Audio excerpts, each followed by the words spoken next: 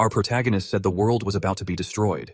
The guys next to him laughed and told him to watch less TikTok, but they didn't know that in the future, the weather would change, and monsters would be everywhere. And in this life, he returned and was blessed by the author with a spatial ability, able to collect infinite supplies into his space. He could even collect living creatures and water sources without any degradation. And okay, without further ado, let's begin. The entire city was engulfed in a sea of fire. The sky was crimson, and thunder roared as if it were the end of the world. The story begins with a bus speeding madly down the road, quickly evacuating people to another location.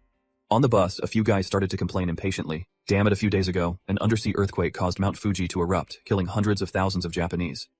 I can't believe it's our turn to evacuate today. We're screwed. I left in such a hurry, I didn't bring anything. I guess I'll have to go to Jiangnan City to buy some supplies. Hey beautiful, have you seen the news? The Walmart and Alibaba warehouses in Jiangnan City have been completely cleared out. What? That's old news. Today, Dongming Lake in Shenzhen also dried up, and the Art Mart warehouse was cleared out too. No way all those supplies combined must be worth tens of billions of yuan. As they were talking, a voice cut in. No, it must be in the trillions. The loss of supplies and all sorts of natural disasters are just the tip of the iceberg. Open your eyes and see the apocalypse is coming. The one who delivered this shocking news was a handsome young man. The young man and the girl sitting in front of him couldn't believe it. No way. The apocalypse? Are you kidding? If it really is the apocalypse, I'm actually kind of looking forward to it. Only then will all beings be equal. Our protagonist knew one thing clearly. All beings equal? Even in the apocalypse, there will never be a day when all beings are equal. The truth is, I've experienced it firsthand. In my past life, I was just an ordinary food delivery guy. It was a normal workday, but that day, seeing the scene before him, his whole body froze, rooted to the spot. The apocalypse descended due to an abnormal release of solar energy. The Earth's core began to expand rapidly. The atmospheric temperature skyrocketed, tectonic plate movements became frequent, and monsters lurking underground emerged onto the surface. The whole world changed. A new world, a new order. In that world of extreme scarcity, even for just a single pack of instant noodles, a single sausage, one had to trade everything. And it was from that apocalypse that I was reborn, 1 month before the disaster struck. While the protagonist was lost in the horrifying scenes of his past life, the girl suddenly hugged his arm, feigning weakness. Hearing them talk made me a little scared. Could you? Without a second thought, he waved her off. Sorry, I have more important things to do. The beautiful girl, rejected so bluntly for the first time, was shocked. Huh? This time, being reborn before the apocalypse began, it was a golden opportunity he couldn't miss. When the apocalypse descends, what is the most important thing? Supplies, of course. Right in front of him was a massive supply company. In my past life, all my time was wasted searching for supplies. This time, I must prepare everything in advance.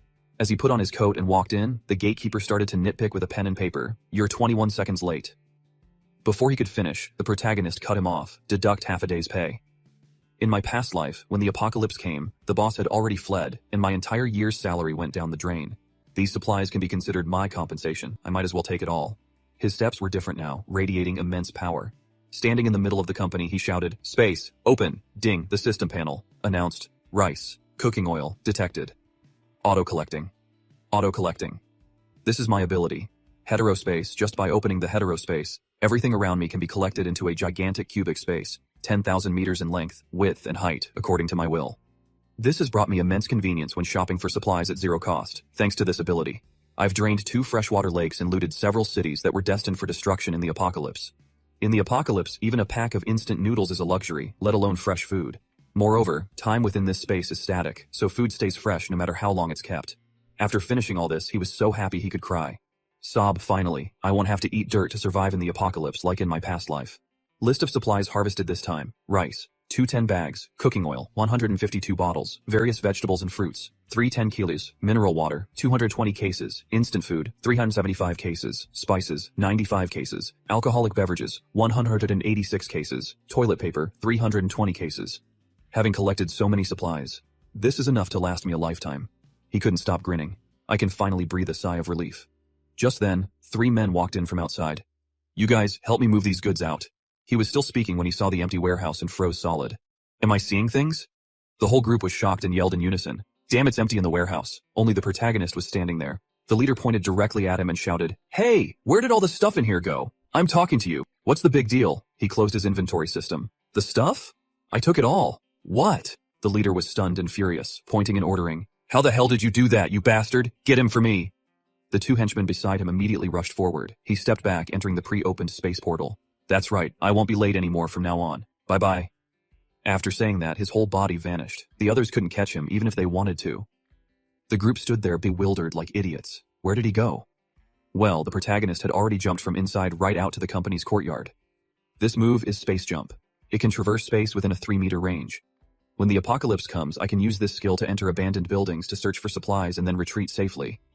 Even when facing mutated beasts, Space Jump can save my life at a critical moment. It's just too perfect, so satisfying. There's no reason to stay here anymore. The protagonist took off his jacket and threw it into the air. The zero-cost shopping campaign is over.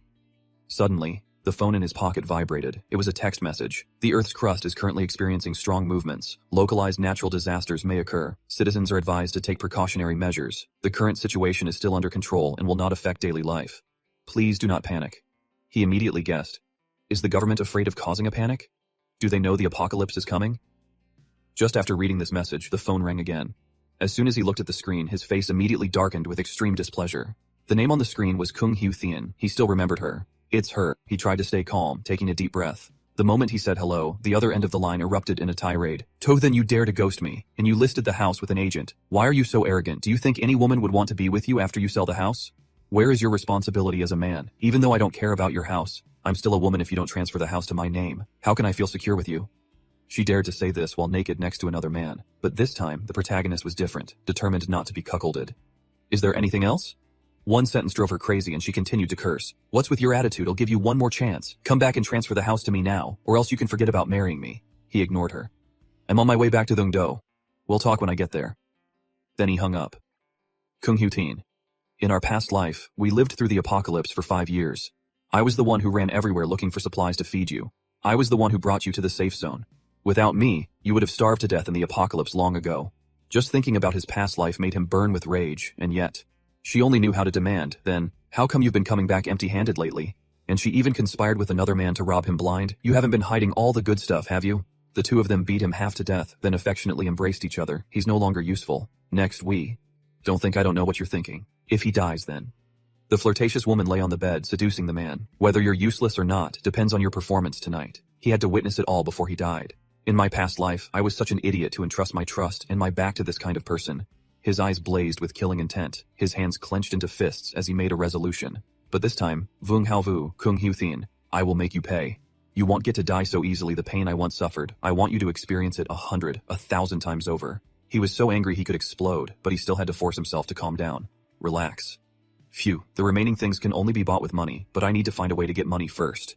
He immediately opened his contacts and called Manager Liu. Hello Manager Liu, I'm willing to sell that house of mine for half price. I only accept cash and I need it right now. He went straight to Mongtong Real Estate and saw Vung Haovu and Kung Hyu Thien already waiting there. As soon as she saw him, she crossed her arms, glared, and questioned him. Tothun, do you know how long I've been waiting? Having returned from his past life, seeing her only filled him with disgust. He walked right past her, coldly warning, move. That bastard dared to block his path with a baseball bat and threaten him. Who said you could sell the house if you dare sell our house? Believe me, we'll make sure you don't see tomorrow's sun. Tothan was already furious with nowhere to vent. The guy just served himself up on a platter. In a flash, the protagonist had his hand tightly around his neck. With one move, he slammed him to the ground in agony. It's my property, you'll deal with it however I want. He taught him some manners. Kung Hyu Thien rushed over and pulled hard on the protagonist's shirt. Let go. What are you doing? Someone help murder. That was just what Tothan was waiting for.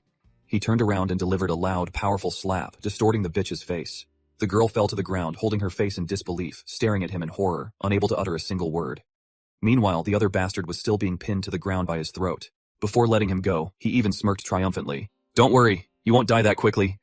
Vung Haovu's pants were already wet. He scrambled on the ground in fear, immediately becoming as obedient as a puppy. Neither of them dared to mess with him anymore. The girl quickly ran to help the man up. Tuvu, are you okay? But they still hadn't learned their lesson. Kung Hyu Thien dared to turn around and shout, Then, while I'm not yet angry, get on your knees and apologize, otherwise, you can forget about ever marrying me in this lifetime.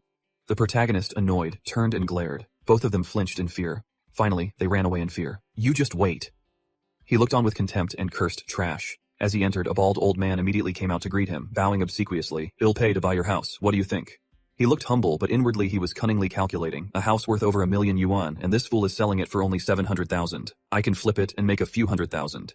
But the protagonist had already calculated everything, selling it cheap to get cash quickly.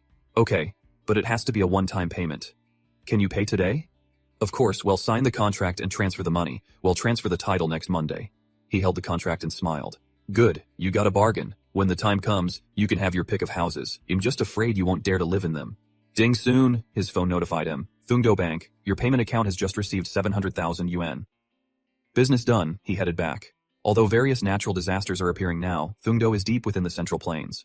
Earthquakes, tsunamis, or volcanic eruptions are all too far away. Plus, with the government refuting the rumors, life here is still very orderly. Just then, he passed a utility pole with a notice on it. Fast disbursement loans. Contact, Director Vung. As soon as he saw the words, his brain started ticking. He was immediately interested. A loan shark? Fast disbursement loans. He made the call right away. Hello, may I ask if this is a loan company? Can I mortgage my property deed? Having just sold the building, he immediately took it to be mortgaged at the Daihai International Building, Daihai Loan Company. Handsome, this house of yours isn't worth that much, is it? He asked them. So how much can you lend me? While thinking to himself, Daihai Loan Company. It's this guy again. He looked at the fat man smoking in front of him. Vung Daihai. Vung Haovu's older brother, who had died in the mouth of a mutated beast in his past life when the apocalypse descended. In that case, he could borrow with ease. The man picked up his deed to look at it. At most, I can only lend you 500,000, but the deed has to stay with me first. He placed the property deed in front of him, coolly negotiating.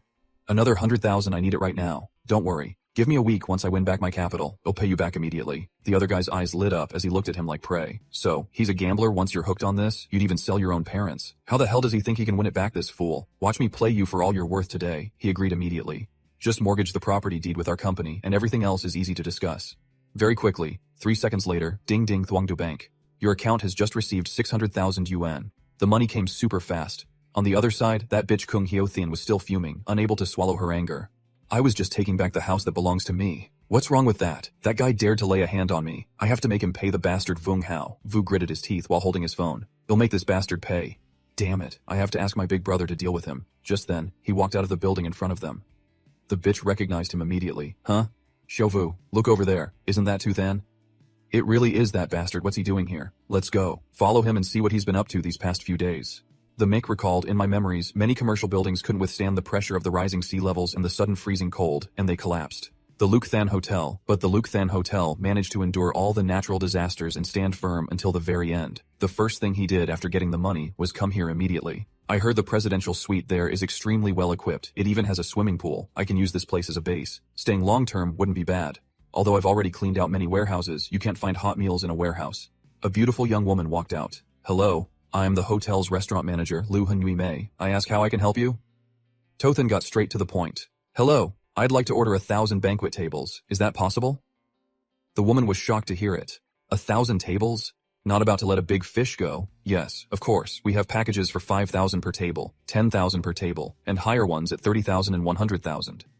She smiled so wide her eyes disappeared, unable to believe it. My goodness, this dashing young man. Could he be a rich second-generation heir in disguise? Then I'll take the 10,000 per table package, for a total of 10 million. I'll pay a 500,000 deposit up front, deliver it to the address I specify, and I'll pay the rest in a week. He couldn't help but think, are the standards at Lukhthan Hotel really this high? A 500,000 deposit.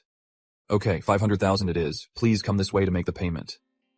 She quickly calculated in her head. The cost of ingredients alone is probably 500,000, but building a relationship with a wealthy person like this is worth it. In business, the most important thing is to be tactful. Oh right, how should I address you, sir? Then. As the young woman opened the room door, she asked, Mr. To, are you preparing for a wedding?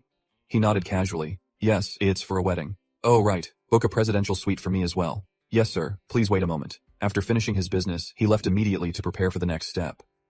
This was the first time in his life spending money like this. He couldn't stop smiling. This feels great. 10 million for food settled with just a 500,000 deposit. As for the remaining balance, haha. When the extreme heat wave of the apocalypse hits, a single ice cube will be worth 100 million. The female employee couldn't help but be impressed. My goodness, he's booking the presidential suite for his honeymoon. Whoever marries him will be so happy. After he left, the bitch Kung Hyo-thin ran over and asked, Hello, I'd like to ask, what was the man who was just here doing? The man from just now? May I ask who you are? She replied shamelessly. His name is Tothan. He's my boyfriend. The employee replied, Your boyfriend just booked 1,000 banquet tables with us. He already paid a 500,000 yuan deposit. You're so lucky to have a boyfriend like him. While her mouth said that, her eyes scanned Kung Hyo-thin up and down, silently judging. This girl's looks are a 7 at best, and her aura is worse than mine. Why do rich men like this type? The two of them were stunned when they heard this. No. Impossible. Where would he get the money to book a 10 million yuan banquet? The employee swiped her phone. Rich people always like to hide their identities, worried that their partner is after their money, so they only reveal it on the wedding day. The bitch Kung Hyo-thin immediately asked, So before the wedding, do they suddenly disappear or give the cold shoulder and stuff? But Vung Haovu still couldn't believe it. That dead simp. Tothan, is he really rich? The employee enthusiastically showed them. Of course, look, 500,000 yuan. The transfer just came through, so from the moment they left the hotel, the bitch was smiling from ear to ear, while the other guy was green with envy. Oh my god, that's 1,000 tables at a 5-star hotel. Who is he planning to invite? She put her hands on her hips and looked to the sky. You just don't get it, obviously. He wants to introduce me to his high society circle before officially revealing my status. The guy stared lustfully at her chest. So what should we do? She had it all planned out. I have to take the initiative and create an opportunity for this simp. In her head, she was already dreaming of becoming a queen overnight. I never imagined such a scene in my entire life, and to think it's about to come true thanks to that simp Tothan. Tothan went home to calculate his finances. 700,000 from selling the house, 600,000 from a high-interest loan, and 500,000 spent on the banquet deposit. But there are still many necessities I haven't bought for my previous supply run. Even if I only pay deposits, the remaining 800,000 is nowhere near enough. The more he had, the less it felt. I definitely have to find a way to get more money. His face took on a cunning expression. It would be a real waste not to default on some online loans at a time like this. Next, Tothan downloaded over 80 apps in one go, took 30 facial recognition photos, and the online loan amounts ranged from 30,000 yuan down to 30 yuan. Money kept pouring into his account, with constant notifications. Ding ding. Thuongdo Bank 2467. Your current account has recorded a cumulative income of 977,000 yuan today. Feeling pleased with himself after these dealings, he sprawled out on the bed. I finally managed to rack up 970,000 in online loans. He lay there for less than 3 seconds before jumping up in excitement. There's no more time to waste. There are still so many things to buy. Heaters, ice makers, ice cubes, smokeless charcoal. These things. Luckily, they're sold online and delivery is very fast. Whether I can survive the coming extreme heat wave and severe cold depends on whether I have enough of these two things. Hello, how much is smokeless charcoal right now? 2,500 a ton? I need to buy 2,000 tons of smokeless charcoal. The price isn't an issue. I'll transfer a 500,000 deposit up front and pay the rest upon delivery. And so, he spent the whole day closing one deal after another. Hello, is this the ice factory? I want to order ice cubes. Okay, I'll come over to discuss it in person. The MC had just stepped out the door when he met a young woman waving at him. Well, isn't this two then? It was the two bitches together. Long time no see. Thien has been thinking about you these past few days. The mech recognized both of them. Lena, Kung Hu Thien's best friend who always talks behind my back. She was the one who instigated Kung Hu Thien to take my house. His face was colder than ice as he casually provoked the two bitches. Thinking of me? What about me? Thinking about my house, I bet. Lena blushed with embarrassment but still tried to argue. Come on, Hu Thien was just testing you before. Why are you being so difficult? You have no idea how sad Hu Thien has been. Kung Hu Thien gripped the MC's arm tightly, not letting go. Tothan, can you take a walk with me for a bit? In a bit of a bad mood. I lost my temper with you yesterday. Please don't be mad at me. The mech naturally refused immediately. I'm busy today. You can take a walk by yourself. Her pea-sized brain couldn't believe it. What? What's going on? This guy is playing way too hard to get to, then got a taxi. The two bitches quickly jumped into the back seat of another taxi. Hurry! Follow him. This must be his final test for you. Just then, an old man approached from a distance. The two shook hands in greeting. You must be Boss Tumai. You're really young, Boss and Go. We already discussed it on the phone. 2,000 tons of edible ice. How long will it take? The old man threw his head back and laughed heartily. Our ice factory, I won't boast about anything else, but our efficiency is absolutely number one. 3 days you'll have 2,000 tons of edible ice in 3 days. 400 yuan a ton, so that's 800,000 yuan. Alright, I'll transfer you 100,000 yuan deposit. Deliver it to the address I provide in 3 days. The old man immediately held up his phone. Please scan the code to pay. The mech transferred it right away. No problem. Seeing the money enter his account, the old man's eyes lit up. Hey, Boss 2, what do you need so much ice for? Is there a big event? 100,000 yuan received. We can cooperate again in the future. The price is negotiable. To then gave a random answer, and preparing to take it to Alxa for charity. The old man stood watching his car for a long time. An 800,000 yuan deal closed right at the gate. This young man is really efficient. Just then, the two bitches' car arrived. The old man looked over, confused. Is someone else here for business? I don't remember having an appointment. The bitch Kung Hu Thien got out of the car and put on airs. Boss, Tothan is my fiancé. What were you two talking about just now? The old man was taken aback. Fiancé? What kind of drama is this? A detective game? But he still answered, Boss To just placed an order for 800,000 yuan worth of ice with us. After hearing this, both bitches' faces turned pale. 800,000 yuan for ice? It's confirmed Tu then is a rich tycoon. A super tycoon? Lena quickly asked. Boss, what kind of big business is Tu then planning? The old man thought for a moment. He said he was taking it to Alxa for charity. To then arrived at Enchalam restaurant. All the supplies are bought. With the remaining time, I must enjoy the days before the apocalypse. In my past life, I was just busy working as a wage slave.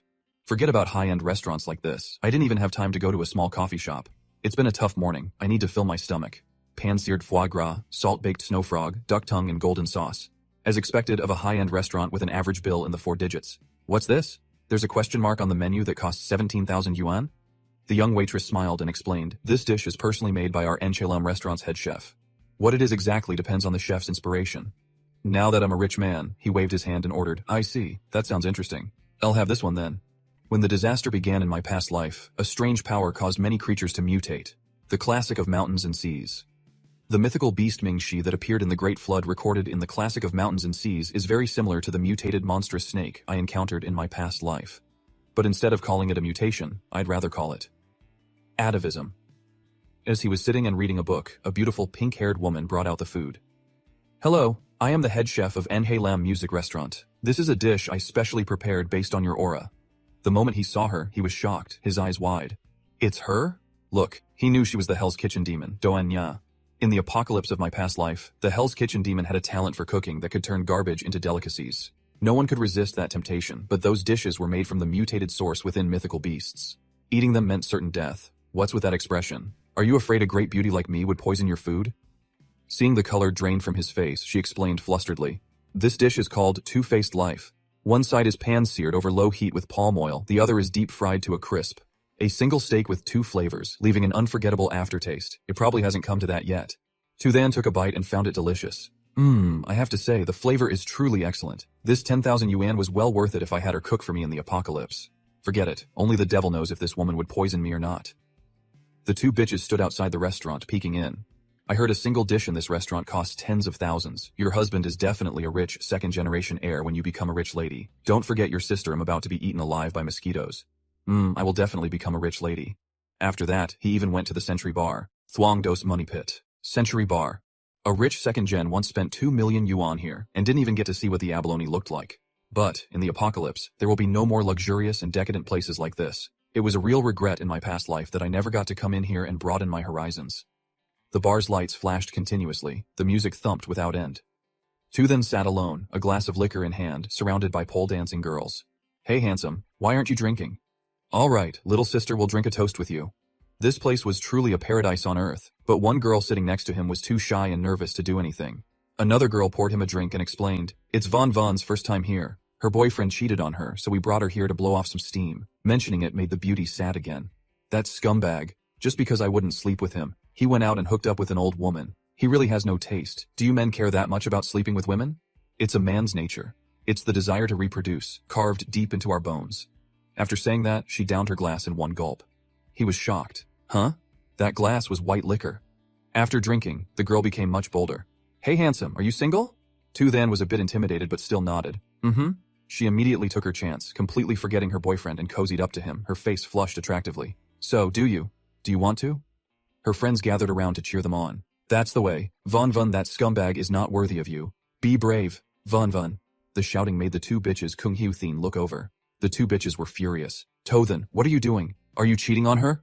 His arm held Von Von tightly, his voice alluring. Come, let's go outside with me. The girl was completely smitten. This man is so masculine. Tu Than couldn't take it anymore and pulled the girl away in a flash. Let's go upstairs. The bitch Kung Hiu Thin screamed in a rage. Tu Than, you stop right there. Very quickly. The Mick pulled Von Von into a room, his arms holding the beauty tightly. Sorry those 2 people just now. Von Von didn't care, she was busy acting her part. About that. It's my first time. They were talking past each other. The MC was speechless. This kid. Knowing exactly what she was thinking, he flicked her forehead hard. Are you drunk? Tu Than had no intention of sleeping with her and only thought to advise her, don't go out for the next few days. Remember to stock up on food at home. Before leaving, he added, also lovesick people like you don't belong in places like this, in the future. He paused mid-sentence, then thought again, forget it, there is no future. To be honest, it's a real shame. An opportunity like this is rare, and it feels like a waste to just let it go, but... As soon as he went out, he saw the 2 bitches kicking down the doors of each room, screaming, Tu Than, you can't treat Hiu Thin like this. Tu Than, I know you're in there. He watched, exasperated. With these 2 here, tonight is completely ruined. The next day, hordes of trucks, big and small, arrived at Tu Than's place. Are you boss too? Where should we put these 20 large heaters? Boss To, this warehouse doesn't have cold storage. Aren't you afraid the ice will melt? Move all the heaters and ice makers to the very back. Don't block the entrance. Leave the ice here. Everyone just keep moving. I'm going to deliver the charcoal. In the ant-like crowd, Vung Haovu ran in and yelled to the bitch Kung Hu Thien, Sister Thien. To Thun went out to the suburbs to rent a huge warehouse, bought a ton of massive machines for who knows what, and they're moving them in now. What on earth is Tu Then trying to do? Li Na, who was keeping watch at the hotel, also reported back. Hu Thien, look, isn't this the catering from the Luke Then Hotel? They've even rolled out the red carpet. Do you think he's going to propose to you suddenly, and then guests will arrive from all directions? That bitch Kung Hu Thien's nose was in the air, playing hard to get. Humph, even if he proposes, I might not agree. Lena, come with me. We'll see how sincere he is then. She sashayed straight over to the main character and asked, To then, what are you doing with all this stuff? With someone offering themselves up, he took the opportunity. Could you help me move these things? I'll tell you after we're done.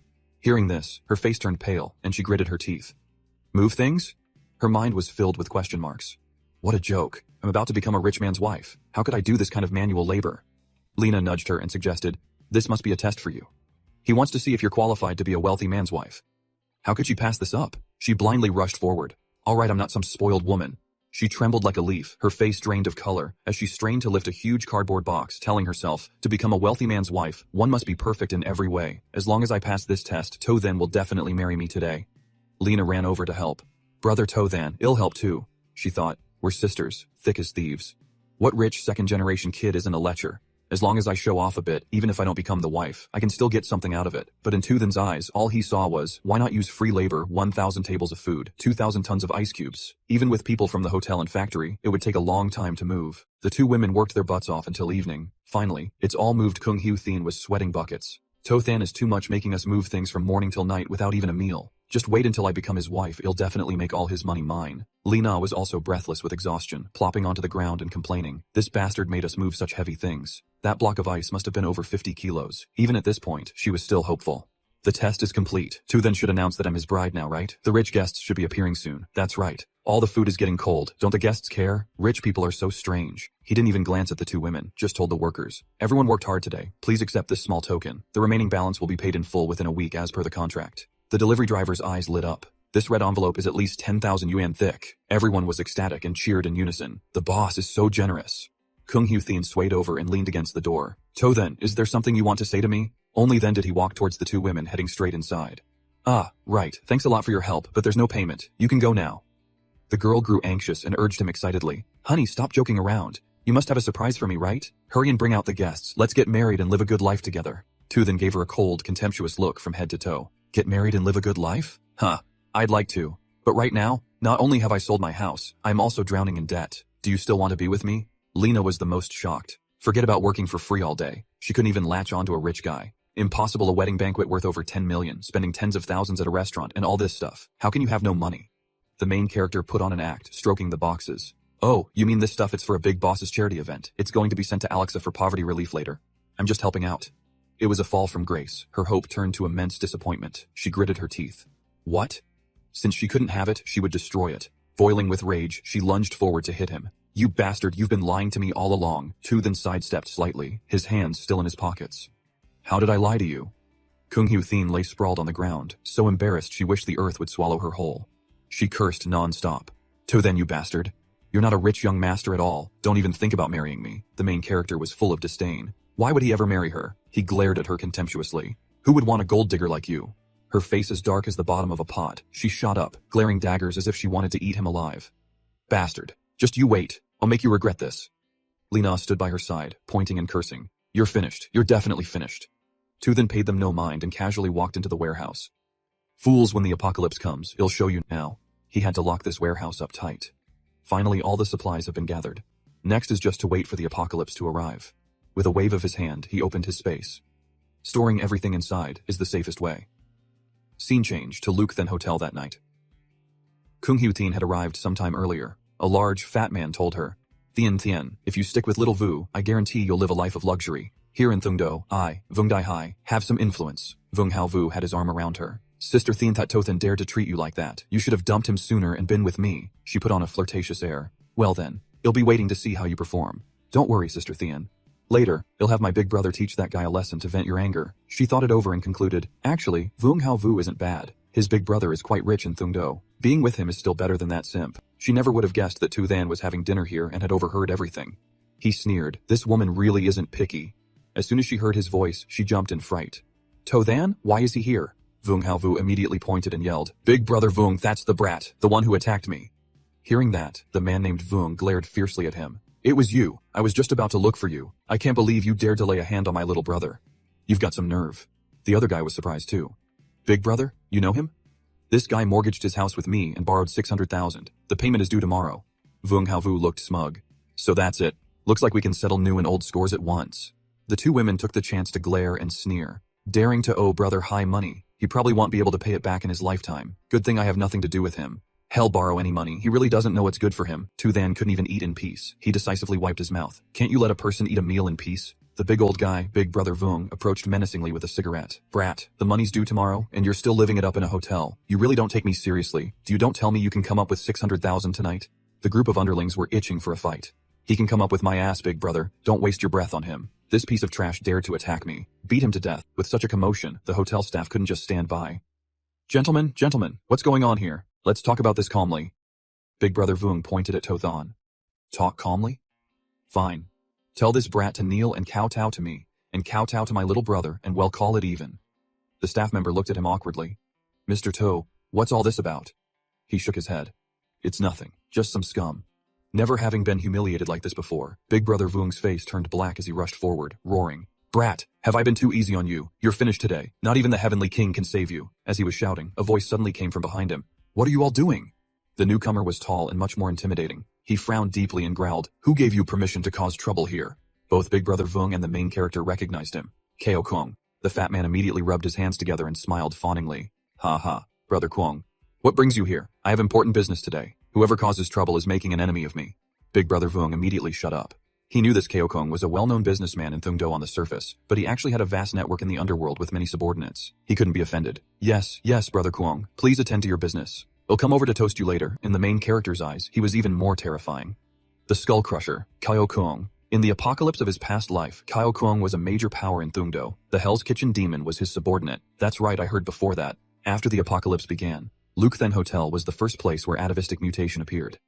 It seems Ko Kwong became the Skull Crusher thanks to the early atavistic mutation here. If that's the case, then I'm sorry. The man's gaze suddenly shifted to where he was standing, and his brain had already finished calculating. This opportunity of yours is now mine. Ko Kwong sensed the killing intent from To Than. He glanced over teasingly. This kid is interesting. Inside another room, a girl in black high heels entered. Ko Kwong beamed. President Ton, I've invited Duanya here. The young woman stared at the ugly old man. I wonder why President Ton was looking for me. He swirled the red wine in his glass. Haha, I've long heard that Miss Doan is a great beauty. Today, I finally get to meet you in person. Come drink this toast. His face was incomparably lecherous. Inside that glass of red wine, there was clearly some unclean residue. In another room, To Than also held a wine glass, standing by the window and looking down. In my previous life, Kung Hu Thien and I hid in the basement to escape the extreme heat of the apocalypse. I didn't expect that after abandoning her this time, she would follow me all the way here. Just the right time to settle all new and old scores at once. Looking down, he saw Big Brother Vung's group, stripped down and drenched in sweat, looking at each other. Little brother, do you feel like it's even hotter at night than during the day? That's right, that's why I suggested we go to the pool to cool down. The girls will be out soon after they change into their swimsuits. The two men named Vung were still arm in arm, laughing gleefully. The scene later, isn't it something to look forward to? Not bad, kid, you're pretty sharp. Lina looked up at the sky. Thien, doesn't this moon feel like the sun? It does, it's so bright. Vung Haovu held the girl's hand tightly, grinning from ear to ear. Thien, see, my love for you is as bright as this moonlight. This is proof of our love. She wanted to pull her hand away but couldn't. It's boiling hot. Hurry and take me to the pool. Tu Than stood there looking at the huge, blazing red moon. The moment he'd been waiting for was almost here. Your love is about to explode. Having prepared so thoroughly in this life, he confidently raised his wine glass. Welcome back to the apocalypse. As soon as he finished speaking, a series of continuous rumbles echoed. Big Brother Vung's entire group froze on the spot, not understanding what was happening. Li Na and Kung Hu Thien were the first to react. The whole group sprinted indoors. Why does the moonlight suddenly feel so hot? My skin is burning. There's no time for the pool. Run back to the hotel. The people inside also felt something was wrong. Why is it so bright outside all of a sudden? Are Brother Hai and the others okay? They're just flirting with girls. You wouldn't understand our big brother's pleasures. Several people still in their swimsuits burst through the door and ran inside like moths to a flame. The whole group was shocked. Huh? What are they doing? Why is their skin all red? Play your card! They all screamed like mad. So hot, so hot. Help, we're burning to death. Water, get water, quick. Vung Hao Vu made a beeline for the fish tank. Water. There's water. Without another word, all of them plunged their heads into the fish tank. They even started fighting over it. Move, this water is mine. Hey, get out of the way. I'm alive again. The ones inside didn't understand, asking with wide eyes, what are you guys doing? Where's Brother Hai? Now someone finally came to their senses. That's right, where's Big Brother? Big Brother Vung was too fat to run fast. Being outside a little longer had covered him in angry red blisters, looking like he was about to be roasted. His underlings burst into a clamor. Big Brother, are you okay? Burn cream, quick, bring burn cream. Big Brother, I was wrong, I'll never abandon you again. In President Tone's room, he saw the young woman refuse and wondered, huh? Why isn't the beautiful Miss Doan drinking? Ko Kung stood by, a bit panicked, and quickly interjected. President Tone, I've already prepared a banquet. The old man glanced at his subordinate. Here in Thungdo, no one has ever dared to refuse a drink I've poured, little Ko. This doesn't concern you. The young woman was furious but helpless, cursing inwardly. Damn you, Ko Kung. You dare to harm me just to suck up to Tondukbu. She knew very well, this Tondukbu has harmed countless girls by relying on his overwhelming power in Thungdo. Today, he's targeting me. Holding the glass, she was in an extremely difficult position. There's definitely something wrong with this wine. I absolutely cannot drink it. But what should I do? Just then, a blinding light flooded in from behind her. The two men were directly in its path. Startled, they screamed and covered their faces. Ah, what's happening? My eyes. Quick, draw the curtains. Ah, it's so hot. Ko Kuang hurriedly shouted. President Tone, something seems wrong. The old man had no time for women now, and immediately ordered, Go, let's go downstairs and see what's happening. Just like that. Doanya escaped, letting out a sigh of relief. Down in the hotel lobby, the staff was constantly reassuring people. Please remain calm. We've contacted the rescue team. Please wait here to be rescued. But the guests here were not ordinary people.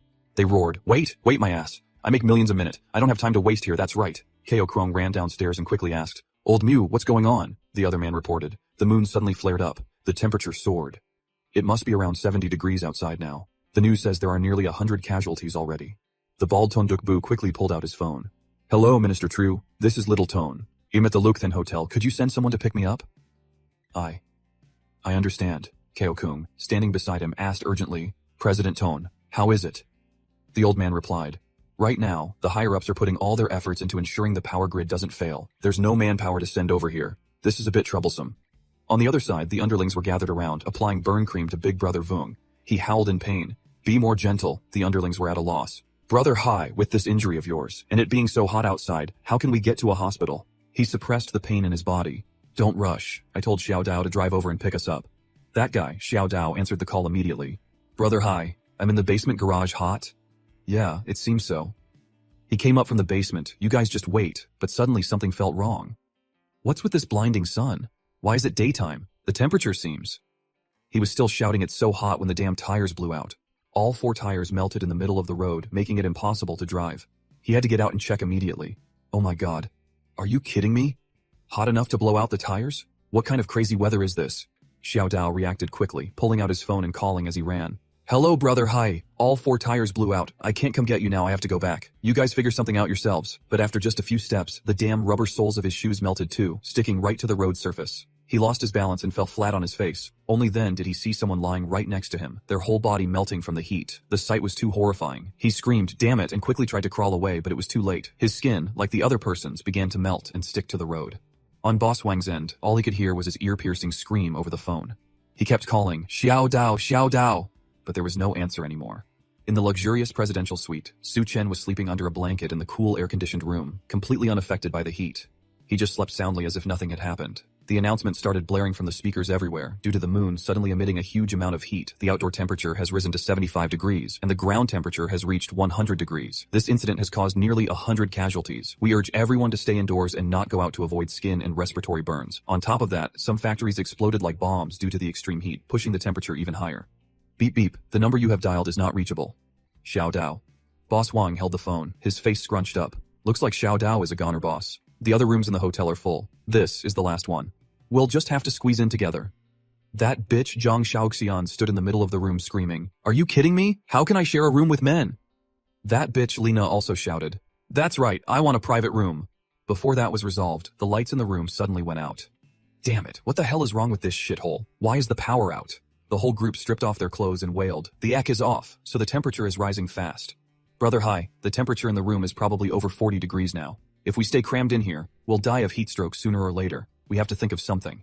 Suddenly, that bitch Jiang Xiaoxian came up with a dirty plan. I remember Su Chen's presidential suite has a swimming pool. We can go take it. It was true. Right now, the main character was leisurely swimming. In my past life, the power grid of Shangdu also had hidden dangers due to improper maintenance.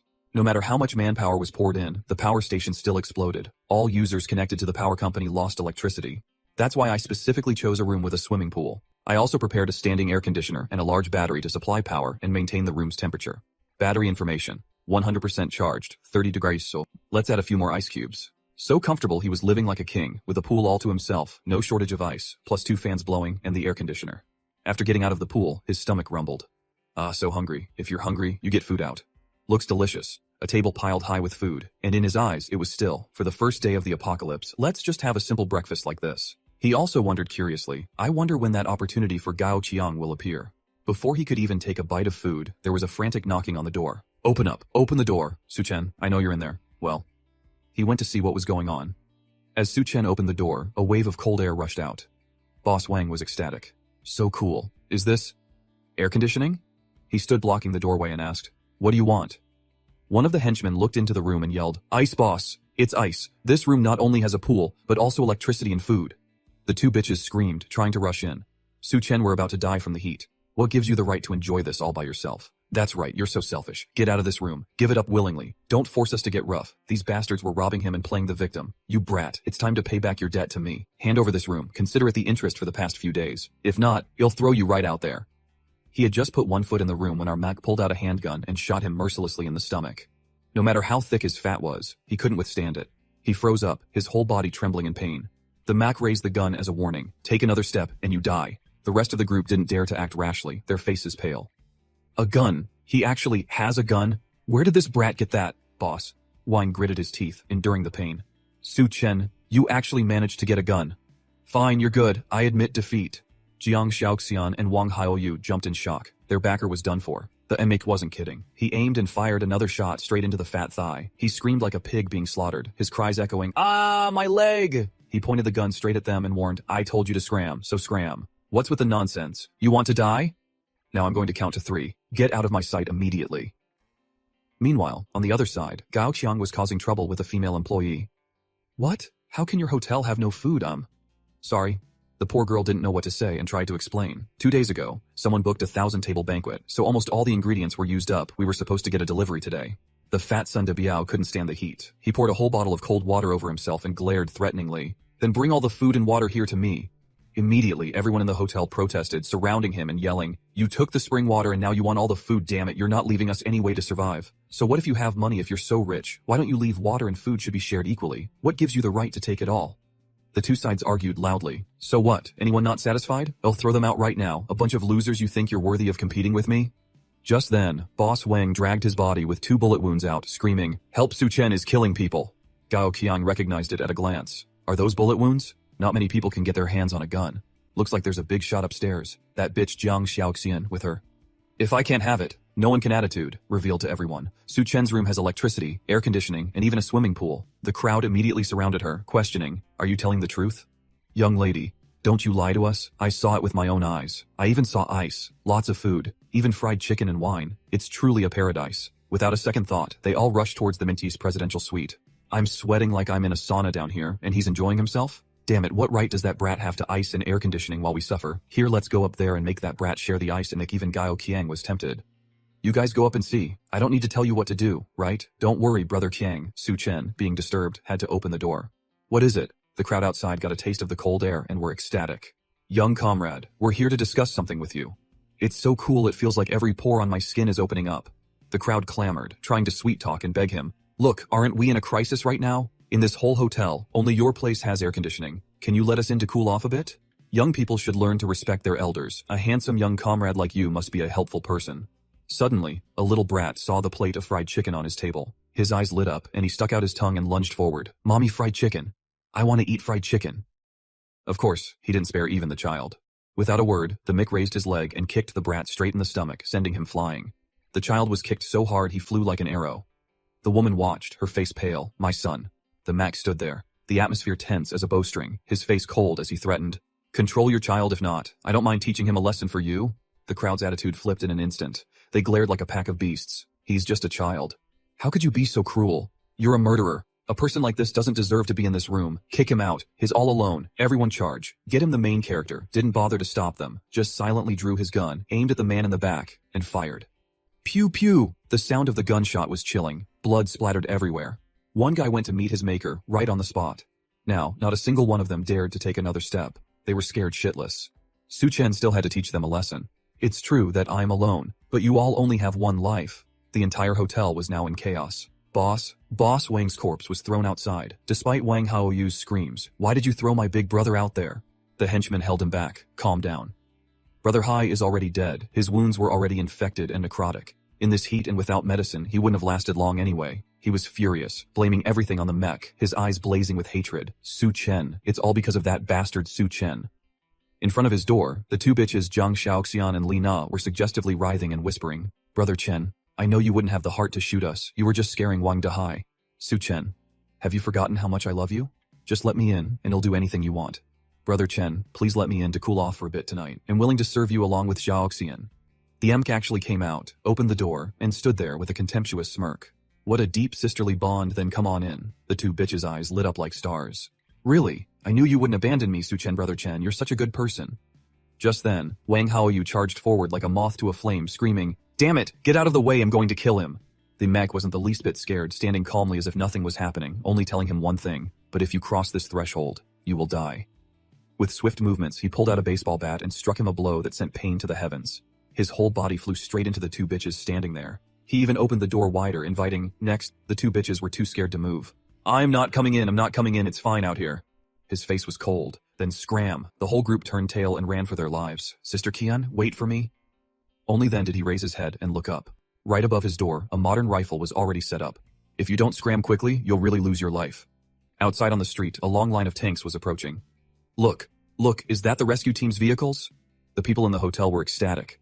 The wheels have been replaced with tracks and the windows are heat insulated. It's definitely the rescue team, awesome. They must have come here specifically to save us. Fully equipped soldiers got out of the vehicles. We're saved this time. But before they did anything, they raised their guns and asked, Everyone, step back, clear the way. Excuse me, is Academician Liu Zhengguo here? A man stepped forward. That's me. The other person told him. Academician Liu, we are the rescue team. Please put on this heat-insulating suit and leave with us. The crowd in the hotel protested frantically. Wait, didn't you come to save us? That's right, you can't just save him. A soldier had to come out to calm them down. Everyone, calm down. The government has already started rescue operations. 12 a.m. is when the temperature is lowest. Tonight you can move on your own to Silicon Valley Square. That's the nearest rescue point. Everyone who heard was so excited they couldn't stop grinning. Really? The government will have a rescue operation at dawn tomorrow. That's great. The government hasn't completely collapsed yet. Suddenly, a fat guy burst in to rob them. I am Ton Duke Bu of the Ton Corporation. I'll give you 100 million. Give me the heat-resistant suit now. I have to go right now. Move. Of course, the soldiers didn't let him be, wrestling him to the ground and pinning him down. Academician Liu Zhengguo is our geological expert. He plays a very important role in this disaster. Please do not obstruct our actions. The old man didn't admit his mistake, glaring and shouting, Kao Kwong, damn you, what did I raise you for? Go get that heat-resistant suit for me. The men didn't say much. Just raising their guns was enough to subdue everyone. Everything is ready. Withdraw. That bitch Kwang Hio-Thian suddenly grabbed a man's arm. Soldier, wait upstairs. There's a crazed murderer upstairs. That bitch Lina also rushed out to chime in. Yes, that murderer has a gun. He's already killed several people just now. He almost. You absolutely cannot let that murderous demon go. You must get justice for us. A soldier decisively took off his helmet and volunteered. You'll stay behind a teammate, reminded him. Xiao Feng. These are special times. Don't act on impulse. But this guy still wanted to show off. I know my limits. You take the heat-resistant suit and go first. I'll contact everyone after I'm done here. He didn't even bother to wear protective gear, just held his gun and advanced towards Than's room. Let me see what kind of person he really is. That bitch Kwang Hio-Thian was smugly pleased with her dirty trick. After Than is eliminated, I can stay in that room and wait for rescue. Tu Feng cautiously made his way upstairs. Suddenly, he was startled and froze. A surveillance camera? The Macias camera even flew right up to his face. The door to his room opened immediately, and Than quickly threw something out from inside. He hadn't even had time to compose himself, not understanding what that thing was, when it flew right at him. Tu Feng understood the situation immediately.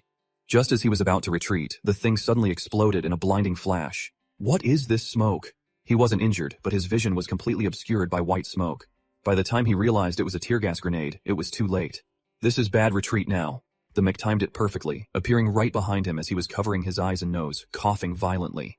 With one swing of the bat, it would be hard for him to get away unscathed. Unsure how long he was out, Tu Feng gradually regained consciousness. My eyes hurt. Where is this? It feels so cool. To then stood before him, a rifle in one hand and his id in the other. Lo Tu Fong, deputy captain of the Special Forces team. Since you're awake, let's talk. He looked around in confusion. This place lacked nothing. Air conditioning? Ice cubes? Who are you? How do you have a gun and a flashbang? The Emmett gave a random answer. I'm just a recent graduate. The guns and stuff, I just happened to steal them while traveling in the Middle East. Are you kidding me? If you don't believe me, there's nothing I can do. He had to take the opportunity to ask what he needed to know first. Did the government set up a rescue point and intend to have people go there on their own at dawn tomorrow, right? He was startled. How did you know? It wasn't that hard. Looks like it's exactly the same as what I knew in my previous life. He even revealed confidential information. Although the temperature will drop significantly at dawn, exposure to the moonlight for more than 10 minutes will cause you to faint. Many people will die on their way to the rescue point. Mentioning this, he was also helpless. There's nothing we can do about it. Although we've established a safe zone, converting rescue vehicles is very difficult, but many people can't hold on any longer, so we have to let them travel to the rescue point on their own at dawn tomorrow. Suddenly, he patted him on the shoulder, showing him a way to survive. Actually, thick blankets and padded coats can also provide insulation. If they don't trip and fall, it might increase their survival rate. Really? These were things he had never thought of. Is that true? He nodded. Of course. But the gun barrel was also pointed right at his damn head. Tu Fong was scared shitless, hastily negotiating. Wait a minute, brother, can you let me tell them about the blankets before you kill me? I'll just use the radio for a moment. Don't worry, I won't call for backup. He nodded, all right. After speaking, he took a knife and cut his bindings. He didn't really want to kill anyone, just stood at a distance pointing the gun defensively while the other guy was confused. Huh? What are you doing? To then permitted him. I respect what you guys do, so I won't kill you this time, but I won't tolerate you constantly provoking me, he asked in surprise. Aren't you afraid that after I leave, I'll call for backup to deal with you? Afraid of what? He gestured with his chin towards the ceiling. Afraid? Try looking up and see what that is. This room was equipped with the most advanced weapons on Earth, a sentry gun turret with facial recognition cameras. Where on earth did you get this? Tathan was half joking, half serious. I already told you, I stole it from the Middle East. Once this thing is activated, no one in this room besides me will survive. But with the current situation, you guys probably don't have the mind to care about me. He immediately became as obedient as a puppy. I understand. Once released, Tu Fong walked straight to the car without looking back. The crowd whispered in surprise. That soldier just left like that? He only mentioned the blanket thing and didn't say what happened upstairs. Didn't you see? That soldier's gun was taken from him, my god. Is that guy really that powerful? Even a soldier couldn't do anything to him? Old man Tonduk Bu was fuming, grinding his teeth and cursing. Damn it, he didn't get any advantage and now he couldn't even take the MCS room. He took his anger out on his underling, Ko Kwong, slapping him hard across the face and cursing. What the hell do I feed you for? Why didn't you make a move earlier? He hit one guy after another. A bunch of useless trash. Get lost. The tattooed man was furious, but couldn't do anything. Boss? How much longer do we have to put up with him? Ko Kwong could only grit his teeth and endure the humiliation. The government has started the rescue. Once order is restored, we'll still need his connections with the higher-ups. Tathan, standing in a dark corner, heard everything and dropped a light comment. The apocalypse is here, and Boss Ko is still fantasizing about restoring order? The long-haired guy furiously pointed and cursed. Where did this little brat come from? He'll fucking kill you. Ko Kwong quickly stopped him. Wait, he recognized him. Tathan, why did you come downstairs? The mech pushed a bucket full of ice onto the table. I came to find Boss Ko to make a deal. The two guys stared at the ice bucket as if it were gold, their eyes wide in disbelief, sweating profusely. My god! The long-haired guy rushed forward first, intending to snatch the ice bucket. Ice, it's Ice Boss. He must have better stuff in his room. If we kill him, it'll all be ours. But before he could touch it, the barrel of his gun was already pressed right under his damn chin. Ko Kwong understood immediately and quickly smiled to placate him. Brother Tathan, don't mind him. We should talk about the deal. Cool ice cubes dropped into all of their mouths. Amazing, this feels so good. The two of them hugged the ice bucket, chewing greedily. I've been stuck here for 3 days. This is the first time I felt this good. I can't imagine what that kid has in his room. Let's just agree to his request first, then find a chance to kill him later. The room will be ours then. Just then, old man Tonduk Bu came over and kicked him right in the stomach, cursing. Well done. Ko Kwong daring to hide ice. He beat him while cursing. Next time you have something good and don't bring it out, you're dead. Ko Kwong didn't want to tolerate this pig anymore. His eyes turned bloodshot, overflowing with killing intent. The old man snatched an ice cube and ate it nonstop.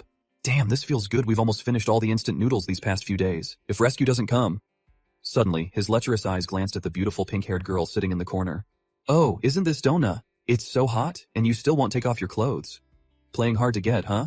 She frowned and shooed him away. Get away. He stubbornly refused, grabbing her wrist. But I like playing with girls like you. I'm in the mood right now. Come upstairs with me. Furious, she slapped him hard across the face. Bastard, don't touch me!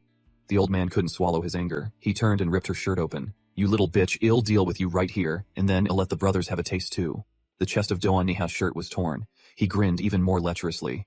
You're all drenched in sweat. You must be unbearably hot. Let me do you a favor and take it all off for you. Ko Kwong couldn't watch anymore, glaring at him with a warning. Tonduk Tu, that's enough. The old man, thinking he still held power, turned and roared, "Fuck, shut your mouth, Kao Kwong. I've already shown you enough respect. Do you know who you're talking to?" Just as he finished his sentence, a dagger plunged straight into his throat. Even a worm will turn. Kao Kwong had finally snapped. Than was right. These are chaotic times, so you can just go die. His gaze swept over everyone present. "I'm the one in charge here now. The rest of you can either scram and go to the rescue point or die here." The Emk, standing on the upper floor, saw all of this. "Excellent. It seems my words had an effect. If you were the boss here in my past life, then if I speed things up." The two fat leaders from before are both dead now. What he was concerned about now was, will your fated opportunity appear sooner? Since they couldn't flatter him, the two bitches Kwang Hu-Thien and Li Na switched to seducing Kao Kwong. "Brother Kwong, give me some. I want it. Give it to me. I'll do whatever you say. I'm begging you." But he didn't pay them any mind, tilting his head back and drinking like a hungry tiger. After he finished, he dropped the remaining water. "If you want ice, follow me. You'll do whatever I say," they schemed among themselves. "Brother Kwong, are we not going to the rescue point anymore? It's the apocalypse now. If you want to live, you have to rely on yourself. Besides, the rescue point is a kilometer away. Who knows if we'll even survive the trip, but we don't have many supplies left. Why should we take in these useless people? Doesn't Than want to keep them? Perfect timing. We need some cannon fodder. Haha, exactly." The clock struck midnight. The two bitches, Kwang Hu-Thien and Li Na, wrapped themselves in blankets, wanting to sneak away. "Finally, we can leave this hellhole. For 2 days, we've only been given a few snacks. At the rescue point, I'm going to eat meat and drink Coke." But before they could take a few steps, an underling grabbed them. "What do you think you're doing? Huh?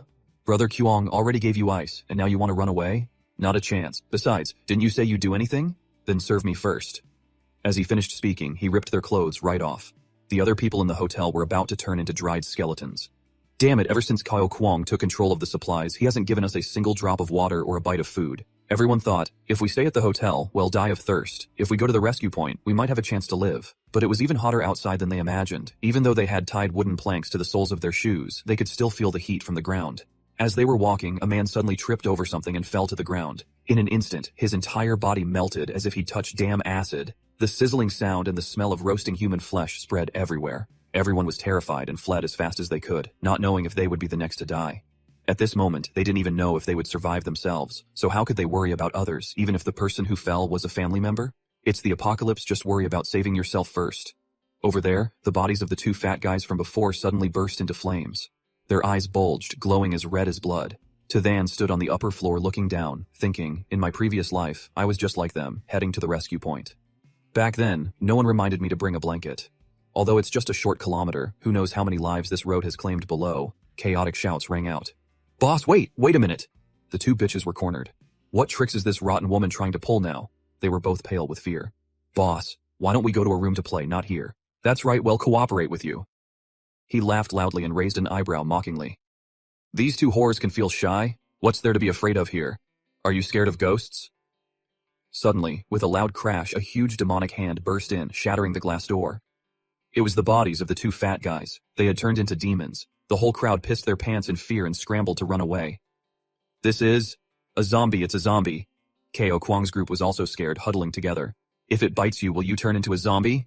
Kao Kwong grabbed Vuong Hao Vu by the neck. "You go try and find out." As soon as the two creatures touched the guy named Vuong, he immediately screamed, "So hot, so hot." It was so hot it even burned Kao Kwong's hand. This thing's body temperature is too high. They had no idea what to do when Than approached with a bat. "Move!" The other guy froze on the spot. "Are you serious? Is this guy planning to fight the zombie?" Kao Kwong, who had taken so much of his ice, was still scheming. "Then let's wait for him to kill the zombie, and then we'll take him out." The protagonist looked at the two monsters before him, knowing full well that in the apocalypse, corpses mutate under the sun. But they aren't zombies and don't transmit viruses. They are more like the Hanbat described in the classic of Mountains and Seas. That's why I also call them Hanbat. Those two guys turned into flaming zombies, and Than fought them alone with his greatsword. These Hanbat actually retain some memories from when they were alive, or more accurately, their obsessions. In my past life, Kao Kwong must have killed this man, which is why his obsession for revenge on Kao Kwong turned him into the first Hanbat. And this Vong Dai Hai became another Hanbat because I killed him.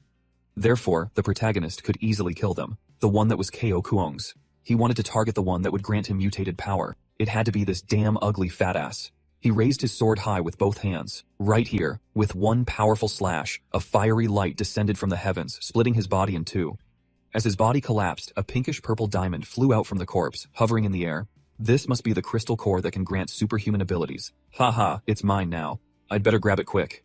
This life has started off extremely well. With this power, dealing with the remaining one will be a piece of cake. Alright, the remaining one is all yours. The protagonist leaped up and kicked Vung Daihai in the back of the neck, sending him towards Kyo-kung. I don't give a damn about this useless one. Letting them have a taste, he went straight upstairs, waving his hand. You guys take your time and play. Kyo-kung was furious, but could do nothing. He grabbed Vung Hao-vu, who was cowering on the floor, by the neck. Useless piece of shit, get up! The guy was shoved right in front of Vung Daihai before he knew what was happening. He was scared out of his mind, screaming his head off. This Kyo-kung, true to his tyrannical nature, just threw damn Vung Hao-vu, yelling curses. Damn it, grab your weapons, kill it!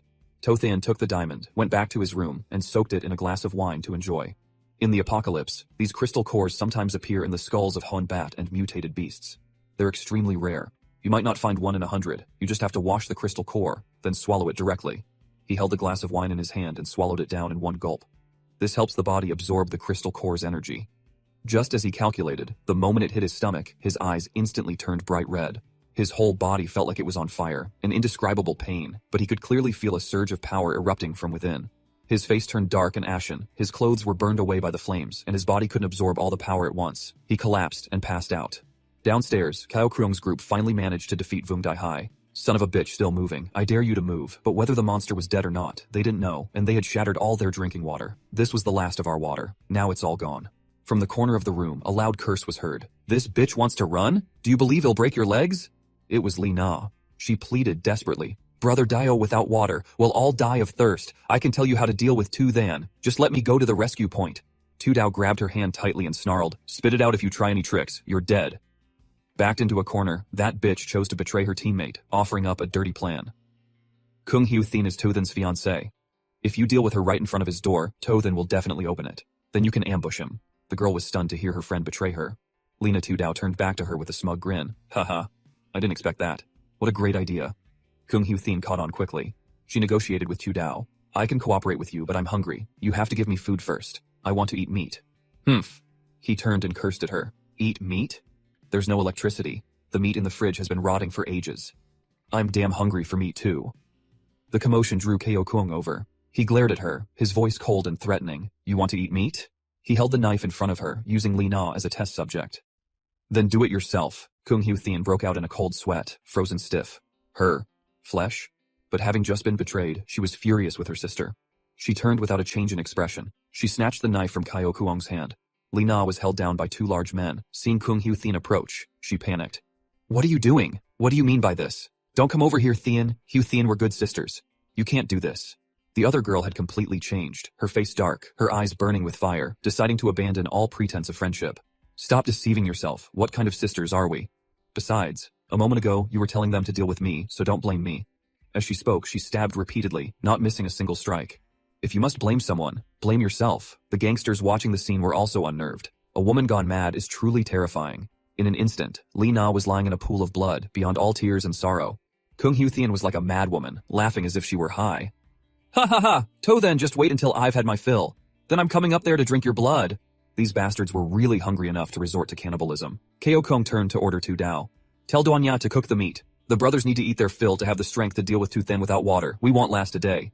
If you don't want to turn into a zombie, do as I say. Tu Dao was horrified. He gritted his teeth, not wanting to do it.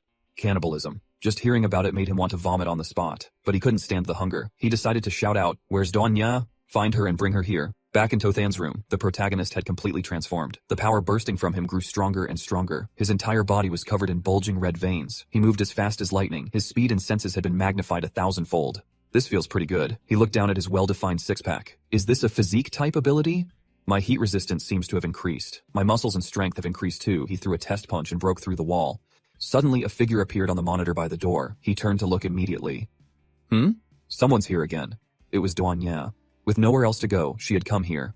Have Kyo-kung and his men gone completely insane? I can't stay downstairs anymore. This place is my only hope. Luckily, I still have a bargaining chip. The protagonist opened the door, completely naked. What's the matter? Her eyes fell right on his dangling. Huh? A piercing scream echoed down the entire hallway. Pervert? The protagonist had completely forgotten about this and quickly retreated inside. Sorry, I didn't do it on purpose. But even as she screamed, she was still pleading. Please, let me stay. Tu then got dressed and calmly interviewed her. My resources are limited. We've only met once. I can't take you in just because you're beautiful. I need to recall her personality.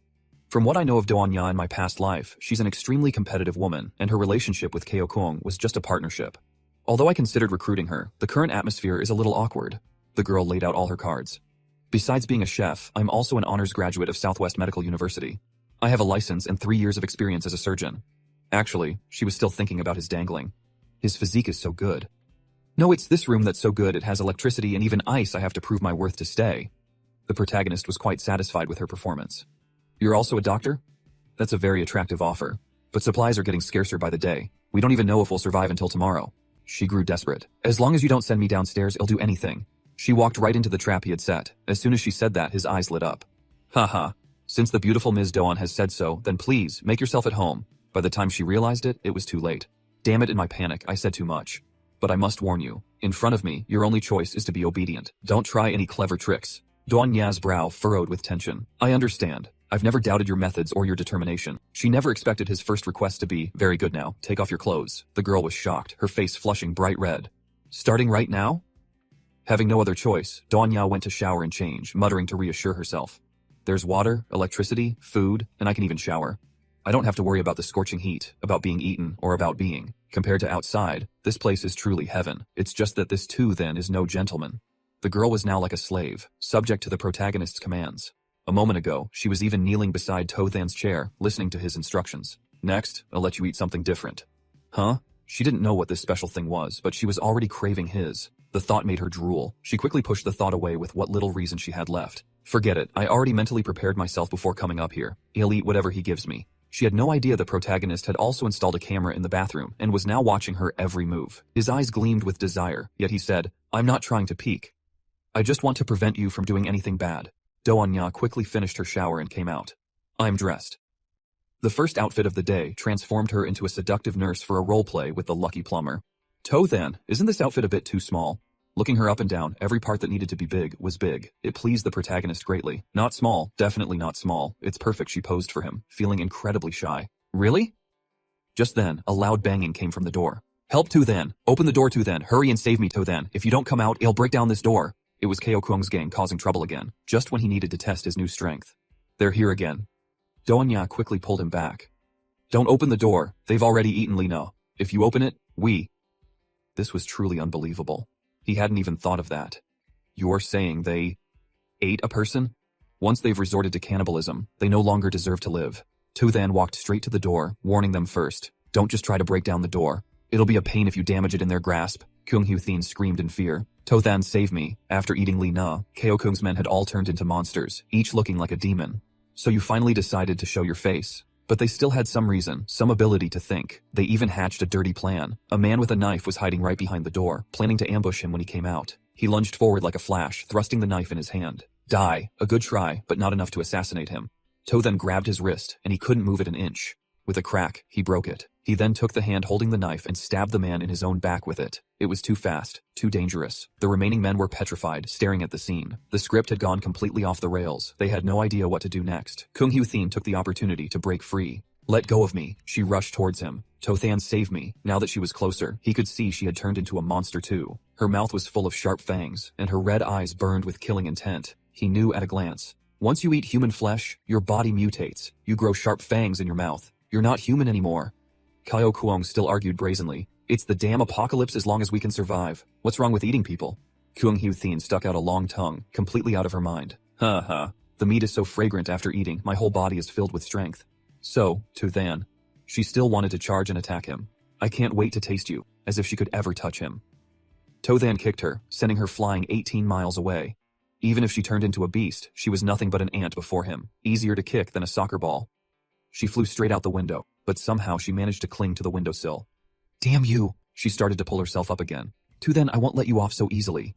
But she had to get inside first. The sun outside was scorching her. Now all she could scream was, so hot. Seeing that a sneak attack wouldn't work, Kao Kuang's group charged at Tothan all at once. Damn it, let's rush him together. Don't give him a chance to draw his gun. Drawing a gun is old news, darling. Now he could handle them barehanded as easy as pie. Do I really need to waste bullets on you lot? One man leaped high into the air, aiming a punch downward. You punk, don't be so arrogant. But the protagonist changed his mind. He pulled a gun from his pants and aimed straight at the man's head. Actually, I like being wasteful. Didn't I just say so? The bullet flew through his skull. One shot, one kill. The rest of the gang wasn't afraid of the gun. They drew their knives and planned their next move. Tu Dao yelled, spread out. They attacked from different directions. Tu Dao clung smugly to the ceiling.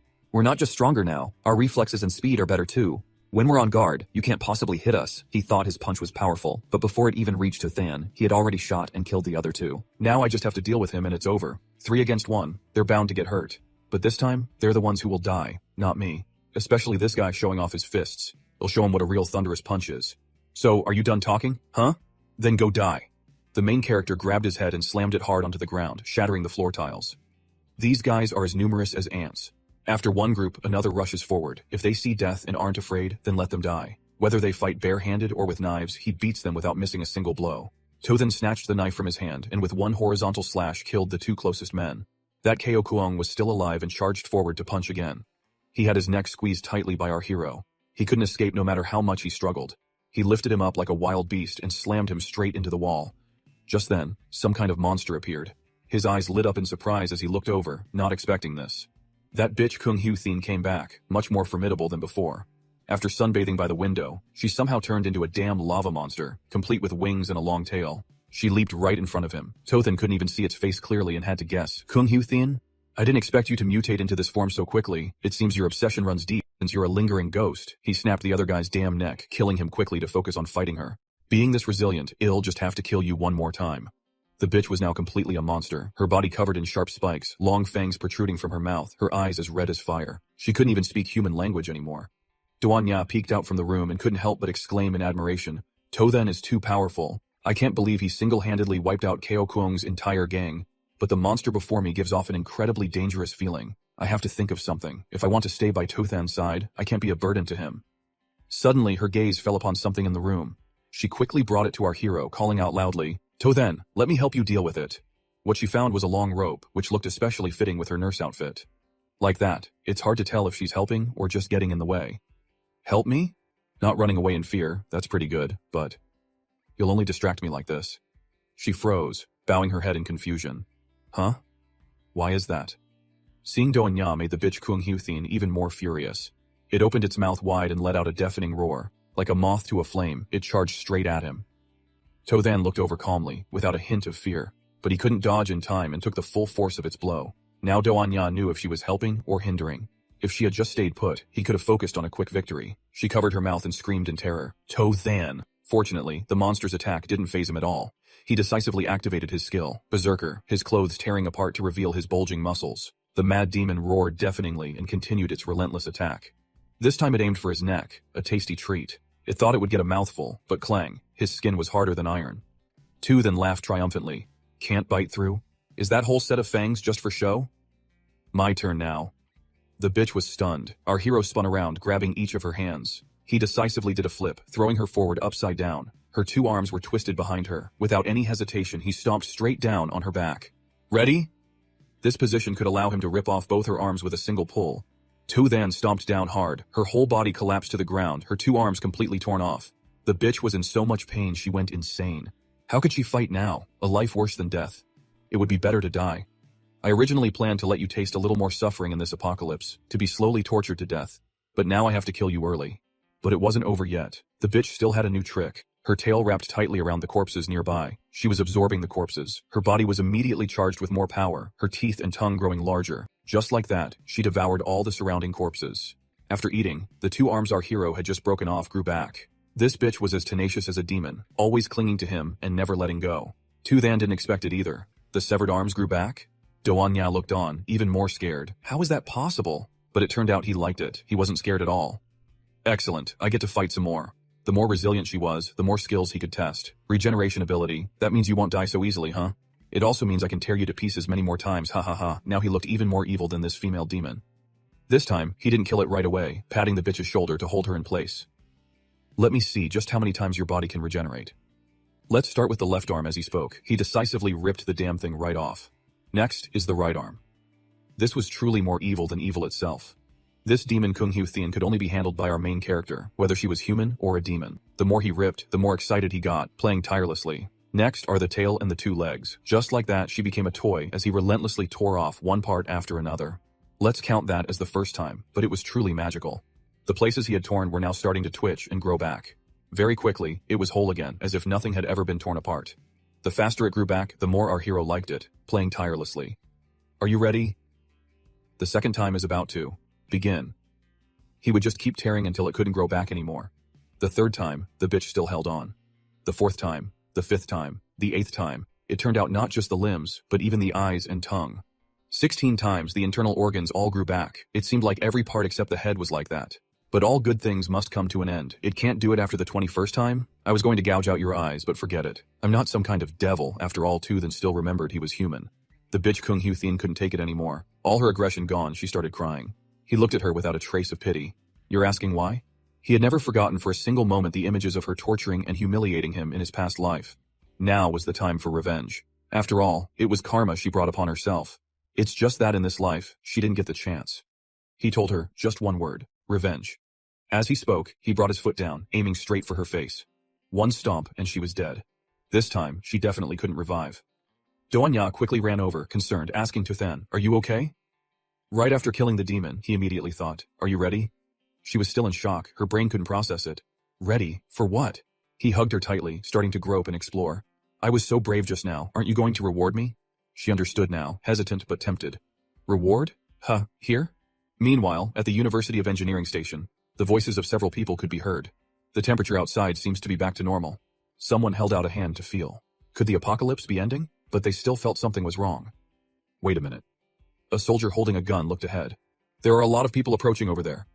The woman in black holding a gun squinted in that direction, on high alert. As the crowd got closer, they could see clearly.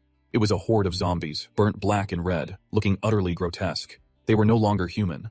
The woman's eyes widened in horror. Realizing it was a zombie tide, the soldiers immediately started shouting, "Evacuate the civilians at the rescue point now. I'll hold them off first." But Captain, they were in a complete panic. Some ran to find help, while others stayed to shoot and block the zombies. "That's an order, Captain. Don't you die, shut your jinxing mouth. Get the hell out of here." On the other side, our hero was still casually flirting. "Next, he'll let you experience the power of the Berserker."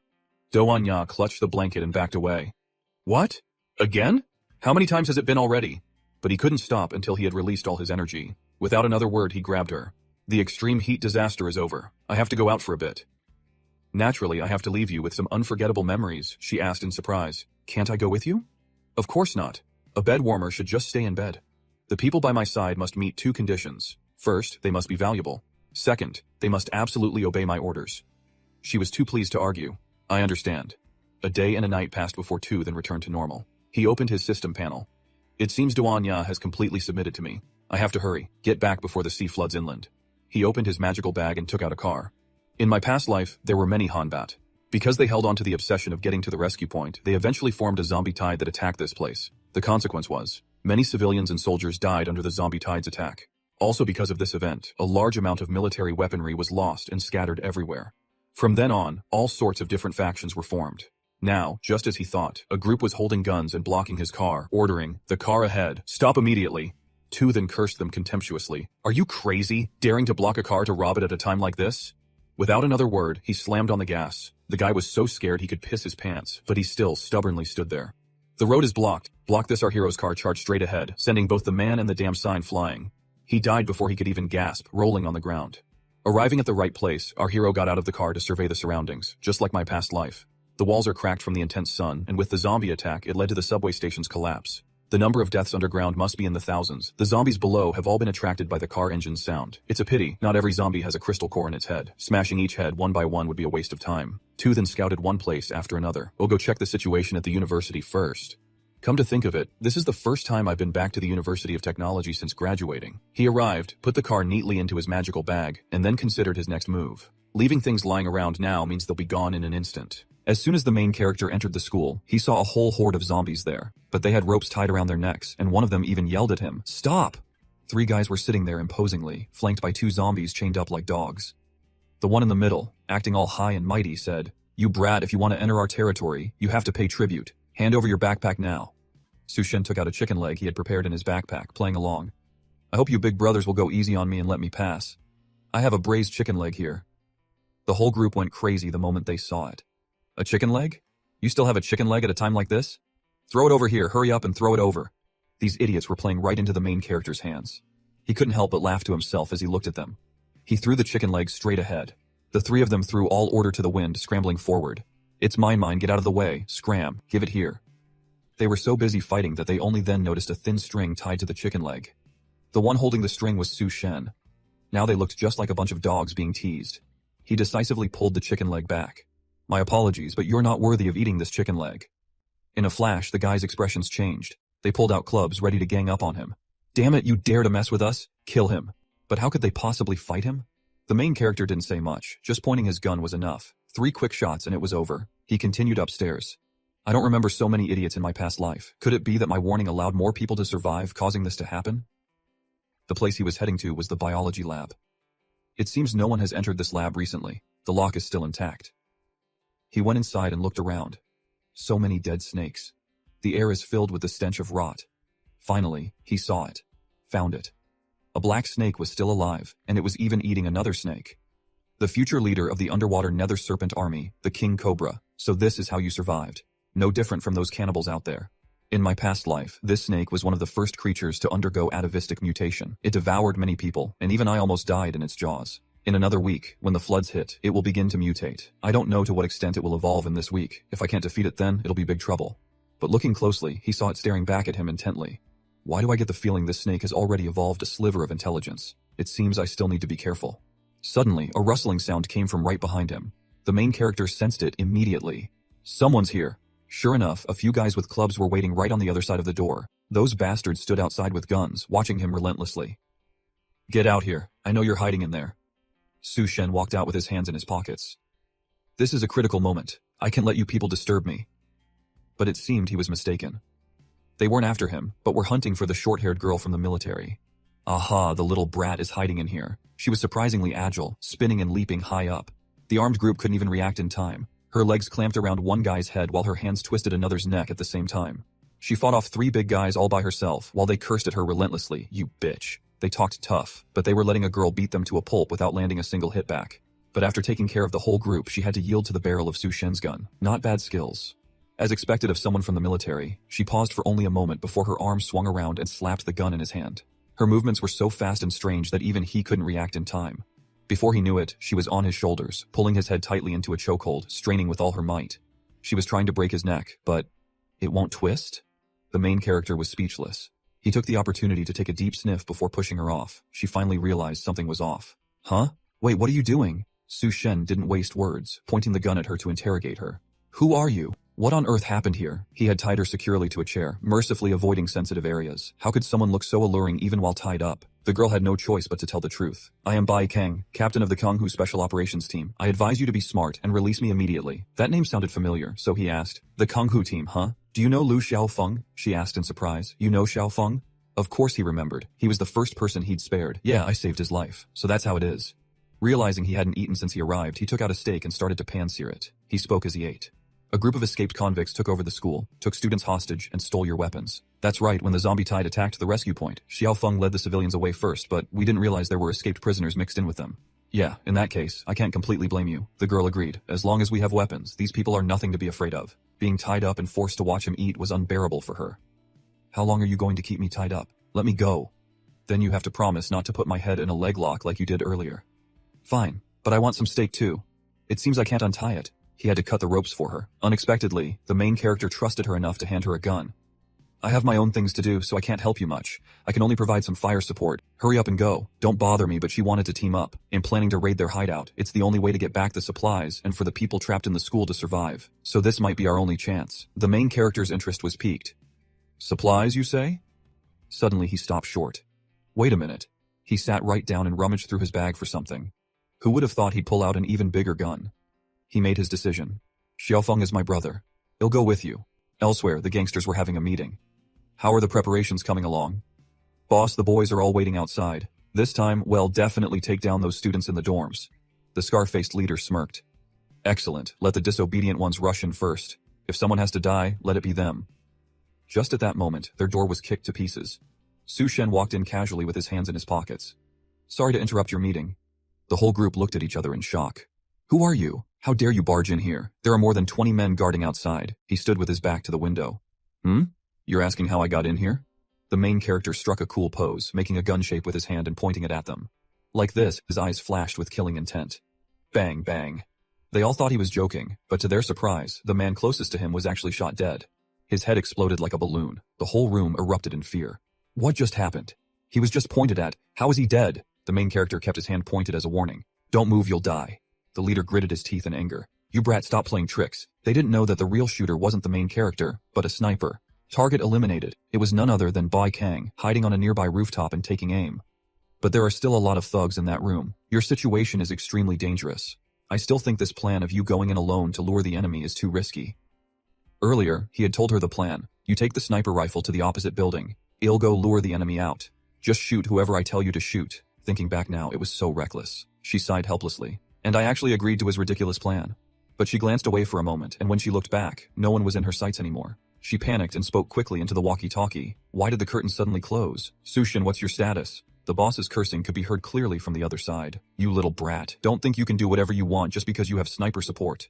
She was frantic, grabbing her rifle and taking off at a run. So they found me after all. She scrambled down from the rooftop. Sushin, find a way to stall for time. I'm coming to save you now. The sounds of a fierce fight echoed from the other side. Kill him. She panicked even more. Oh no, I'm not going to make it in time. Damn it. She ran so hard she felt like she was about to throw up the steak she just ate, trying to go as fast as she could. She crashed through the door, gun in hand, and stormed in yelling, Sushin, I'm here to avenge you. But to her surprise, he had just finished off the leader. You're too late. There are no supplies left here. Not a single gangster was left alive, and the main character didn't have a scratch on him. The gang leader screamed, you can't kill me if you do. The people backing me won't let you get away with it. Sushin wasn't afraid of them in the slightest. He tightened his grip on the man's neck. Don't worry, they'll be joining you soon enough.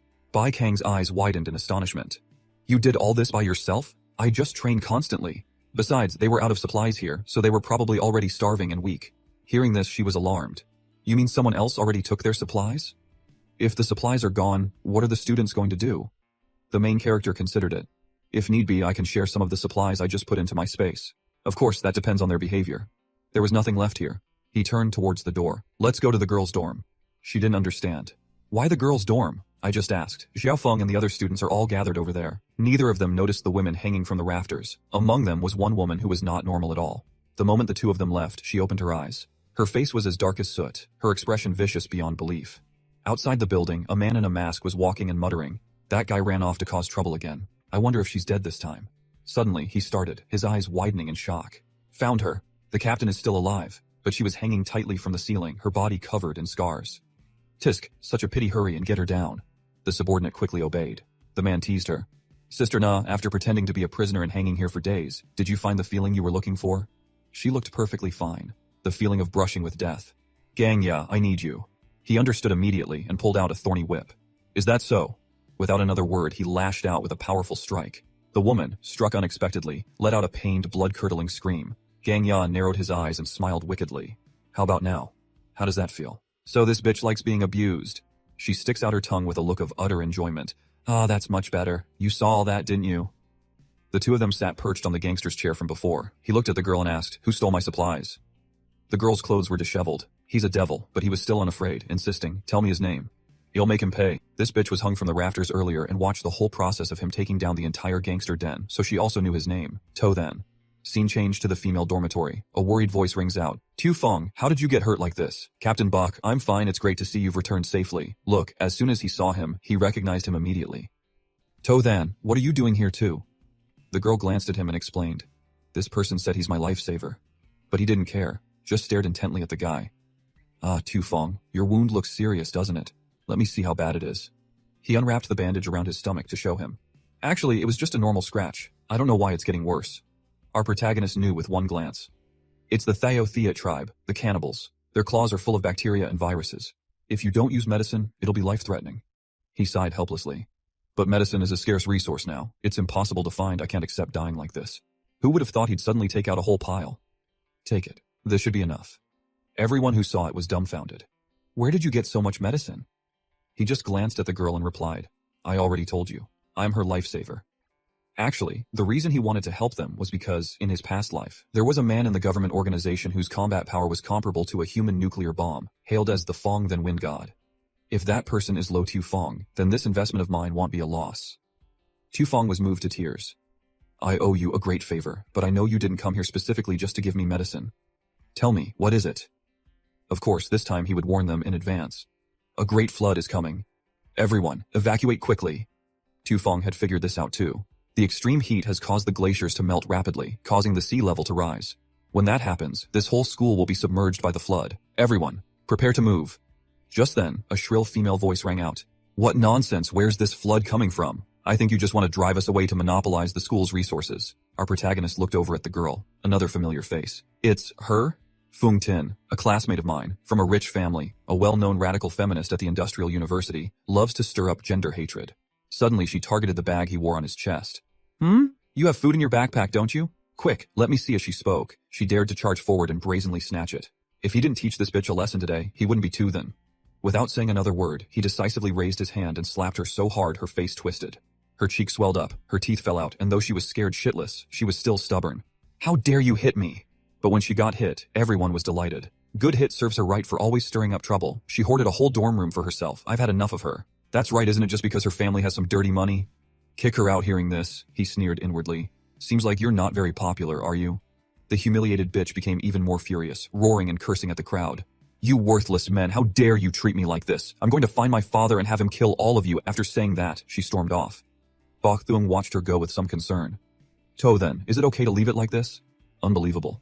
He didn't even bat an eye. She wants to go find her father. Are you going to stop her? The bitch walked away, cursing loudly. All the men in this country are worthless, especially that too then compared to gentlemen from overseas. It's like heaven and earth. Just then, Kung Ya appeared from nowhere, grabbed her tightly and asked, Sweetheart, tell me, where is To Than?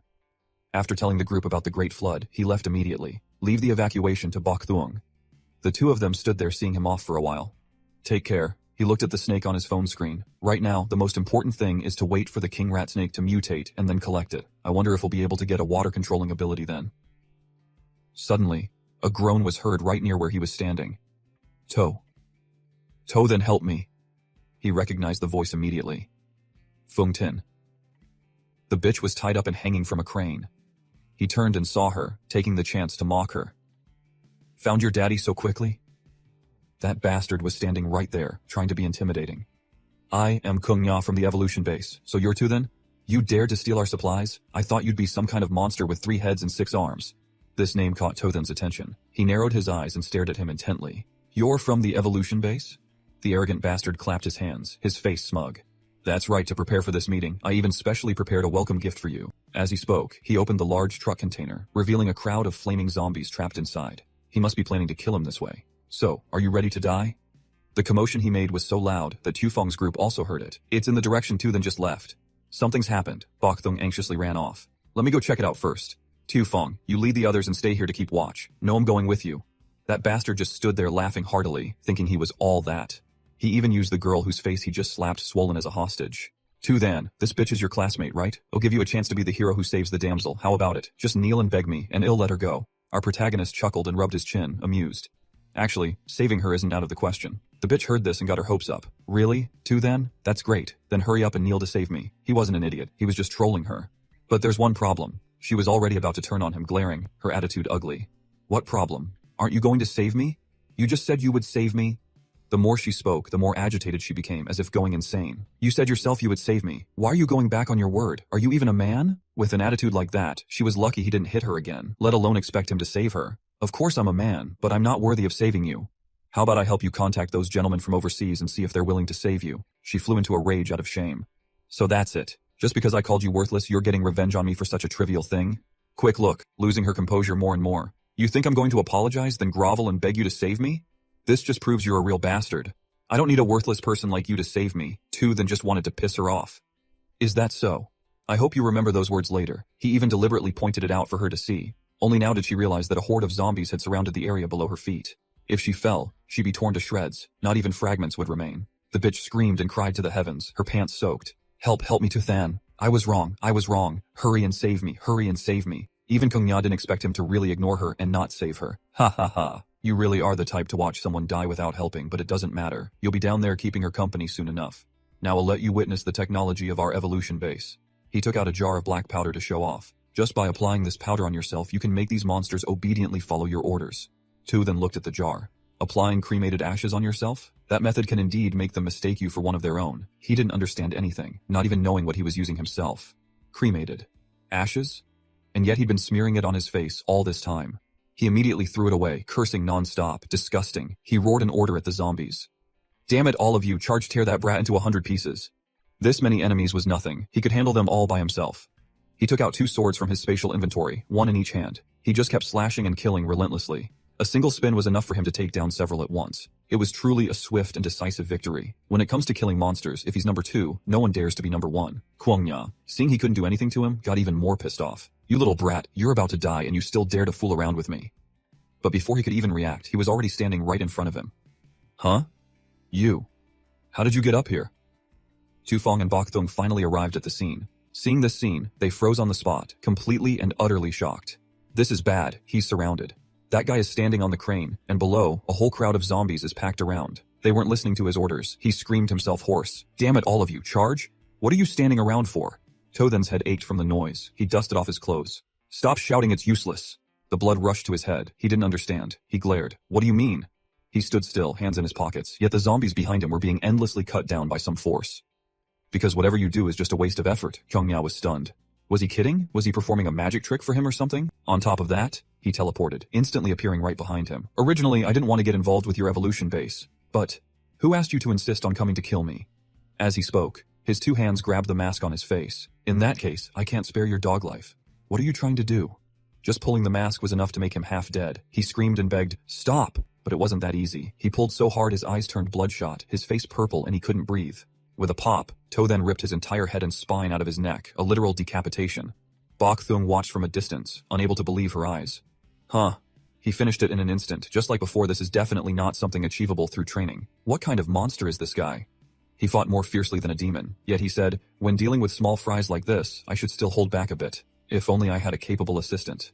Scene changed to the Lukethen Hotel. Duanya, wearing pajamas, lay on the bed, writhing around by herself for a while. With nothing to do, she had to entertain herself. Suddenly, she heard a noise and sat up with a start, calling out, Tothan, don't leave me. Turns out she was half asleep, half awake. Waking up, her whole body felt exhausted. Dreamed of him again. Why isn't he back yet? She looked around the room. She suddenly recalled his words. If you're useless, what right do you have to stay by my side? She told herself. Then I will absolutely not become your burden. I want to become your capable right-hand woman. With that thought, she boldly took a gun and opened the door to see what was happening. But there was nothing in front of her. How strange that sound was clearly. There was still something. She whipped around to look behind her. What? Her eyes nearly popped out of their sockets. A tall male zombie was standing right behind her. She panicked. Since when? Did it appear behind me? She hurriedly backed away. When did it appear behind me? But there was a table behind her. Nowhere left to run. She glanced around, looking for an escape. For now, the monster hadn't moved. Not good. The table is blocking my way back. That's right, the gun. With a weapon in her hand, she could probably save her life. But as soon as she picked it up, she dropped it. The gun fell onto the table, agitating the monster. It immediately opened its mouth full of sharp teeth. The girl was scared out of her mind, shutting her eyes tightly in helplessness. I'm dead for sure, but the monster bit the chair behind her instead. What's going on? What is this thing doing? There's a pretty girl right in front of it, but it bites a chair instead. So weird. She figured it out right away. It's constantly sniffing with its nose. Could it be that it can't see? That's why it misjudged her position. She let out a sigh of relief, having escaped death. She tried to contort her body to avoid it at all costs. But now it's too close. Making even the slightest sound will get her attacked. What should I do? Doanya lay stretched out on the table, trying to reach. The gun. If only I can get the gun. Just a little more. I'm almost there. But no matter how much she stretched, she couldn't reach it. The monster was right behind her. It seemed to have sniffed out her exact location. This is bad. Its mouth opened wide again, preparing to bite down. A series of images of Tooth flashed through her mind. My resources are limited. I can't take you in just because you're beautiful. Find the crystal core in a monster's brain and you'll gain an ability. I don't keep useless people by my side. If she couldn't defeat this monster today, she would be no different from being useless. Her competitive spirit was ignited. I am not useless, no gun, so she'd use whatever she had. Doanya raised her leg and kicked the sharp heel of her shoe straight into the monster's eye.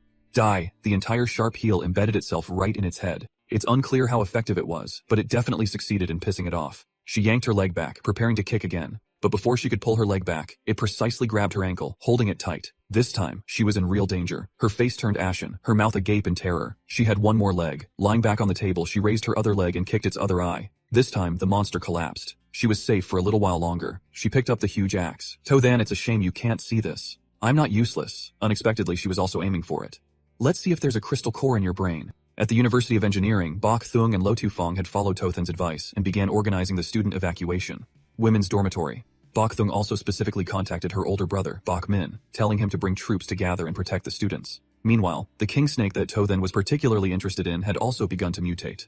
Laboratory Department of Herpetology, he stayed here to watch over the snake. Let's see just how much you can mutate. I even specially prepared a large bucket of water for you. Unexpectedly, as soon as he put it down, it obediently crawled right in. Huh? You also know you need to be in water to complete your mutation? That saves me the trouble. Unexpectedly, this thing was so fast, the part of its body that touched the water immediately transformed, its head becoming as large as a dragon's, its eyes glowing red. But the part of its body not yet in the water remained the same. Tothan stood to the side, staring. Huh. In the blink of an eye, the bucket swelled up and then shattered to pieces. This thing grows fast. It's already this big in just the initial stage of mutation? Good thing I only gave it 1 bucket of water. If I'd waited for the flood to hit, it would have been even harder to deal with. Just a tiny bucket of water. He pulled out his sword first. But if you choose to submit now, I might consider keeping you as a pet. But this snake was quite unruly. Without warning, it lunged straight at him to attack. Trying to escape? It seems this little thing has actually developed intelligence. In that case, I definitely can't keep it. It's too unruly. The dragon's mouth gaped wide open, its eyes glowing red, its teeth razor sharp. But it was still young. He leaped high into the air, holding the sword with both hands and thrusting down. Is this supposed to be a serpentine movement? Too bad your speed still isn't fast enough. A direct stab right into its body. How could it survive this? He was also a bit surprised. Its scales are this hard? It wasn't completely dead yet, its mouth still gaping wide open. This thing needs to be taught a proper lesson. If the blade doesn't work, then I'll beat you to death with my fists. Let it know what a thunderous punch is. But just as he landed a punch, the snake counterattacked, coiling tightly around him. Damn it, it coiled tighter and tighter. This thing is pretty good. I'm trapped so cunning it didn't rush to squeeze him to death, but brought its head closer. The attack just now was just a feint. Was this your real goal? The snake had nothing to say. It just opened its jaws, ready to have a meal. Outside the building, Bach Thung's group was on patrol, but her gaze was always on his building. Her companion teased, "Still looking? What's wrong? Can't bear to part with that handsome guy, Tothan?" She retorted. "No one would call you mute if you kept your mouth shut." He turned and asked, "Do you really like him?" "But isn't he as good as dead staying here?" She confidently asserted. "He won't die." He was still skeptical. "Are you sure?" Although she had only known him for a short time, she felt it. The first time I met Tothan, I could feel he was very strong. His deep eyes are incredibly mysterious and unpredictable. Just like a monster, we will definitely meet again. In the room, Tothan struggled endlessly with the demon snake, but he definitely couldn't lose. His muscles bulging, he lifted its head high. "You think you can trap me just like this? I've heard that a snake's nervous system is highly developed, that they can still bite even after being decapitated. But what about this?" As he spoke, he gripped its head and shook it back and forth crazily. He frantically smashed it against the ground without stopping. Even if it were a dragon, it would be knocked out by this move. Its whole body went limp, lying motionless. It couldn't resist even as he stepped on it. After killing it, he had to find the good stuff immediately. Found it. A small diamond in its mouth. "This is quite interesting. Let's see what kind of ability you can give me. If the extreme heat had destroyed humanity's will, then the great flood that swept the entire world completely destroyed human civilization. Even an inland city like Thungdo could not escape the catastrophic flood. The University of Technology was not on high ground. Only tall buildings like the administration building had not yet been submerged by the floodwaters. As for Tothan, after absorbing the dark serpent's crystal core, he had now jumped into the flood. He swam like a fish. As expected, absorbing the dark serpent's crystal core granted a new ability. His body had undergone another transformation. After entering the water, not only did tiny snake scales grow on his body, but his physical enhancement also increased significantly. His eyes became more sensitive to light, as if a protective membrane had grown over them. Right now, I'm not breathing through my nose or mouth, yet I don't feel suffocated at all.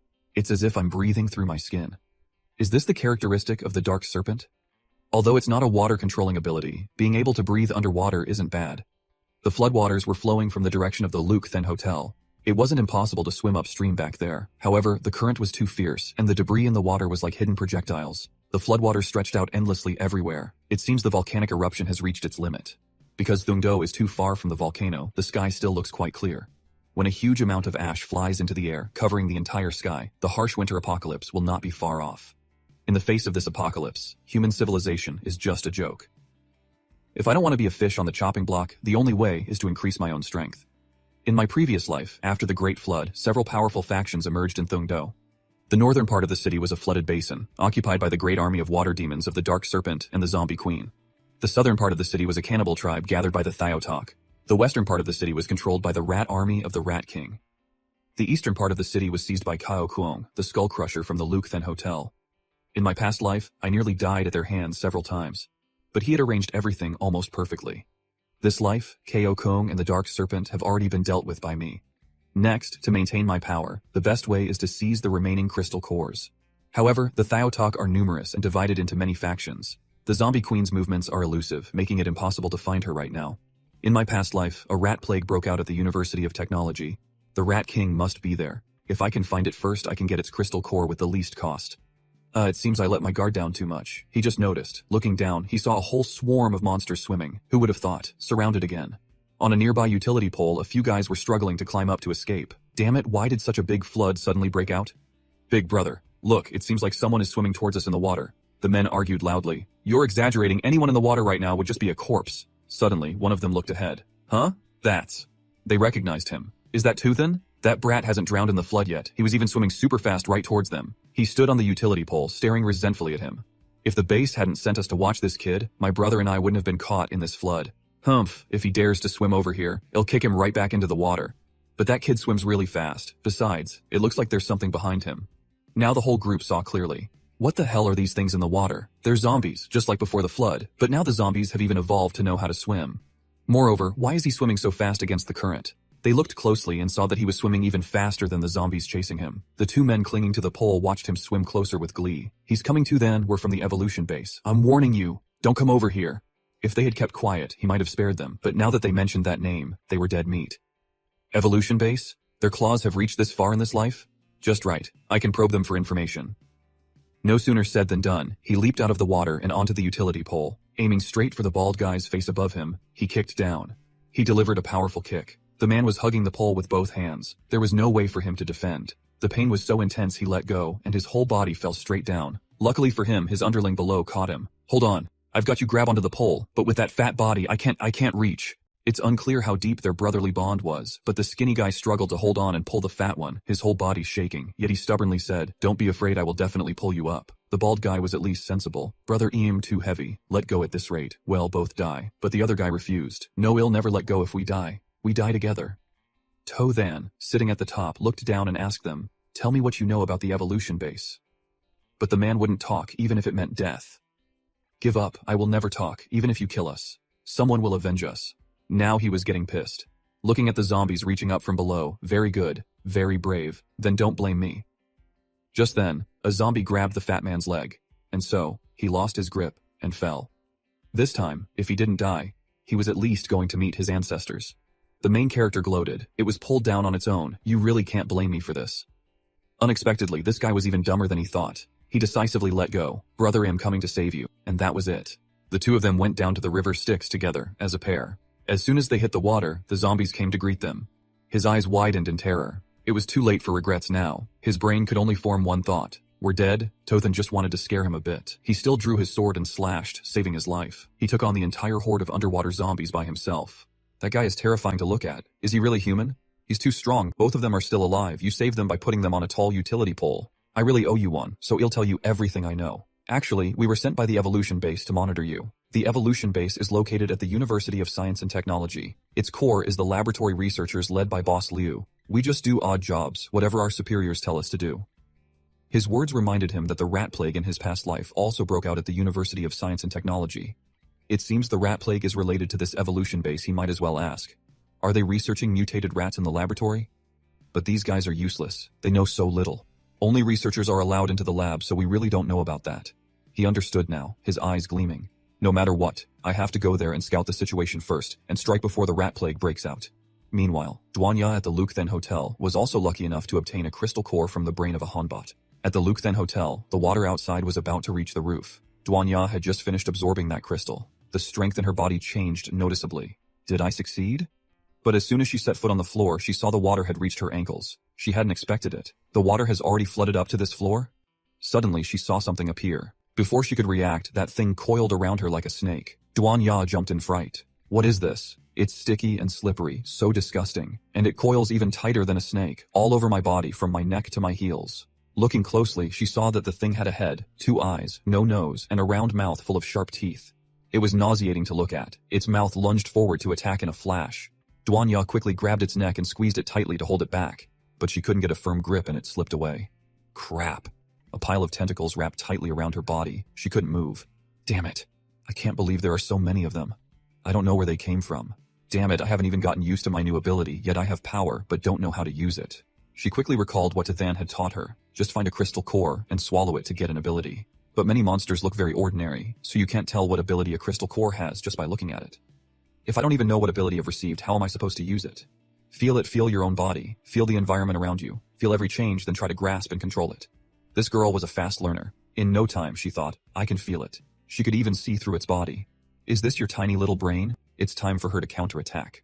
All of you stop, it was hypnosis. Their eyes turned fiery red just like hers. They obediently followed her command. She could finally breathe a sigh of relief. So annoying, making my whole body all sticky and gross like this. All of you just wait. She grabbed a hammer from the table.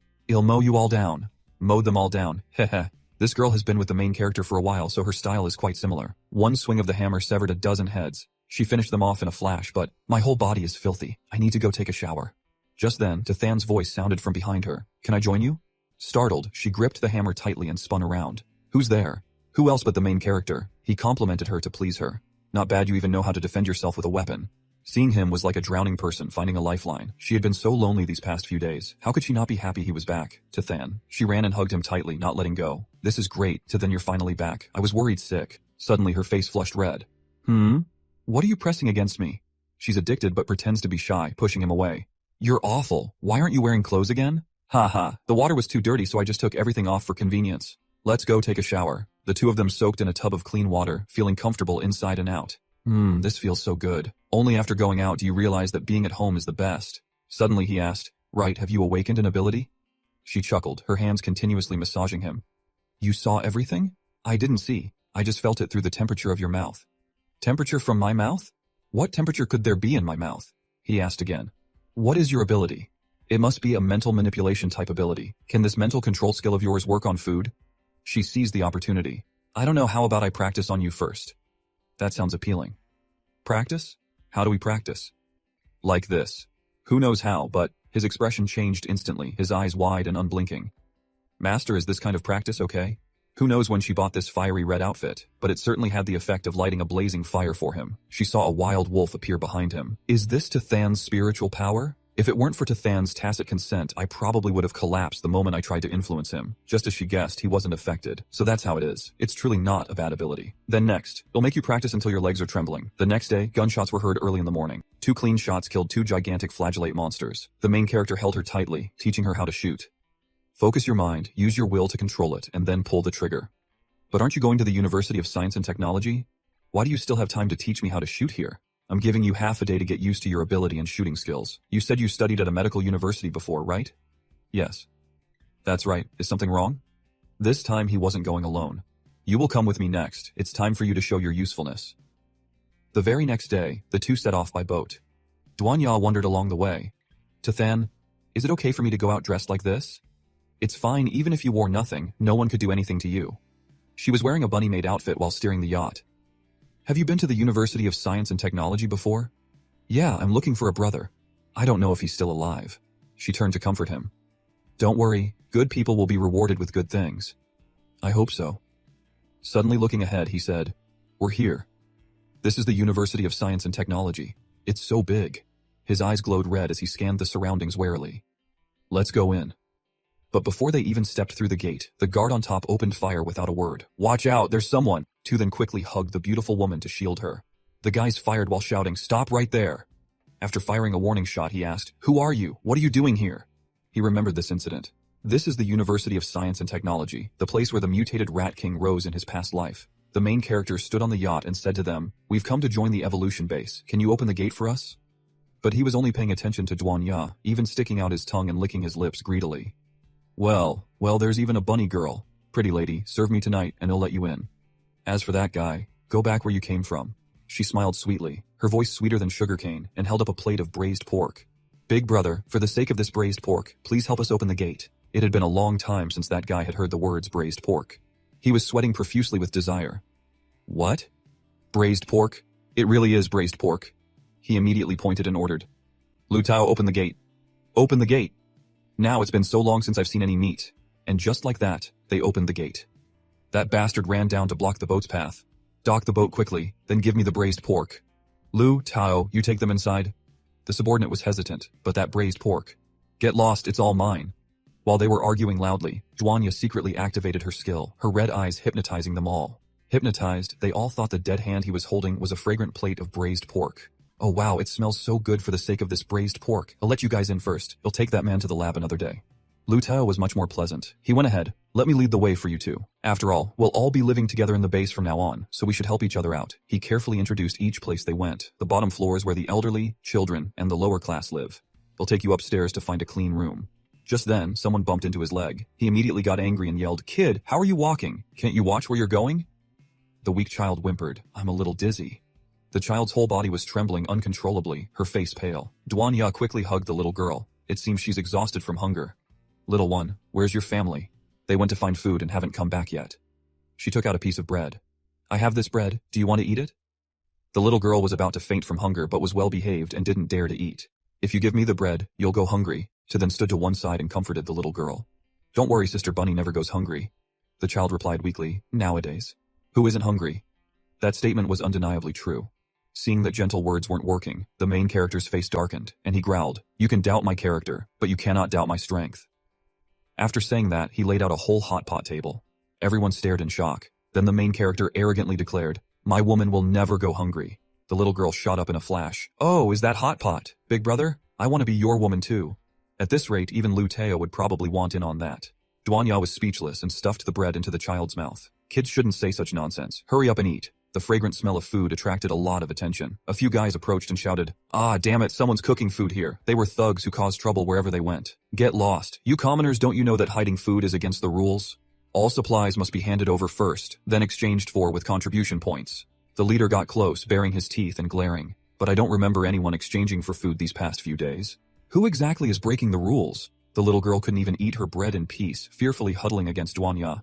"Sister Bunny." She patted her comfortingly. "Don't be afraid, it'll make them talk properly." She looked towards Tathan, and he gave a slight nod. They were now so in sync that they knew what the other wanted without speaking. She stepped forward and shouted, "Hey, after all that talk, don't you guys just want food? All of this was prepared for you." As she spoke, she waved her hand and took out a pile of things. Her eyes glowed red as she activated her skill. Enjoy it to your heart's content, of course. The two of them wouldn't waste food on this crowd. They just hypnotized them into a dizzying illusion. "Wow, it's meat, so much meat, it smells so good. Damn it, it's all mine." The whole crowd immediately fought like hungry tigers. "I want to eat too. So much delicious food. This is truly heaven."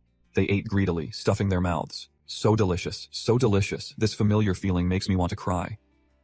One guy, ecstatic, pointed at Duanya.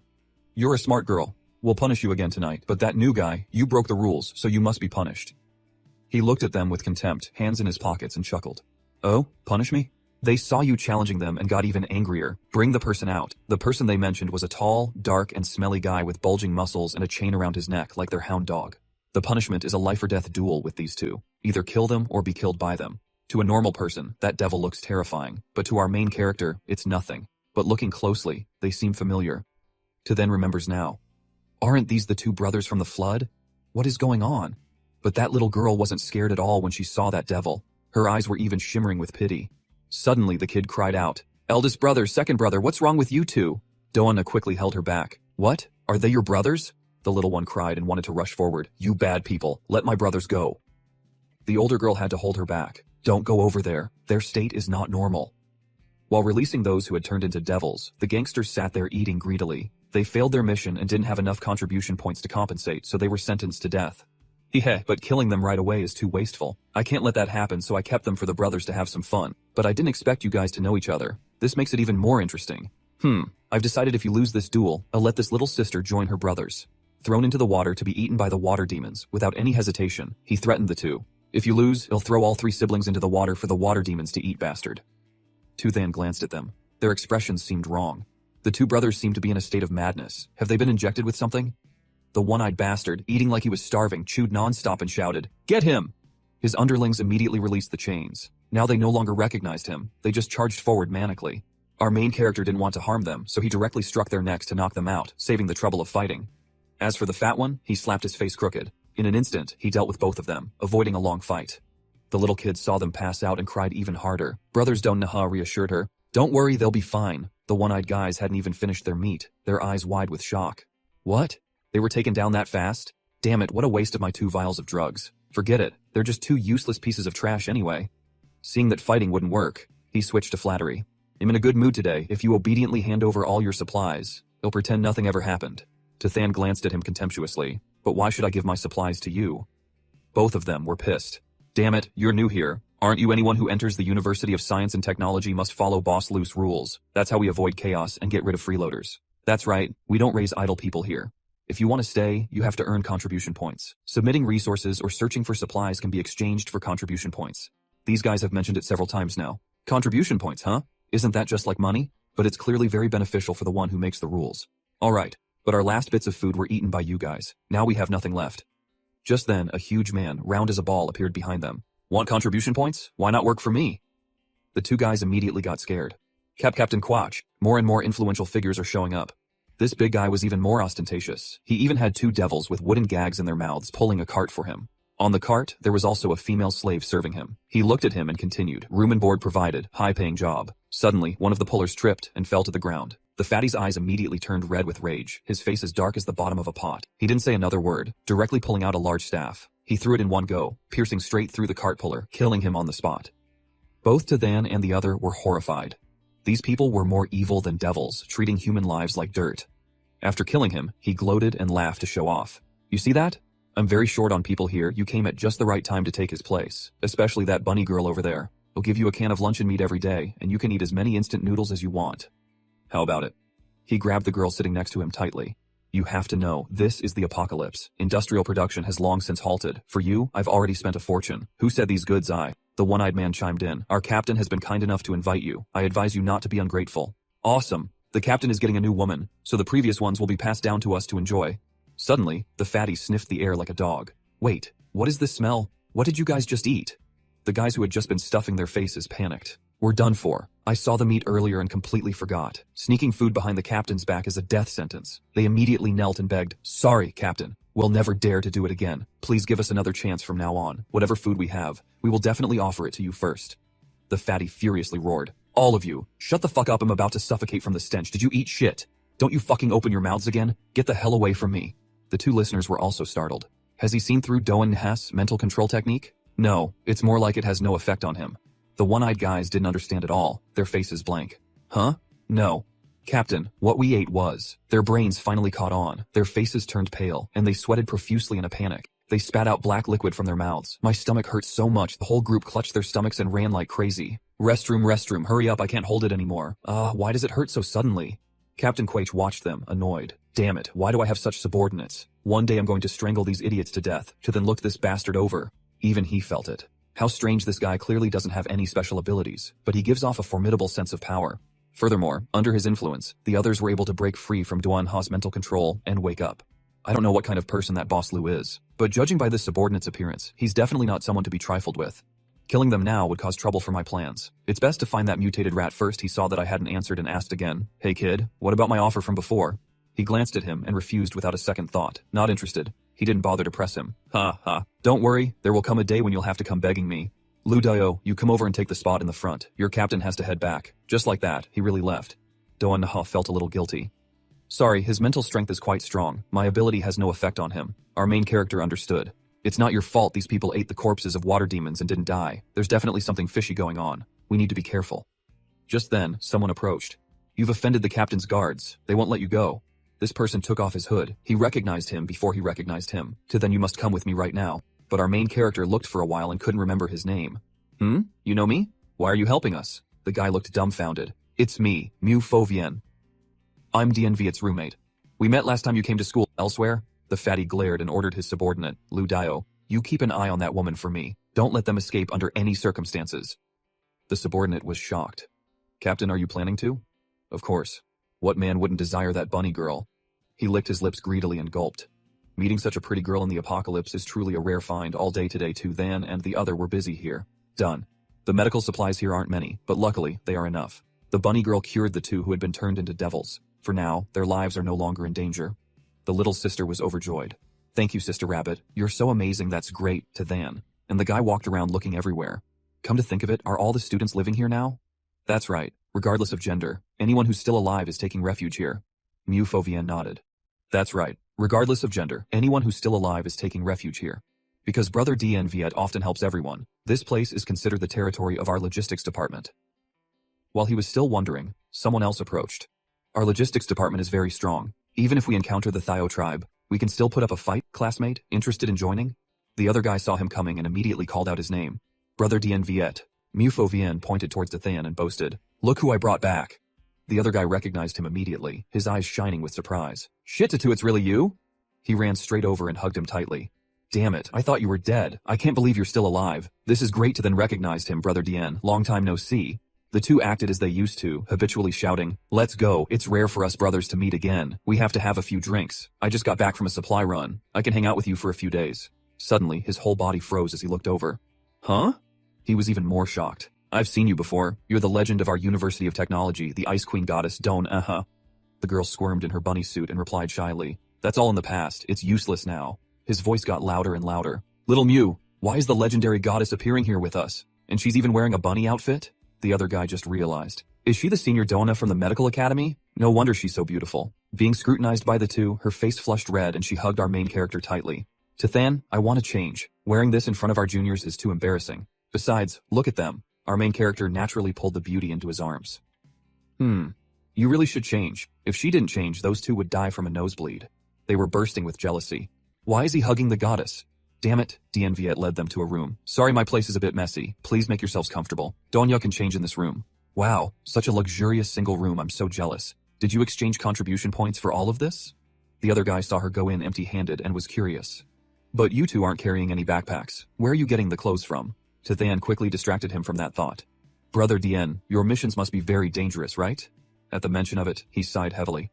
"Where isn't it dangerous? You two are lucky. You're clean and tidy. It's obvious you haven't experienced the cruelty of the apocalypse yet. Now that you're here, don't go anywhere else. Just join the logistics team and I can look after you too. Besides, an excellent doctor like Doan Neha doesn't even need to go out to find food. She just needs to be in charge of caring for the wounded. But there's something I have to warn you two about." His face darkened, looking truly serious, his eyes gleaming with a warning. "From now on, stop showing off everywhere and letting her run around in a bunny outfit. What were you thinking? This is the apocalypse, he could understand that. But our main character wasn't afraid of anything." "Brother Dien, don't worry, I will protect her well." He didn't believe him and patted his head. "You better do what you say. Did you forget who was bullied in high school and didn't dare to fight back? Wasn't it always me who helped you chase them away? That captain of the guards is no good. The women he targets never have a good ending, especially someone as beautiful as Doan and Hai. He absolutely will not let this go easily." Inside the room, as the girl was taking off her clothes, a knife was suddenly held to her neck with a threat. "Don't move. It was that bitch Sisterna from before." Donyi didn't know and jumped in surprise. "Who is it? What do you want?" the bitch behind her warned. "Captain Quach sent me to help you arrange your accommodation. After all, you're a girl. You can't sleep with those guys." Of course, Donya refused. "There's enough space here. You don't need to worry about it." She kept groping the girl's body, refusing to let go. "That won't do. The captain specifically instructed you to go over there." Donya had no choice. She activated her skill. "I already said, I don't need to." The other bitch was immediately hit by the skill. Her eyes also lit up. For the moment, she had to obey the girl's words. "Can you let go now?" She was being very obedient, but Donha knew. Although it's difficult to forcefully control her with mental power, it's still possible to deal with her for a short time. "I should quickly slip out first. I'll leave the rest for Dathan to handle." But this Sister Na was truly not ordinary. She decisively stabbed the knife into her own hand, trying to wake herself up from the hypnosis. Doana jumped and turned back. "What?" She chose to pierce her own hand, using the pain to force herself to wake up. It was true. She woke up and immediately lunged to attack. In one move, she pinned the girl against the wall. In terms of strength, this Sister Na was much stronger. "I almost fell for your trick. You little brat are really strange." Tathan, standing outside, felt something was wrong and hurriedly knocked on the door. "Doanha, what's happening inside? Why is there so much noise just from changing clothes?" "Senior, say something." The other bitch covered the girl's mouth tightly. The people outside grew more suspicious. "No one's answering? Did something really happen?" To then decisively kicked the door open. "Doanha, I'm coming in," just in time to see the scene of Sister Na pinning her down. Furious that she couldn't take her away, the bitch yelled, "Are you looking to die?" Finishing her sentence, she dared to take the initiative and attack. The main character showed no fear, standing his ground to see what tricks she had up her sleeve. But Diane Veed, who had never witnessed his power, panicked and hastily shielded him, shouting, "To then!" That bitch Na recognized the name. Her entire body froze in place as if petrified. "What?" Only then did she get a clear look at his face. She was utterly terrified, eyes wide and jaw dropped, sweat pouring like rain. She realized it was him. It was really him. How could she ever forget the terrifying memories of that day? At the University of Engineering, the man named Tothan, she had witnessed with her own eyes as he slaughtered the gangsters, sparing no one. In her eyes, Tothan was already a demon. Just hearing his name was enough to make her wet herself in fear. She knew all too well, I may have killed quite a few people, but my intuition screams that if I attack him, I will certainly die. Her mind raced, thinking fast. I have to do something. From her aggressive stance, she decisively dropped to her knees and kowtowed at his feet. She even begged, "Master, please punish me." DNViet was stunned for a full 5 seconds. Huh? What the hell? Master? But our protagonist openly scorned such petty attempts to curry favor. Who is your master? I wouldn't accept someone so hideous. The woman narrowed her eyes seductively. Does master feel my sincerity is lacking? She decisively stripped off her clothes, bearing everything to please him. What about this? The others were utterly bewildered. She stripped completely? You can't be serious. Tothan, has your taste gotten this wild? Just as everyone's guard was down, she threw a grenade, enveloping the area in thick smoke. This is bad. It's a smoke bomb. She had only taken a few steps before being discovered. She's trying to escape, but in an instant, her face was seized. Anna had never been caught so quickly. Her eyes widened in shock. What? Tothan grabbed her by the throat, lifting her off the ground. You didn't really think you could escape so easily, did you? The woman pleaded frantically. Wait, stop. You can't kill me. Remember that little girl you saved? She and her 2 brothers have been taken to the beast arena. If you kill me. His gaze was as cold and sharp as a blade. So what? With that, he hurled her from the high floor straight down into the sea. Get lost. This time, she was surely going to meet her maker. DNViet turned to ask Miofo Vian, who was the girl she mentioned? He replied, it's Tumai and her 2 brothers. The guard corps must have captured them the moment we left. Brother Dien, what should we do? If we don't save them, they'll be gnawed to death by those sewer rats. Our protagonist didn't know about this. He immediately asked, sewer rats? Just what he was looking for. Let's go and see DNViet rushed after him. Then, calm down. Let's try to limit any conflict. Just as they suspected, young Tumai was being tormented by the fat quack. Your 2 brothers failed their mission. Originally, that was a death sentence. But since you willingly entered the beast arena, I can consider giving them a chance. The 2 brothers, bound and hanging from above, struggled to speak. Tumai, run, don't believe him. Of course, the fat man wouldn't let them off easily. It was already too late to escape. Tumai stood her ground stubbornly, clutching a wooden stick. I won't leave. But will you really let them go? He pointed with a sinister, evil grin. Of course. As long as you can survive. As he spoke, he released a giant rat right behind her. Hearing a hiss, Tumai turned around, her eyes widening in terror. The rat opened its gaping maw and lunged at the little girl. Before the child could run, it sank its teeth into her hand. She shrieked in pain. Ah! The poor child was so frail that even a rat could bully her. Her mind flashed back to memories of the 3 of them together. Tumai, look, I found a lot of mushrooms. Second brother, aren't those mushrooms poisonous? How can you let Tumai eat something we're not sure about? I'll try one first. If I don't die, then Tumai can have them. Big brother, are you insane? The bald one teased them playfully. I'm seeing so many red umbrellas in the sky, it really is poisonous. Spit it out, quick. Then one day, they both left. Tumai, once we complete this mission, we'll get contribution points. That's right, we won't have to go hungry anymore. Before they left, they reminded her carefully, remember to be good and don't wander off. Wait for us to come back with good food. But now, both of them were shouting frantically. Tumai, get away from here. Don't worry about us, you have to live on. But their fear only amused the fat bastard Quack. Too noisy. Shut those 2 up.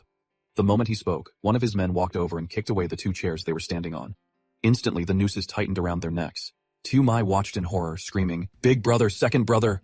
But the rat's jaws were still clamped firmly on her hand, making it impossible to run. With no escape, the little girl gripped the stick in her hand, her mind racing with determination. Summoning all the courage she had, she plunged the wooden stick straight into the rat's eye. It screeched in agony, forced to release the child. She scrambled on all 4s, rushing towards them. Big brother, second brother, I'm coming to save you. Tears and snot streaming down her face, she screamed, just hang on. But after a moment of pain, the rat charged again, dead set on catching her. It leaped and slammed into her back. The bastard sat there, laughing gloatingly. A little brat trying to be a hero? How delusional. This is why useless trash like you don't deserve to live. The giant rat pinned the child down, about to devour her whole. Big brother. Second brother. The 2 brothers struggled against the tightening ropes, their bodies trembling. Why? Why has it come to this? We only wanted to live. Why? With no options left, Tumai cried desperately. Help me. Is anyone going to save us? She was about to be crushed to death. Fortunately, her fate was not sealed. Just in time, Tothan arrived and with a single strike, killed the rat instantly. Its head was obliterated, flying clean off its body. Young Tumai stared in horror, having forgotten to even cry. Killing a rat in such a showy way. DNViet yelled, this guy is too impulsive. As for the fat quack, he was both frightened and furious, his face turning pale. Our protagonist dusted off his hands with disdain. Is that all it had? Seems this rat was all size and no substance, no crystal core. It feels different from a normal mutated creature. Of course the fat man wouldn't let them off. You bastard, if you're looking for death, then I'll gladly grant it to you.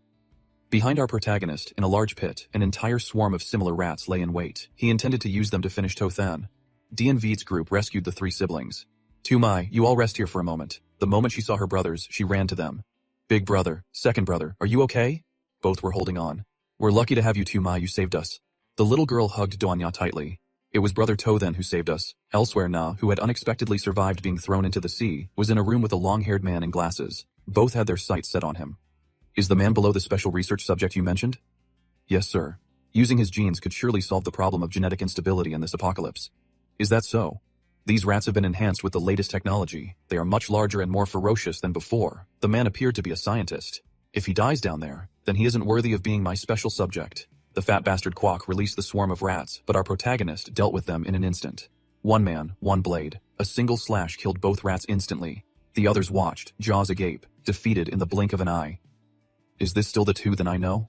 However, this successfully enraged the fat man. His smile vanished as he cursed. You little brat. Despite killing 2 rats, our protagonist was not pleased. Still no crystal cores. Just then, a voice boomed over their loudspeakers. Attention! Pay attention! The man in glasses had taken an interest in him. He announced, this man is exactly what I need. Quack, Dien Viet, the 2 of you capture him and bring him to me.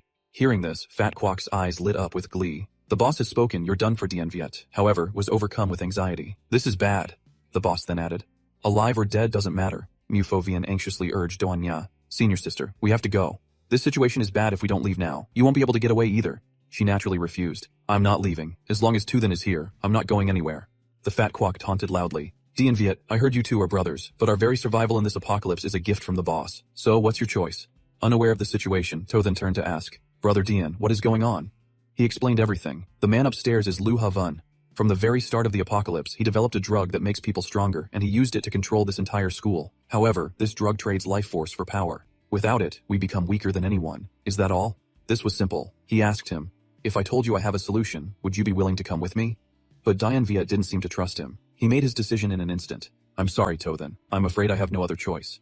Fat Quack was thrilled, throwing his head back and laughing uproariously. I never expected to see a show of brothers turning on each other. How fascinating. His eyes gleamed as he urged, it's time, the boss is waiting. He gripped his weapon and charged toward our protagonist. Let's do this. But unexpectedly, Dien Viet had something else in mind. He decisively leaped and kicked the fat man square in the face. But today, I'm done choosing. The fat man tumbled to the ground, unable to react in time. He never would have dreamed of this betrayal. Dien Viet, you brat, you dare betray the boss? Dien Viet was completely fed up with this place. He'd let loose first and deal with the consequences later. Boss, my ass, he just wanted to control me with that damn drug. My life is cheap. If I die, I die. But anyone who dares to touch my brothers. He's still the same as before. The protagonist is very satisfied. Brother Dien, you really are. Still the same as before. He's always ready to fight for his brothers like that, declaring to them, I'll risk my life against him. After saying that, he charged forward again. Fat Guo was furious. He couldn't win but still ran his mouth. If you want to die, I'll smash both of you at the same time. Dien Viet was all muscle, much stronger and broader than his fat, flabby body. Just you? You're far from enough. He treated him like a bag of fat and pummeled him relentlessly. But then he revealed, the boss knew long ago that you would betray him, so what he gave you was only a level 1 drug. What I'm using is a level 2 drug. Dien Viet froze. Damn it. A level 2 drug? Indeed, the fat guy, despite being beaten badly, still had enough strength to get up, swinging 2 maces down. My fat is the most solid defense. No one can hurt me. Dien Viet hurriedly raised his hands to block, but the blow was too strong, causing him to spit blood. It seemed this would be a tough fight. Even with all his strength, he could only hold on for a short while. As for the fatso, he could kill someone just by crushing them with his fat. Lu Havun even pressed a button to activate an electric shock. Immediately the entire mace became electrified, shocking Dien Viet. He panicked. I'm done for. The mace is electrified. By the time he realized it, it was too late. But he forgot Tothan was there, and of course, he wouldn't just stand by and watch his friend get bullied. A kick from him drove the sharp end of the mace right toward Fat Guo. Not only that, he used both feet to drive the mace straight into his eyes, still having the energy to taunt. I heard. No one can hurt you, right? Dien Viet, having narrowly escaped death, stood there gaping, unable to believe his eyes. Doanya and Mufovian were also shocked. As for Lu Havun, he was extremely annoyed, frowning as he stared intently at him. Electricity from the club sparked and crackled on Fat Guo's face. Taking a kick like that from Tothan, even without the electricity, was enough to knock him out cold. Lu Havun stood at the window, watching his useless subordinate below get beaten by the protagonist without missing a single hit. He was furious, but could do nothing. Interesting. I'm becoming more and more interested in you. Ha ha ha. He spoke down from the laboratory. In my search for a method to help humanity evolve into perfect beings, I have exhausted all the resources and manpower here. Only then did my experiment achieve a major breakthrough. And you have just demonstrated your own strength, proving your worth. Now I will give you a chance to participate in the experiment. You will be evolved into the first perfect human. Something feels fishy. The perfect human you're talking about. It's not a rat, is it? He was just joking, but it turned out to be true. He laughed sinisterly. Oh, I didn't expect you to guess the main focus of my research. That's right. Rat genes are indeed the closest to human genes. I will use rat genes to create a rat-human army and then conquer the world. By then, the apocalypse will be a paradise for us. Ha ha ha, what do you think? Isn't it incredibly exciting? That's absolutely disgusting. Not wanting to be a normal human, but a rat hybrid instead. Tu then immediately sneered. Not at all, I just think it's utterly foolish. He was clearly not pleased. Huh? He stood beside his female subordinate. It seems you still don't understand how great evolution is. Well then, let me open your eyes a little. She followed the order and fired a shot. Her bullet grazed past him without missing by an inch, but it plunged straight into Fat Guo lying on the ground. Immediately, his entire body began to transform. Dianviet's group watched with their jaws dropped. Is his body mutating? Doanya, with her medical background, realized it immediately. What on earth are these guys researching? The damn Lu Havon bragged to him. This guy is a sumo wrestler, all fat and meat, so he was already very durable. Plus, he was just injected with a level 3 drug that enhances and recovers, so you're fundamentally no match for him. Now, do you see how great the power of evolution is? The protagonist gave him a thumbs down and cursed. Great, my ass is just turning humans into monsters. He was so right that he couldn't argue, so he resorted to cheap tricks. Ignorant fool, kill him for me, then extract the genes from his corpse. Fat Guo no longer had any human appearance. His mouth was full of sharp teeth, and several more eyes had sprouted on his body. He rolled toward him like a giant super ball as fast as lightning. The group watched in horror. Tothan, be careful. The protagonist showed no fear, using his bare hands to stop him. Stop. You think putting 2 batteries in your weapon can electrocute someone to death? He pulled a battery right out of him. Then let's see how you like the taste of a battery. As he finished speaking, he shoved the battery straight into his mouth. The monster didn't have time to react and bit down, shattering it. In an instant, his whole body exploded like a damn bomb. The others waited anxiously. Is he finished? A move like that was impressive enough for Lu Havon to exclaim, I didn't expect him to use the battery's explosion to cause damage. But, as I've already said, the level 3 drug has very strong regenerative abilities. Faced with the power of evolution, you are completely helpless indeed. This monster's body was like rubber. It was flattened but inflated back to its original shape. Now Tothan was pissed off. He cursed him. You talk too much. If you're not dead, it'll just keep hitting you until you are. His fatal punch landed right on its face. The pile of flesh flew far away and smashed against the wall, shattering into pieces. The protagonist had already planned this. Right now, very few people know about abilities. It's best not to let anyone see how I use mine. Doanya, standing outside, couldn't see anything. The dust has completely obscured the view. Lu Havon, standing above, couldn't see either. What on earth is he trying to do? He wasn't done with Fat Guo yet. He could still recover. This guy keeps regenerating. Lu Havon's research has achieved something, I guess, but in my space, I didn't just collect these things. I've prepared a lot more. Tu then took out a bunch of secret weapons, which were giant boulders that rained down on him. A series of thunderous rumbles echoed. The people outside were worried sick, afraid the protagonist was being crushed. What's that sound? Lu Havon was just as worried, not knowing who was beating whom.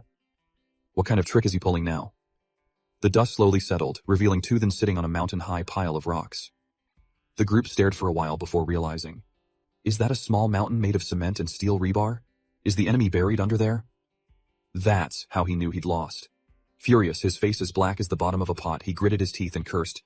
Damn it! Unable to hold it in, he started shouting, I don't care who you are and I don't care where you got this pile of trash. How dare you provoke me like this? I'll make sure you die without a burial place. Look around. You guys are all dead. Thought it was a big deal, but it turned out he was just releasing a bunch of lab rats. Tu then excitedly cracked his knuckles. Well, that's perfect. I wasn't planning on letting a single one of them go anyway. Doanya's group turned to look behind them. We've been surrounded. Everyone panicked. It's the people who came to the lab before. Have they all mutated into rat people? He told everyone. My target is Lu Havon up there. If we don't deal with him, this will never end. So I'm leaving this place to you all. Doanya was scared to death, but she remembered what he had said before. If you no longer have value, you have no right to stay by my side. She immediately suppressed her fear and nodded. Mom, don't worry, I will control all of them. Tothan didn't say much, waved his hand, and left. If you can't hold on, just shout my name. The young woman stepped forward to lead the group. Everyone listen up. Her killing intent erupted. I will control these guys. Although she said that, she was still scared inside. There are a lot of them, I've never controlled so many at once, but I have to do it. Give it a try first, and Dianvit's group will help. Everyone, just go ahead and slaughter them. Lu Havon from above also gave an order. They're just a few traitors. Let them be food for the rat people. Just then, one of his subordinates pointed at the screen and shouted in panic. Report to Than, has taken down the security team in the building and broken into Miss Von's room. What? How dare he break in there? Immediately inject the doomsday gene into test subject number 5. This guy was so crazy that he was even using himself as a test subject. His subordinate was afraid and objected, but the gene fusion isn't stable yet, the risk is too great. Of course, he didn't listen and still ordered, just do as I say, I must personally deal with Tyrant. On the other side, the protagonist had found his way to where the giant test tubes were kept. Inside, a bunch of bizarre shapes were submerged, neither human nor monster. Suddenly, one test tube caught his attention. Van, why is she here? The girl was submerged in water, breathing through an oxygen mask, her body wrapped in a few pieces of cloth. I never thought I'd see her here again after we parted at the bar. I'll get her out first and figure things out later. Tu then punched through the test tube and carried the girl out. As soon as she was out of the water, she woke up and recognized him instantly. You are Tothan? The protagonist reassured her. It's me, don't worry, I'll get you out of here. Suddenly, her stomach rumbled. The protagonist heard the music and guessed the show. Hungry? Suddenly, the door burst open. Before anyone could be seen, the voice of the bastard Lu Havon was heard. Let her go. 2 arrows flew in as fast as lightning. Tothan reacted extremely fast, catching it with one hand. He stood outside, pointing and shouting, Get your filthy hands off her, she's the woman I've chosen. This arrow is nothing. He crushed it with a single squeeze. An ice-type ability, huh? Listening to him talk is so annoying. The woman you've chosen? Do you think you're picking out goods at a supermarket? But he had lost all reason, and couldn't be spoken to normally. In this apocalypse, normal people are nothing but worms. Those who possess evolved powers like me will surely rule the world in the future. Being my woman is her honor. The protagonist couldn't be bothered to speak. You really are, just like the rumors say, a complete madman. As he spoke, he put the girl down. She suddenly turned, terrified, and clung to him tightly, begging, Please don't go. I'm so scared. It's true that in this situation, anyone would be scared. Tothan patted the beauty comfortingly. It's okay, I'm not going anywhere. Seeing this, Lu Havon grew even more furious, grinding his teeth and cursing. Let go of her. I said she's my woman, do you hear me? As he spoke, he charged forward like a mad dog, ready to attack. The protagonist held the beauty with one hand and kicked out with one leg, too noisy, but somehow, he managed to block the attack. But surprise, blocking it didn't do him any good. In those few spare seconds, the protagonist was already passionately kissing the girl. The two of them held each other tightly, kissing for a long time before finally parting. The girl's face was beet red with shyness. You abandoned me last time. This is what you owe me. After saying that, she fainted. He shook her but couldn't wake her up. Wake up, Lu Havon watched the intimate scene, his face as black as the bottom of a pot, wishing he could chew the protagonist up and swallow him whole. How dare you? In that case, you all can die together? He activated his greatest power, his clothes ripping apart to reveal a six-pack and bulging veins. He actually looked pretty good, but he only looked good for the first few moments. Afterward, he gradually transformed into a monster. He looked just like a giant rat, bony and incredibly ugly. Now I will show you the power of a god. Looking at his appearance, our protagonist wasn't scared at all, just a skinny rat. He was still holding the beautiful girl as he challenged him. Come at me. First, he had to take care of Van. He let her lean against the wall and gave her some food. Rest here for a bit, eat this piece of chocolate. Suddenly she jumped and screamed, Be careful, just in time. Tu then looked over. That bastard was suddenly right in front of him. Daring to get distracted at a time like this? You must have a death wish. What a joke, getting arrogant over something like that. The protagonist shot up, and with a single swing of his hand, he completely severed the monster's head. After the fight, it still didn't feel like enough. He asked just to be sure, Is that all you've got? Van, while eating chocolate, looked down through the glass window. Tothan, are those people downstairs your friends? He nodded. Yeah, that's right. Suddenly she put down the food and stood up decisively. I won't just take your food for free. Leave the people below to me.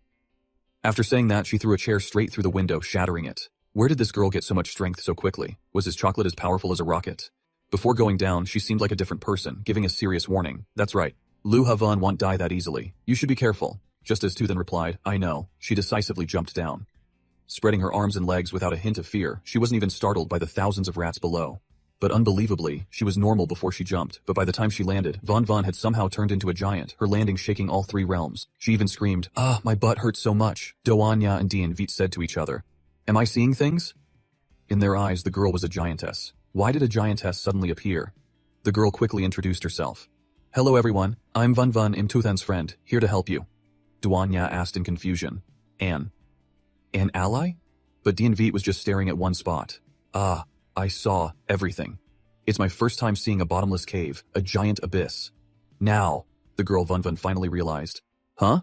She was completely shocked and roared. Pervert, she really wanted to make that guy disappear. But all that could wait. The horde of rats, as numerous as a Mongol army, rushed out from somewhere and charged towards them like arrows. They're coming up again. Van was embarrassed, but what could she do now? She stepped right over Dianvit's head. Leave it to me. He was secretly enjoying it, but still pretentiously yelled, Don't step over my head, it's bad luck. A single step from the girl was enough to crush at least one rat. But something seemed off. After crushing one, she was shocked. Huh? These things are... Oh my god, only now did she look around and see dead rat corpses littering the ground. They were also enormous and bit people ferociously. Even after turning into a giant, Vun Vun was still terrified and screaming, "Help, there are so many rats!" The girl was so scared she started stomping in place. "Get away! Get away!" It's so disgusting. Donya's group quickly dodged away, or else they would have been crushed. "Stop, you're going to step on us! Run, she's gone crazy, I told you it was bad luck." Tothan, standing above, also saw the scene.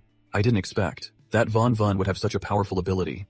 The swarm of rats was so large that they ran straight towards him as well. But they didn't bite. They just climbed and clung all over the protagonist. This was definitely Lu Ha Vun's doing. As expected, you're not so easy to kill. After clinging to him, the rats expanded and stuck together like glue, covering his entire body. In a flash, nothing of Tothan was left. He was buried by the rats. Poison began to spread over his body, with purple smoke billowing out. Just like that, Tothan turned into a giant rat. But it was possessed by Lu Ha Vun, who laughed triumphantly, unable to close his mouth. Haha. This truly is an immortal body. The rats below were also affected. They stood still on their hind legs, staring at the group. What's happening? Why have the rats suddenly stopped moving? The entire horde just stood there, craning their necks to look at the second floor of the building. They're looking up. The Rat King Lu Ha Vun's eyes shone with a sinister light. It took Diane Viet a moment to understand. Is that monster the Rat King? The rats have all knelt down. They're worshipping that Rat King. On the other side, Vun Vun was still frantically fighting the rats. There were so many that she couldn't finish them off. "Get lost, all of you." Her fear turned to frenzy. She stood facing the Rat King and asked, "Hey, you stinking rat, where is Tothan?" He replied with a sinister laugh. "He no longer exists. And you, daring to speak to me like that, you must have a death wish." That sentence instantly provoked the girl. Damn it! Suddenly, the stationary rats became aggressive again and attacked. Why did these rats suddenly go crazy? Be careful. Try to stop them. But even the giant Vun Vun was swarmed by the rats and fell to the ground. "There are too many, I can't hold them back anymore." Lu Ha Vun stood above, looking down with satisfaction. "Ha ha ha! With this army of rat men!" Before he could finish, a hand shot out from his chest, and the protagonist's voice rang out. "Sorry!" Finding the crystal core took a little time. Just like that, he used his hands to split the body in two from the inside. Lu Ha Vun was terrified. "What is this? You should have been completely devoured by me." "You." He couldn't figure out how Tothan had emerged unharmed from inside his giant rat body. His body was split in two, and couldn't be put back together normally. In Tothan's hand was that purple stone. "Now, your crystal core is mine." Even though the protagonist had defeated the Rat King, the rat swarm was still as numerous as ever. They kept crawling out from every nook and cranny endlessly. These rats can get through any crack. Diane Viet's group were all injured and had no strength left to fight. "Be careful of the drainage ditch on the ground. The rats are crawling up from there." One of them reached out and grabbed the bald guy's leg. His entire body was mercilessly dragged away. This is bad. With rats this size, no one could save him. He could only scream in terror. "Let me go! Let me go!" Tu Mai and her brother cried out in fear. "Big brother." But until the very end, the bald guy forced a smile and told them, "Don't worry about me, take good care of." Before he could finish, he was dragged down by the entire swarm of rats. The ground returned to normal. All hope of saving the bald guy was gone. Diane Viet wanted to rush to save him, but couldn't do anything. "There are too many!" He roared out a challenge. "Come on!" But his body was exhausted. "I've reached my limit. I can't even swing my arm anymore." He was barely able to breathe. Vun Vun wasn't any better off. She was gradually shrinking. "Damn it, I'm hungry again, I'm shrinking." Duan Yao was out of options. She couldn't hypnotize such a large number. Stopping them is fundamentally impossible. Everyone looked up at the roof. That's something only a god could do. But Dian Viet's eyes suddenly widened in horror. That shadow on the roof was leaping down. It landed right in front of Duan Ya. That is, spiritual energy radiated from Tothan's body, filling the space. Dian Viet stood there trembling. He couldn't even fight the rats, let alone the Rat King. The Rat King. The protagonist now had the power of the rats. His eyes were glowing red and his body was even more muscular than Lu Ha Vun's was. Duan Ya didn't recognize him at first and covered her mouth in fear. Did he fail? He was standing right next to her. Seeing the girl panicking, he had to speak up before his beloved girlfriend died of a heart attack. "Don't be afraid, it's me." The moment she heard the voice, she recognized it and cried with joy. "Is that Su Chen's voice?" He was trying to transform back into human form. "The residual consciousness in the crystal core actually wants to devour me. Unfortunately, when it comes to mental strength, I won't lose to you." His body gradually became clear. Tian Yue saw it now. "Su Chen, it really is Su Chen." The main character turned to look at him. "Brother Tian, you've worked hard." The rats saw it wasn't the Rat King and started to act up again. The whole horde rushed forward intending to devour him like before. Tian Yue panicked and quickly warned, "Be careful." Su Chen was different now. A few measly rats were nothing to him. "Get lost." His eyes glowed red. With the undiminished might of the Rat King, the whole horde panicked and wet themselves in fear. They turned tail and fled immediately. Not a single one dared to get close. They all scattered in chaos. They even trampled over each other to escape, running back the way they came. The others didn't understand, staring with their mouths agape. What happened? Why did the rat swarm run away? Look, Tianyue stood nearby, drenched in sweat, wondering in confusion. It seems Su Chen only said one word, "Get lost." And that was enough to scare them all away? In the blink of an eye, not a single rat was left. Did we survive? The main character knew, although I'm not the Rat King, the residual intimidating power in the crystal core is enough to scare off this rat swarm. Suddenly, Tianyue started coughing violently, clutching his throat, unable to breathe. The main character quickly supported him. "Brother Tian, what's wrong?" Union realized what he injected was actually a type of poison. It gives people unparalleled strength, but the more you use your ability, the deeper the poison gets. Su Chen couldn't just watch him die. "What do I have to do to save him?" she guessed. "In Liu Xiaoyun's laboratory, there's a corpse. Using the blood from that corpse to create a serum might cure the poison." The main character went to work immediately. "Is this the laboratory Union mentioned?" The sense of oppression is so strong. The door is closed, but just standing outside makes my heart beat faster than normal. It feels like a black hole. But he still strode right in. Inside, there's also a spatial barrier. This feeling it's like walking through a wall made of mental energy. Didn't she say there was a corpse in the lab? Why is it? As soon as he entered, he saw a beautiful woman sitting with her back to him, waiting. As he stepped in, she turned around with a happy smile and said, "You're here." "Student Liu," the main character understood immediately. "Student Liu? You must have the wrong person, right?" But when he saw his reflection, it was really Liu Xiaoyun. "Hello, Teacher Xiao." Su Chen froze, his brain stopped at 99%. Have I turned into Liu Xiaoyun? Is this an illusion? Whatever it is, I have to snap out of it quickly. Her face blushing, she leaned over and called, "Come sit over here," he said. Nothing, but still heard Liu Xiaoyun's. Yes, I must have entered Liu Xiaoyun's memories. Seeing her take off her clothes, he asked, "Teacher, what are you doing?" She froze, a hint of disappointment on her face. "Huh? The lab is too stuffy. I'm just taking off some clothes." The two of them continued talking. So that's how it is.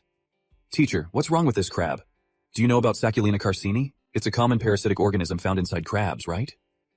"That's right, a marvelous creature that uses its host for protection and coexistence. Isn't it fascinating?" It is a little scary." Her hand clung to him, not letting go. She pressed her ample bosom against Su Chen. "I never knew Student Liu not only had excellent grades, but also has such a well-built body." His expression changed, his eyes flashing. "Is that so? Acting like this, you don't intend to conduct a proper experiment." She sat directly on Liu Xiaoyun's lap, the two about to be stuck together. "Compared to experiments, I prefer practical application. Then you must learn properly." While breathing heavily in passion, she suddenly looked outside. Something was wrong. The moon outside. Looks a bit strange. It's so bright that was the moment, the day the moon turned into a blazing hot fireball. They both screamed in terror. It's too hot. Quick, close the curtains." From that moment on, they were practically trapped here, with no idea how to escape. "When will this end?" "Quick, look." Liu Xiaoyun, holding a pile of food, said, "Teacher, we don't have much food left. Let me take care of what's remaining." Gradually, the situation changed, forcing him to reveal his true colors. He hit Teacher Xiao, cursing non-stop, "You rotten whore. You dare steal my stuff. Do you know these supplies are more valuable than your life?" She pleaded in fear. "I'm sorry, I was just too hungry, I couldn't help it." But he had already pulled out a damn knife. He was driven mad by hunger. "In that case, if I hurry, I can still make it. It probably hasn't been digested yet." After killing her, he dug through her intestines for leftover food. As expected, it's still in her stomach. Now I have food again. Gradually, he survived the hottest period and began researching damn drugs. After eating the teacher's flesh, the rats can evolve, though this violent, frenzied evolution isn't perfect. It's done. It turns out that using the teacher's blood to make a serum can cure the poison. But what surprises me the most is, Teacher Xiao is still alive and her body is still mutating. Wonderful. Even with not a shred of flesh left on her abdomen, he tied her tightly to the ceiling, using her flesh and blood for research. The more he looked, the more satisfied he was. What a perfect research specimen. Unbelievable. So unbelievable. Looking at this data, it wouldn't be an exaggeration to call it the doomsday gene. Why don't I see what surprises are in your brain? Teacher, let's begin. You won't die anyway, teacher. He frantically dissected her, performing all sorts of experiments on Teacher Xiao. Her eyes glowed brightly. She asked in a low voice, "Did you find it?" "The thing you always wanted. Eat it. What are you waiting for?" Ha ha ha. He found that small crystal stone on her body. "Eat it quickly. Why aren't you eating it?" But this fool crushed such a precious treasure and even cursed, "This is just a piece of rotten flesh." It turns out it was Teacher Xiao's plan to trick him into not eating it. "Oh, how did you find out?" Liu Xiaoyun's body gradually reverted to Su Chen's. "If what's in my hand were a crystal core, you would have been dead long ago," she roared madly. "How could you break my illusion? Damn it was so hard to find a suitable human, I was so close." Now everything returned to normal. The main character reached his hand towards her. "Now I'll tear your brain open myself." "Wait," she screamed in fear. "Wait, I'm just a pitiful woman who was harmed by others." Don't you just want my power? I can give it to you, just spare me. Of course, he didn't agree. When a parasite enters a host's body, it seizes the host's consciousness. She still wanted to beg. No, don't. He mercilessly grabbed her head. Did you think I would give you a chance? Losing the crystal core, the body is starting to disintegrate. Looks like it's fine this time. In Su Chen's hand is the real crystal core. But now he realized something was wrong. She's turned to ash. So what about the antidote I need?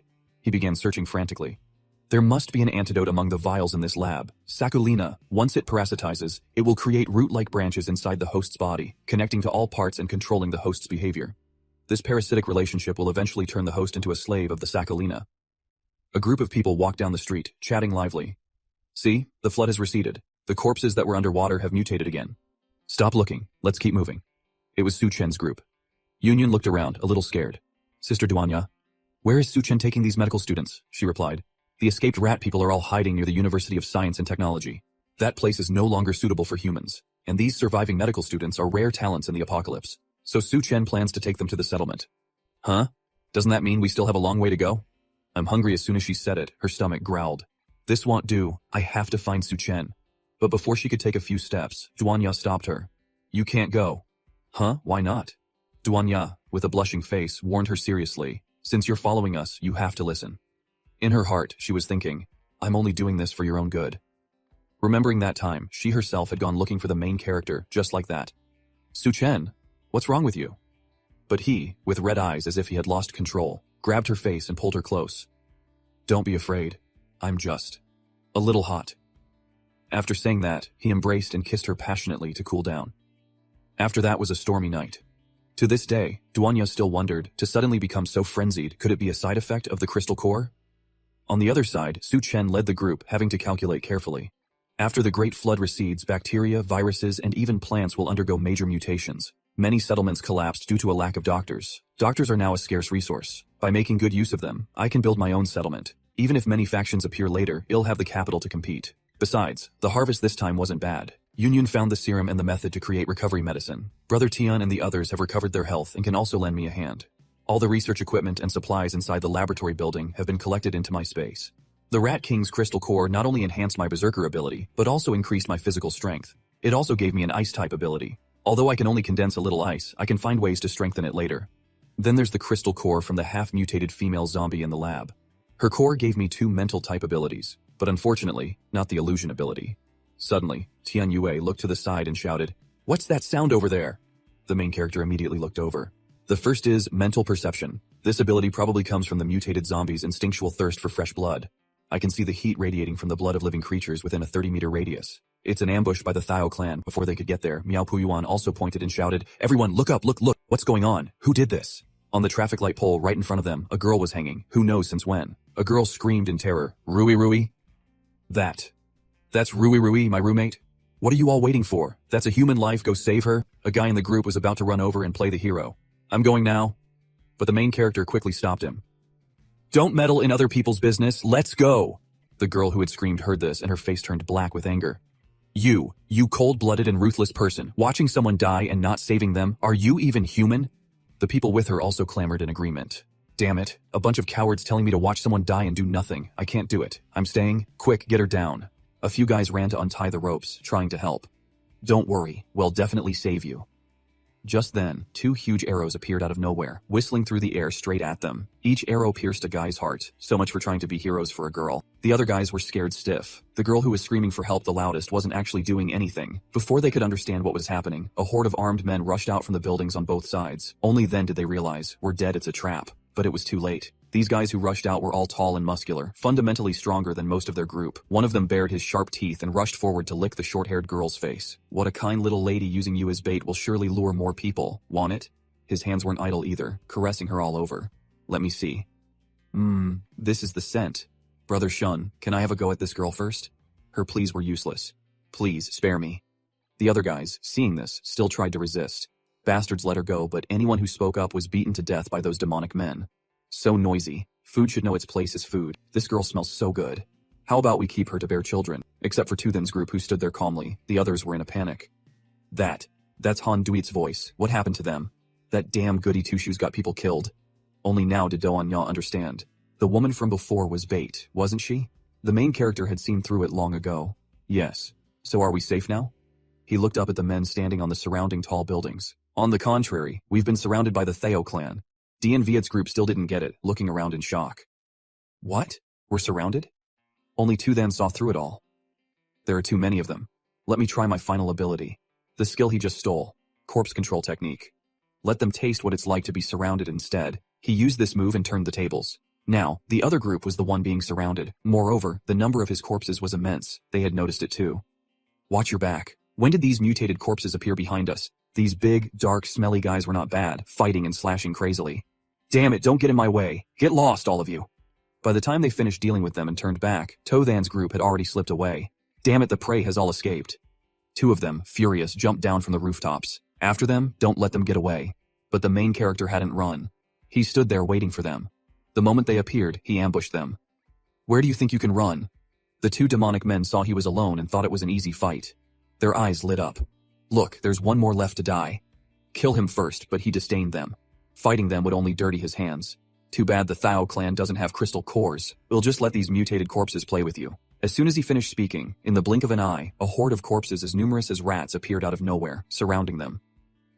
Ahead is the temporary shelter, the Huchden settlement area. As soon as the two girls entered, they were interrogated. Who are you? How dare you trespass into Huchden? Duanya was replying, we're from the University of Science and Technology, here to seek shelter. Before she could finish, a man with a large axe jumped straight down from a rooftop. This guy looked quite formidable, with bulging muscles. You could tell he was a top-tier warrior. Seeing the two stunningly beautiful girls, he still refused. We don't take in useless people here. Get the hell out. Duanya was getting angry now. Don't make me use my hypnosis skill. Isn't this a settlement area? On what grounds are you not letting us in? Immediately, the big bastard was hit by the ability, but his mind was very strong. He hit his own head repeatedly. Always using these wicked tricks. As expected of a useless person, the girl was in trouble this time. Is this guy an ability user? He was furious and about to deal with her on the spot. Just then, a shout rang out, "Stop!" A young man ran out from nowhere, blocking the way in front of her and stopping the other guy. "Stop, Captain Tone. They're just here to seek shelter. There's no need to attack." But the big guy refused to listen. How could ordinary people easily pass through the Thao clan's territory? I think they're Thao clan spies trying to infiltrate. Tuthan found this irritating. He calmly walked up with his hands in his pockets. If that's the case, then we'll have to take these dozens of doctors to another settlement. The moment they heard the word doctors, they were startled, changing their tune faster than flipping a rice paper. What? Dozens of doctors? Very few doctors have survived until now. He brought dozens of them at once? The young man also recognized him at first glance. Tuthan? You're really still alive? He quickly told the other guy. Captain Tone, they're my friends. I'll bet my head that they're not Theo clan spies. Besides, if Tuthan said there are dozens of doctors, then there definitely are. The others also chimed in agreement. Captain, Tu Fong has spoken up, so just let them in. That's right with doctors. We won't have to bury the sick alive anymore. What if one day we get sick too? He was stubborn but proud, pretending to be angry as he turned to go in. Tisk, do as you please, Tu Fong. If they can't cure the sick, you'll bear the consequences yourself. The others invited the main character's group in warmly. Everyone, the captain has agreed, please, come in. They talked as they walked, their attitude completely different. Then, don't mind him, Captain Tone is just like that. It's fine, there are annoying people everywhere. Yeah, that's true. But you all came at just the right time. We have some strange patients here who are in desperate need of a doctor's help. As they spoke, they led Tuthan to a girl, removing the cloth covering her to show them. Strange mushrooms were growing all over her body. The others also guessed, mushrooms? Tu Fong frowned, troubled. I don't know, but we've tried to clean them off her. These damned things just grow back faster and she's getting weaker and weaker. Only Tuthan knew. She's been infected by a mutated fungus. All the plants are mutating now. It's best to warn the others to be careful with plant sprouts and absolutely do not get pierced by them. Doanya also leaned down to take a closer look. Are these mushrooms treating people as nutrients? Probably I'll go find someone to run some tests, see if we can concoct a cure. He knew this well from his past life. This is just the beginning. If these newly sprouted mutated plants aren't cleared out, they will quickly grow and attack humans. At that time, the Thao clan tribe will take the opportunity to attack the settlement, and many people will become their livestock. A stronger Thao clan will definitely be disadvantageous for me. If I can use this settlement as a base and prepare in advance, I should still assess the situation here first. Just then, a guy in a specialized car came speeding towards them, shouting and cursing as he went. Damn it, get out of the way. The young city lord is racing again. All of you, get the hell out of my way. Anyone who didn't get out of the way was shot dead by him. You commoners don't block my way. Tuthan was very annoyed by this. Someone is firing a gun in the settlement. Isn't your Thung Ho team going to do anything about it?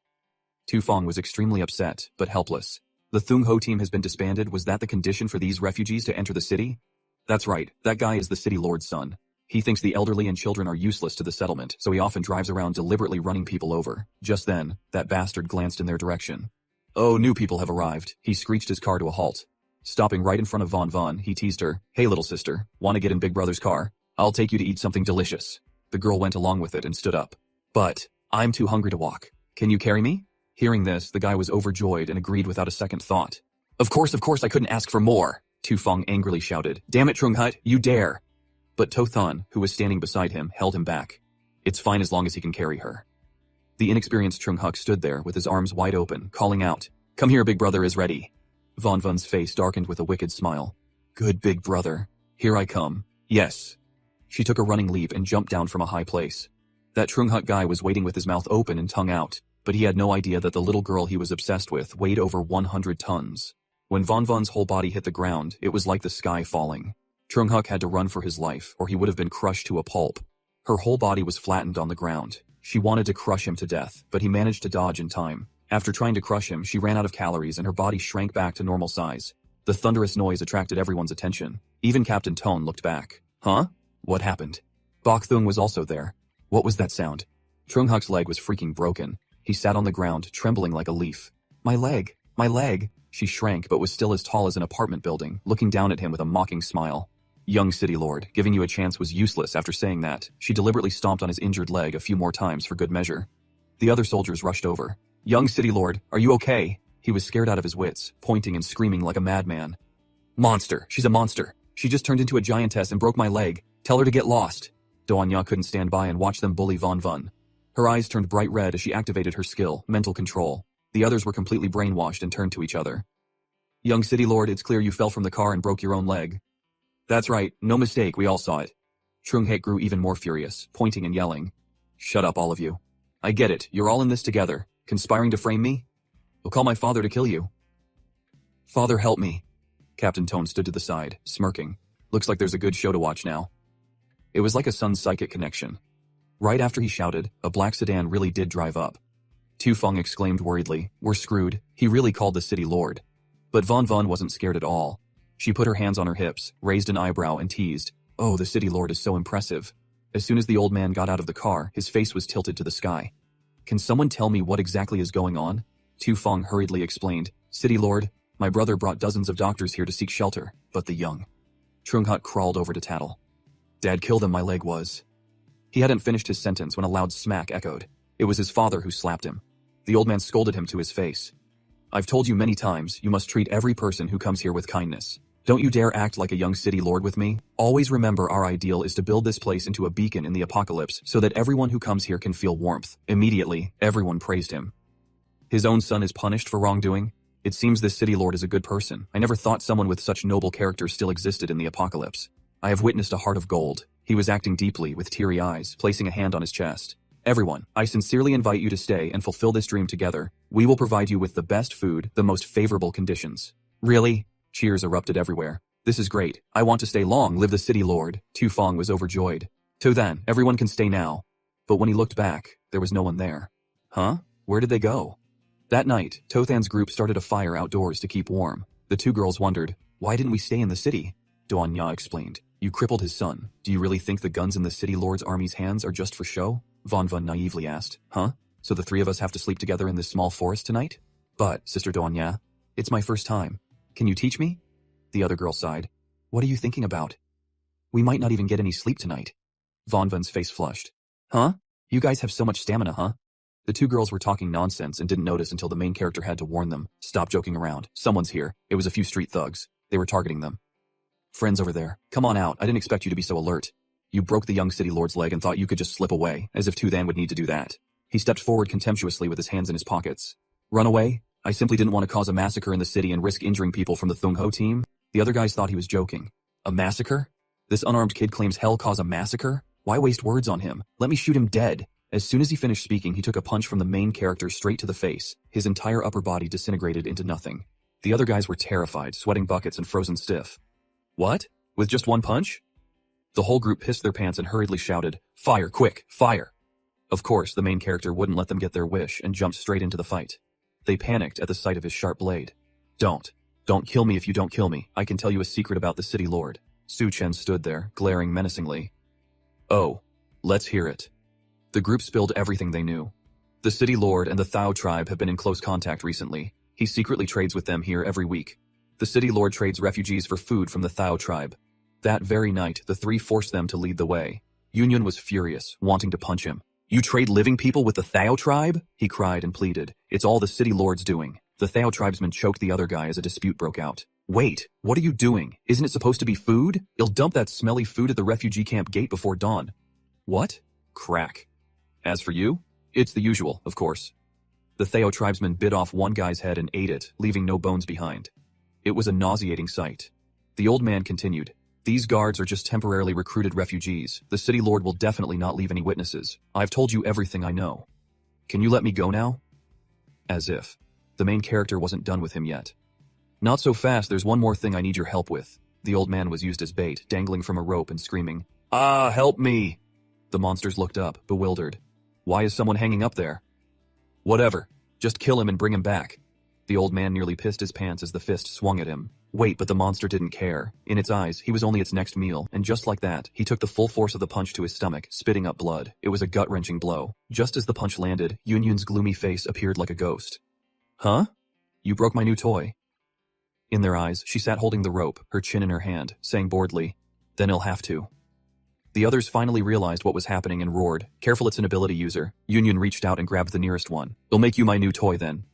Just then, another one spotted a figure with a gun by the window. Damn it, there's an ambush upstairs. It was Duanya. Holding her gun, she thought, these Thao tribesmen have mutated again. Are their skulls really so hard that bullets can't pierce them? Well, let's find out. Without hesitation, she fired several rounds aiming at a single target. He had just realized the problem. 3 shots, and they all hit the exact same spot, when his head couldn't take it anymore and burst into pieces. So much for being tough.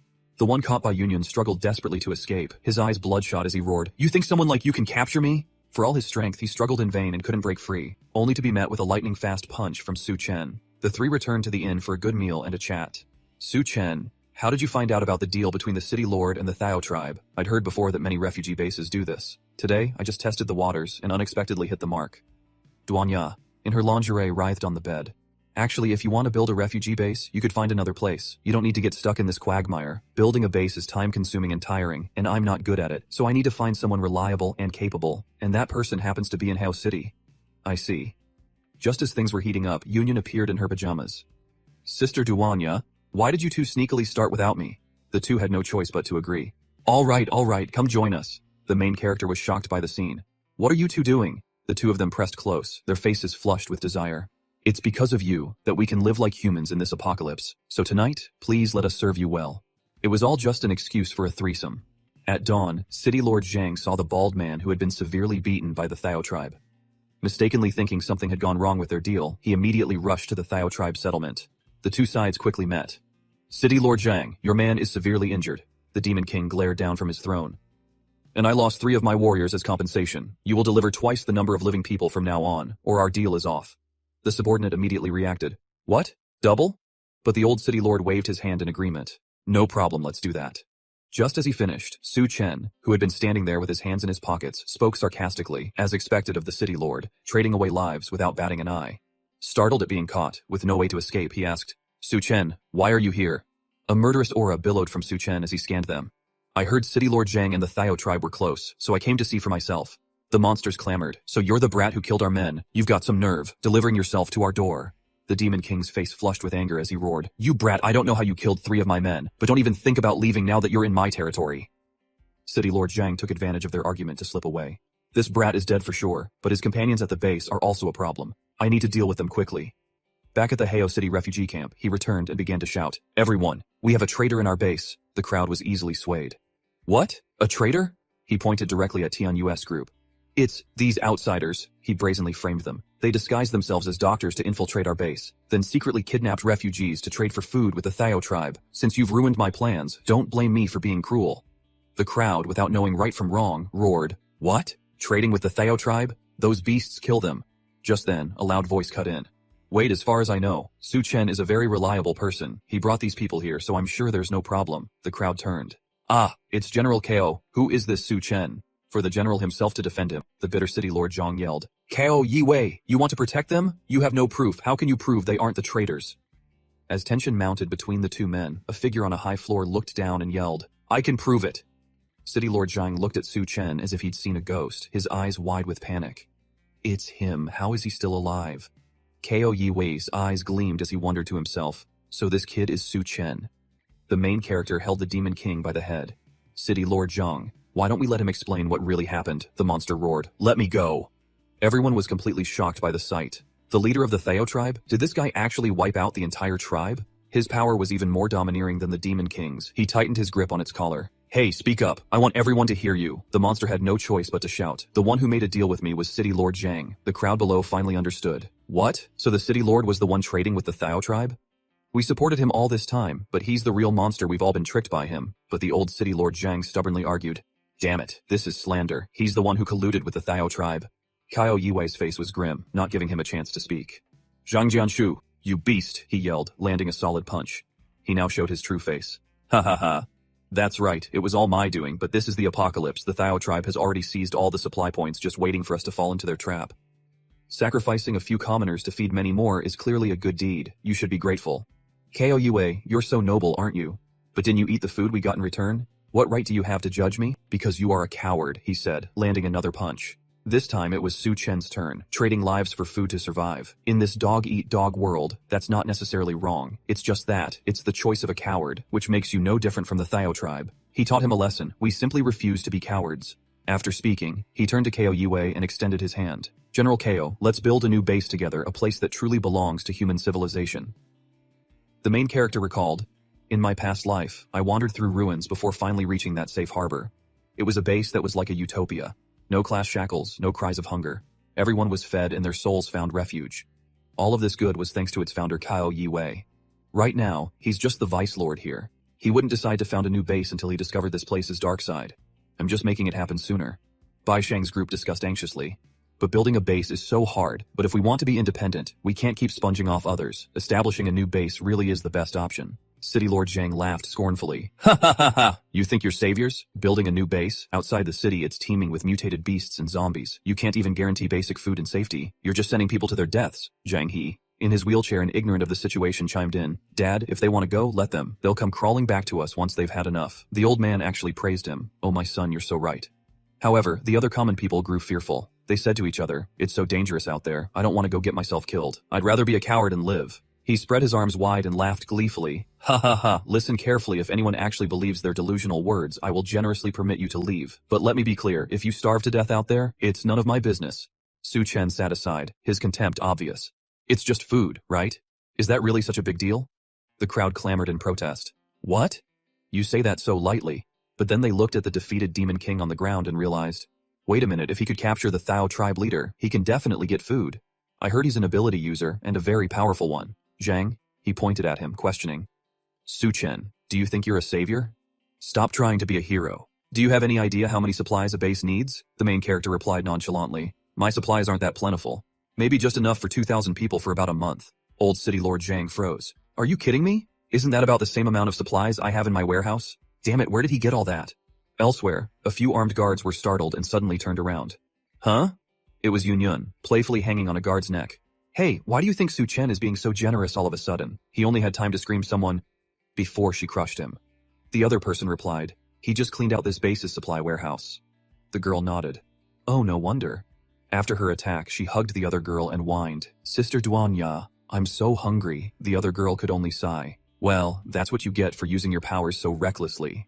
The two finished and reported over the radio. Su Chen, we are ready. General Ko, it's time to make your decision. Ko Yiwei stood there, speaking passionately. Never enough food, never enough warm clothes, constantly bullied.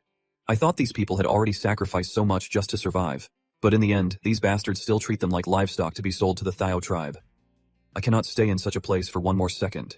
He made his decision. Su Chen, I've decided I will build a new base with you. He began to rally the crowd. Any brothers willing to leave with me? Ko Yiwei, step forward. Now let's build a base where everyone can live with dignity, not struggling to survive like dogs here. Bai Shang and Xiaofeng immediately responded. Kang Hu Squad, Bai Hu Squad assemble. A large group of people moved to obey. City Lord Zhang was too stunned to react. What? Damn you, what the hell do you think you're doing? He was furious but helpless. You are the City Lord's soldiers. I am your City Lord. You should be loyal to me. The entire crowd was now on Ko Yiwei's side, reporting General all squads present. The old man roared in anger. You, surnamed KO. His face contorted with rage as he screamed. Who do you think you are? Without my permission, no one is leaving. Just as he finished speaking, a line of snipers raised their rifles. Zhang He suddenly pulled out a gun and emptied it towards the main character, screaming, Su Chen, you bastard. My legs wouldn't have been crippled if you hadn't shown up. I'm going to kill you today. He dodged, but a bullet grazed his cheek, drawing blood. That successfully enraged him. Su Chen's eyes flashed. You want to die? In a flash, he was right beside him in a single leap. Without a word, he grabbed him by the neck and lifted him up like a puppy. He squeezed so hard the man's whole body trembled, his eyes bulging. Su Chen warned the old man. Zhang Jianshu, tell your men to lower their weapons or I'll snap your son's neck. Now the old man was truly scared, grinding his teeth. Wait, he couldn't afford to lose his precious son in these times and was forced to command. Everyone, lower your weapons, the main character told Kao Yue. General Kao, lead the refugees away now. I'll handle things here. He agreed at once. All right, Su Chen, we will wait for you at Shangyun University. City Lord Zhang shot a look at his subordinate, signaling him. The old man had already set up a dirty trick, then pretended to lower his voice and told our main guy, Su Chen, they've all retreated. If you release my son now, I'll let you go. We'll each take a step back, how about it? In reality, he had already arranged for a sniper on the rooftop to take aim. How could that get past him? He immediately informed his beloved girl. Duanya, on the rooftop, 12 o'clock. She shouted just one word. Roger Yun, don't move. And just like that, the two of them worked in perfect sync, firing a single shot that hit its mark. One bullet was enough to shatter that guy's head. The old city lord Zhang was utterly shocked. His heart felt like it would leap out of his chest. You arranged a sniper? Our guy, still grabbing Zhang He by the collar, taunted the old man. We're both the same. That's right. City Lord Zhang, I agree to your previous offer. Here's your son back, but I still have one question. Is human flesh tasty? He wasn't joking when he asked this. He must have had a clue to ask. Yet the old man still put on an innocent act. What? Why would you? It was only when he caught his son that the old man realized the kid had a brand new grenade in his mouth. Neither of them could react in time. In a flash, they exploded into pieces, flames erupting violently. But just as he guessed, City Lord Zhang was no longer an ordinary person. His son was blown to bits, but he was still standing there, his body even growing larger than normal as he glared and cursed. Su Chen, I will definitely kill you. Seeing this scene made him even more certain. It seems the rumors from my past life were true. Zhang Jianshu is a Thao Ren hiding among humans. Just then, the two girls came to his side. Su Chen, we're here. Now that he saw it with his own eyes, he knew. I just didn't expect him to be a level 2 Thao Ren. He made up his mind. Next time we meet, you won't be so lucky he'll make sure you die a horrible death. In a large abandoned building, a shout was heard. All units, attention ahead, is the supermarket with the supplies Su Chen mentioned. Everyone, get ready. It was Captain Sun giving the orders. Our objective is to eliminate the Thao tribe inside and bring the supplies back to the new base. Attack charge, the whole group of armed people rushed forward, but after just a few steps, the whole group froze. Huh? Looking around, they saw only dead bodies. The Thao tribe seems to have been completely wiped out. Another person came to report. Captain, the supplies are all in the vehicles and the gas tanks are full, enough to drive back to our new base. Su Chen really didn't lie to us. There's a whole vehicle full of supplies here. The captain, feeling bitter, was a bit disappointed. I thought we'd have a decent fight. I didn't expect such a simple mission. What a waste of time. The soldier next to him started to stir things up. Captain, I heard the general gave an important mission to Su Chen, but didn't you used to be in charge of this kind of mission? Those words successfully ignited his jealousy. Just some pretty boy, does he think he's worthy of competing with me for merits? Damn it. On the other side, the two scantily clad girls were waiting impatiently. Sister Duanya, why isn't that stupid captain back yet?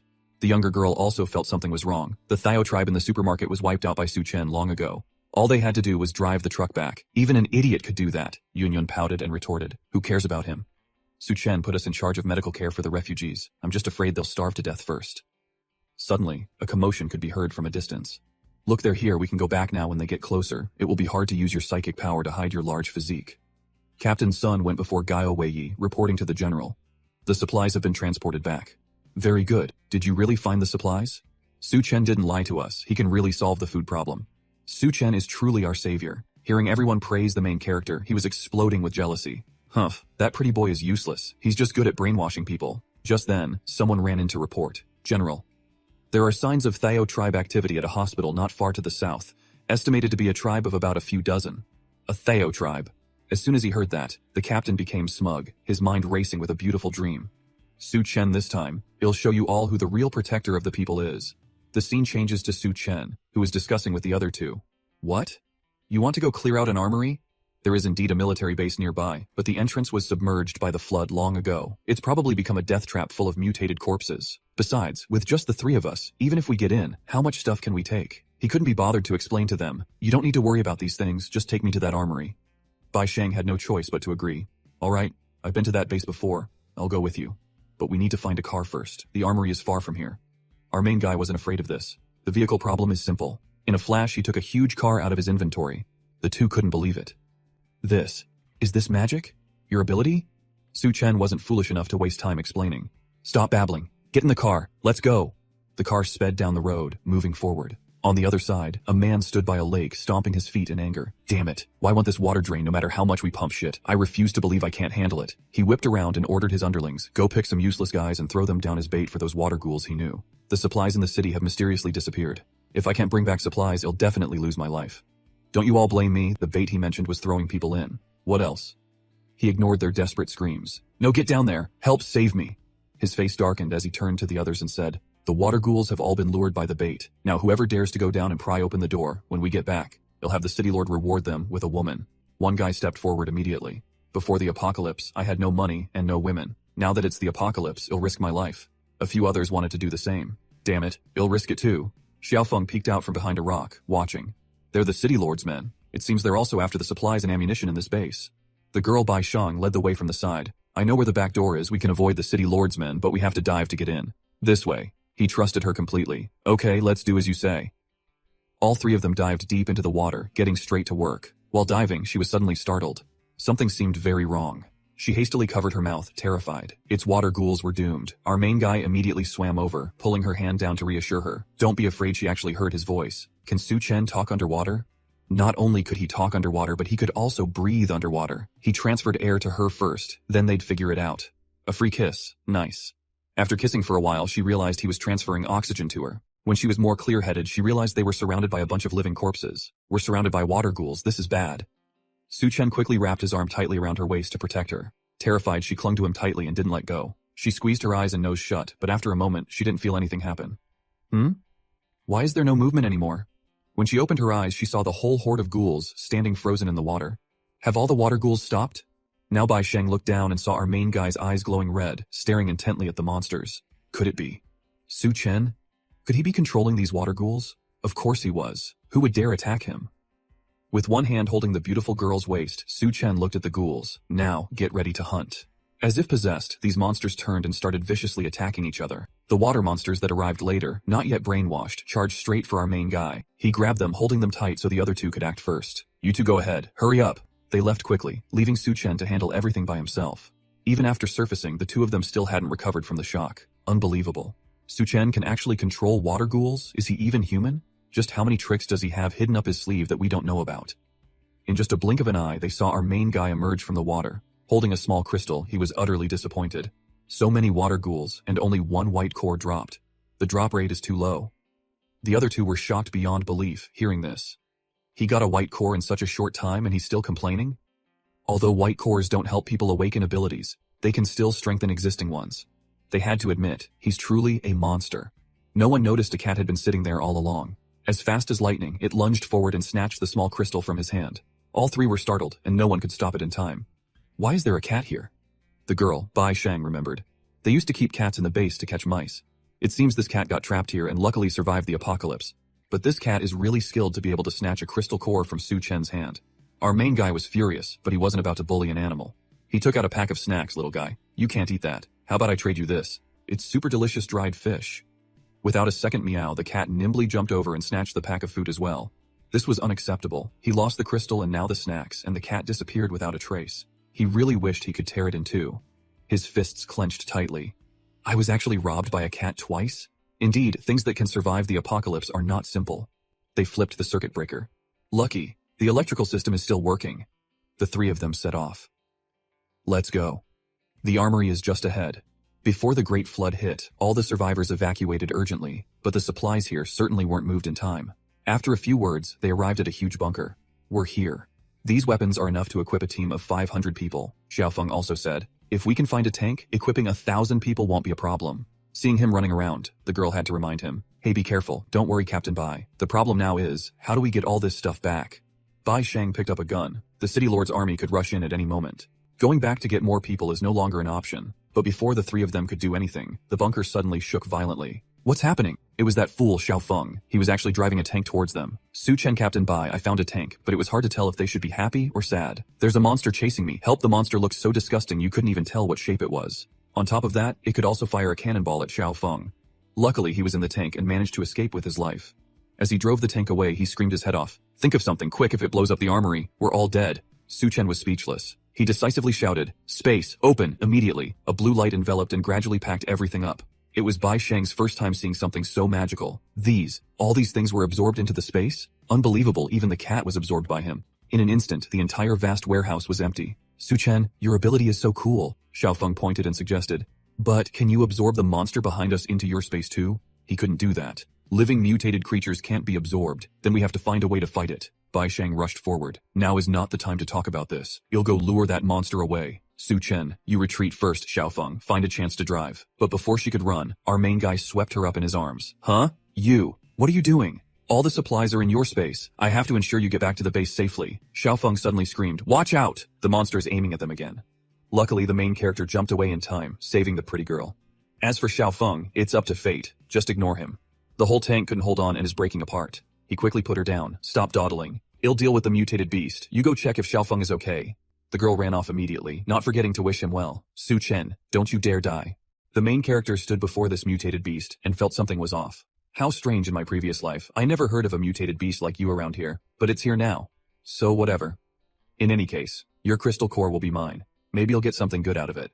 The commotion was so loud that the guys on the other side also heard it. The group said to each other, "The explosion seems to be coming from inside the base. Big bro, the water level is dropping fast. Maybe the explosion cracked something below?" They finally understood the situation, furious that someone else beat them to it after all their effort. "Damn it. It seems someone snuck in before us, daring to pull a fast one right under my nose. Take care of them for me. Hey you guys, didn't you hear what I said?" His underlings were all gathered in a corner. "Big bro, it's a rabbit. It's been a long time since we had meat. How about we eat the rabbit meat first and then go?" These guys were so greedy they didn't notice this rabbit was extremely strange, with blazing red eyes and bared, sharp teeth, showing no fear of humans. Only the leader noticed. "This rabbit's smile looks a bit strange, doesn't it?" That's right. Now that it's been discovered, it didn't bother hiding anymore. Its whole body transformed into a giant size. The other guys just stared in shock, their eyes wide. And just like that, in a few minutes, they themselves had also turned into monsters, their eyes blazing red, just like that rabbit's. Inside, Su Chen was still thinking of a way to deal with the giant monster. First, a punch straight to its front leg. It didn't even flinch in pain. Instead, it became even more aggressive, firing a pink laser beam. The main character quickly dodged to the side. As expected, the bodies of level 2 creatures are as hard as steel, just like the level 2 Thionan, Zhang Jianshu before, who was unharmed by such an explosion. Compared to them, my body's toughness is still far behind. This monster also transformed into a giant. One of its feet was enough to stomp him to death on the spot. But the main character has experience killing countless beasts, so this was nothing. But it's not like there's no way to deal with it. I just need to deal with the root of this parasitic vine rooted in its brain, and then. The thing he was aiming for was what was radiating from the monster's head. But the tentacles seemed to have a sense. They extended out and wrapped around his body. It even held Su Chen tightly right in front of its barrel to take aim. A fatal shot. Getting hit by this attack would mean instant death, no more fighting. Luckily, he still had a skill, spatial warp, and just like that, he saved his own life. Looks like this isn't as easy as I imagined. Just then, the cat from before emerged from the shadows. "Meow meow." The main character recognized it. "It's you, little one? Hey, it's dangerous, don't come over here." But it seemed this cat wasn't normal either. Its yellow eyes were glowing. Now Su Chen understood. Hey, no way you're a mutated beast too?" On the other side, amidst the rubble, Bai Kang was digging quickly, searching and calling out, "Xiao Feng, are you okay? If you can hear me, say something." She had been searching for a while, worried to tears, but there was no sign of him. Finally, she heard a voice. "Captain Bai? I'm fine." Luckily, I dodged in time. I was almost turned into meat paste. The girl was visibly relieved and quickly helped him. "It's good that you're okay. I'll get you out right now." But before she could do anything, she heard people approaching. "Who's there?" The girl remembered. "It's you guys. Did you open the main gate?" But they didn't say anything, just laughed like madmen. The girl didn't understand. What the hell are these guys up to? As they got closer, she looked carefully and realized. Something's wrong. There's a problem with these guys. Their eyes were blazing red, they bared sharp teeth, and their faces were as dark as the bottom of a pot. Cutting back to Su Chen's side, this cat was actually useful. Its whole body became enormous, blazing with golden flames. One stomp of its paw shattered the ground. It looked as fearsomely gigantic as a demon. Even the main character didn't expect it. It got bigger, huh? Luckily, it wasn't planning to attack him and slowly approached the other monster. It ate a small rock and a packet of pâté from the main character, and now it was already repaying the favor. They must have some old grudge. Su Chen guessed. It seems you two are mortal enemies. Indeed, one mountain cannot contain two tigers. You stole the crystal core to lure us here, right? Seeing that I've shown enough strength, you want to team up with me? Why does the cat look so shy? It seems he hit the nail on the head. Then as you wish, he decisively jumped onto the cat's back. 2 against 1, even if it's not crippled, it'll be maimed. But the cat's face showed a very unwilling attitude, but he was already on its back anyway. Let's go, we'll team up for this battle and figure things out later. With an ally, the cat looked much more confident.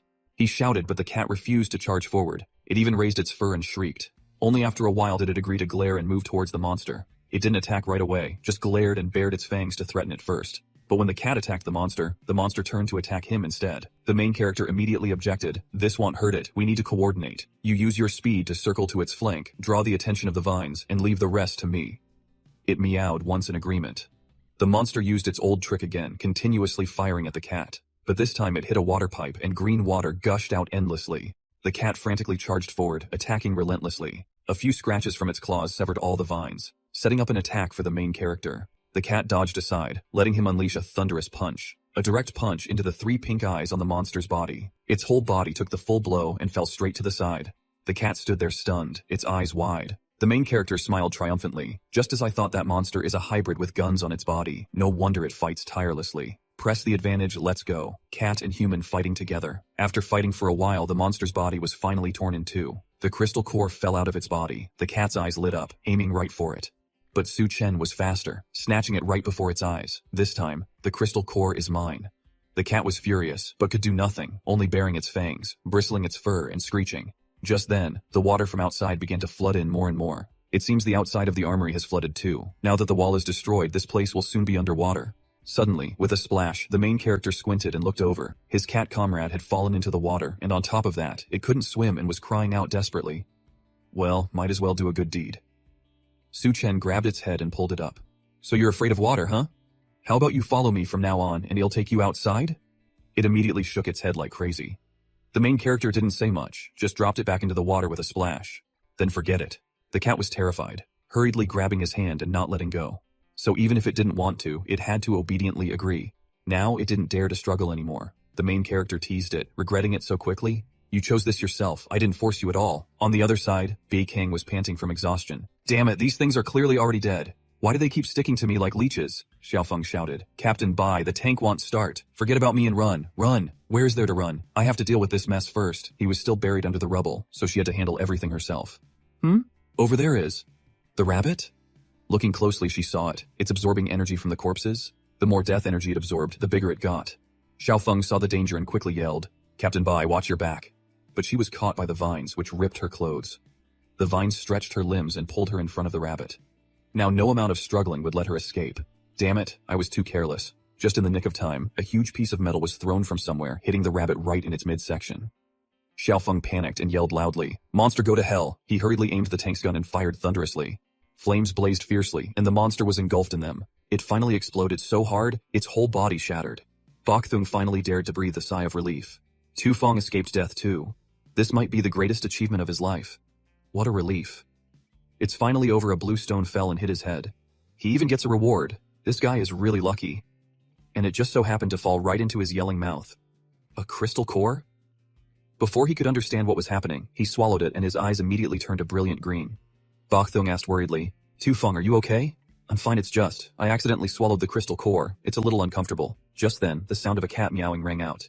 Meow meow. To then returned to them and asked, You ate the crystal core? He supported the weak, pained man. Why can I feel my ability? Is there a secret? The Emk told him. To quickly master an ability, the best way is to go through a battle. But first, let me get you guys out of here. Suddenly, he noticed how tattered they looked. Bok Thung, your clothes. She explained. A mutated beast clawed them earlier. It's nothing, and you? Are you planning to raise a cat in the apocalypse? That's right, from now on, it will follow me. Elsewhere, a naked girl was hanging suspended by a rope in midair. She was crying miserably. Please, let me go. But the monsters wouldn't listen. One stuck out its long tongue and licked her all over. The more you beg, the more excited I get. The perverted monsters gathered around. This screaming is so pleasing to the ear, don't rush. We'll make her scream even louder later. The poor girl begged. Don't kill me, I'm begging you. The more she screamed, the tighter they held her. Heh. If you serve this master well, he'll keep you as a female slave. But if I'm not satisfied, he'll hang you up there to dry into jerky. Just thinking about that scene, the girl was scared enough to piss her pants. I don't want to be turned into jerky. Finally, she surrendered. I'll do my best. To serve you well, master.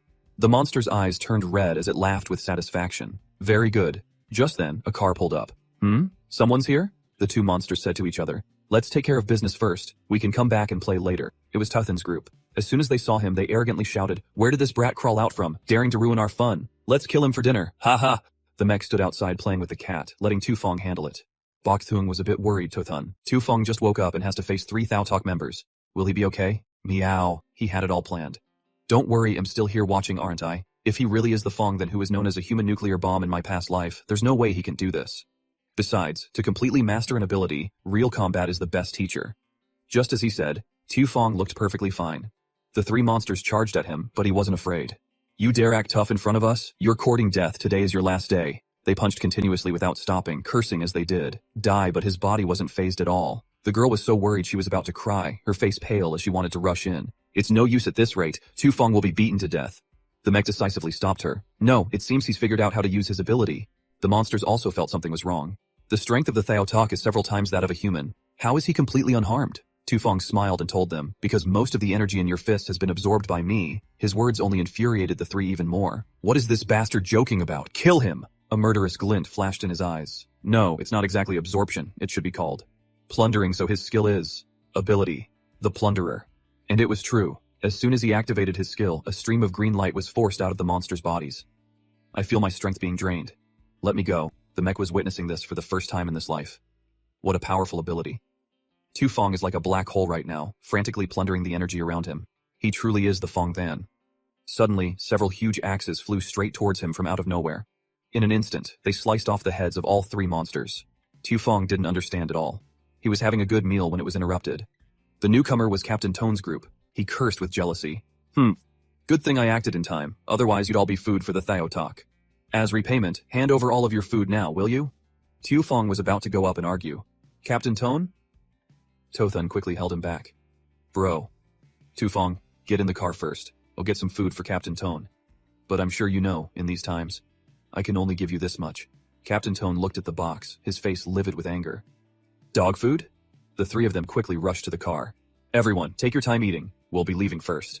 After saying that, they sped off, leaving the others screaming in rage. Tothan, you just wait. The guy next to him started stirring things up. Captain Tone, why didn't you take the opportunity to kill that brat Lo Tufong just now? Instead, you helped him out? The 2 of them were plotting. You think I didn't want to?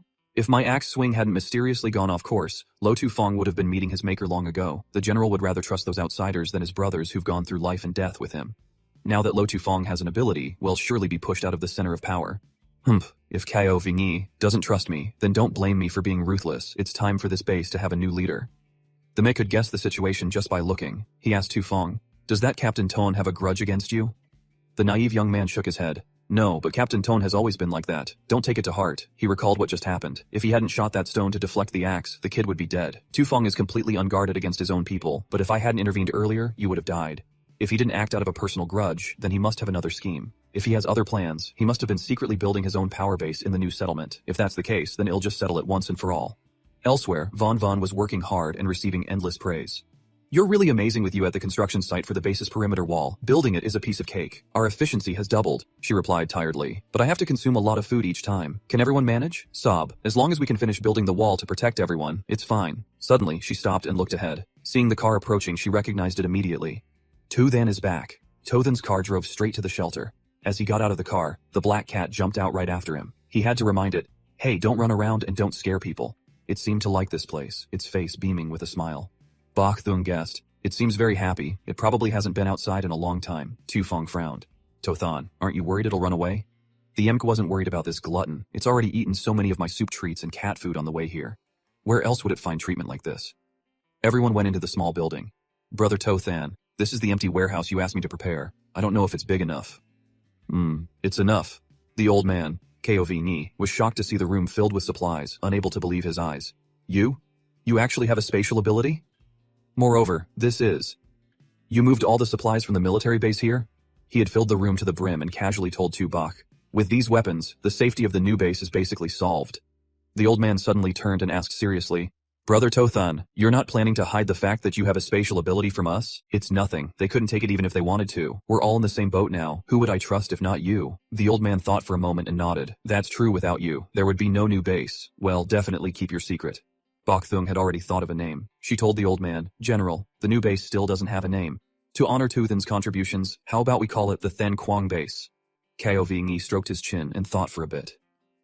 Then Kwang base, huh? Then Kwang. It implies hope and a new beginning. That's a good name. Let's go with that, huh? The mech was speechless. This. Is it settled just like that? He didn't expect this either. In my past life, the base founded by Ko Ving-yi was the last pure land in the apocalypse. Now it's named after me. I guess that's a great honor. Somehow, the cat had found its way to where the girls were. They were talking. Senior Doan is a god. You removed that mutated plant so easily. Without Senior Doan, this surgery would have been impossible.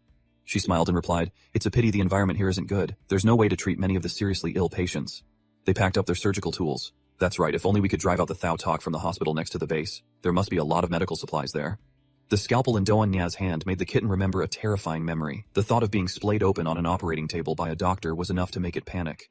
The horrifying memory made it utterly terrified of Doan Nya. Just as she turned and saw it, she reached out to pet it. Where did this kitten come from? The cat, who feared nothing, was now trembling before her. Doan Nya was super gentle, picking it up and petting it. You're trembling, little one. Are you hungry? How about you come home with me? Let's go. And just like that, she carried it away. She even said, when Toothen gets back, I'll have to ask him if I can keep a cat. After all, in these times, it's hard enough to even feed yourself. She carried it back to her place. We're here. This is our temporary home. As soon as she stepped through the door, a shadow rushed out and hugged her tightly from behind. Beautiful, come, have some fun with me. Startled, she screamed, who is it? Before she could understand, she was pushed to the ground, the cat still in her arms. It turned out to be Toothen. His eyes were bright red, looking like he was crazy with longing for his lover. She exclaimed in shock, Toothen, when did you get back? Face to face like this, he still asked, huh? How did you know it was me? Who else but you is completely immune to my mental ability? Oh, I see. Doan Nya even took the cat into the bath with her. So you're the little one Toothen brought back? He hasn't named you yet, has he?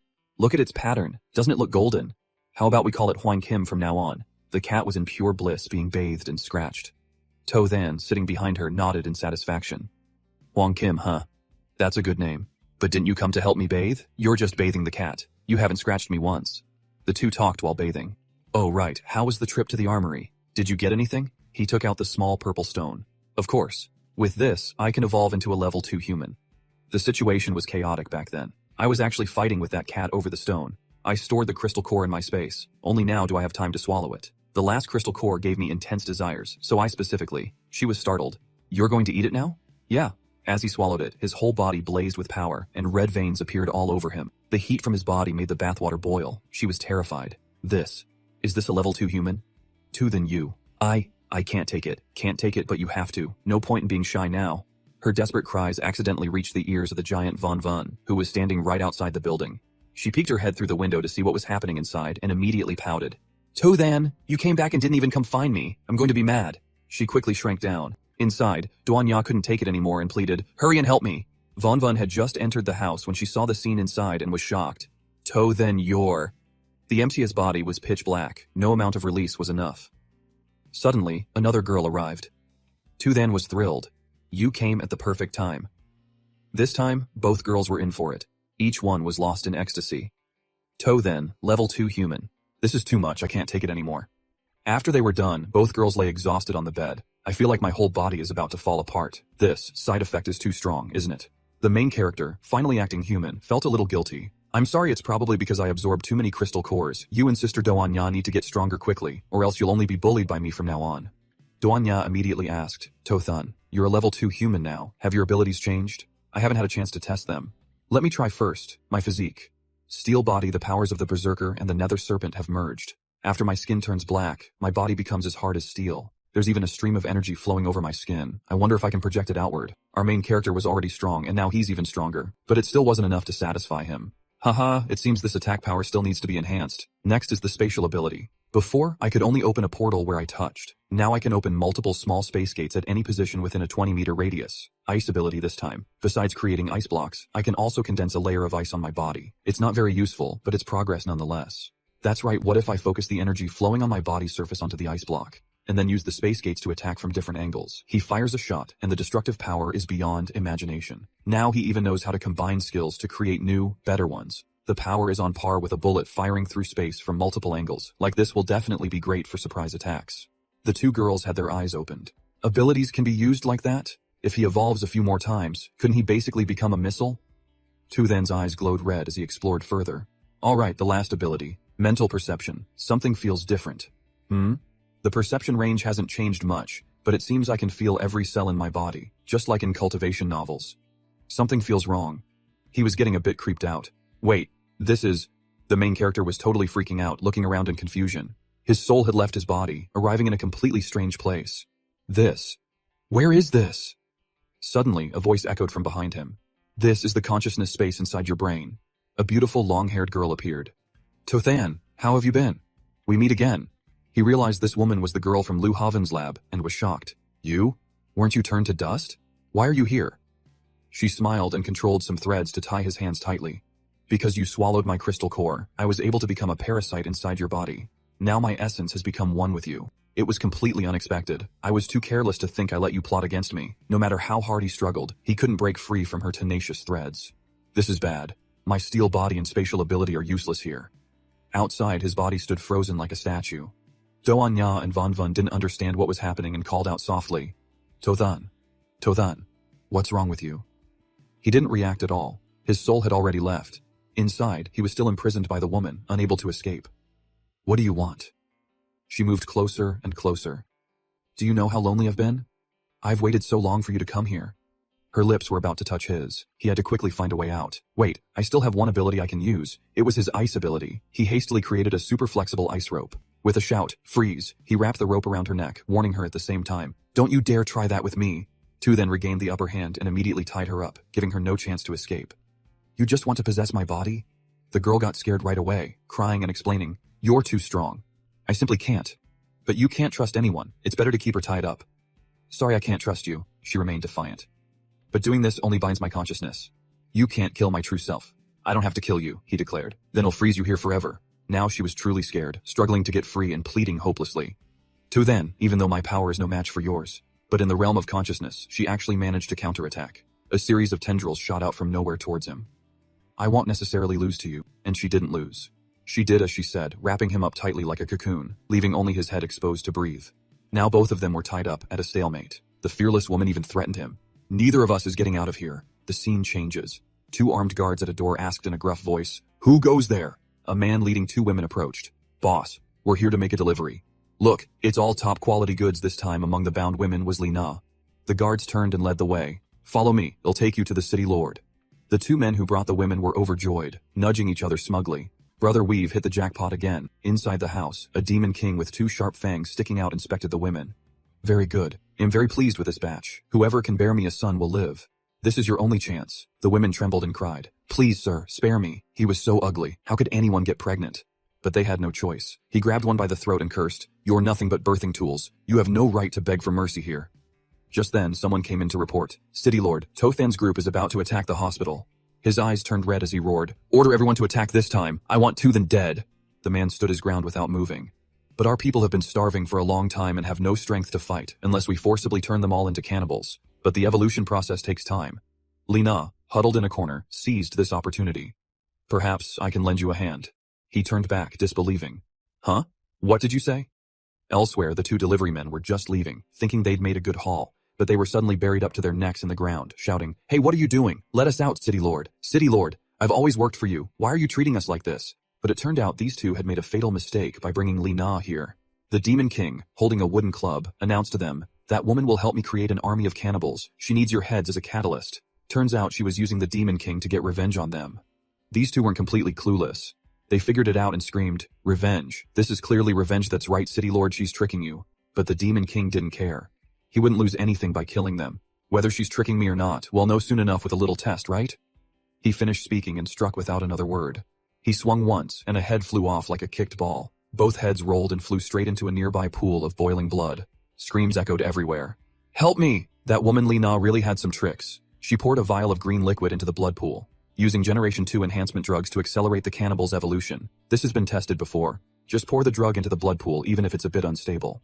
She looked completely different now, with a demonic cloak and a staff, as if she owned the place. She probably learned these tricks from Lu Havan. Another man was lifted up by the Demon City Lord. His screams were useless. Let me go help! Before he could finish his sentence, he was plunged straight into the blood pool. Lina stood above, watching them with a smug smile. You should consider yourselves lucky. Only the chosen have the right to enter the blood pool, and only the strongest warriors can serve the City Lord. In her heart, she was burning with hatred for the main character. To Than, if you hadn't destroyed the evolution base, I wouldn't have been captured as a slave and endured all this torment. This time, it'll make you pay. From the blood pool, those who were thrown in emerged as full-blown monsters, looking even more terrifying than the regular ones. Dien Viet and Mu Fo Vien, who were spying from the city wall, were horrified, their skin crawling. My god, they want to turn everyone in the city into cannibals. At this rate, the 2,000 people in the city will become the city lords' fangs and claws. The two jumped down.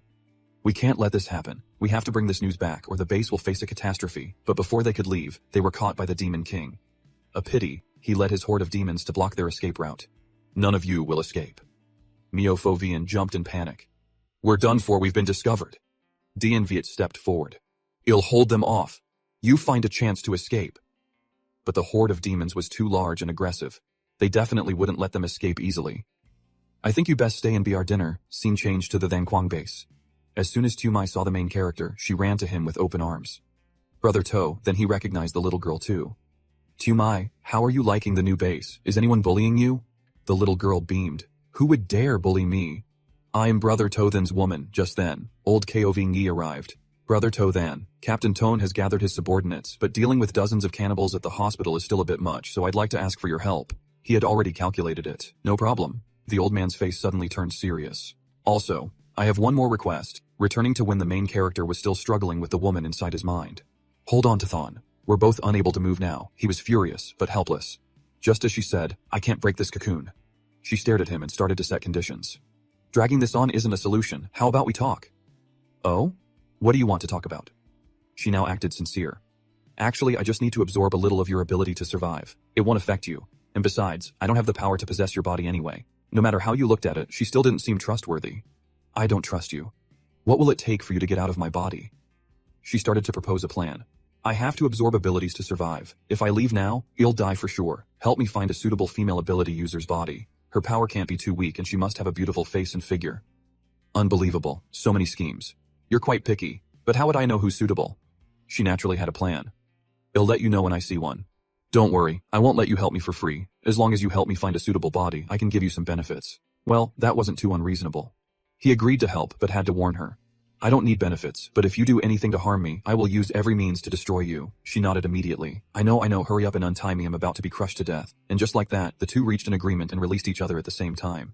I finally snapped back to my senses. The two girls were worried sick. Why did you suddenly space out? We kept calling you, but you didn't respond, that's right. We thought your soul had left your body. She not wrong. I've made up my mind. My soul leaving my body? That risk needs to be kept to an absolute minimum for safety. So he decisively froze the spiritual being's dwelling place. She was furious, roaring. To Than, you dare to freeze this entire space. You bastard, let me out. But this isn't a long-term solution. Unexpectedly, the ice ability is even stronger in the consciousness space. But it's best to find her a body quickly. But wait, women aren't extinct yet. He hurriedly shouted, that's right, aren't there women in the base? Don't want to take me to find the other women, okay?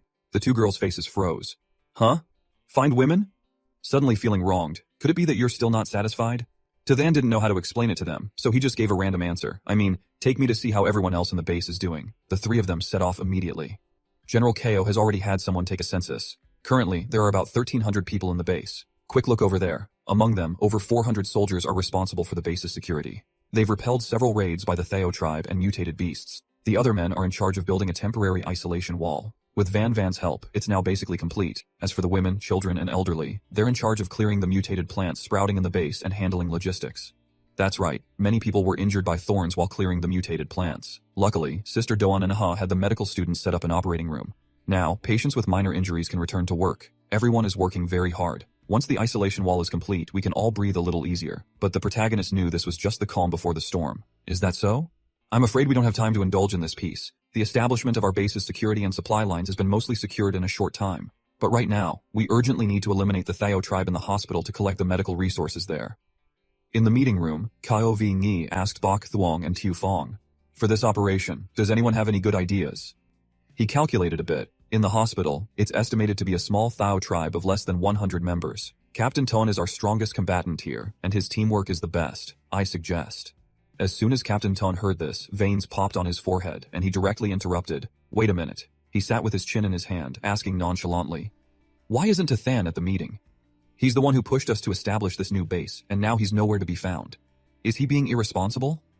Old Kyo V Ngi got irritated and immediately reminded him. Captain Tone, please watch your words without Tathan. Where would the Than Quang base be? You wouldn't even have the chance to sit here in this meeting. He snorted in annoyance but didn't dare to argue further. The old man had seen it long ago. This Captain Tone really has a very narrow vision. Previously, he had asked him, you want to give me full authority over the base? Why? Tathan just replied, I'm not interested in being a leader, and you're the only one I trust. I can only rest easy if I hand it over to you.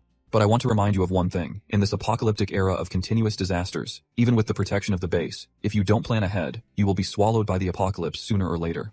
Kovni completely agreed. I understand indeed. The strong will never stop moving forward. Tathan is destined to be someone who will relentlessly pursue greater power. Now, with this group, he only needed to give a brief reminder. You just need to know that when the base faces difficulties or a powerful enemy, he will act without a moment's hesitation. Captain Tone still argued, the dozens of Thio tribe members in that hospital are a powerful enemy if the sacrifices are too great. I can't bear the responsibility. The old man had to shut him down decisively, considering the importance of this mission. Lo Tu Fong will go to support you. In addition, I will also ask Tu then to take action to ensure there are no mistakes. Only then did he finally stand up. Since General Ko has said so, I will accept this mission. Also, if there's nothing else, I'll go and prepare. Just like that, he led his subordinate away. The other guy even dared to question and provoke him.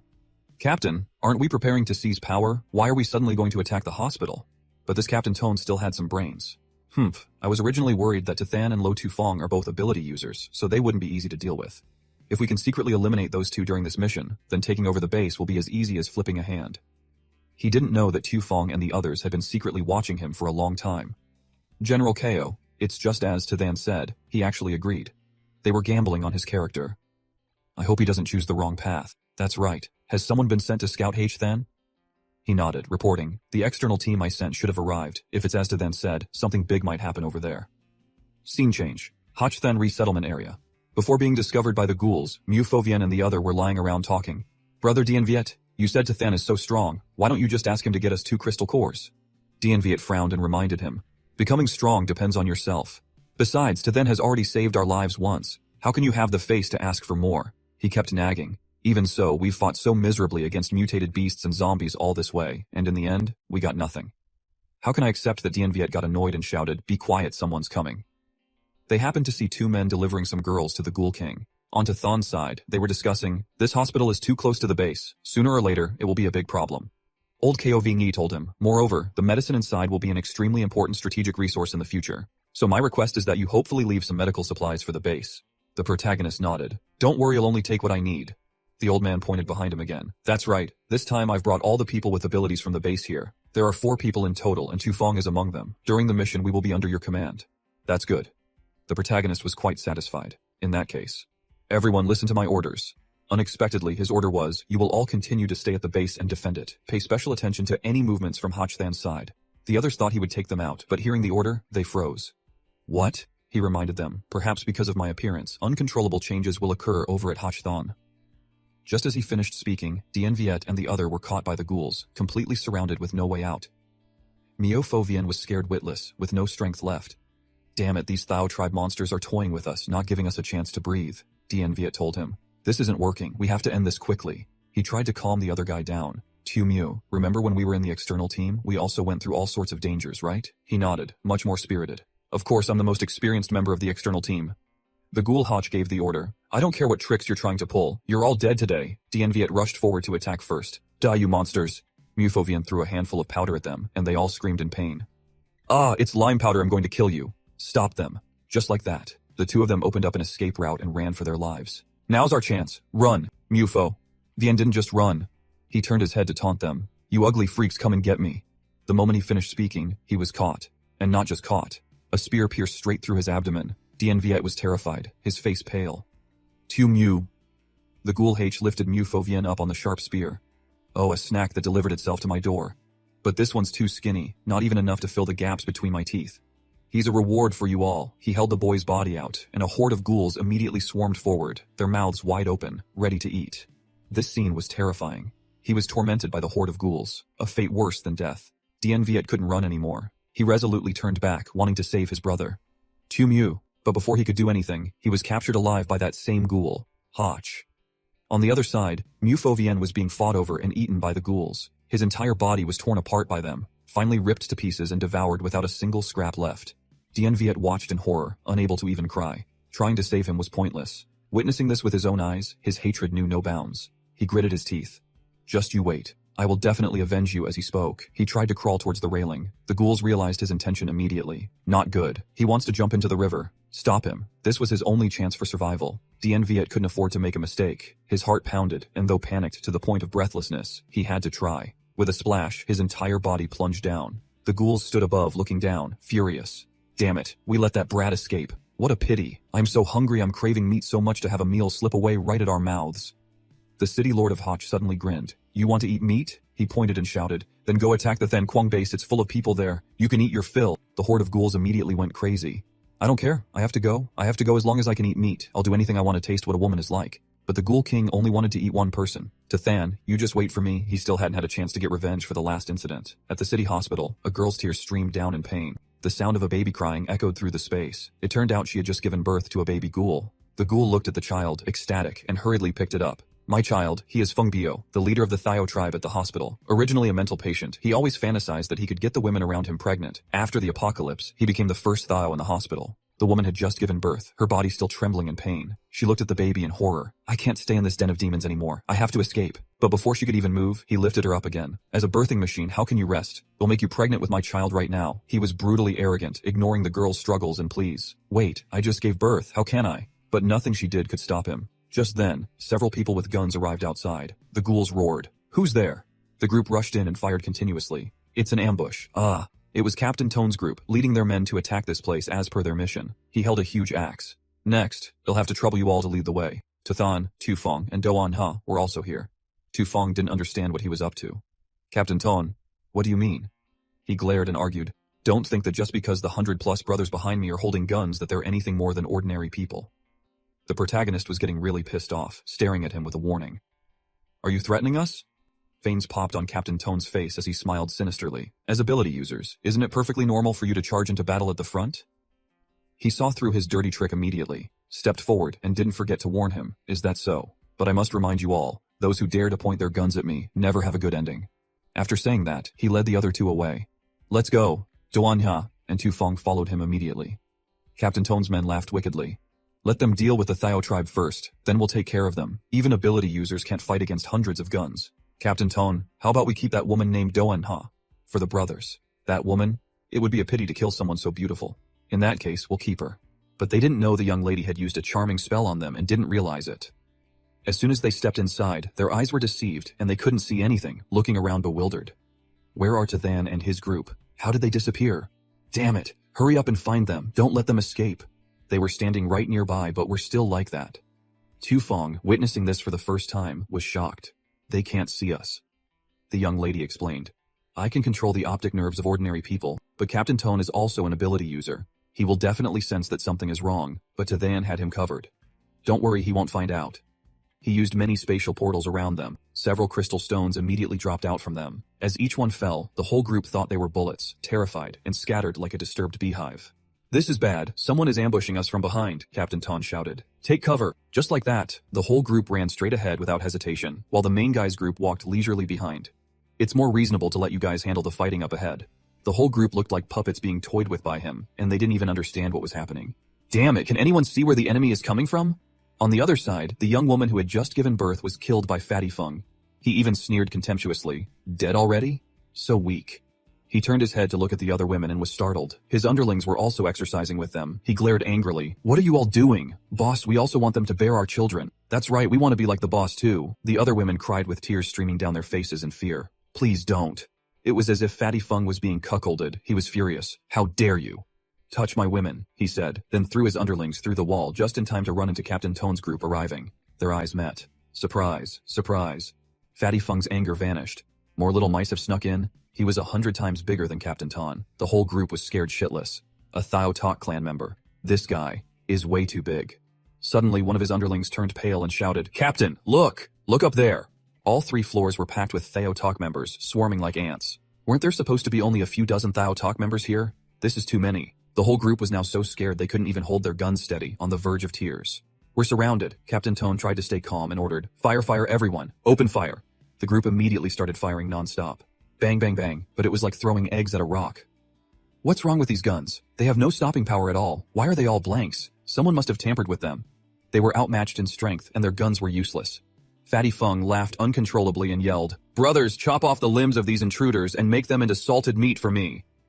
The whole horde was craving meat at that moment and charged like hungry tigers. The two sides fought fiercely. But it was mostly the monsters who, with one strike, split the soldiers in two. Captain Ton was doing a bit better because he was awakened, but with the monsters swarming like ants, he could probably only last for a little while. He fought while shouting, "Everyone, on your feet even without guns, we have to fight these beasts to the death." Now he realized he had been set up. He was furious to the core and muttered a curse. "Tithan, that son of a bitch dared to trick us. Just wait until I kill all these Thiotalk, then it'll be your turn." Now his only choice was to fight with all his might. "Everyone, follow me and break through the encirclement. Fight them to the death. Kill them all. Leave no one alive." The two sides clashed intensely. The guy who was always mocking and being a smartass decided to sneak away. The Thiotalk are truly too terrifying. I should find a chance to escape, just as he was running past the newborn monster baby. Is this a newborn Thiotalk kid? This monster was very fast. Though just born, its eyes were bloodshot, and it could crawl and sit up normally. In a flash, it disappeared. It kept appearing and disappearing, and he didn't understand a damn thing as he looked around, not noticing the kid had crawled under the table. One slash went straight through his crotch. The guy went mad with pain, rolling on the ground. It hurts so much, help me." The more the kid ate, the faster it grew. In a flash, it finished off the adult who was several times its size, so eating flesh can help the body grow. On the other side, the horde of monsters had thinned out considerably. The soldiers stared in awe. Amazing Captain Ton is so skilled he took down a dozen Thiotalk members by himself. But the fat leader was still standing. He stood tall like a mountain and smiled sinisterly. "Oh, you're that proud of killing a few small fries?" Captain Ton raised his axe to strike again. "Just in time, I'm going to split you in two." But somehow, the axe hitting the monster felt like a mosquito bite on an ox. On top of that, the damn axe chipped. Captain Ton was now panicked. "What? This is bad." On top of that, the monster child also lunged straight at him, climbing onto his shoulder. With one strike, it severed both of Captain Ton's arms. The monster just kept pummeling him. Die. He couldn't even beat the big one, and now he was getting thrashed by the small one. Just when it was gloating the most, a foot came out of nowhere and kicked the monster straight in the face. Its whole body flew far away like a ball. The brat, whose breath still smelled of milk, growled loudly. "Who was that? Who dares to kick me, of course?" It was Tithan's group, who had just appeared. "It's not your turn to kill this one yet." The father and son duo, Fatty Feng, stood still and stared at him. His lecherous gaze landed on Do-an-ha. Oh, I didn't expect to see such a beautiful woman here." All the hot blood in his body rushed down south. He opened his mouth wide and laughed maniacally. "Today is my lucky day, kid. Seeing as you proactively delivered this beauty to my doorstep, I'll give you a chance to choose how you die, ha ha ha. Daring to eye my girl, you're dead for sure." In a flash, Tithan appeared right next to him. "You talk too much, I choose." After saying that, he threw a punch. A thunderous punch straight to the gut sent the monster flying, and he only used one hand, with the other still in his pocket, radiating killing intent. Go to hell. The monster's stomach had a large hole punched through it, but it was still alive. "So you're an ability user too? Then her flesh must be delicious." His wound was slowly healing. The little brat stared at Do-an-ha. "Dad, you like this woman? She looks so weak. But if father likes her, then you should stay and be my mother. Don't worry, I'm still a growing boy, I won't eat you. Besides, I just finished eating human flesh." In the blink of an eye, it was already as tall as her stomach. It rubbed its belly. "Right now, I just want to drink some milk." The young lady was utterly insulted. Without saying a word, she immediately lifted her long leg high and kicked the little brat straight in the head. But he wasn't dead. He got back up, laughing maniacally. "Is this what it feels like to have a mother? I love it." But every time it got up, the young lady would strike again. She kicked continuously without stopping. She didn't say a word the whole time, saving her strength to beat it to death. Do-an-ha pummeled it relentlessly, but the kid was like a rubber man who wouldn't die. But it was dazed now, beaten to a pulp with a stupid look on its face, mouth agape, and out of breath. After a moment, it recovered, excitedly taunting her. "So painful, Mommy. You're so amazing, so now it's my turn." The young lady was at her wit's end with it. "I can't believe it has an ability too." In a flash, it appeared right behind her.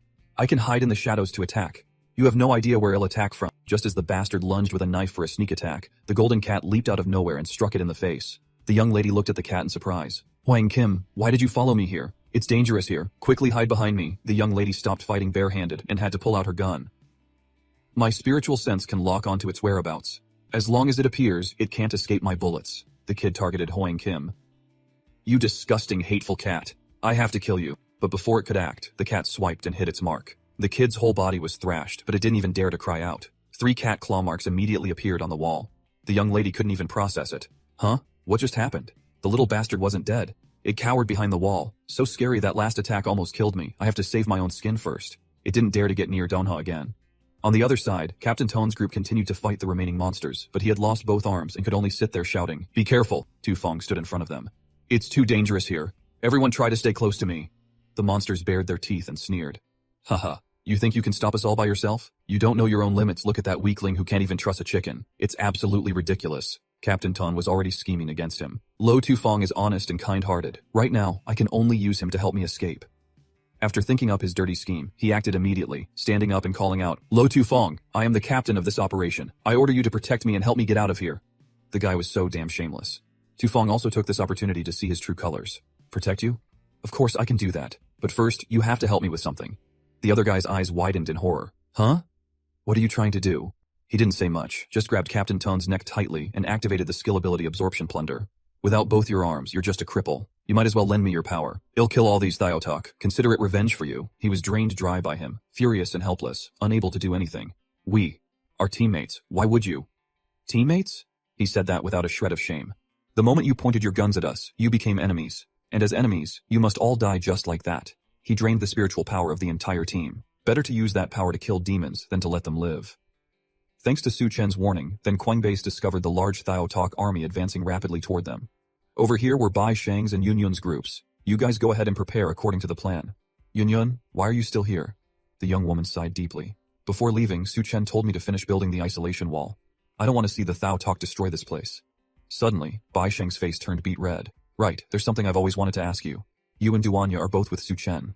Doesn't it feel strange?" This innocent girl asked why she would say that. It was a bit strange at first, but this is the apocalypse. Who cares about worldly rules anymore, she thought to herself. Besides, Su Chen is like a wild beast. How could I handle him alone? This perceptive girl realized it immediately. "Speaking of which, Captain Bai, you like Su Chen, don't you? Your expression changes completely whenever he's mentioned." Bai Shang, flustered, quickly turned her head away. "Of course not." But Yunyun said openly, without any hesitation.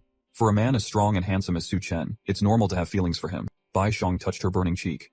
"Is that normal?" Suddenly someone pointed ahead. "Captain, look over there."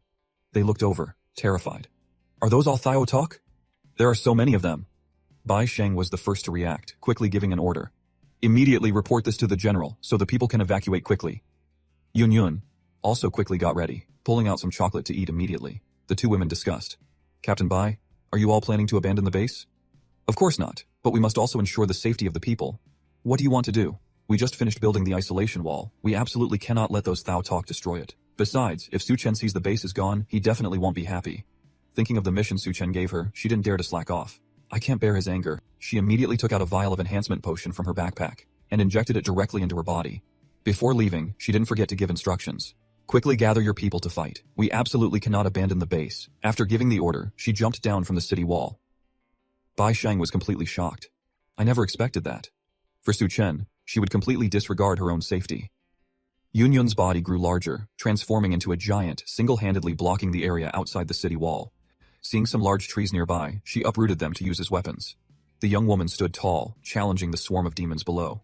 "I will absolutely not let any of you pass, but something was a bit strange today. The effect of the enhancement potion is really strong. My body is still slowly getting bigger.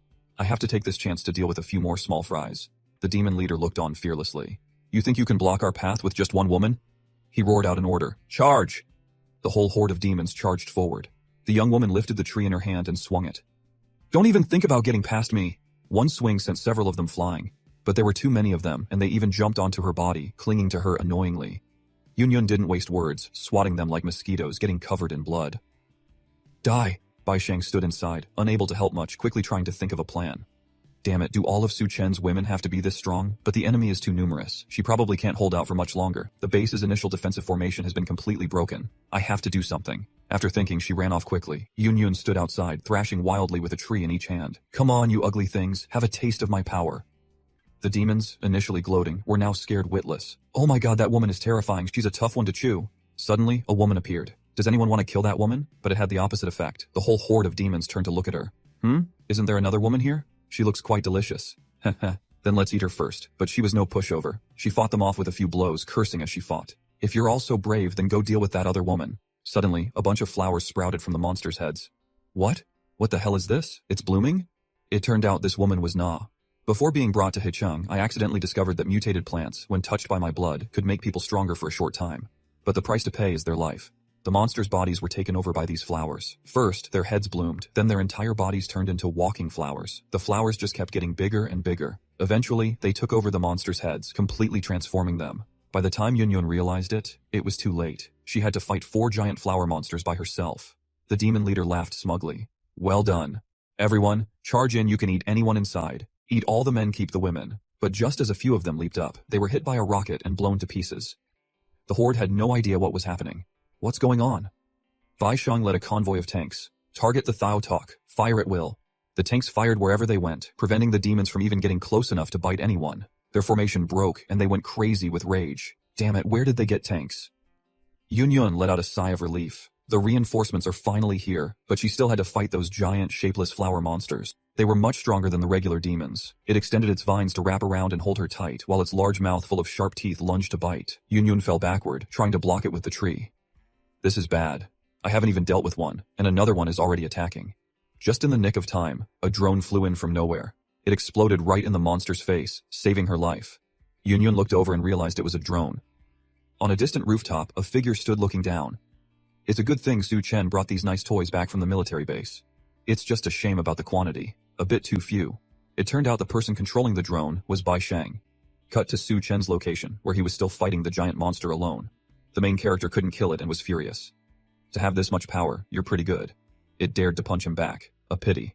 Still too weak, the battle was so intense that the spiritual girl inside him could feel it. What on earth is happening outside? The girl was still trapped in ice, feeling extremely uncomfortable. It's all Su Chen's fault for sealing this place, making me unable to sense the outside world. I really want to go out and see. She wouldn't be held captive by him. That's settled. I have to break out of this ice cellar, and she immediately set to work. Outside, the main character was still fighting the big guy. Damn it. It was the first time he'd seen something like this. This fatso is a tough nut to crack. I have to end this quickly. Just then, with a loud crash, that woman successfully broke through Su Chen's spiritual ice barrier. He was distracted in the middle of the fight. Ugh! The demon took the opportunity to charge forward and punch him. Ha ha, you brat, your end is here.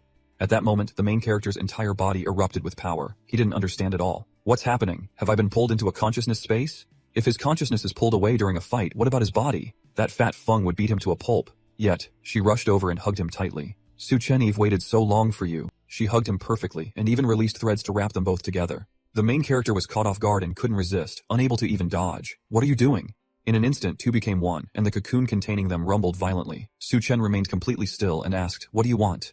She laughed smugly. "Now you can't use your ice ability anymore. Who told you to lock me in this ice pit? This is your punishment." But suddenly she felt something was wrong. Huh? Wait a minute. What? What is this? Their hearts were pounding like drums. She just realized it. Are you a pervert? You. Why aren't you wearing any clothes? The main character was furious. How can you blame me? You're the one who pulled me in here. She blushed furiously, trying to act coy. I didn't mean to wait, what's that? No way, it's still my first time. What?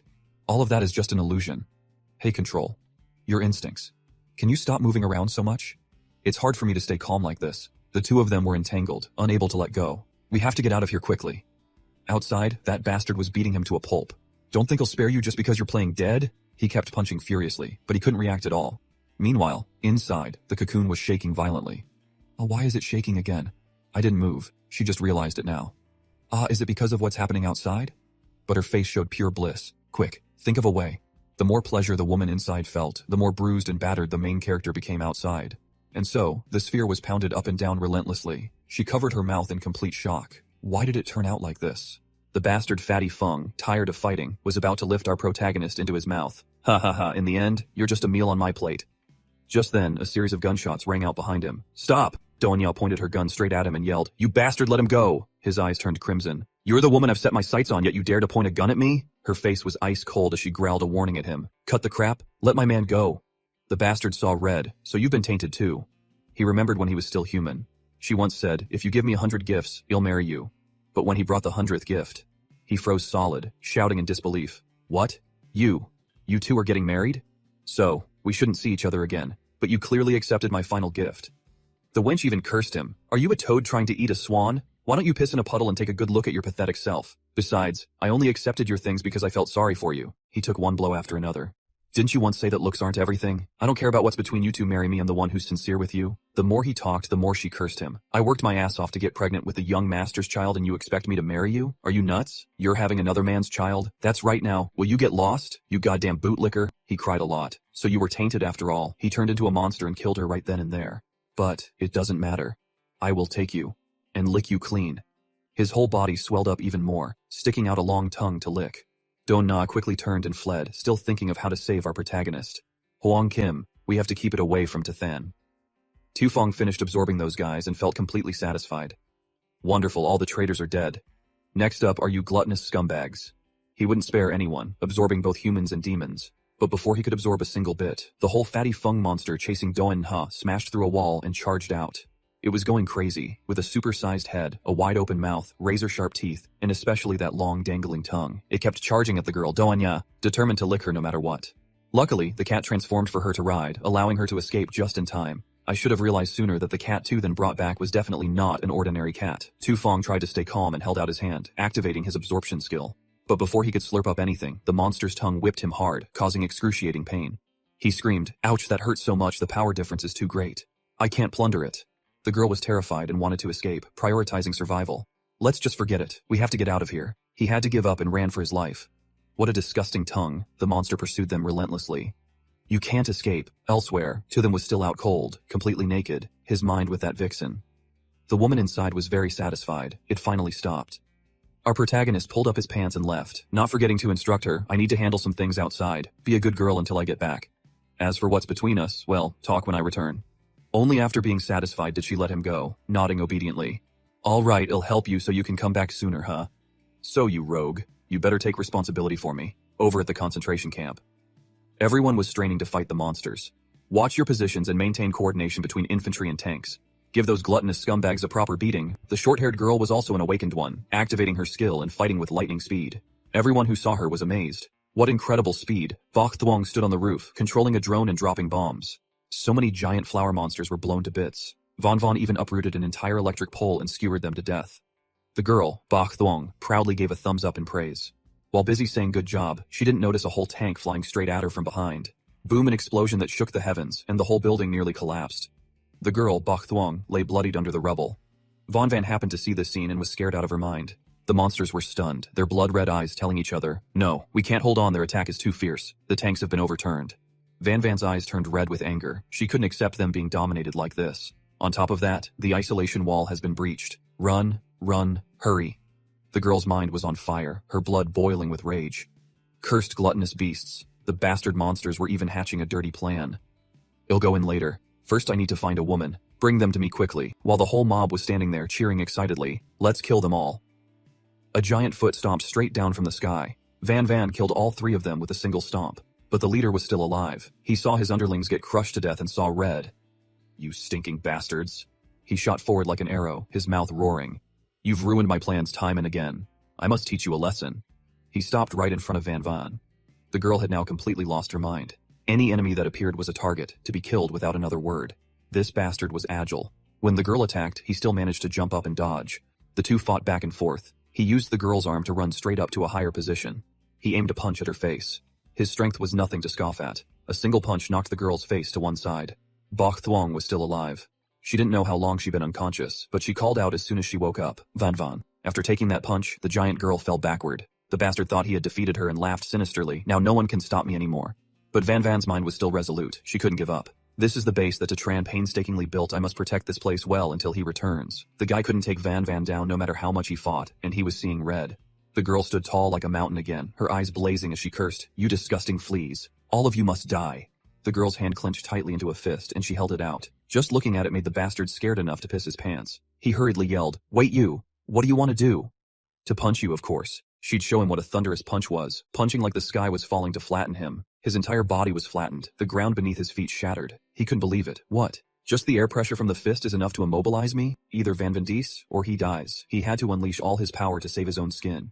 But there was no such happy ending for him. His entire body was stomped flat by the girl. From stomping to punching, she beat him until he couldn't even lift his head anymore.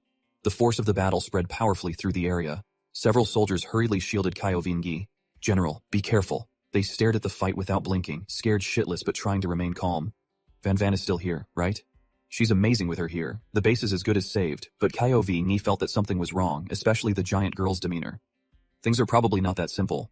The girl seemed to have gone completely berserk, tilting her head back to the sky and roaring, wanting to keep fighting even after winning. The horrifying scream was so loud that everyone had to cover their ears or they would go deaf. Quick, cover your ears, what's wrong with her? Van Van seems to have fallen into a state of rage. Now the men were even more certain. She's lost control. The old man hurriedly gave an order. Superpower squad, find Tyrant immediately. Only he can save Van Van. The speedster girl immediately volunteered. Leave it to me, I'm the only one who uses speed abilities. As soon as she finished speaking, she shot off like a flash. I'll find Tyrant as quickly as possible. Elsewhere, our protagonist, now conscious, got dressed and went outside. There was no one left inside. Looking around, he saw that the Thao Tok tribe here had suffered heavy losses.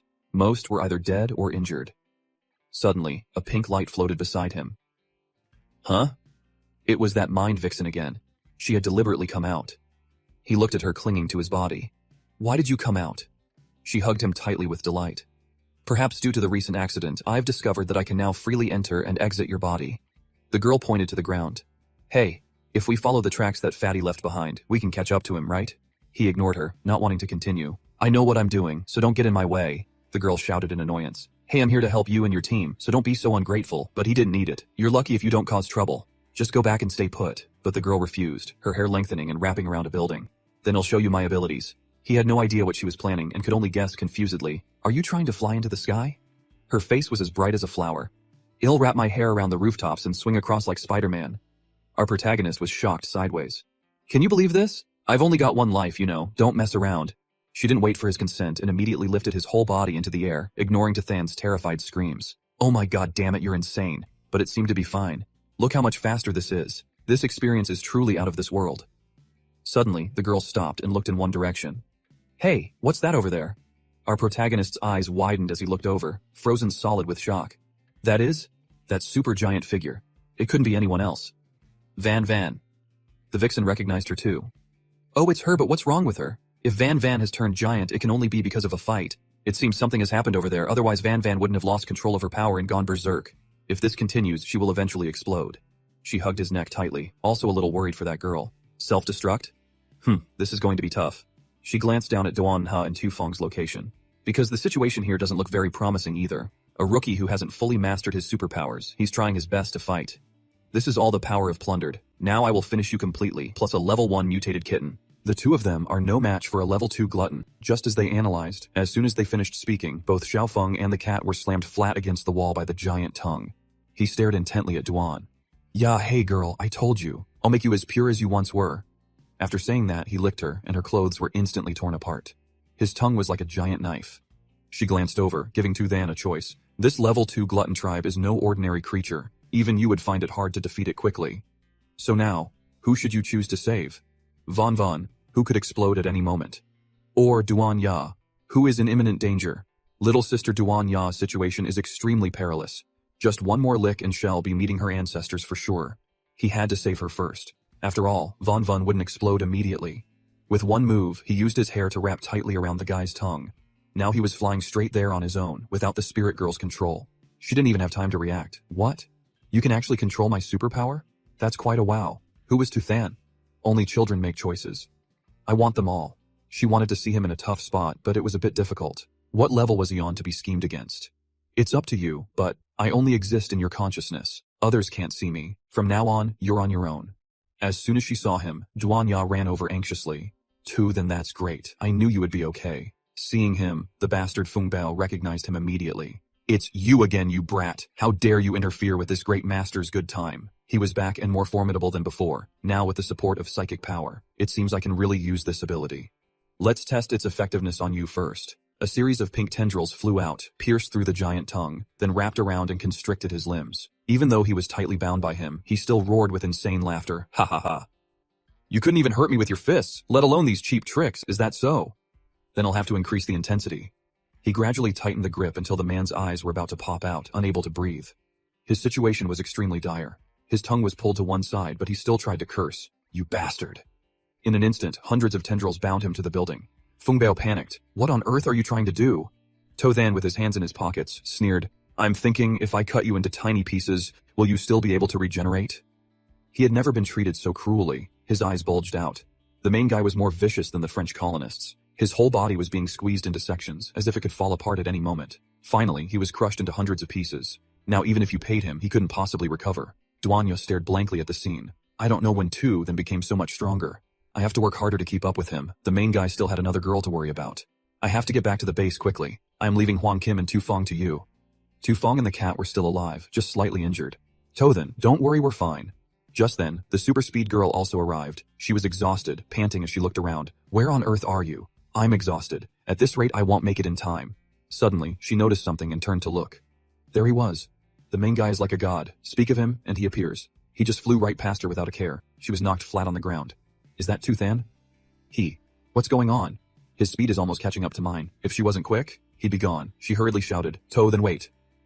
The main guy heard the call, slowed down and glanced over. The spirit girl reminded him, do you really want to go back? We might all die there. He had it all figured out. Once someone is my person, I won't give up on them easily. Besides, I worked hard to build that base. But she was still skeptical, looking towards the giant girl. I'm just afraid your Von Von can't hold out that long. He was sweating profusely, a bit tense. It's time to try that move. Spatial leap. This was much faster than her Spider-Man move. The speed girl stood there, completely baffled. Huh? It looks like Tothan just teleported. I must be tired and seeing things. How could that be possible? Tothan noticed the difference. Before, spatial leap only covered 3 meters, and using it 3 times in a row would make my body feel like it was being torn apart. But now that I'm level 2, the last leap was about 8 meters. Activating another skill, steel body ability. The spirit girl sitting on his back freaked out. Wait, I have a bad feeling about this. What are you planning to do? Of course, he wanted to test his abilities. Let's see where the limit is. Continuous spatial leap. His speed increased even more. Her hair stood on end. She froze for 5 seconds as if hair sprayed solid. What? Tothan disappeared? On the other side, people were screaming and running in chaos, avoiding Von Von like the plague. Ah, run, this giant woman is crazy. But those freaks were different. They just stood there staring blankly. Hey, what are you doing? A woman this big looks so exciting. I want to climb up and see. Are you crazy? You're not running at a time like this? Where is there to run? I've had enough of this apocalypse. Don't you want to climb up there and enjoy the view? The more they talked, the more excited they got, aiming for the girl's Bermuda Triangle and fantasizing. That place. Now that you mention it, I've never seen one before. Her big thigh even had fishnet stockings. The whole group grabbed on and started climbing. This place is perfect for climbing. I feel like I can get up there right away. You're moving too fast. Damn it, I want to see too. I can't wait anymore. Then let's all climb up gradually. The entire group started climbing, forgetting their fear. The more they climbed, the more enthusiastic they became. We're almost there. Von Von was holding a high-rise building with both hands. The freaks had already climbed up to her thigh. Hurry up, if we attack this giantess from the inside, it'll definitely be much easier. Keoving's group shouted, fire, shoot those Thiotok mongrels down. But before they could even shoot, the building she was holding was thrown at them. The situation was getting more and more serious. Von Von could no longer distinguish friend from foe. If this continued, everyone would be in danger. Suddenly, Bok Thung noticed something. Wait, it looks like something's there. Look, it's Tothan. He made it in time. Everyone breathed a sigh of relief. Great, it's Tothan, he's finally here, the spirit girl told him. Von Von is still getting bigger. If this goes on, I'm afraid she'll explode. He knew, I have to wake her up before that happens. The girl was walking back and forth dazed, as if she had lost her soul, unable to even tell which way was which. He jumped onto her arm, but she didn't react at all. Looks like she's completely lost consciousness. I should deal with these Thiotok pests in the way. First he slid down from her chest to her thigh to attack them. Die. But the spirit girl was only focused on one thing. Where did Von Von buy these stockings? The quality is really good. Can they really stretch this much? Unexpectedly, the main guy was also interested in discussing this. It's probably due to the influence of Von Von's ability. The bastard leader was right near the Bermuda Triangle. He laughed maniacally, baring his teeth as if to bite. Ha ha ha. Now no one can stop me from stepping onto this sacred land. But he wouldn't get to enjoy that spring. A pink tendril flew straight from him and wrapped around his neck. He yanked him back. The two stood face to face, staring at each other. Even at this moment, the man still asked, "What the hell do you think you're doing?" Tothan didn't bother to answer, directly yanking him to the ground. The rest of the group was also pulled down without mercy. They fell like ripe figs, screaming horribly. Ah, elsewhere. A group of monsters surrounded the woman with the scepter. It was Na. That evil witch. We used to be human. It was you who turned us into this today. We'll make you pay 100-fold. One of them ripped off her cloak, wanting to devour her alive. She was out of options. You reap what you sow. Her hand holding the scepter trembled with rage. You despicable bastards. Now she had to use every weapon she had. She jabbed the scepter straight into the monster's eye, infuriating him further. You want to die? Ah, this filthy bitch, damn it. She has no strength at all, yet she dares to confront us. Before she jumped off the cliff, she smirked triumphantly. Humph, consider yourselves lucky, this is the grace I bestow upon you. Her scepter was stuck firmly in the guy's eye and couldn't be pulled out. Roots grew from the scepter, wanting to devour his body. Anyone targeted by the roots turned into a giant flower monster. The other monsters fled in terror. "Hey, let me go!" A tree monster charged towards Von Von. "Gotcha." On her thigh, there was still a monster burrowing in. "Ha ha ha, I was the first one here." But before he could do anything, she decisively lifted one leg. The horde of monsters clung on tightly. Careful, she's lifting her leg. She aimed for the giant tree monster's face and kicked it straight, conveniently shaking off the monsters clinging to her thigh. Killing two birds with one stone. The more Von Von fought, the more ferocious she became, kicking with tireless satisfaction. The monsters still stubbornly held on, refusing to let go. One of them who still clung to her thigh laughed uncontrollably. "Luckily I was quick-witted and escaped death." "Are you sure you escaped? Tu then is still here." As soon as he said that, he was split in two by him. The main guy jumped right in front of her, but she was still dazed and didn't snap out of it. "This is dangerous." Ko Ving-yi and Bok Thung stood to the side watching and breathed a sigh of relief. That's great, the Thao talk had been wiped out, but her expression suddenly changed. She furrowed her brows, looking closely to see if she was right. Only now did she see the main guy's glowing red eyes and the pink veins covering his body. Tu then stood in front of her, and only now thought, how do I wake Von Von up? He was screwed. Now she was looking at him without any recognition. Von Von not only didn't recognize him, but she also looked ready to attack. She raised her hands to swat To Than like a mosquito. The people below watched with their hearts in their throats. "Be careful." She clasped her hands, raised them high and slammed them down hard, all while wearing a wicked smile, completely unaware of her own massive size. Ko Ving-yi and Bok Thung were terrified and shouted in unison, "To Than danger, he has the protagonist's aura, so he wasn't afraid." A single spatial teleport skill would be enough. She showed no mercy and smashed down with all her might. Unable to hit the main guy, she began to frantically destroy the place. But looking around, she couldn't see Tu Than anywhere. The two below didn't even see it. They had no idea how. Did he dodge it? But where did Tu Than go? There he is, over there. He wasn't foolish enough to get close again. The spiritual entity also realized, a direct confrontation is indeed unsuitable. She looked all around. What corner did you just hide in? She turned back and forth, looking everywhere. Suddenly the spiritual entity noticed that Von Von's thigh was cracking, emitting an extremely strong light. To Than, look quickly. What's happening? The main guy panicked as soon as he saw it. This is bad. He quickly used spatial teleportation. It looked like she was about to explode. The cracks on her body were multiplying. The others were completely clueless. What in the world is happening? Only the main guy knew. Von Von's body can't hold on any longer. A brilliant golden light emanated from her body. She stood there, mouth agape, screaming in agony. The pain awakened her deepest memories. The scene of her being trapped in a giant test tube filled with water. Every time I open my eyes, it's endless darkness. I've lost count of how many times I've woken up in despair. How many times have I lain on a cold operating table? How many times have needles pierced my flesh? In this apocalyptic world, I'm just someone else's lab rat. If there are gods, please save me. I'm willing to trade everything for a chance at freedom. The despairing girl, on the verge of death, suddenly heard a voice call out, "Von Von!" She instantly snapped out of it. "A god?" The main guy right below her yelled, "Have you forgotten?" With that same attitude, he repeated his signature line, "I don't need useless people by my side, so, wake up for me now, you have to wake up." He swung his hand with all his might, aiming straight for her shapely butt and slapping it. The main guy's slap almost sent her flying, but the other girls were mesmerized by the sight of the spanking, especially Bok Thung. She practically exploded with excitement, but it truly was a divine slap. After taking that hit, Von Von woke right up. I remember now the first time they met. Handsome. "Are you single?" And the time he saved her from that giant test tube. He would always appear. Their first kiss. The memories came flooding back. Only then could we live like human beings in this apocalypse. Like a ray of light, piercing the darkness in my heart. So for him, I can sacrifice everything. Her head felt like it would explode as a dazzling light shone from her. It was unclear if she would make it. Ko Ving-yi and Bok Thung below were also affected by that power. She's about to self-destruct. Get back or you'll die for nothing. It's like a solar explosion. Everything turned white. Only after a while did their vision gradually return. Old Ko opened his eyes slightly to look. Is it over? He rushed over to check the situation. To Than and Von Von. The surrounding area was empty. Have they disappeared? The group froze, their brains trying to process it. Those two. Surely nothing happened to them, right? Bok Thung collapsed in fear, feeling utterly helpless and desperate. They have to be okay. There's still so much I haven't told to Than. And Von Von too, she just saved me. Old Ko suddenly shouted, "Look up there!" With tears streaming down her face, she looked up at the sky. As the dust settled, the main guy appeared carrying Von Von. "It's Tu Than, thank goodness, they're really okay." He was there. She was unconscious, her condition unknown, but at least she hadn't been blown to bits. Her body was still covered in glowing golden cracks. Old Ko was frightened just looking at her. "Von Von is severely injured." He hurriedly gave an order. "Quick, get a doctor here." Just then, a figure appeared. Wait! It was Huang Kim, the cat. It was carrying Doanya on its back. She offered, "Let me help, the doctor is right here." With that, she jumped down from the cat. To Than walked over carrying Von Von. "Doanya," She quickly examined the younger girl. How is she? One look was enough to tell. Her condition is critical. Her life is in danger at any moment. Those cracks contain too much heat energy.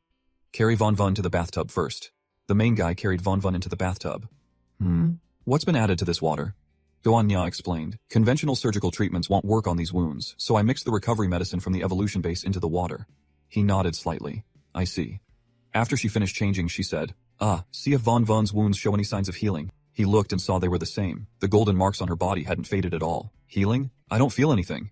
Hearing this, Doan Ya grew more anxious. Huh? That's impossible. I've improved this recovery medicine many times. They were at a loss. The doctor was stumped. He guessed, could it be that this kind of wound requires an ability to be healed? Only then did she think of it. You have a point, but how would we do that, huh? Suddenly she had a realization. Her eyes widened in shock, and her cheeks turned as red as a tomato. That's it. That's the way. But for now, Tothen was just doing the light version by kissing her. Just as he guessed, Von Vun's eyebrows furrowed. There was a reaction. If he transferred a bit of his spiritual power this way, she'd be completely fine. It worked. Doan Ya took the hint and left immediately. That's great. I'll leave the rest of the wounds to you then. The main guy looked at the wounds all over her body. But there are so many. He said that, but his lips were ready to treat every inch of her. Just then, Lo Tu Fong tossed something into the house, shouting, Tothan, come see the great thing I brought back for you. Doan Ya came out to explain. Totun is treating Vun Vun. Bak Tung asked in surprise. He knows how to heal too? Lo Tu Fong asked excitedly. Ask him to treat me a little later too, but it was an unconventional healing method, so she immediately refused. That's not really appropriate. She quickly changed the subject. How about we talk about what this stone is? Lo Tu Fong frowned as he recalled Feng Bao. Do you remember that Thao Talk leader? This is what I found in its corpse after you all left. The stone was giving off a strange light. So I think this is a crystal core, but what kind of crystal core was this big? She couldn't believe it. What? This is a crystal core? He nodded firmly. That's right, a crystal core this large. No one but Tothan could handle the power within it. Are you planning to let Tothan absorb it? Every time Tothan absorbing a crystal core was mentioned, especially one this large, her body would tremble uncontrollably. What about the side effects? Before, with Von Vun, we could barely endure it. What are we supposed to do now? Seeing her trembling, Bok Thung somehow understood and immediately offered, Do you need me to help? But Doan Ya underestimated her good intentions. Help? How could you possibly volunteer to help with that? After thinking it over, she realized something was off. No, that's not right. My intuition is telling me. She's looking forward to this, so Doan Ya immediately saw him out. Lo Tu Fong, Vun Vun and I have some things to talk about. You should head back first. The bewildered guy didn't understand a thing as he was ushered out the door, which was then slammed shut. Leaning against the door, she thought to herself, even though I don't want this, Tothan won't stop on his path to becoming stronger. Noticing something was off, Bok Thung asked, Donya, what was that about? She walked straight up to her for a confrontation. I need to confirm something with you. Donya's eyes gleamed as she stared intently. Is it true? That you like Tothan? The question hit its mark, and the other girl flinched. In the room, Von Vun lay on the bed, fully healed. Thanks to you, Von Vun's wounds are almost completely healed. We'll take good care of her now. Oh, that's right. Lo Tu Fong brought back a crystal core for you, the main guy asked in surprise. A crystal core? Yes, it's out in the living room. Go have a look, he went out immediately. Then I'll leave Von Vun in your care. It was indeed a peculiar crystal core. The moment Tothan saw it, he was surprised. What is this? This thing. Black stone, huh? Could it be they thought this was a crystal core? The main guy threw a punch. But I can't blame them, even I had only heard about this thing in my past life. In the apocalypse, all sorts of strange things start to appear. After punching it, I can tell this block of black stone is incredibly hard. It must be a rare material born from the apocalypse. Moreover, this black stone is related to a certain person. Blackblade Wang Tung, a legendary figure from my past life, who roamed the apocalypse relying on just a single black blade. According to rumors, that black blade was forged from this black stone. But in this life, it fell into my hands, which is pretty good. It seems my luck isn't bad. This time Wang Tung's fated opportunity will now belong to me. I'll just store it in my space for now. Once I find a blacksmith, I can create a black blade that belongs solely to me. Back to a moment ago, Bai Kang was stunned when asked something that hit a nerve. Why are we suddenly talking about this? Duanya didn't hide anything? After Tothan absorbs the crystal core, a very powerful curse will be born, if it's not dealt with. The girl got extremely anxious, shouting expectantly, What will happen if it's not dealt with? Duanya shook her head. I don't know. I just know we absolutely cannot let that happen. But right now, Union also needs it. She immediately agreed without a second thought. Just leave the matter of the curse to me. Duanya still wanted to say more. This might not be what you think, you should. But she was so eager she disregarded everything, determined not to miss this God-given opportunity. It's okay, I'll do whatever it takes in short. Just rest assured and leave it to me. So Bai Kong changed into a maid outfit and stood here waiting for the main guy, although I said that earlier out of eagerness. But why make me wear this outfit? And that weird thing too. Moreover, to resolve the curse. Suddenly feeling confused, Duanya isn't tricking me, is she? She stood outside the door, peeking at Tathan inside. But Tathan is related to the safety of the entire base. No matter what, I have to confirm this curse business first. Has he finished absorbing the crystal core yet? They'll just play it by ear. She didn't care anymore and walked right in with the bottle of wine. The main guy saw Bai Kang in this state for the first time, and with his mind being so clear, his eyes nearly popped out of his head.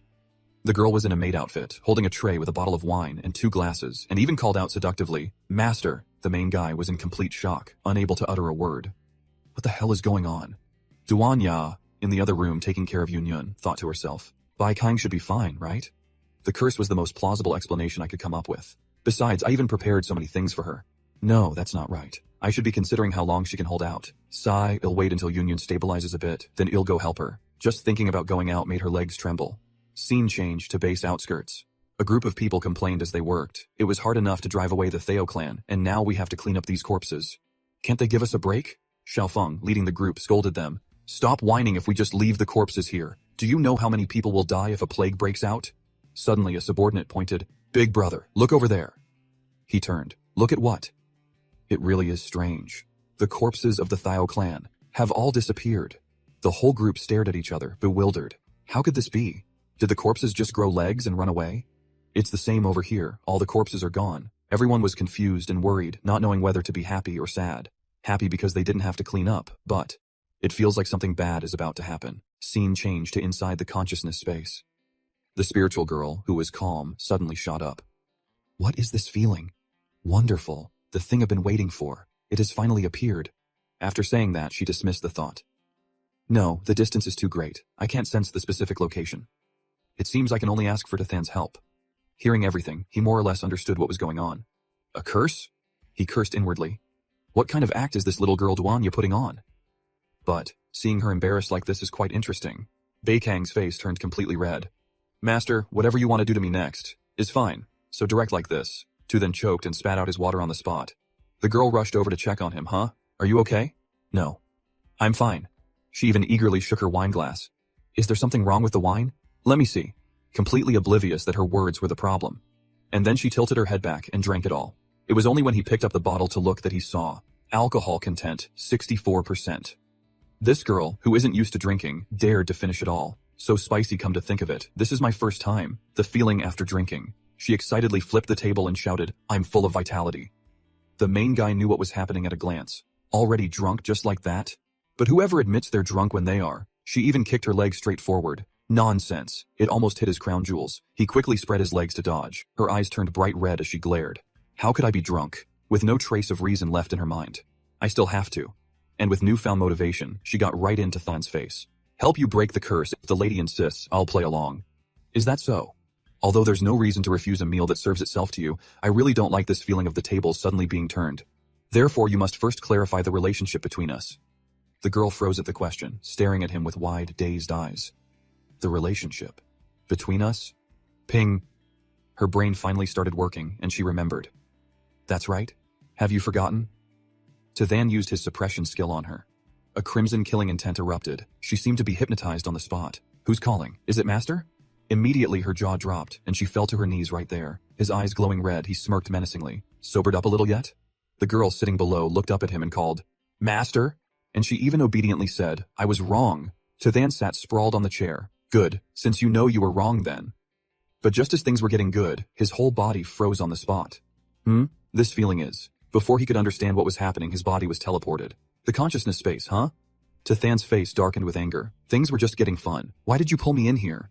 As soon as he entered, he saw the spiritual girl rushing over. Tathan, it's appeared. It has finally appeared. The guy hadn't even processed it yet. Huh? What is it? She flew straight over, hugged him, and pressed her chest right into his face. Tathan, you absolutely have to help me this time. But help you with what damn thing? What is it? Speak clearly, she yelled excitedly. A body suitable for me has appeared, but he still didn't see the connection. The body you asked me to help you find last time? If it's appeared, then it's appeared. Why pull me in here? But she wouldn't let go, and even used her hair to wrap tightly around him. I can't sense its location, so I need to borrow your power. The main guy didn't want to, but it was too late. What do you mean? You think I'm some kind of signal amplifier? The two of them bounced around in the cocoon, arguing loudly. Something like that. No. Wait. By the time he realized something was wrong, "Is this the method you were talking about?" Her eyes shone triumphantly.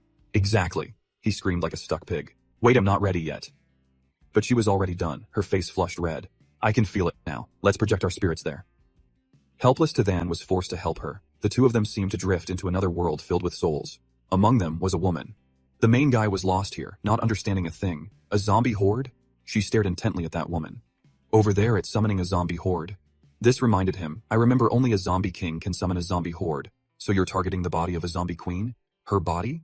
Besides, is it safe for us to get this close? She nodded firmly and even reassured him, don't worry in a spiritual state, as long as there are no intense fluctuations. But it was no good. What's happening? He started to panic along with her. Could it be?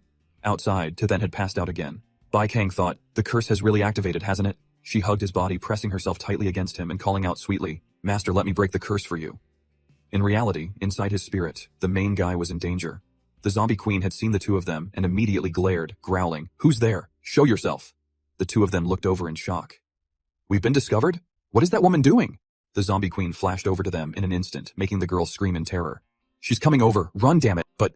It's too late. The zombie queen looked like a demon, her eyes blazing red, her sharp teeth about to devour them whole. Just then, Tithan woke up, his face pale and still terrified. He sat up and found himself in bed, exhausted and panicked, panting heavily. He couldn't remember anything for a moment, and his clothes were all gone. What happened? My head hurts so much, a voice echoed in his ear. You just had a bit of your spiritual power devoured. With your strength, you'll recover quickly. Looking over, he saw the spiritual girl was perfectly fine. You weren't affected at all? She spun around and shook herself for him to see. Who says?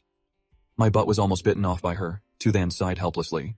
Sigh, you saw it too. A zombie king is not easy to deal with. Just the wave of tens of thousands of zombies she controls is a huge problem. As the zombie horde gathers, her strength is constantly increasing. I can't provoke such a terrifying existence just to help you. Unless you can offer a price worthy of the risk. The girl understood, but she was still determined. You're not wrong.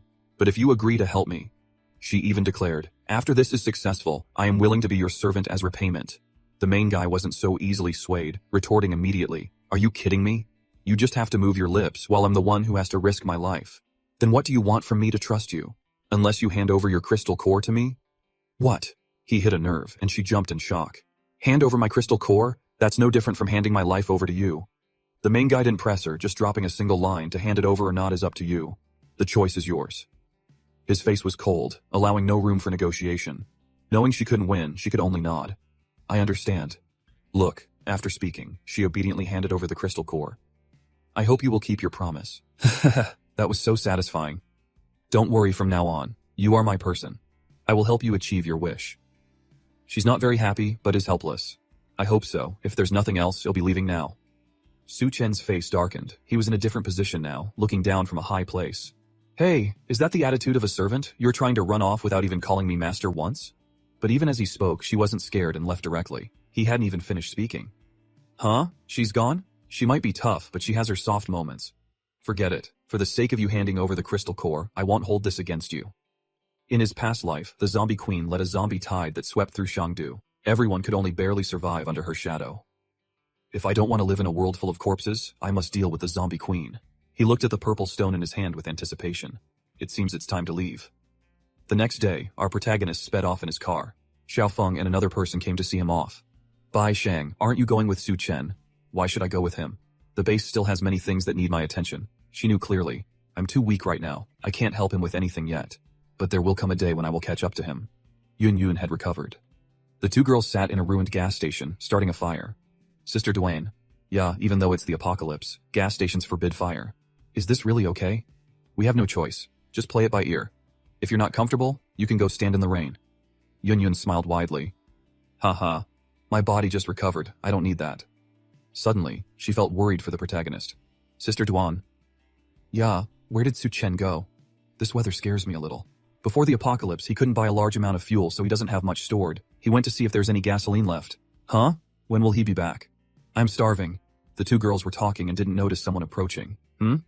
Look who's there. It was a ragged old man, hugging himself and shivering. Cold. So cold, I'm so cold, it's just raining, not snowing. The two girls felt something was off. Hey, old man, what's with the ice on your body? He seemed to go crazy, lunging at the burning fire, yelling, I'm so cold. The two girls couldn't react in time. What the hell? Is he crazy? He's charging straight into the fire. There's so much smoke. Duanya was the first to react, covering her nose tightly. Cough, cough. There's something wrong with this smoke. Quickly cover your nose and mouth. Just as she said that, another person arrived. The boss's trick really works every single time. A group of 3 stared at the 2 girls. I didn't expect to find 2 girls here if we'd known. We wouldn't have needed that old man to release the poison. Yunyun quickly backed away. Who are you people? They clearly looked despicable. You girls are really pretty. After we've had our fun, we'll sell you to the New World base. There, you're guaranteed to experience pleasure until you die and come back to life. Duanya pulled out a gun to threaten them. Don't come any closer, but they weren't afraid. A gun? In the face of abilities, this thing is just a toy. Only now did she see it. The gun is frozen? 2 pretty girls sitting here alone, their weapon neutralized. What to do now? They could only threaten them. I advise you to leave here quickly. When Suchen gets here, he'll teach you a lesson. But they still showed contempt. The man who just went out? He was targeted long ago. Besides, anyone targeted by that madwoman never survives a single night. The madwoman he mentioned was dressed all in black, holding a whip that looked like a spine, smiling wickedly. Hey, sweetie, I'm here. She walked straight to the front of the room. Oh my, you dare to enter such a confined space alone. That's a very dangerous thing to do. Her eyes widened in fear. But for me, this is perfect. After saying that, she blew a freezing breath into the room. Then she slowly stepped inside. Little handsome, where are you? Come on out. This place is now filled with poison gas. Just a little whiff will burn you with desire. You won't be able to control yourself. Suddenly, she saw a figure and smirked. Oh, so you're here. She held out her hand invitingly. Come into Big Sister's arms. Big Sister can help you. But when she got closer, she saw it was a puppet. She was startled. What the hell is this? Suchen loomed silently, appearing like a ghost right behind her, asking, Who are you? She was being played by the protagonist. Furious, she swung her whip hard. Bastard, you dare to mess with me? He wasn't afraid of this little thorny whip. He grabbed it with his bare hand. As soon as he held it, he knew. Is this a weapon made by a blacksmith? It seems he was more interested in the whip than her. He grabbed her chin with one hand and asked in a low voice, Tell me, where is the blacksmith? She froze like a statue. What the hell is this? I don't know what you're talking about. The spirit girl asked him from the side. Is that blacksmith very important? The zombie queen's tide is too strong. If we can find a blacksmith, it could greatly increase our chances of winning. Okay, deal. As long as you want it. The spirit girl extended her finger, which turned into a wisp of vapor. In that case, let me enter her consciousness to find the answer. It shot straight into her forehead. The woman was shocked and tried to resist in vain. What are you trying to do? Now everything in her mind was being read. The blacksmith is at a base called New World, although the specific situation is unclear. But, in her mind, she hastily knelt and begged, Please don't kill me. I know you've done something to my brain. From now on, if you just have the thought, my brain will be crushed. The protagonist turned to look at the spirit girl. She put on an innocent face. Huh? I didn't do anything. The other woman became more and more frightened, almost kowtowing to him. I can feel my brain being bound. As long as you spare my life, I'm willing to be your most loyal dog. So that's how it is, beyond unbelievable. Interesting. In that case, let's see how you act as a dog. Scene changes to the old gas station. The 2 girls huddled together in fear. Sister Duan. Yeah, what's happening? I feel so hot. I feel a bit. Too. Duanya immediately noticed something was wrong. Could there have been something added to the smoke? He laughed wickedly with delight. Of course, it's something to make people feel good. He gloated at the other guys. Ha ha. Brothers, after I'm done having fun, it'll be your turn. Yunyun turned naively. Huh? Sister Duanya, you guessed right. It really is that stuff. This girl is too experienced. It wasn't hard to guess suddenly seeing the 2 of them so clear-headed. He was shocked. Eh? Weren't you guys poisoned? Yunyun smiled and replied, Sorry, your poison doesn't seem to work on ability users. Did these guys not do any recon before a fight? They were startled and told each other, What? Ability users? Damn it, get your weapons, number 1. In position number 2, in position all 3 of them surrounded the 2 girls with guns. Yunyun recognized it with a glance. A toy water gun? But they were very confident. They hadn't grabbed the wrong thing. This is a high-pressure water gun, as long as we have it. The leader held out his hand. Plus my ability, we can attack you from 3 directions. He roared. Fire! The other 2 continuously sprayed water, but somehow, instead of shooting the enemy, they shot their own boss right in the chest. It's true. Don't fear a strong enemy, fear a stupid teammate. It turned out Duanya had used her brainwashing skill on the 2 underlings. The boss only realized it now. I was careless. These 2 wastes actually got controlled. Suddenly, someone else arrived. As soon as they saw her, they were overjoyed to the point of tears. Lady Duji, wonderful you're here. The leader laughed triumphantly, pointing and yelling, Ha ha. It looks like your man is dead. Before he could finish, Doogie slapped him so hard his face twisted. He was bewildered, touching his face, not understanding what happened, and exclaimed in shock, "Lady Doogie?" She glared and threatened in a low voice, "Shut your stinking mouth for me."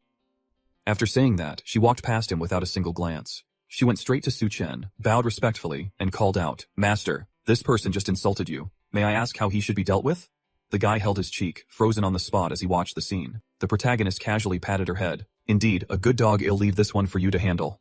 The whole group was struggling to carry a pile of things, and they were constantly being yelled at. "Hurry up," Doogie directed the group. "Bring all these gasoline cans out here. I must offer them to the master." The whole group put them down and shouted in unison. "Roger." The men were exhausted, sweating buckets. "Boss, Doogie is willing to be someone's dog, but we can't be dogs too, that's right." The leader, incited, dared to rush forward and question her. "Doogie, this is gasoline. We had a hard time finding. How can you give it to that?" She didn't say much, raising her blade to strike. "You want to die?"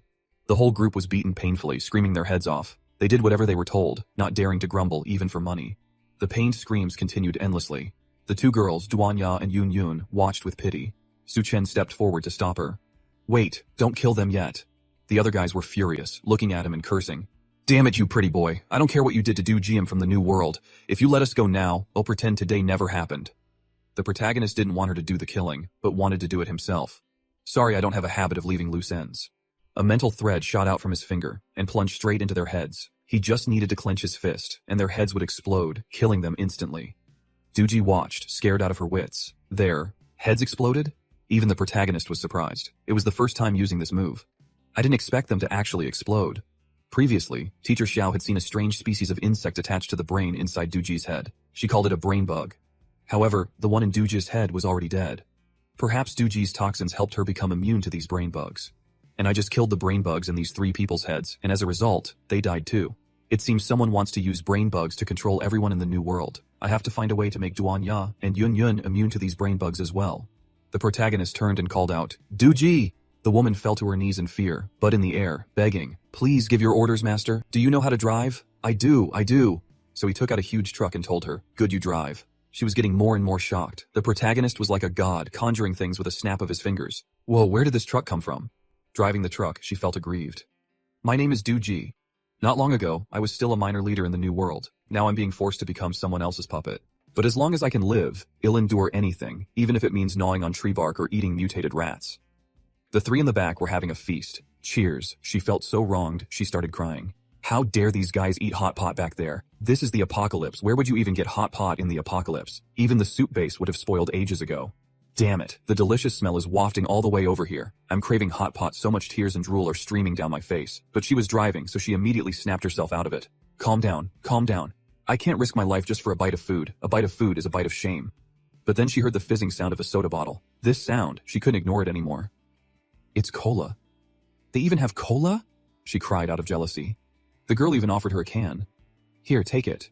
It was Von Von who smiled and asked, "It's been a while since you had a cola, right?" Dotko couldn't believe it. "For me? Really? This feels wrong. I must be on guard. Why is she suddenly being so nice to me? What does she want?" Seeing her hesitation, the girl smiled reassuringly. "Don't worry, Toothen really likes it when girls call him master. Hurry up and drink Duanya." And the main guy, sitting in the back, felt a little awkward hearing that. Heh, this girl Vun Vun, she even dares to poke fun at me? They started to get acquainted. "That's right, my name is Vun Vun. From now on, we're comrades." "Hello?" In her heart, Dotko's mind was already racing. Comrades? Is she implying that she's also being forced? That's right, in this apocalypse, it's very normal for women to rely on men. Besides, just for the chance to eat hot pot and drink cola, no woman could refuse. Too bad these sugar-coated bullets won't work on me. Sooner or later, the day will come when I will definitely be able to. So she decided to give in and side with two than to get something to eat. A typical example. "Here comes some lamb for the hot pot. Open your mouth." She was so happy her face turned red, driving with her mouth open, waiting to be fed. But something wasn't right. As Von Von fed her, she inhaled a gas. "Huh? Breathing out poisonous gas from your mouth? Is this your ability?" My poison can make men die from exhaustion, and women burn with desire." "Ha. But its effect is reduced on people with abilities." The main guy sitting in the back heard this and an idea immediately struck him. "I've got a way. Using Dotko's ability might help Duanya and Vun Vun become immune to the brain bugs." But before they could do that, Vun Vun was already poisoned. Her whole body trembled as she looked seductively at the main guy. "Tothen, I'm so hot, can you?" Dotko jumped in fright, realizing the trouble she'd caused. "Huh? Wait, I didn't do it on purpose." Tu then calmly wrapped his arm around Van Van's waist, pulling her close, and just coldly warned her. Focus on your driving. Duanya also quickly jumped into the front seat. Looks like I'll have to give them the back seat. The two of them started a conversation, trying to ignore the sounds from the back seat. Oh, right, can you tell me about the new world? Dako burst into tears, having only had one bite before having to stop. Will there be food after I finish talking? I'm starving to death. Go on, what do you want to know? How did you join the new world? By participating in the beauty pageant. Simple, quick, and easy. They finally arrived. So this is the new world.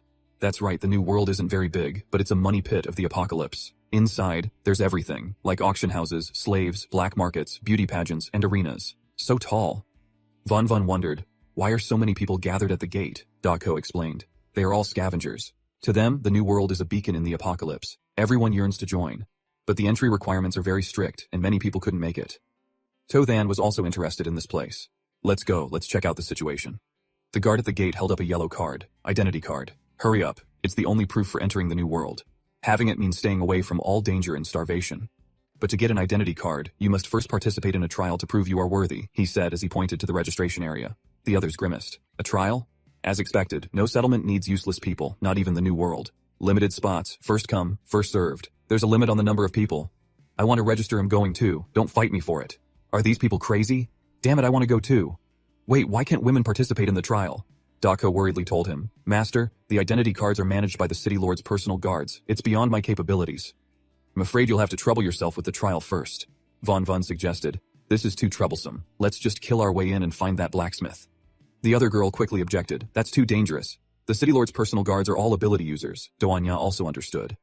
According to Dako's description, this blacksmith must be an extremely cautious and wary person. If he finds out we're fighting our way in for him, we might just scare him away for good. To then had it all planned out. So for now, let's keep a low profile. We'll go check out what this trial is about. Dako, you're responsible for getting everyone else in through another way. Dako nodded immediately. Yes, master. Just then, a bald guy pointed at him and called out, Hey, the newcomer over there. With you, we have just enough for the last team. The trial starts now. They started the mission. Recently, mutated spiders have been gathering in increasing numbers on the mountain behind us. This trial will target those spiders. But I advise you to only set traps on the outskirts. Don't go deep into the forest. Anyone who brings back 5 spider carcasses or 1 spider egg before dark will be considered to have passed. One guy shouted as soon as he heard that. Wait, 5 mutated spiders? Isn't this condition too difficult? Besides, the spider eggs are in their nest. Are you telling us to go and get ourselves killed? The bald old man glared and warned him. If you can't get the eggs, then bring back spider carcasses. Anyone who doesn't want to do it can follow this iron fence and leave. However, those who go alone will also become targets for the mutated spiders. Good luck to you all. The loudmouth from before slung a gun over his shoulder, looking smug and intending to bully Tuthan. Kid, the other teams have already left, just follow us. He immediately understood their intention. You want me to be your coolie? So the main guy decisively put his hands in his pockets, turned, and walked away. No need, it's safer for me to go alone. In his heart, he was even a little expectant. Is there a spider's nest in the forest? Maybe I'll go take a look. Seeing the main guy refuse to join them, the others' faces darkened as they schemed. Tisk, such an ungrateful brat. Big brother, should we follow and kill him? Forget him, a guy like that will die a dog's death sooner or later. Let's just watch this spot, wait for the other teams to return, and then rob them of their prey. Tuthan went into the forest alone, searching. Where are you, little spiders? Come on out, all of you. As soon as he called, a bunch of them appeared. That's quite a lot. I wonder if there are any elite mutated spiders.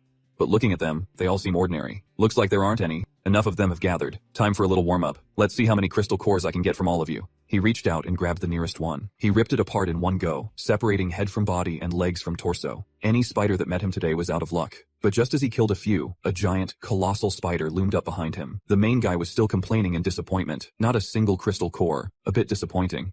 Meanwhile, with the girls, .co led the two to a building where a voice was announcing, "Come and join the Apocalypse Rose Beauty Pageant. The top 3 contestants will receive free permanent identity cards." Van Van asked in shock. A beauty pageant? The mech pointed at the girl next to him, shouting the advertisement. She ranked 7th in last week's beauty pageant. For just 3 packs of instant noodles, she'll be yours tonight. The men below shouted their bids. I'll pay 4 packs. 5 packs. The girl looked like a piece of merchandise, her face sullen. Van Van even asked, "What's wrong with her?" Dako explained, "If you don't make it to the top 3 but still want to stay in the new world, you can only become a tool for men to spend money on. Let's go in, but for stunning beauties like you, it certainly won't be a problem." That sounds awful. How tragic is there a beauty pageant here every week? That's right, the weekly winner competes to be the monthly winner. There are also women who don't want to choose this path, so they can only go to the arena. In short, there's no shortage of ways here to squeeze out every last bit of your value. For most women, getting food and safety without having to take risks is 100 times better than it is outside. Hurry up and change your clothes. It'll wait for you outside. These two girls are clearly inexperienced with the world to still be so naive in the apocalypse. Sigh, only by following the master can you have a life like this. A paradise on earth. Just then, a man came out. Dako, you've brought 2 fine pieces of goods this time. It was the one-eyed man from earlier. I saw those 2 wenches outside before. Bring them to my room quickly. The girl turned around, startled. The city lord's personal guard, Lord One-Eye. This old man was ugly as a demon, short, bald, one-eyed, and lecherous and evil. I must taste them for myself. If they serve me well, I'll give them 2 identity cards right away. Dako was scared to death. Compared to Tothane, this guy was clearly nothing. Plus, the 2 girls belonged to the main guy. But the guy didn't give her a chance to refuse. No buts. I'm the one who calls the shots here. That's right, remember to poison them. It's more fun to play that way. The girl was cornered and her head was spinning.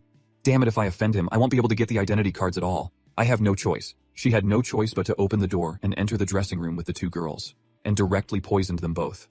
Von Von immediately clung to Doanya, rubbing against her. Realizing she was poisoned, she trembled and asked, "Why? Did you poison us?" Doanya was in no better state, her whole body extremely uncomfortable. She almost begged her, "Daka, you're making us feel so strange." She had no other way and had completely turned to the dark side. "I'm sorry, this is the only way right now. Just try to bear with it for a little while." The 2 girls just clung to each other, doing this and that, anything to relieve the discomfort. "Sister Doanya, don't." Elsewhere, 2 men were clinking glasses and celebrating. It was the one-eyed man and another bald man, waiting for Dako to bring the goods. As expected of Big Brother, you act fast and decisively. Most importantly, you never forget to share the beautiful women with your little brother. Who said we're sworn brothers? Besides, top-tier beauties like these were rare even before the apocalypse. Just hearing you say that gets me excited. Why aren't they here yet? Don't be hasty. Dako still has to poison them. Just then, Von Von and Doanya entered, and the 2 men were ecstatic. They're finally here. The 2 girls' faces were flushed red, unable to control their minds, panting in anticipation. Lord One-Eye saw the 2 girls in their sexy outfits. His eyes lit up, and he grinned greedily. From this expression, I know the poison has taken effect. I'm really looking forward to the wonderful time ahead. The other guy was drooling too. They're both top-tier Big Brother. You choose first. The one-eyed man chose Doanya. Then I'll take the one with the long hair. I especially like this one. The other guy also immediately hugged Von Von. Big Brother, this is the first time I've met such a proactive top-tier beauty. They laughed in delight, preparing to enjoy themselves. This is all thanks to Dako. We'll have to reward her properly later. But now. Both of them looked at each other with reddened eyes. Somehow, they puckered their lips and embraced each other wildly. A spring night's moment is worth 1,000 gold pieces. It turned out Doanya had activated her skill. The 2 girls weren't poisoned at all. Doanya looked at them with contempt. These 2 are much easier to control than I imagined. Dako was stunned. Your ability is too brutal. Von Von asked angrily. You poisoned us just for these 2 guys? You made us endure that feeling until now. She quickly waved her hands. Of course not, Master said. My poison can resist the brain bugs. I was just afraid that you would get parasitized by brain bugs if you came into contact with the city lord's guards. You did the right thing to avoid being infiltrated by the brain bugs. While we're in the new world, we all have to maintain this state. But Von Von couldn't stand it, her hands fidgeting restlessly. Huh? But like this? Then let's hurry up and get the identity cards. Dako wondered. What about those 2? Doanya replied with difficulty. They'll continue to be wrapped up in each other. If you like, you can stay and admire the show. The room was filled with the moans of the 2 men. Oh, darling, you're so strong. The girl couldn't stand to watch and hurried outside. Wait for me. Cut to the forest. A bunch of people are doing the mission here. The beacon of the apocalypse, huh? It's all just lies to deceive people. We only came here for the crystal cores inside the spiders. The spider's nest is this way, right? Is the boss lost again? North is up, south is down. What direction is left? The whole group suddenly froze stiff looking ahead. So many spider corpses, huh? Furthermore, their heads are all gone. Boss, it seems someone was one step ahead of us that was Dathan's battlefield. Of course, every single one of their faces turned pale. On the protagonist's side, a supergiant spider started to attack. Of course, he noticed it right away, leaning to the side to dodge in a split second. White silk was continuously being shot out from the spider's rear. The silk was white, tough, and there was a lot of it, wrapping directly around his arm. This stuff is pretty impressive. He kept pulling and pulling, but it wouldn't snap. I can't believe there was a giant spider hidden here. It seems like it's about to reach level 2. The others hid behind a tree, peeking at his fight. Who is this guy? Daring to rush into the spider's lair all alone? Boss, he doesn't look weak. What should we do? What to do? Of course, we'll watch the show first. This kind of guy doesn't know his own strength. I can't wait to see his corpse hanging from the spiderweb. Not a chance. The protagonist didn't waste words. He just snapped the damn spiderweb with his bare hands. The spider fell onto its back, its rear being pulled as he held the web tightly. He quickly landed a punch, fast and clean, and that's how he took care of it.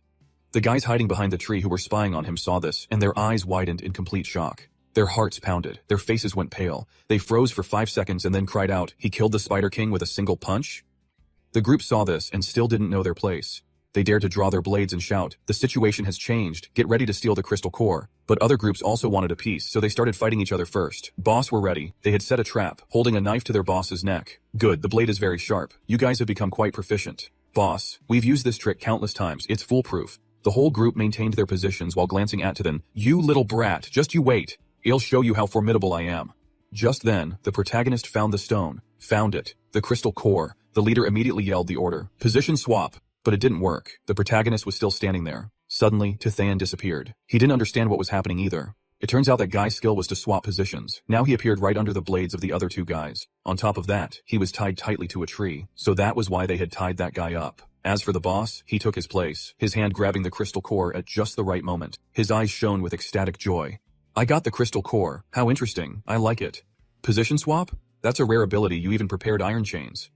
You must have used this trick to harm quite a few people." He gloated and sneered at him. "Humph, for a prey. You sure talk a lot. You think this is enough to kill me? You guys are too green. Prey? So you consider yourself the hunter? But even an experienced hunter can be killed by their prey sometimes." His face darkened. "I'd like to see how you'll turn the tables." "Kill him." The entire group of underlings charged forward with their blades. "You think you can turn the tables all by yourself? Die." But they couldn't have imagined that the protagonist had a body of bronze and skin of iron. No matter how they slashed, they couldn't even cut a single one of his leg hairs.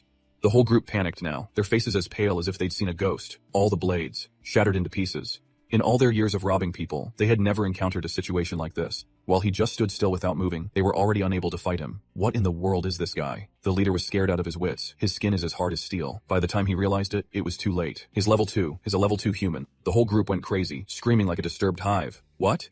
A level 2 human? It must be true. A body of bronze and skin of iron, just like a level 2 mutated beast. Someone else couldn't believe it while he's still tied up.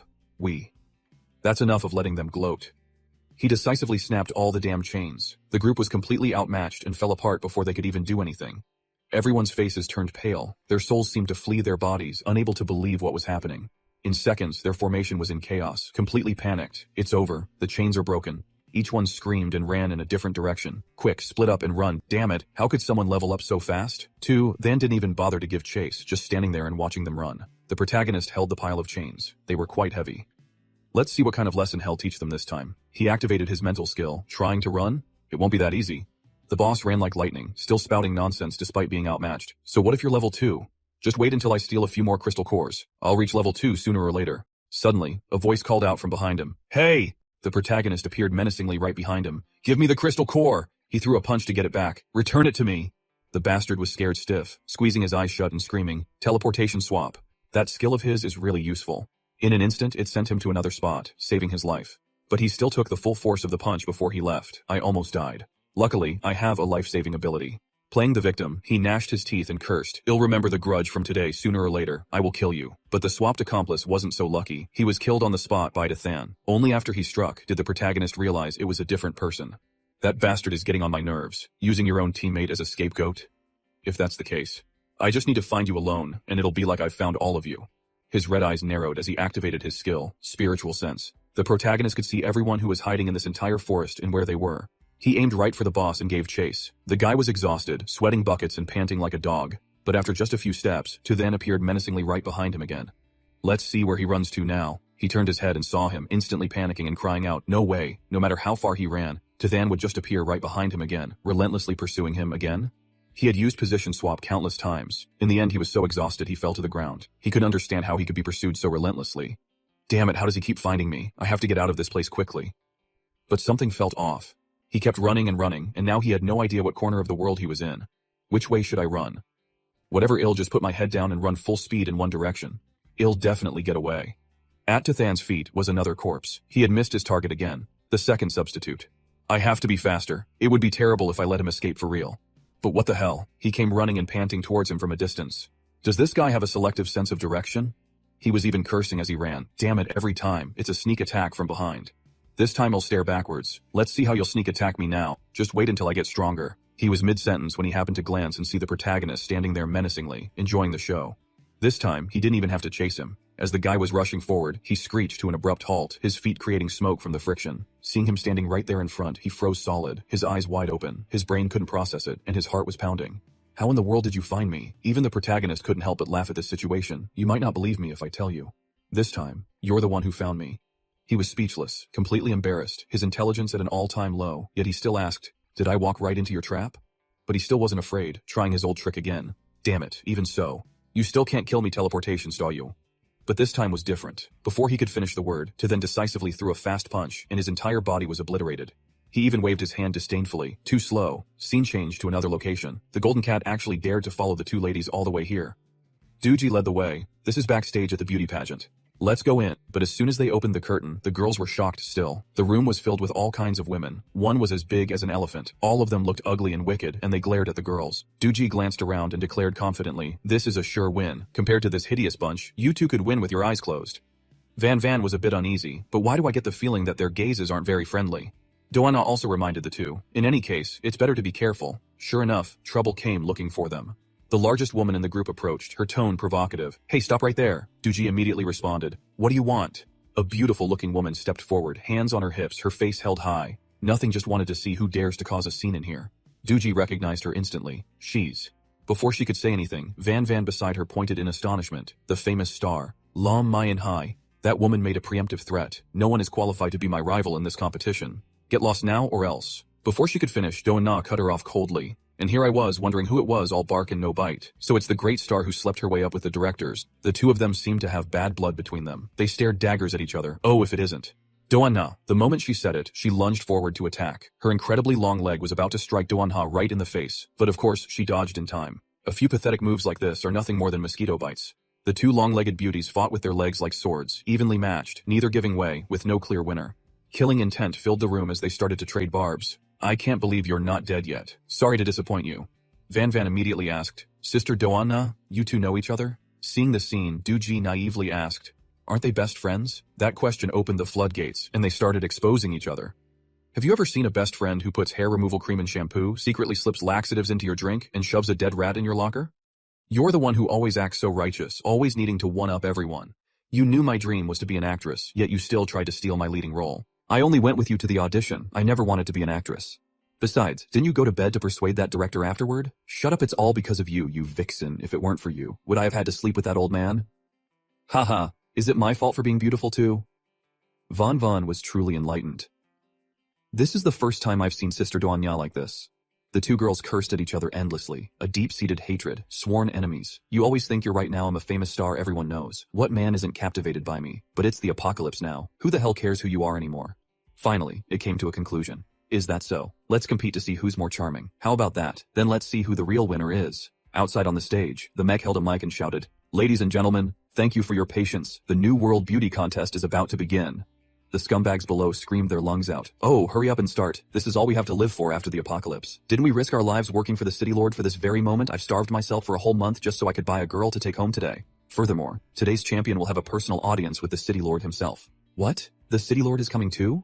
Doanya understood when she heard this. So, you get to meet the City Lord. No wonder that woman is so determined to win the championship. Van also whispered, if we can ask the City Lord to help us find a blacksmith, things will surely be much easier.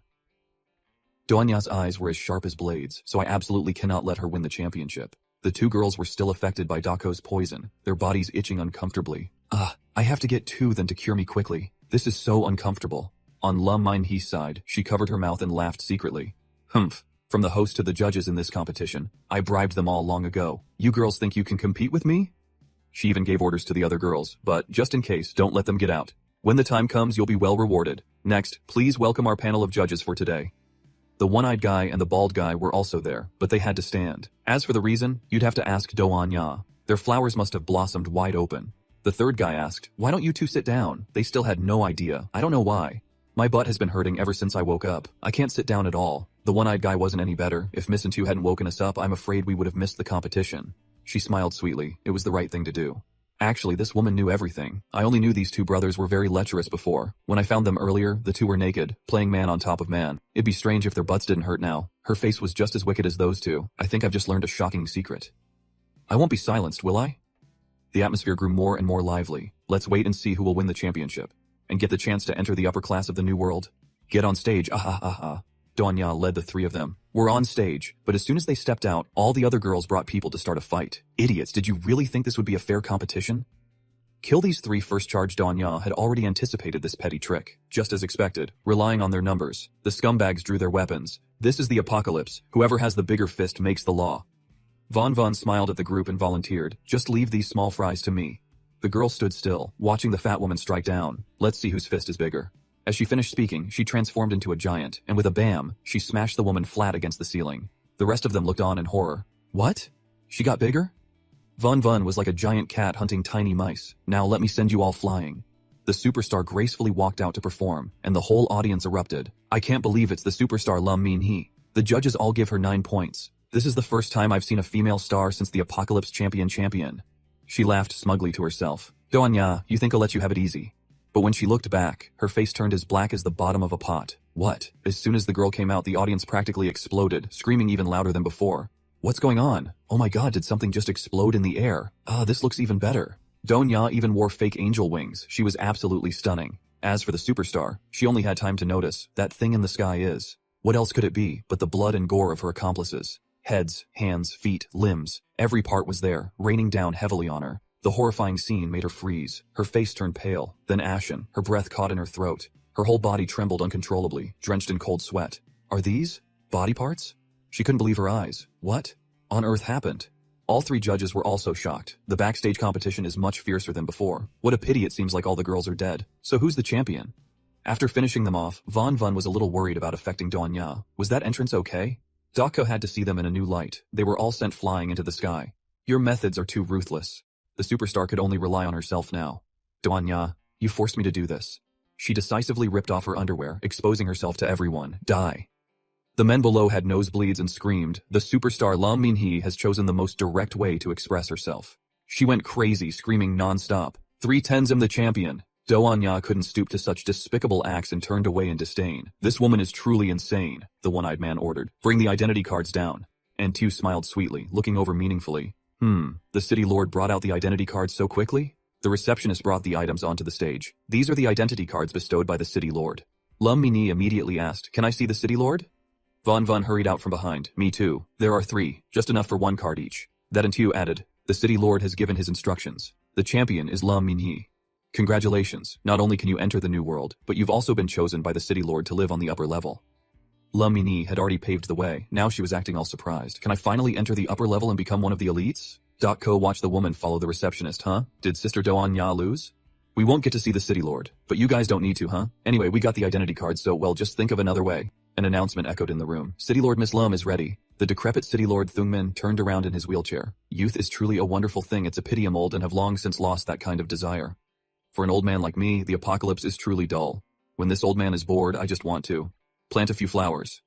As he said this, his eyes suddenly lit up with an unbearably wicked glint. In front of him, in a water-filled glass tank, a girl had been turned into a mermaid for his amusement, a fate worse than death. The old man, pleased, ordered the superstar, Come in.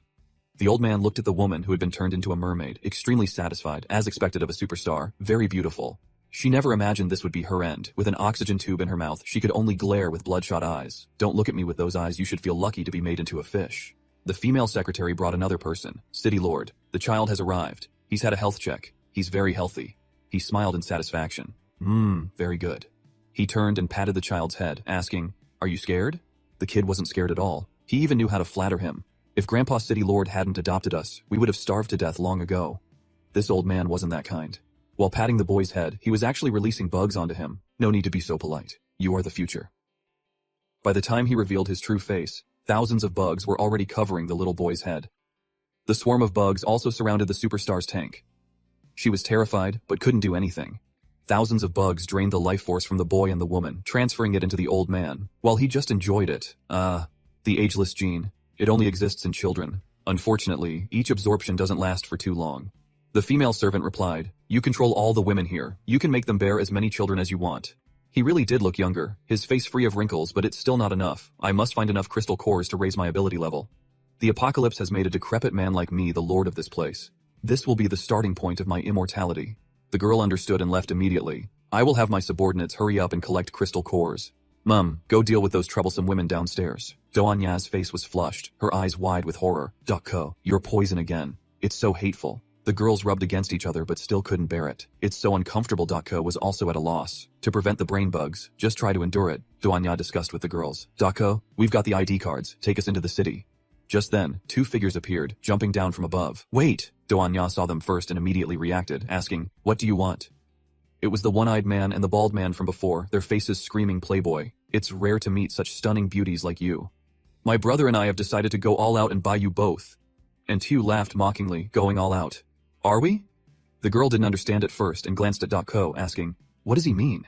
Remember I told you that women here are just a type of resource, even with ID cards. It's just that the price is. They took out 2 stones, 1 crystal core each. Everyone knows how important crystal cores are, so no one has ever done this before. But my brother and I are already very strong. Most importantly, that feeling is truly addictive. Von Von laughed mockingly, but what if? The thing that makes you feel so addicted isn't us. Doanya's eyes glowed red as she activated her mind manipulation skill. Let me help you remember, both of them were hit by the technique immediately, unable to resist. The scene from that day immediately replayed in their minds. Now they knew the truth, the scene of them kissing and sodomizing each other. No wonder their flowers blossomed. Scene changes to another location. A shattered giant spider appears in front of a young man. He took off his hood, a step too late. The Spider King is dead, and the crystal core is gone too. Luckily, my target wasn't the crystal core. After speaking, he drew his blade and with a few slashes collected all the legs. Finished, he left satisfied. These spider legs should be enough. Suddenly, he froze, startled.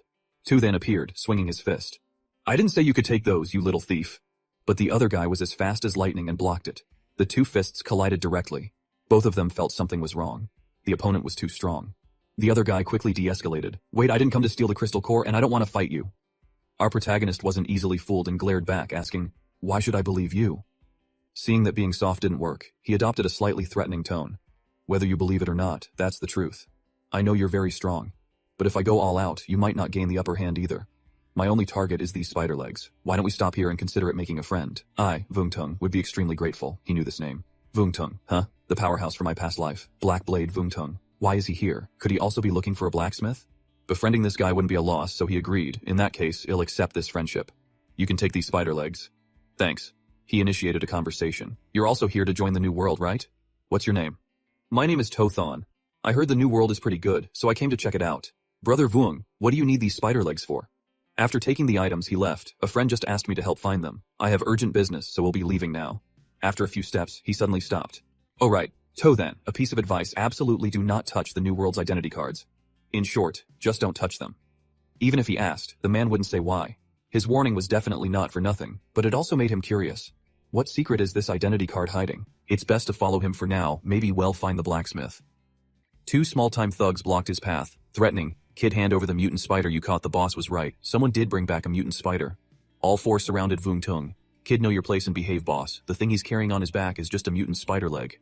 But he wasn't scared at all. Without a word, he slashed 4 times, and instantly, the heads of the 4 thugs fell to the ground. After finishing them off quickly, he let out an annoyed remark. "So troublesome." Our hero saw this whole scene. As expected of an expert from my past life, he must be at the peak of level 2, on the same level as me. But after absorbing this crystal core, he'll surely reach level 3. It's just that side effect. Vung Tung held out the card in his hand. "This is my identity card."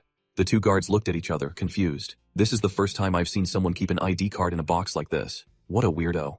To then followed for a bit, didn't say much, and threw the giant spider's corpse down in front of the 2 guards. Both of them were completely shocked and went over to check. Done so quickly? Luckily, the captain left a new ID card before he left. He handed it over immediately. "Congratulations on becoming a part of the new world." Tu then took the card, deeply puzzled. Is there something shady about this ID card? Why did Vung Tung tell me not to touch it? While he was still wondering, he suddenly saw black, root-like things coming out of the card. What is this black smoke? Suddenly, the surrounding space changed, and a pink color filled everything. The spirit girl appeared just like that. "Why did you come out?" the spirit girl retorted. "I should be asking you, what the hell did you do?"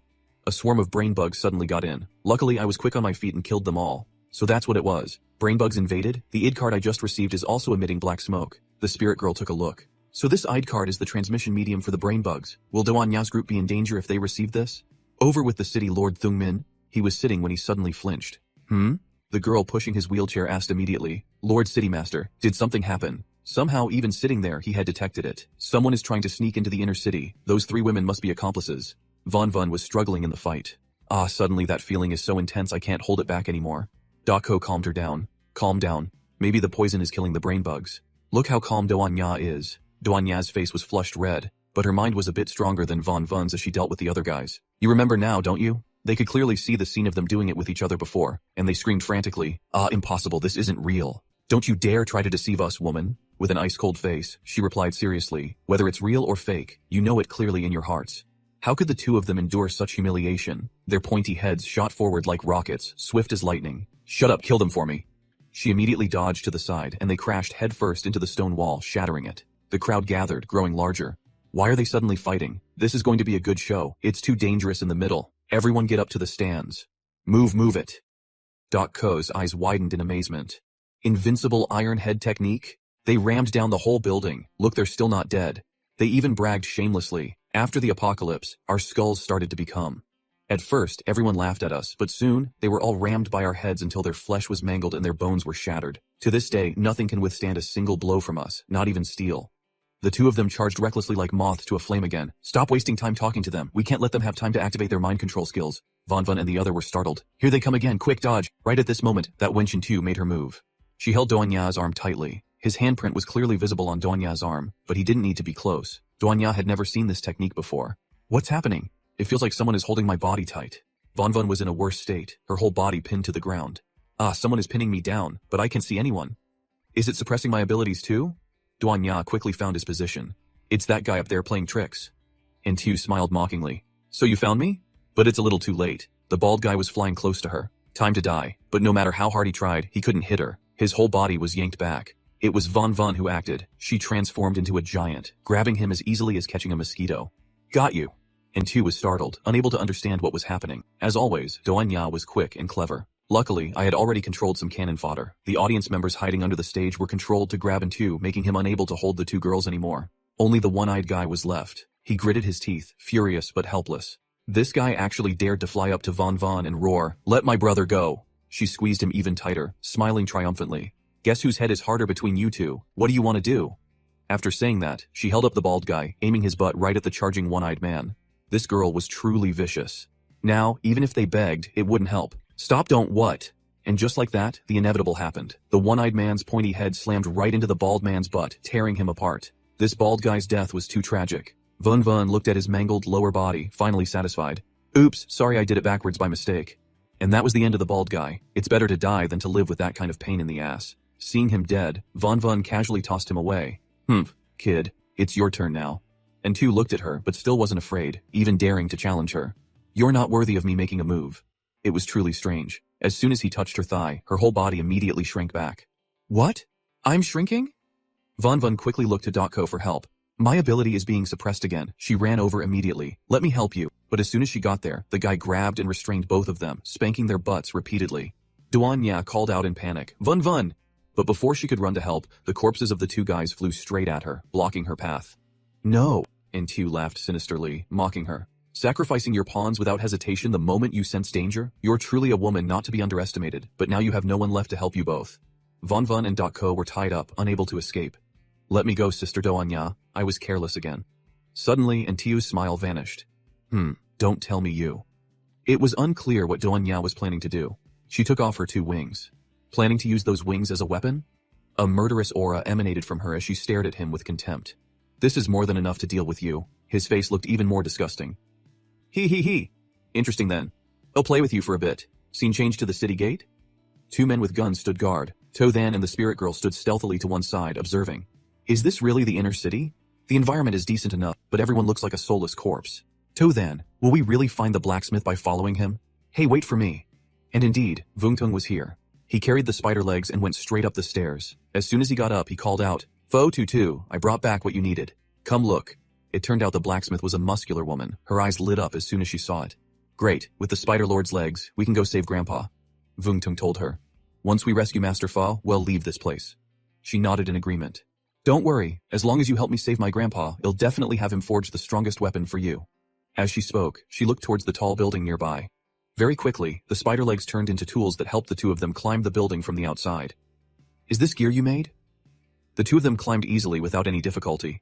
That's right, the Spider Lord's claws can provide enough grip it ensures we can climb up safely. Grandpa is imprisoned by the city lord on the top floor, he asked curiously, but why don't we go up from inside the building? As soon as he mentioned it, she panicked. No, absolutely do not go inside the building. To then stood below, looking at the two of them high above, wondering, is that person the master blacksmith? Let's go up there too, but he didn't choose to climb the outside, instead sneaking inside. It seems like there's no one inside. The spirit girl stayed right by his side. It's easy to get inside. Both were puzzled. Then why did they have to climb the wall? But as soon as the words were out, something dark suddenly appeared above their heads. It struck down like lightning. Luckily, Tothan spotted it and dodged in time. Taking a hit like that would have been enough to kill him. He squinted to get a better look. My God. The spirit girl's eyes were wide with vigilance. Tothan, look ahead now. I know why they wouldn't come inside. Vungtung and the other, climbing outside, suddenly saw the lower floors explode with a loud bang. Both of them jumped, their hearts nearly leaping out of their chests. A pink light shot up from below. He managed to escape from inside. Vungtung recognized him instantly. Tothan, why are you here? He stared at him and asked just one question. Are you the master blacksmith? I finally found you right behind him. A shapeless crimson mass was in hot pursuit. Both of them stared with wide eyes, their mouths agape, dodging our hero like the plague, and shouted in unison, don't you come over here, it's true what they say. Don't fear a strong enemy, fear a stupid teammate. Vungtung screamed, scrambling away on all fours to get away in time. So disgusting, I hate insects the most, huh? So fast, Fotutu hurriedly chased after him. Wait for me. Suddenly a hand wrapped tightly around her waist. It was our hero. The other guy panicked and ran, leaving the girl behind. But as for Tothan, he never leaves a girl behind. Just like that, the three of them raced to climb as fast as they could. The main guy even stepped on his shoulder to run, and the guy was like, hello? Are we close enough to be messing around like that? He ran off and disappeared, not forgetting to tell him, Brother Wang Tong, I'm leaving the rear to you. He had such bad luck. The one who caused the trouble ran away, leaving him to deal with the mess. Of course he wouldn't accept it. Hey, on what grounds? But he no longer had time to argue. That disgusting dark red mass was right behind him. He would probably never forget this grudge for the rest of his life. What I hate most. Are insects with that? He punched continuously without missing, his power erupting to its maximum level. The young lady was carried away by Tothan and asked in panic, who on earth are you? What do you want with me? I'm Tothan, and I want to ask you to forge a blade for me. The girl was confused, thinking what the heck is he talking about? Forge a blade? Why should I help you? Of course. I'll pay you. I can grant you one request. That sounded tempting, so the girl agreed immediately. Get me to the rooftop first. In another room, the old man caressed a photo of him and his granddaughter, calling her name, Tutu. As long as you're okay, Grandpa can endure any hardship. Just then, the old man's room was blown to smithereens. Speak of the devil, and he shall appear. I'm here to save you, Grandpa. The old man couldn't believe it, you little brat. His whole body trembled, tears welled up in his eyes, not daring to blink. Is it really you? Then he looked at the main guy carrying the girl and asked, who is this person? She struggled fiercely. All right, put me down. The old man's happy expression suddenly changed as he scolded. Wait, you little brat. Didn't I tell you this place is dangerous and not to act recklessly? The girl casually dusted herself off and retorted. Aya, you stinky old man. Haven't I already found someone to help? Then she turned to the main guy. All my forging skills were taught by him, so. This stinky old man is the blacksmith you're looking for. If you want to forge a top-tier weapon, you have to save him first. Only now did Tothan notice the old man's leg was tightly bound by a chain. Hearing that, the main guy stepped forward. In that case, sir, let me take a look at this shackle first. The old man nodded repeatedly. Just call me old foe. The main guy grabbed the chain and strained to pull it. But even with his strength, the chain didn't budge. It won't break? The old man sighed helplessly. It's useless, young man, this shackle looks ordinary, but it's made from a post-apocalyptic mutated material. And he didn't forget to flex. Moreover, I forged it myself, so it's incredibly sturdy. No one can open it. The girl got angry hearing that and smacked the old man. You crazy old man. What's there to be proud of about being locked up by something you made yourself? He hurriedly argued. The city lord threatened me with your life. What other choice did I have? But he didn't give up and thought of another way. I see. What if we use a weapon made from a stronger material? The more the old man talked, the angrier the girl got. A stronger material. Then it certainly wouldn't be a problem, but this was made with the strongest material found in this new world. Where am I supposed to find something stronger? This was like digging his own grave, and a very deep one at that. Tothan, of course, had a way. He opened his spatial bag. I have it right here. This old man was quite lucky. Just a few days ago, Tufeng's group brought this boulder back, and now it could be used. Fotutu was startled. A rock? A boulder? Where did you get that from? This boulder was almost as big as the room. The old man was even more shocked. He touched it in amazement, his jaw about to drop. This stone contains immense power I've never seen before. Where did you get it? The main guy asked him. Can you use it to forge a blade that can cut the shackle? The old man broke out in a sweat. It probably won't be a problem, but refining raw ore of this level is quite difficult. Young man, I'll have to rely on you for this. He didn't understand what plan the old man was hatching. The old man led the two to a place. Follow me. The city lord locked me on the roof of this building, forcing me to help him forge those mutated materials. Due to the special nature of the materials, the tools I use are also specially made. The girl followed the old man's instructions until she was exhausted. Is this the bellows? I can't push it at all. The old man added, this huge thing normally requires 10 people to operate, but they all ran off to watch the beauty pageant just now. Today, you'll have to leave it to you. With one old man and one girl here, only the able-bodied young man could do it. No problem, leave it to me. The girl drooled, looking at his six-pack. Wow, that impressive? The old man added. I hope it's not just for show. Just like that, the old man instructed them. After the temperature rises, we will push the raw ore into the furnace to melt it. Once the ore is in the furnace, you absolutely cannot stop. Otherwise, the ore will become scrap. The old man sat down to one side and shouted, let's begin. But before he could even get comfortable, his granddaughter immediately called him out. Hey old man, why are you sitting down? He watched to then work, having it all figured out. Don't rush even for an ability user. It takes at least 3 hours for the furnace to reach the right temperature. But surprise, surprise. As soon as he finished speaking, the main guy did it in one push, sending it off the charts. Both of them jumped in shock, completely stunned. What's happening? The flames blazed, engulfing the boulder. In all his years, the old man had never seen anything like this. To think the temperature could spike so instantly? This is the first time I've seen such a ferocious flame. Is this guy a monster? Indeed. To achieve this, then had to use all his inner energy, exerting all of his ultimate skills. Heat radiated from the furnace. The girl wiped her sweat, her face scrunching up, so hot. The old man gritted his teeth and mustered his strength to call out, you brat, stop dawdling. Hurry up and push the stone down. The two of them pushed and pushed until the boulder finally fell into the sea of fire. After they finished, they were sweating buckets. So hot now, all we have to do is wait. They were so engrossed in their work, they didn't notice that the old man Thuong Min had been wheeled over by his female secretary. His eyes were bloodshot as he growled, who is this fool who dares to barge into my building? Old Pho jumped in fright and shouted, oh no, it's the city lord. The girl, Pho to Toe, was furious, gripping her sword tightly. It's him, the one who locked my grandpa up here, she said as she charged forward to attack him. Die, but neither of them showed any fear, their faces nonchalant. Before the sword could land, the woman pushing his chair suddenly swung her arm, transforming into a damn insect. Pho to Two was caught off guard by the counterattack. Be careful. Old Pho was terrified, extremely worried for his beloved granddaughter, his heart about to leap out of his chest. Two. The sharp blade in her hand drew near. How dare you disrespect Lord City Master? The creature, neither human nor beast, with rows of spiky legs growing from its back like a giant cockroach, intended to strike down. Die. The grandfather and granddaughter were scared out of their wits, their faces drained of color, mouths wide open in a silent scream. The girl, Pho to Two, closed her eyes, awaiting death, as there was no escaping this time. Just in the nick of time, a punch flew out of nowhere and landed squarely on the creature's face. It was the hero Wang Tong, arriving just in time to save the damsel in distress.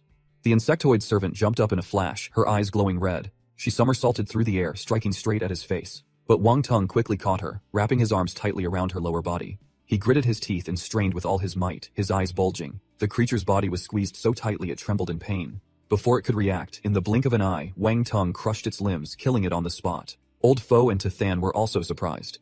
This young man was too fast, too dangerous. Pho to Two looked at the creature's head that had fallen at her feet, still in shock, and asked fearfully, Is it dead? Wang Tong walked over coolly and asked the beauty, are you okay? The hero saving the damsel never gets old. The girl was completely smitten, so handsome. He was taken aback and snapped his head around, huh? What did you say? In the middle of the romantic moment, he saw a leftover centipede on his body. He immediately started hopping on the spot, scared out of his wits, and screamed, there's a bug! All his coolness vanished into thin air. Pho to Two took her sword and cut the centipede in half. She blushed with embarrassment. I've taken care of that bug. Thank you for saving me just now. Only then did he stop hopping, but his face also turned red. Who wouldn't like being thanked by a girl? The two of them suddenly became shy. You're very brave too. Not at all, you're the one who's truly amazing. While the young couple was having a moment, the old man Thuong Min, his face dark with anger, interrupted. You brat! You dare kill my person! Do you know the consequences? Only now did Wang Tong pay attention to him. So you're the city lord? You look pretty weak. He just sneered in response. Is that so? In that case. The old man didn't waste words and transformed right before his eyes. In the blink of an eye, his entire body turned into a giant centipede. Wang Tong was scared enough of small centipedes, and now there was this giant one. That was enough to blow his mind. What? What the hell is this? The creature laughed hideously, looking down from above to challenge Wang Tong. Now what are you going to do? Since I've already revealed my true form, I'll just have to kill every single one of you, come on out. His body alone was almost as big as the damn building, and on top of that, he summoned hundreds of thousands of small centipedes to swarm out of the building. Over on Duan Ya's side, the one named Ntu also revealed his true form, neither human nor beast. The two cockroach-like antennae on his head twitched, receiving the signal. If the city lord has given the order, then there's no more time to dance with you. He decided to finish the ladies off. He stared at Duan Ya and cursed, all of you, die. He thrust both hands into the teddy bear and roared, get them all. Immediately, something punched Duan Ya hard in the waist, causing sharp pain. The girl was hit repeatedly but couldn't see anything to fight back against. Duco and Van Van were still tied up. This is bad, Sister Duanya is surrounded. The crowd below saw this and immediately protested. Hey, you bastards, don't damage her. We're still waiting for our turn to have fun. Duanya was beaten black and blue, blood trickling from her mouth, but she was powerless to resist. He laughed smugly and taunted, you can't even see your opponent. It's impossible to dodge the attacks of an invisible person. Even a mental type ability user couldn't possibly sense which direction the attacks are coming from. But she wasn't scared at all, activating her skill and challenging him. Kill me in one hit. Von Von was worried sick. Sister Duanya, be careful. She had it all calculated before making such a challenge, using the 2 white wings on her back to launch herself into the air. After getting hit a few times, it seems she figured out the pattern, successfully dodging several consecutive blows. The guy couldn't understand how she did it, his face scrunched up. What? Even when she was standing right in front of him with blazing red eyes, he still couldn't believe it. You dodged it? How did you do that? You clearly can't sense them. As soon as he finished speaking, he was startled and looked ahead. Huh? His mysterious ambushers were covered in blood. It turns out Duanya had deliberately smeared blood on them to mark their locations. Now he understood. You used those wings to splash the blood from the ground onto the invisible enemies? Duanya is actually super smart. She decisively raised her leg and slammed her sharp heel right into his mouth. You talk too much. Shut your filthy mouth for her to get this close. His defeat in this battle was certain. The other 2 girls sat on the side, their jaws dropped in admiration. Sister Duanya is amazing. Stomp him to death for me. Suddenly, the ground shook violently, especially the building behind them. Duanya whipped her head around to look. What's happening? No one understood. What are those things? Insects? Where did so many insects come from? A swarm of blood-red insects flew out of the building. Even the crowd of spectators ran in panic. Help, something's biting me, it hurts, run! And Hugh laughed loudly with glee. Ha ha ha, the bug wave has begun. Everyone will become food. You all must die. Duanya got annoyed, pressing her heel deeper and grinding it. I told you to shut up, die. Even though the bastard was beaten to that extent, his minions could still move. She didn't notice the horde of invisible figures behind her preparing to attack. Her focus was solely on him, looking for death, the privilege of having long legs. Duanya kicked with all her might, and his entire head flew off his body like a ball, sending him to the underworld. Now, Duanya used her skill to force the ambushers to appear. It turns out they were large pink teddy bears. Having lost their controller, they all fell to the ground at once as if their power was cut. Only now did Dako realize, so the invisible enemy was just a rabbit-shaped puppet. The bear bag he was always carrying fell open, and inside was a game controller. Duanya saw it and picked it up immediately. What is this? A game controller? No wonder he was always holding that bag, to hide this. She tried to control it. Immediately, the bears started to move, shaking their bodies. Duanya understood now, so that's how it is. I just need to channel my mental energy into it. And I can control this guy. She suddenly got a new, awesome weapon for free. Duanya started controlling them playfully. Get up. The bears were as obedient as puppies, standing around and giving her a neck and shoulder massage. It felt so good. Not bad, not bad. These 2 puppets are quite useful and they're tireless robots. She relaxed her whole body and enjoyed it. The pressure is just right. It's easier to control than I imagined. However, things weren't as comfortable for Von Von and the others. Their faces were pale with fear. They kept crawling forward, screaming, help! There are too many bugs, Duanya finally noticed. This is bad. She quickly controlled the nearest giant bear to stand up and block the swarm of insects for the 2 girls. They even knew how to pull large boulders over. They pieced them together to build a fortress wall. It's stable for now. The bears blocked the girls from being exposed to the insect swarm. 4 bears at the 4 corners of the wall. Inside, the girls planned their next move. It's all bugs outside. What should we do? First, let's help each other. Don't move. Let me untie everyone. We can't stay here forever. We have to find a way out. But before they could even breathe a sigh of relief, a whole swarm of insects crawled in through the cracks. Von Von looked down at her feet, scared out of her mind. The bugs are getting in. But right now, all they could do was say, be careful, not knowing what to do. Daka thought of a way. Let me try using my poison gas to drive these bugs away. After saying that, she released a hissing sound and green smoke filled the space. Sure enough, the bugs turned tail and fled immediately, not daring to enter. Look, the bugs are running away. Her eyes lit up with delight as she boasted, as expected. They're afraid of my poison gas. But the problem was, Duanya and Von Von were also afraid of it. This isn't right if you release poison, like this. We can't stand it either turning around, the 2 of them had to hug each other tightly to relieve the effects. But there was no other way. Sorry, it's for the greater good. It's better to be itchy and uncomfortable than to die. Suddenly, she looked as if she'd seen a ghost, her eyes wide as she looked up at the sky. A towering pillar of insects was approaching. What is that? Von Von and the other girl tried to separate. Let go of me, a bug storm. Is very dangerous, Von Von. You're the one who needs to get away from me. They pushed each other back and forth, neither willing to let go. Dako looked at the bugs forming a human shape and screamed herself hoarse. Stop it, you 2. The bug storm has already formed into a person. Hey, you two, calm down for me, but the other two were helpless. We want to. The monster raised its leg, about to stomp on them. Taking a hit from that bug foot would mean a trip to the afterlife. Scene changed to the rooftop. Vungtung looked at the giant centipede, unafraid. It's just gained a turtle shell, that's all. Watch me smash it to pieces. It looked terrifying, but he was still stubborn enough to challenge it. The old man was infuriated by his words, cursing angrily. You brat who doesn't know your own limits! He attacked immediately, thrusting a sharp leg down. Die! Vungtung swung his sword and blocked the leg instantly. At the start of the fight, he was still full of energy, jumping high and attacking relentlessly. He looked cool, slashing left and right a few times, thinking it would be an easy win. But in the end, the old man swung his leg and kicked him, sending him flying into a wall.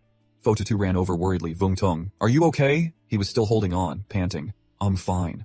The bastard's eyes widened as he cursed. What a nuisance. A series of sharp blades sprouted from both sides, surrounding the two of them. How could Fotutu escape after running straight into the enemy's trap like this? Luckily, Vungtung sacrificed himself for the beauty, taking several hits for her. His whole body was trembling from the pain. Fotutu froze, thinking she had come to help but ended up causing more trouble. He collapsed with no strength left. She quickly held him and asked, Vungtung, how are you? Now he understood how formidable the old man was and didn't dare to boast anymore. This monster is not easy to deal with. Find a way to get old foe out of here first.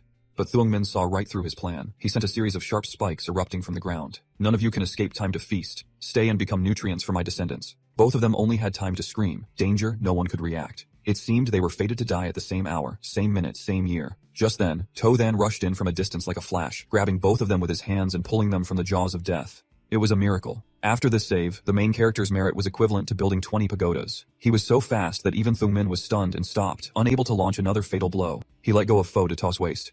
Are you okay? He decisively faced the enemy alone, as these two were no match. He was the strongest one here. Everyone, go help old foe first. Leave this giant bug to me. A moment ago, while they were fighting the monster, he and the old man were also busy with something. Is it done yet? Still not working? The old man couldn't understand. Soaked in sweat, he wondered, how strange. Why isn't this black stone showing any signs of melting? This isn't right, the firepower is clearly sufficient. I must say, this black stone is truly too perfect. I'm afraid there's only one way to melt it. But that method requires a small price. Therefore, you must agree to one condition of mine. He glanced at the old man and asked, what condition? If it's something I can do, I will definitely do my best. Unexpectedly, what the old man wanted was, take my granddaughter to Freedom City. The main character's eyes widened in shock. Freedom City? I know this place. The only apocalyptic fortress built by the government in the legends, known as humanity's last utopia. Even in my past life, I had only heard of this place. He didn't even know where it was, so how could he take her? That's not a problem, but does Freedom City really exist? Do you know where it is? The old man suddenly seemed to doubt him. You've heard of Freedom City too? Old Fo's eyes widened. Since you've agreed, then you can confidently leave this black stone to me. We'll talk about other things after we leave this place also. Call Tu over to help. Tu then calculated for a moment. Freedom City? If such a place really exists, it's worth checking out. In short, let's get the blade first. We'll figure out the rest later. That's why the main character decided to step up and handle it as quickly as possible. For now, he'll deal with this eyesore of a bug. The bastard Thuongmin went berserk, opening his huge mouth and charging. You wanna die? Watch me swallow you in one bite? The main character quickly dodged to the side, aimed for his face, and threw a punch. But it's no use. You should know my punch can normally bring down a building. As expected of the armor forged by old foe, I used my full strength, but it's still completely unscathed. But why is it getting bigger and bigger like this? Just opening its mouth is enough to swallow me whole. Giant centipedes keep appearing, wrapping around the entire building. The whole building is shaking like an earthquake. Vungtung frowns, not understanding. Are those two trying to demolish this building? I have to quickly break Grandpa's leg chain and get out of here. Suddenly, a pained cry comes from behind. Fotutu immediately recognizes it. It's Grandpa. What a filial granddaughter. She was so busy worrying about the guy. Only now does she run over. Grandpa, what happened? The two of them ran over and saw the old man dealing with his own leg. Their brains froze for 10 seconds, unable to process it. In extreme panic, old foe. What happened to your leg? This old man took a sword and cut off his own chained leg to escape quickly. But Fotutu immediately gritted her teeth, thinking, could it be Tothan's doing? I must kill him. The old man, speechless, roared. Get back here. You should know, the highest grade materials are not cold, inanimate objects, but spiritual existences. Only with the flesh and blood of the blacksmith can their true power be released. So that's how it is, but she couldn't accept it for a moment. But your leg. The old man put down the knife. It's just a leg, not like I'm sacrificing my life. What's there to be sad about? As a blacksmith, having the chance to forge a weapon of this level is surely the greatest achievement of my life. Vungtung quickly bandaged him up. Old foe, you can't die, you still owe me a weapon. Seeing the building shake more and more violently, old foe endured the pain. This place won't hold for much longer. You kids have to help me elsewhere. The golden cat had also followed them here. Somehow, it found its way into Thungmin's laboratory, a room full of giant test tubes containing beautiful women turned into mermaids. The cat walked around, constantly peering at things. It even saw the famous actress here, without an oxygen tank in her mouth. A series of bright red centipedes crawled out from her body. On the other side, Fo Tutu and the others were focused on forging Stinky Old Man. The black stone is starting to change. The old man sat on the side, trying to endure the pain while giving instructions. The blade sacrifice method is indeed effective. Start the next step. Luckily, the strong Vung Tung was also useful. Old Fa, with such a large piece of material, can you forge another blade for me? The old man immediately refused. Don't even dream of it. After refining, there's only enough for one blade. He's quite perceptive, saying as he picked up the stone, what a pity. This stone always gives me a very familiar feeling. Indeed, in his past life, this stone belonged to him. Fo Tutu felt sorry for him and turned to say, Stinky old man, you should rest for a bit. Leave the next step to me. As soon as she finished speaking, she grabbed the hammer and started pounding furiously. And so, everyone had their task, while Tu Than was assigned to fight the giant centipede. Even he had to admit, you are very strong, but I've met someone stronger. This armor of mine was originally prepared for that person. However, using you as a warm-up kill is also fine. Our main guy heard this and got curious, who is this stronger person you speak of? But Thungmin refused to say. You're going to die today anyway, no need to know so much. He showed his disdain for him. Just by yourself? At this point, neither of them needed to hide anything. After all, one of them had to die. I know you asked that old man to forge a weapon for you, but I've also made preparations. To then stared at him intently without saying another word. Cut to the tube containing the famous actress. Blood started to spread from her mouth. Finally, thousands of centipedes swarmed out noisily, completely covering her entire face. The noise startled the cat, making it whip around. The sight of the horrific centipede swarm even gave it goosebumps. Meow meow. The swarm of centipedes was so large it shattered the test tube. The golden cat scrambled to flee in terror. It ran like the wind towards the group of people on the rooftop. Fo Tutu saw it and asked, where did this kitten come from? Kitten, get out of here quickly, it's dangerous here. As soon as she finished speaking, a whole swarm of bright red centipedes rushed in right behind it. This was the first time in its life the cat had been so scared. Its eyes were wide with terror, not knowing where to run. Only now did the group realize we're surrounded by bugs. Ouch, where did this stinky cat lead all these bugs from? Tu Than, who was in the middle of a fight, had to look in that direction. Old foe. Worry about yourself first. His fight with this monster was really intense. He still hadn't been able to damage it at all. The situation on the girl's side was also critical. A giant insect leg was stomping down, were about to be crushed. Van hurriedly transformed into a giant and raised her hand to block it. Be careful. But her strength was limited. And what's more, these centipedes were baring their fangs and biting her. It hurts! The other two girls jumped onto her other hand, trying to think of a way. This is bad, those bugs got into Van's arm. Ko was also at a loss. Damn it, it's too far. My poison gas can't reach. Duanya couldn't just stand by and wait to die. This can't go on. We have to think of something. Let me try. She tried to activate her highest level skill, closing her eyes tightly, spreading her arms and legs. These bugs are all living creatures. I can influence them. Van was exhausted, barely holding on by gritting her teeth.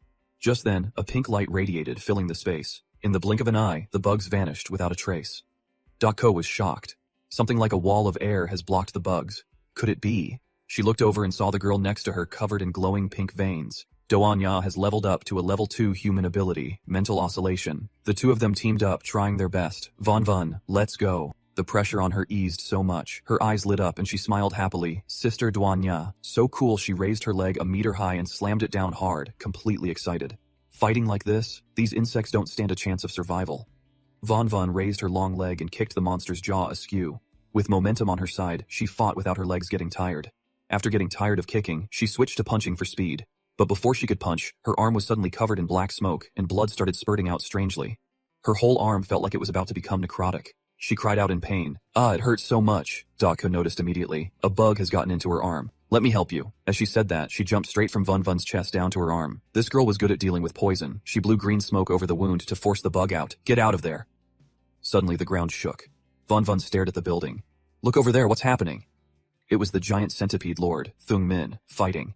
Looking closer, she saw our main guy clinging to its leg, dangling in midair. It's Tu Than. This battle seems intense. He still hasn't gained the upper hand. A series of the monster's sharp claws stabbed into his back, causing excruciating pain. She watched in a panic, extremely worried. To Then, distracted by watching the guy, she forgot to fight. Daka had to scream, Van, it's about to ram us, get out of the way. But it was too late. The bright red monster reached out its giant hand and grabbed her arm tightly. This is bad. Van was held tight by it. I can't move. Meanwhile, the long centipede was charging headfirst towards her. It's about to hit. Luckily, our main guy still had the strength to rush forward and grab the centipede. Saving a girl multiplies his strength 100-fold. He even managed to hold the monster centipede back. Von Vun's life was saved. She was overjoyed. It was Tu then who stopped it. It seems he's okay. She was really mad now. Her face darkened as she told Doanya and Dako, who were clinging to her. Hold on tight. I'm about to counterattack. Dako's hair stood on end. What are you planning to do? There's no time to explain now. We just have to fight. She was gigantic, stomping her foot hard on the ground to launch herself high up, avoiding the two hands of the monster that were holding her. I have to attack continuously, not giving it a chance to fight back. On the other side, the centipede was also getting beaten up by our main guy. Damn it, you have this kind of ability too? Suddenly, he glanced over at his giant underling, It had been knocked to the ground by the girl and was screaming in pain. Tu then also pushed aside some rocks and stood up just in time. His whole body ached. He had been knocked around, but the monster was still casually standing there as if nothing happened. After the chaotic fight, she had to check if her companions were still on her. Are you two okay? Doanya replied. We're fine, but Dako was nowhere to be seen. Only now did our main guy have time to notice the girls. Doanya leveled up to level 2. As expected of my woman, since they were fine, he was free to fight this bastard, but as he stood up, something felt off. Why am I so dizzy? Only now did he notice his head was bleeding. He was still completely unharmed. You cunning ants, are you looking for death? Fine, I will grant you your wish. They couldn't even win a one-on-one fight, and now the centipede and the giant were starting to merge. Are these bugs combining? I feel like they're getting bigger. Our main guy was speechless. His head was really throbbing. This is getting tough. He wished he could merge with Von Vun. I hope old Foz group hurries up on their side. Vungtung was fighting the monsters frantically, holding them off for the old man and his granddaughter to work. Speaking of which, I am also an inheritor of traditional martial arts. Since the beginning of the apocalypse, I have combined traditional martial arts with special abilities to create my own unique power. He had the ability, Power Break. They're just a few bugs, what's there to be afraid of? But as soon as I finish one wave, another appears, as numerous as ants. He managed a few tough words before screaming in fear. This is bad. There's no end to them. Fotutu was about to charge in and fight, but then she glanced over and saw old Foe hobbling with his cane. He'll go help first. Huh? Old man, don't cause any trouble. He stood before the forge and chuckled. I'm not useless yet. I don't need a little girl like you worrying about me. It's time for me to take action. As he finished speaking, veins bulged all over his body, and his eyes turned crimson, muscles rippling. Truly, the older the ginger, the spicier it gets. He was hiding his skills and is only showing them now. This is no joke. His muscles were so big they ripped his clothes apart. Looking at this physique, even Tu Then and Vungtung would have to show some respect. It's been a long time since I've used my full strength. He picked up the hammer from the ground. Let's go. Let's see what kind of weapon I can forge in the end. Each hammer strike shook the 3 realms. With skills this amazing, no wonder that Thungmin guy had to capture him. Each hammer strike echoed with a deafening boom, and from a distance you could see the rooftop glowing brightly. The centipede Thungmin was furious. He suddenly felt a pang of anxiety. What is this fluctuation? Could it be that damned old man isn't dead yet? Then I'll have to come and take your life myself. As he finished speaking, he rushed towards the building like a moth to a flame, but a voice suddenly cut him off. Stop! Von Vun was somehow sitting comfortably on his back as if riding a horse, declaring with a smug smile, whatever you want to do, I will stop you. He was seeing red, glaring. Another woman getting in my way. He thrashed lightly and managed to get free from her. Of course, he would counterattack immediately. Doanya, standing nearby, quickly used a skill to save her. Be careful, skill activated, mental fluctuation. The centipede dared to wrap itself tightly around her right in front of Tu Than. The centipede was too big. Her mental power wasn't enough. She fainted on the spot. Von Vun quickly turned. Sister Doanya's helpless body fell straight down, unluckily right in front of the damn monster's mouth. She screamed her lungs out. Help meanwhile. He had suddenly gotten a free meal, grinning from ear to ear, his mouth wide open and ready. Let me eat you first. Helpless, Doanya didn't know what to do but call for her beloved. To Than, this is the moment for the hero to save the beauty. Don't be afraid. Give me your hand. Just in the nick of time, he shot out several psychic threads and snatched her back from the monster's mouth. She's saved. She was almost literally devoured. Our main guy not only saved her but also conveniently landed a punch right on its head. Almost there. His whole body fell like a bomb, intending to crush its head completely. Seizing the advantage, he punched relentlessly without tiring. Sorry, but his hands were feeling a bit loose. Thungmin couldn't even protect himself. He didn't dare to touch the 2 women anymore. But Doanya was still in freefall. Just calm down, he's here. Right after punching the monster, he reached out his hand just in time to catch her perfectly. Are you okay? Her face flushed bright red. I'm fine. A truly magical scene. He stood there holding her right in front of the monster's wide-open crimson maw. It was furious and charged forward for revenge immediately. Surprisingly, where they were standing was its tail, which also had a mouth. Von Vun was horrified at the sight before her. What? To Then and Sister Doanya. It swallowed both of them whole, clutching its stomach and laughing maniacally. Didn't expect that, did you? My tail has a mouth too now. In just a second, you'll be completely digested by me. But he still heard the sound of hammering from the building. Is that old man still hammering? Doesn't he know when to stop? Too noisy. He decisively smashed the building to pieces in an instant. Now, only Van Van was left before him. Now, all the hindrances are almost dead. Just then, a black shadow shot out from the collapsing building. It was the cat, Wang Kim. It moved nimbly, leaping from place to place, heading towards where To then was. It also activated its skill, transforming into a giant. In its mouth was the newly forged blade. Old foe had succeeded.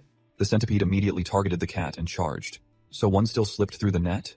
Become my food? The cat swiftly dodged all of his attacks. Just then, from inside the monster, a hand thrust out from within, piercing through its flesh and rock-hard skin. And he still had the strength to carry the beauty.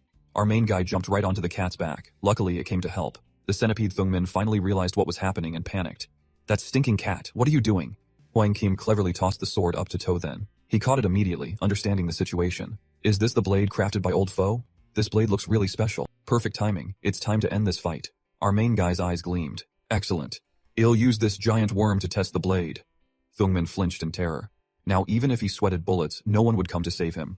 Wait, don't come over here. Of course, he couldn't wait. He was beyond excited. He decisively swung a sharp slash. Truly worthy of old foe's reputation. A single slash was enough to obliterate the monster. Its entire body was blown to pieces, unrecognizable. Van Van's jaw dropped in amazement. Is it over? Suddenly something felt wrong. Something was flying out of the centipede's corpse. Damn it was so hard to build this nest, and now it's destroyed. Luckily, I still have a backup plan. It turned out to be the monster, shrunk down to the size of a mosquito. He was gloating over his dirty trick. I must go seek refuge with the zombie queen, then I'll return for revenge. Flying at this altitude should be safe. But now he was so small that he couldn't even see all of the enlarged Van Van. He would never have guessed that he was now just a mosquito that could be swatted dead in one hit. As he was buzzing around, she brought her hand down and squashed him flat. Blood and guts everywhere. His body was completely mangled. He let out a tragic scream. But she didn't let him die peacefully, slamming him straight to the ground and shouting, "Get down here!" Thungmin's entire body was smashed flat on the ground. Only then could Van Van shrink back down with peace of mind. The cat and the other two also jumped down beside her. Her strength was completely drained. Doanya quickly supported her. Why did you get so big? Did you forget your body can't handle it? She was indeed dead tired, but it wasn't as serious as last time. It was only for a moment. It's okay. Besides, I couldn't just stand by and watch that stinking bug escape. It's better to risk growing big once to take him down. The cat Huang Kim quickly ran over. To then immediately guessed what it intended to do and shouted, "Don't eat it," only now did they see it. To Van Van, he was just a mosquito, but to a normal person, he was now a giant skull lying there. This thing is disgusting. How about I give you some cat pate later? On the other side, they didn't know how old Foss Group was doing. They saw Vungtung was still alive, straining to lift a huge boulder. He threw it to one side. Thanks to him, the two Fa family members were still alive. Two supported him. "You stinking old man, how are you?" The old man staggered tiredly. Not dead yet. Suddenly, tiny white specks began to fall from the sky. Everyone was astonished. Snow. Is it snowing? It's really snowing. Doanya wondered. Winter shouldn't be coming this quickly. But after the apocalypse, the climate is all messed up, so snow is normal. In just a short time there was scorching heat, then widespread floods, and now a whiteout of snow. Vungtung suddenly pointed in fear. Everyone, look at the black clouds in the sky. You've never seen such thick black clouds. They're pitch black, completely blocking out the sun. To then knew at a glance. Those aren't black clouds. That's volcanic ash blowing in from elsewhere. You all know that volcanoes started erupting before the apocalypse. With continuous eruptions, it's only a matter of time before ash covers the entire earth. Doanya held out her hand to catch some snowflakes. So, the snow is mixed with volcanic ash. After the snow stops falling, will the ash also disappear? He shook his head. No, next, the earth will enter a frigid winter apocalypse. A cold front will hit, and the entire earth will freeze over. Just as they were talking, they suddenly heard a noise from the corpse. This bastard is as tough as a leech. He shot up, laughing wickedly. You didn't really think you could kill me, did you? I can summon a swarm of insects to continuously regenerate in a flash. His body was huge again, just like before. The two foes were scared stiff, their eyes wide with shock, a sight that would haunt them for life. What? He's still not dead? Both Van Van and the others shouted in unison, "Be careful!" Vungtung instantly switched to combat mode. Damn it, Tuthan. Let's go together. But he was strangely calm, raising a hand in front of him. No need. Leave this one to me. He was activating his spatial skill. The monster was just obliterated without understanding what happened. Huh? I can't move? Huh? What's going on? The feeling of space suddenly twisting. What are you doing? It hurts. Stop it. In exactly 3 seconds, he disappeared completely without a trace. To then clenched his fist smugly. As expected, after being worn down earlier, this guy was weak enough to be directly absorbed into my space. If it wasn't necessary, I really wouldn't want to absorb this thing into my space. The three of them, including Vungtung, had never seen anything like it. Their jaws were about to hit the floor. What did he just do? To then said to the old man, "Old foe, the snow is getting heavier. We'll have to postpone the trip to Freedom City. But what worried the old man more was, whatever. Right now we don't have any cold weather clothes, nor do we have enough food, and we're covered in injuries. I'm afraid we won't last many more days. To quickly reassured him, look you stinking old man, I won't let you die. Our main guy has everything now. He took out some cotton padded jackets. With me here, there's no need for despair yet. Put these on first. The other three, who hadn't even recovered from the last shock, received another one. This time, their jaws really dropped. Jackets. Down jackets? And that was just a little. He also gave them a large bag of things. There's also some food, a tent, and medicine in here. Everyone rest for a while. This is great. There's medicine too. From a distance, Tuta watched him, confused and mumbled, does this guy have Doraemon's? Magic pocket? There's nothing left to do here. The main guy has what he needs. Let's go find a place to rest for a bit. The three of them went to the giant vehicle in the forest. No one remembered Daka's existence. Once inside the vehicle, the two girls finally had time to rest. Doanha was clearly worried. Van got too big and cracks have appeared on her body again. I'm afraid this will be difficult to resolve. The main guy took out a purple stone from somewhere. This is the Spider King's crystal core. I haven't consumed it because I was afraid of the side effects. Are you planning to give the crystal core to Van? Without saying much, he stuffed the stone into her hands. Before long, the zombie queen will lead a zombie tide to sweep across the land. I need you girls to become stronger. It was truly miraculous. As soon as she swallowed it, the wounds began to heal. But then, she lunged forward and hugged his leg. What's happening? Donya's face turned beet red. I forgot to tell you, the poison in our bodies hasn't been cured yet. Meaning, it's not just Van, she's feeling the itch too. The two of them were just short of begging, help us get rid of the poison. A poison only the main guy could cure. Now, looking at the muscles on his body, the two girls desirously touched him. Tithan. Her whole body trembled in waves. Hurry and help me cure the poison. Doanta hugged her tightly from behind. Wait a moment, you need to absorb the crystal core you just swallowed properly. How about you let me get rid of the poison first? Van didn't even know what she'd been given to eat. Crystal core? I don't feel anything. Van couldn't bear it and tried to push her away. Good sister, please let me go, I can't hold it in anymore. Tithan found it strange. No feeling? Besides helping Van's cracks recover, the crystal core should have also upgraded her. There's probably only one possibility. Van's innate talent is too high, so each level up requires more accumulated power than others. Doenya pushed Van straight onto the bed. No matter what, I'm your older sister, you have to listen to me. But shouldn't the older sister give way to the younger sister? Watching this scene of beauties fighting, the main guy could still think about other things. But once she levels up, it will definitely be a huge leap. Looks like I'll have to find a way to get more crystal cores. The two girls struggled back and forth. Are you kidding me? I won't give in on this kind of matter to anyone. But Tithan just went through a huge battle. I'm afraid he can't handle both of us right now. The two fought over the prize, about to come to blows. So let me go first. Me first. Tithan stood to the side, feeling hurt. Hey, are you two doubting my abilities? It's just two of you. I could handle 20, no joke. Looks like if I don't show you, you two won't know. In that case, I'll help both of you cure the poison right now. The two girls went wild with joy at the same time. What? Tithan, you. Ah, Tithan, thank goodness for you, we were about to be tormented to death by Ko.'s poison. Now that she was mentioned, they were startled. That's right, where's Ko? She's not dead, is she? The scene changes. Some young men with sticks walking through the forest curiously poke her. She's not dead, is she? It turned out Ko was hanging upside down from a tree branch, passed out cold. The guys kept poking her face with a stick, but she wouldn't wake up. Her skin is still elastic, looks like she just died not too long ago. Suddenly, she woke up and opened her eyes. 4 eyes met. The group jumped and screamed their heads off. Ah, who are you? Ah, she's alive. Her movements were too forceful, and her whole body fell right out of the tree. She quickly backed away, her head still dizzy and dazed. Don't come near me, what do you want? The leader explained. We mean no harm. We just saw you fall from the tree and came over to check. His words finally knocked some sense into her. I fell from a tree? That's right. I remember now, a moment ago, it was when Van was chasing that mosquito. It flew up into the sky, absolutely can't let it escape. Hold on tight. She was sitting on Van's shoulder without a chance to buckle up, when Van instantly grew even bigger. Wait, And so, she couldn't react in time and was thrown straight to the ground. Falling from that height, even if she screamed herself hoarse, help me no one would hear. Remembering it now, it was a disaster. At that time, Van suddenly grew larger. I wasn't holding on tight so I fell.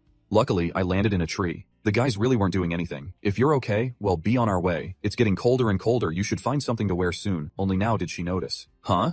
That's right, why is it starting to snow? I must find Master quickly or I'll freeze to death out here. But where am I? It's all trees in every direction and my head is still in shock. Suddenly there were piercing screams, as people ran frantically. It was the same guys from before. Ko didn't understand anything. Her face blank. Huh? Why are you guys back? Did you take a wrong turn? But they looked terrified, gritting their teeth and running for their lives. They didn't even have time to answer her, just kept running, ignoring her calls of hey. Ko was frozen stiff. her small brain unable to process everything. Why did they suddenly start running for their lives like that? It turned out 2 flying monsters were chasing them, and they flew right up behind .co. They looked neither human nor insect, ugly and terrifying. Moreover, they had only 1 eye, 1 mouth, and their heads were covered with yellow talismans. .co didn't notice and just stood there looking ahead. As the 2 guys were running, one suddenly felt a pang of guilt. Boss, we're going to get her killed like this. Are you stupid? We're strangers. There's no reason to warn her. The leader knew it well. Sorry if you don't die, we definitely will. He really didn't have time to stop. Suddenly, .co's dark whip wrapped around the tree right in front of him. It was her, having escaped death, now also running frantically. Now she was running even faster than the 2 guys. Both of them froze, unable to believe their eyes. Isn't that the woman from before? She's not dead? Then behind us is. Their guess was right, the 2 monsters were right on their tails again. These guys were running for their lives from the monsters hot on their heels, speeding like race cars while still bickering. Ah, save me. .co was visibly annoyed. Hey, stop following me. She was also out of options. Damn it, those 2 things aren't easy to deal with, I have to think of something. Suddenly, she saw a truck appear in the forest, saved its master's vehicle. Excellent. She hurriedly grabbed the door handle and opened it. Hope swelled in her heart. As long as master takes action, he'll be saved, but the scene that hit her eyes was incredibly embarrassing. Her face turned as red as a tomato. The 2 girls, Doanya and Van Von, were stark naked, wrestling on the bed. The 2 guys were also running right behind .co. They schemed with each other. There's an RV up ahead, let's hurry and hide inside. She panicked when she heard them. If they went in, they would see that scene. I can't let them disturb master, otherwise. .co quickly turned around to block the door. Wait. No one is allowed in there. Get out of the way. She even drew her whip and lashed out at them. I said no. Anyone who takes another step will die. She gritted her teeth and thought, if I go all out, maybe I can buy some time. Just until the 3 of them are finished. Seeing the killing intent radiating from her, the 2 guys didn't dare to rush forward anymore, only lamenting, we're in trouble, we're all going to die. Suddenly the ground shook violently. Is this an earthquake? Her eyes widened in terror. What is this? What is that thing? A massive mammoth loomed into view, and on its back, it carried a woman. The men recognized it was a mammoth. No, wait, this mammoth is a corpse. It didn't matter if it was alive or dead. What mattered was that it was incredibly ferocious. A single stomp was enough to send the group flying. .co's body couldn't withstand it. She tumbled and rolled on the ground. Help, it's no use, there's absolutely no way to fight it, there's no other way. Well, it's a bit embarrassing, but my life is on the line. I still have to resort to opening the vehicle door again. She pushed through the men, screaming, Master, there's a mammoth, a giant mammoth. The 2 girls, who were in the heat of passion, were startled and looked at each other. A mammoth? The mood was killed. Than, who was having a good time, had his mood ruined. Furious, he glared and turned. What did you say? .co looked at him, terrified, and waved her hands in fear. That's not what I meant. She quickly backed away. Master, I mean there's a mammoth outside. Just then, the mammoth stomped again, causing another tremor. Only now did the people inside feel it. A moment ago they were completely oblivious. What the hell is going on? Could it be? The main guy finally believed it. Could there really be a mammoth? Van Van suddenly volunteered, getting off the bed. You guys continue, I'll handle it. Donya worriedly tried to stop her. But just now, Van Van was determined. Don't worry, that was just a warm-up. Besides, she said with a teasing smile, Sister, this time I'll let you go first. Donya was startled. Huh, so that's how it is. But Donya was more concerned about her. Then she's going alone, I'm not very comfortable with that. Van Van wrapped just a thin blanket around herself and went out. As soon as she saw the elephant, her jaw dropped in amazement. There really is a mammoth. .co. Where did you provoke this thing from? .co looked at the 2 guys. To explain this, you'll have to ask them. The 2 guys dared to argue back brazenly, huh? I don't know anything. .co didn't say much, just wrapped her whip tightly around his neck. What did you say? That alone was enough to scare him into pissing his pants. He quickly begged, wait, I'll talk. We were originally hiding in the zoo. Not long ago, these people suddenly rushed in. They were very strange, not looking for food or water. Instead, they were specifically looking for animal corpses and bones. They gathered them together, and then turned them into monsters. That scene was too terrifying, so we secretly escaped from the zoo. But unexpectedly, we were still targeted by them. Van Van roughly understood what happened. Using the bones in the zoo to resurrect a mammoth? Could it be some kind of grotesque creature that evolved in the apocalypse? Whatever.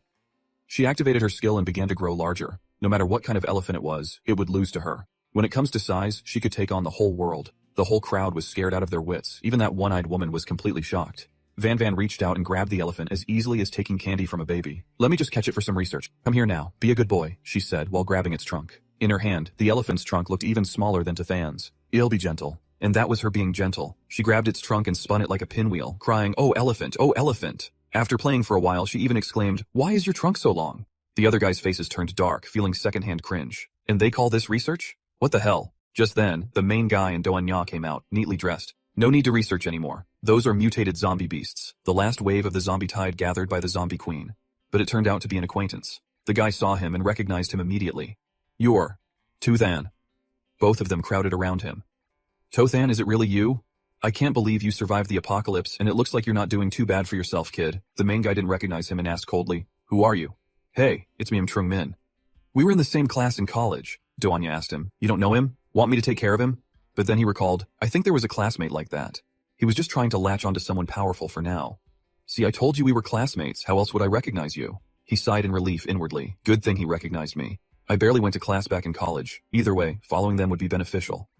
Emboldened, he stared at Doanya. Right, why don't you introduce me to this beautiful lady? He acted as if they were close. And how should I address this giant big sister? He guessed inwardly, with the giantess's power, she must be the leader of this group if I can get her approval.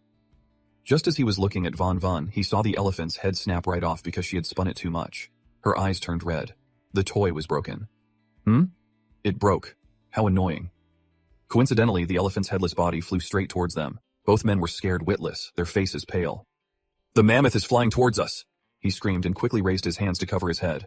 We're done for, it's going to crush us. Luckily for them, Doanya rushed out to block it. She had a sturdy pink protective shield. The elephant's corpse smashed against it and was obliterated. They all watched in shock. She blocked it? So strong. She didn't forget to remind her. Von Von, be a little more careful. The more they looked, the more jealous they became. How could To then be protected by two such powerful, beautiful women? What did he do to deserve such luck? His face was as black as the bottom of a pot, grinding his teeth. If I could take his place. Just then, Von Von rubbed her stomach and cried, To then, I'm so hungry, can you prepare some food for me? The main guy turned to the vehicle waving.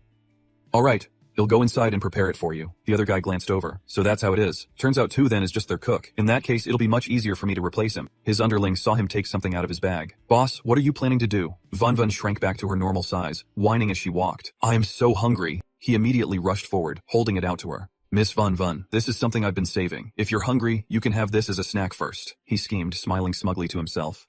These days, meat is basically all rotten, but this specially made jerky of mine is top quality. But she looked at it with disgust. What's this? It's so dark. He laughed loudly, placing a hand on his chest and boasting, This is jerky I made from chimpanzee meat from the zoo, using a secret recipe. Just one bite and I guarantee you'll. Who would have thought, as soon as she heard that, Von Von dodged away as if from the plague. Chimpanzee meat. Disgusting. Get it away from me. Tothan stood at the vehicle's entrance and told him coldly, Classmate Trung Min, you should keep that kind of food for yourself. The girl hurried over to him. That's right, I only eat Tothan's food. The two men couldn't swallow their anger. What could Tothan possibly prepare? She even rejected meat. Inside the vehicle, the main guy laid out a feast. Von Von's eyes crinkled with a smile.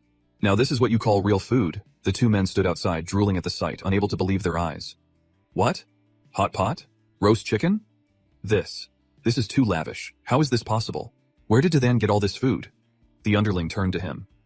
Boss, since you two are classmates, it shouldn't be a problem for him to share some of this food with us, right? He thought so too. That's right, we're all classmates. What's the big deal about giving us a little food? So he shamelessly went up. Tothan, for old time's sake, let us come in and have a bite. No problem, right? Tothan didn't refuse, smirking. We're all classmates, so that's easy enough to arrange. As soon as he heard that, he rushed in. Really? Thanks a lot, old friend, but there's no such thing as a free lunch. The main guy stopped him. Wait a minute, if you want to eat, you have to agree to one condition of mine. We have to help each other out after all. The guy was already drooling, so he'd agree to anything. Fine, but I want to join you guys. Besides, I'm an ability user too. That was exactly what he needed. Tothan's eyes lit up as he smiled. Oh, you're an ability user too? That's great. They immediately pushed the door open. If there's no problem, let us in. We can finally eat some real delicious food. Hot pot, here I come. But once inside, they were even more shocked. What? Von Von had a blissful expression clutching her stomach. I'm so full, not a scrap of meat was left on the table. Only bones. The two of them stood there with their mouths agape, panicking. She finished it that fast? There's still some hot pot broth. There are still leftovers, don't fight me for it. The two men charged in like wild dogs, fighting each other for the leftover bones. So delicious, can't waste the bones either. Doanya couldn't stand the sight of these two. Do you really want to let them join? The main guy nodded. Of course, a man must keep his word. Suddenly, Von Von handed him a crystal core. Tothan, I found this in the mammoth's brain. You should absorb it, but he didn't need it. You keep it, and absorb it after all. You're the one who found it. Is the crystal core drop rate from the zombie queen soldiers this high? He had already calculated it in his head. I must pay close attention to this point. The two men, having licked the plates clean, asked, Tothan, what should we do next? Outside, the snow was white. A voice was heard, follow me. Lao Fo limped. Put me down, I'm not crippled. Vungtung carried him on his back, teasing, "Old foe, you still have to forge a blade for me. How can I let you get tired?" To also bid farewell to Tuthen's group. "Everyone, this old man's injuries are too severe. I have to take him to recuperate," he told them. "You can go to the Thanquang base. General Kaio, there is a friend of mine. He can help you." The three of them were overjoyed, waving as they left in a hurry. "Okay everyone, take care. Look you brat, don't forget what you promised me." Von Vun's group waved back. "Take care, let's go too." The vehicle sped down the road with the two, Trungmin and his subordinate, lying on the roof. "We weren't tricked, were we?" The two of them were extremely uncomfortable but had no choice. Everywhere is full of tricks these days. If taking this risk means getting the protection of those two women, then we can rest easy later. He was devious, insidiously plotting. Once I've won over those two beauties, there'll be no place for Tuthen here anymore. The scene changes to a refugee camp, where the houses are dilapidated and filthy. A sharp-toothed demon tilts its head to the sky, its whole body trembling.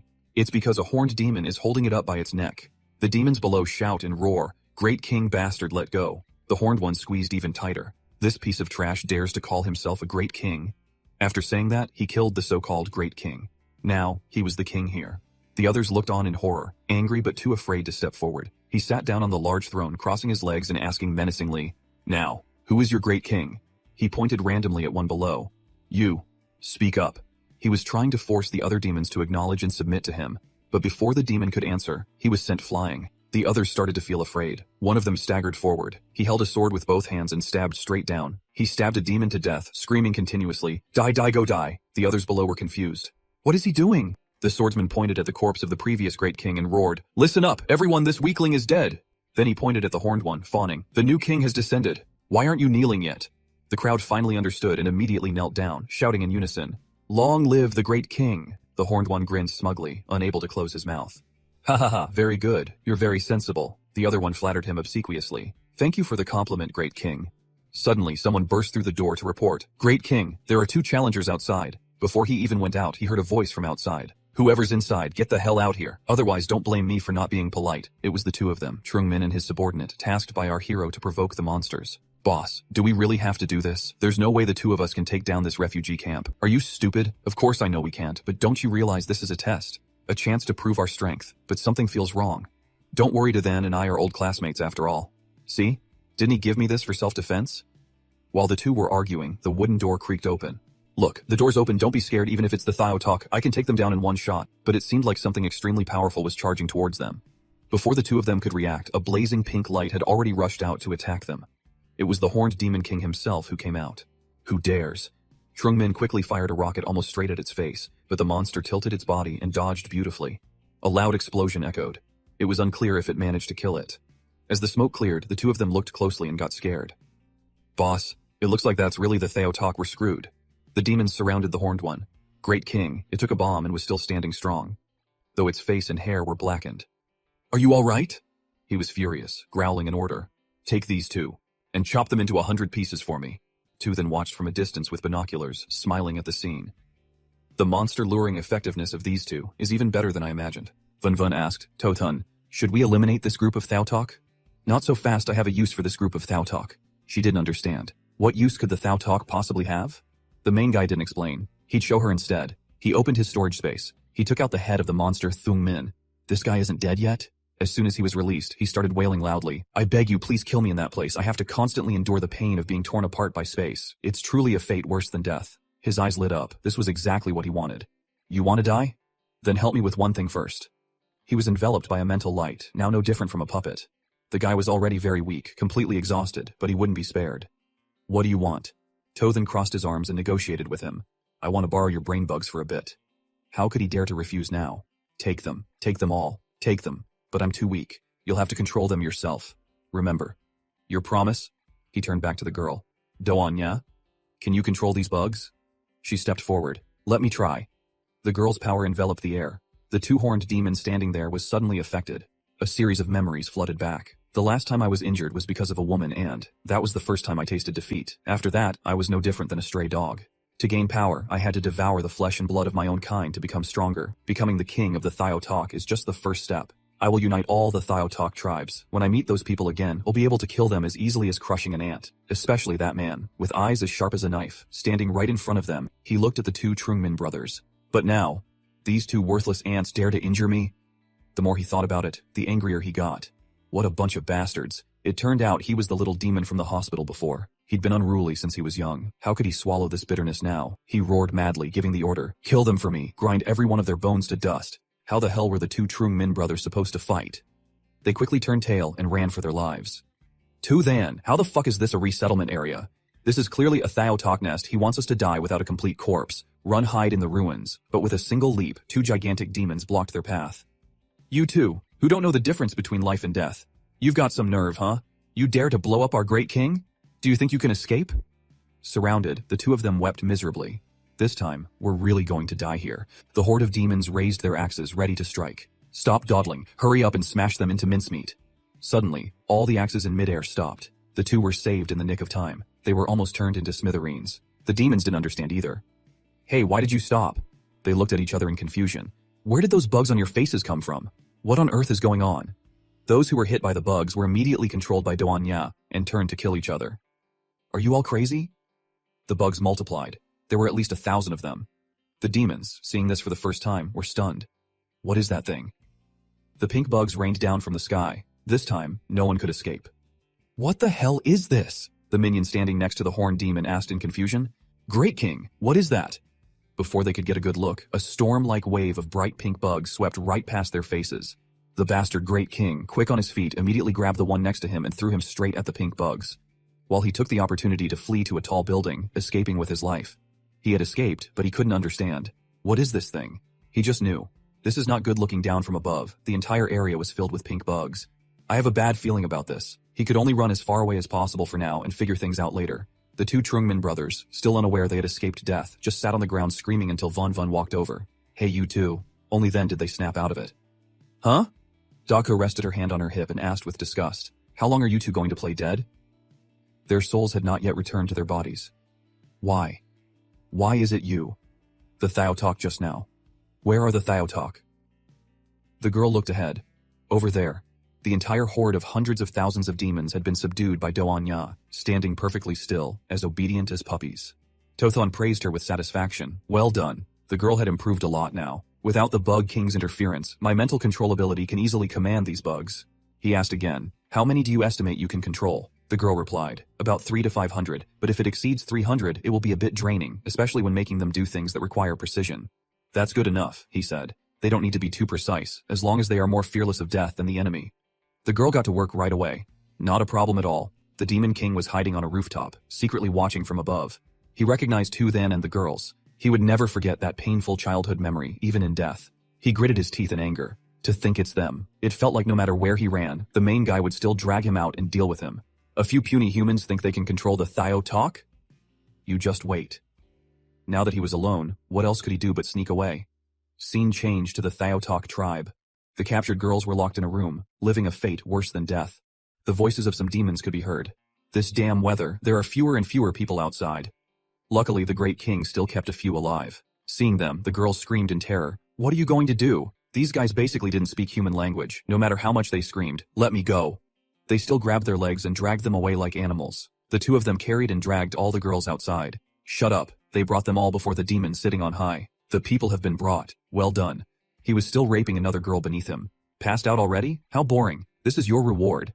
After saying that, he threw her straight to the crowd of demons. The whole group immediately fought over her. Thank you, Great King. Let me go first. I got her one at a time. He looked at the newly captured girls. It's your turn. Who could endure this scene? The girls screamed in absolute terror. No, I don't want this. Let me go. Let me go. But begging was meaningless here. He pushed the girl down forcefully. Kneel. This is your meaning in life. Are you not satisfied? His massive foot pressed down on the girl's back, forcing her head down so she couldn't lift it. Tears streamed down the girl's face as she bowed her head, crying speechlessly. But I haven't eaten anything for many days. He grinned wickedly and thrust his massive member forward. Isn't there food right in front of you? The girl looked at it, her whole body trembling. What? Just then, a dark hand reached out. Having a good time, are we? Who's there? The Demon King turned around and was instantly startled with fear. The whole horde now came to their senses and shouted in unison. Big brother! As for the girl, she had just escaped a terrible fate, but she didn't know whether to be happy or sad. The newcomer was the two-horned demon who took over the place. From now on, I will be your new big brother. Pick up your weapons and follow me on a hunt. He had to take this group to fight Tu Than and vent his anger. Just then, the main guy also arrived. To Than, are you sure this is the place? Yeah, besides this place, there are a few other Thao-Tok tribes around here. He had brought the demon army with him. "Doanya, send the bugs straight in." The girl immediately took action. "Leave it to me. This is a piece of cake." As soon as she gave the order, the demons immediately charged forward. They smashed the wooden gate with a single blow. But something seemed wrong. It was completely empty inside. The girl had to ask him for confirmation. "To then, it seems like there isn't a single Theotok inside. Did you get the wrong place?" The main guy was still resolute. "Impossible. I couldn't have remembered wrong," he recalled. "I almost died here in my past life. Only later did I learn that this area had been turned into a Theotok tribe." Just then, a loud laugh echoed out. "Ha ha ha. You've finally arrived." The horde of demons was ambushing them from the rooftops behind. The horned demon's eyes glowed a wicked red. "I've been waiting for you for a long time. Today will be your doom." Countless demons, as numerous as ants, stood on all the surrounding tall buildings. They've gotten smarter, but they're still green. The main guy put his hands in his pockets. "Looks like we've walked into a trap, but I don't think we've ever met." Doanya suddenly stared at the kid. He looked familiar. "This Thou person is?" the main guy asked. "Have you met him before?" He roared even louder. "Remember now? I was ambushed by your cat before, which caused me no small amount of suffering. So for revenge, I've specially subjugated all the Theotok tribes around here." Doanya frowned, searching her memory. The cat? But after thinking hard, the result was still, "I have no impression of it at all." He was trying to make an impression, but no one cared. He was pissed. "Are you kidding me?" Furious, he turned and yelled, "Kill them all for me!" Watching the horde charge, the main guy just felt, gathering them all here saves us a lot of trouble. "Doanya, call the bugs back. We'll hold them off first." The girl rushed forward immediately. It was a piece of cake. "Leave it to me." But before she could do anything, the Demon King appeared like a flash right behind her, sword swinging down. "I'm here, show yourself." "He's figured you out. Don't even think about summoning those bugs. That blade of his looks pretty terrifying too. He's trying to sneak attack you from behind. Die." Donya quickly raised her hand to block it. He growled menacingly. "Those bugs are your trump card, aren't they? You use them to turn everyone into your puppets.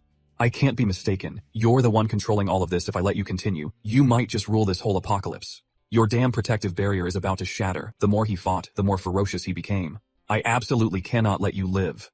The massive glowing red blade slashed straight down, but he forgot that Doan Naha was Su Chen's woman. He stopped him with one hand. "You want to touch her? You're not worthy." The scoundrel glared back defiantly. "Is that so?" He had some skill, vanishing in the blink of an eye. He disappeared?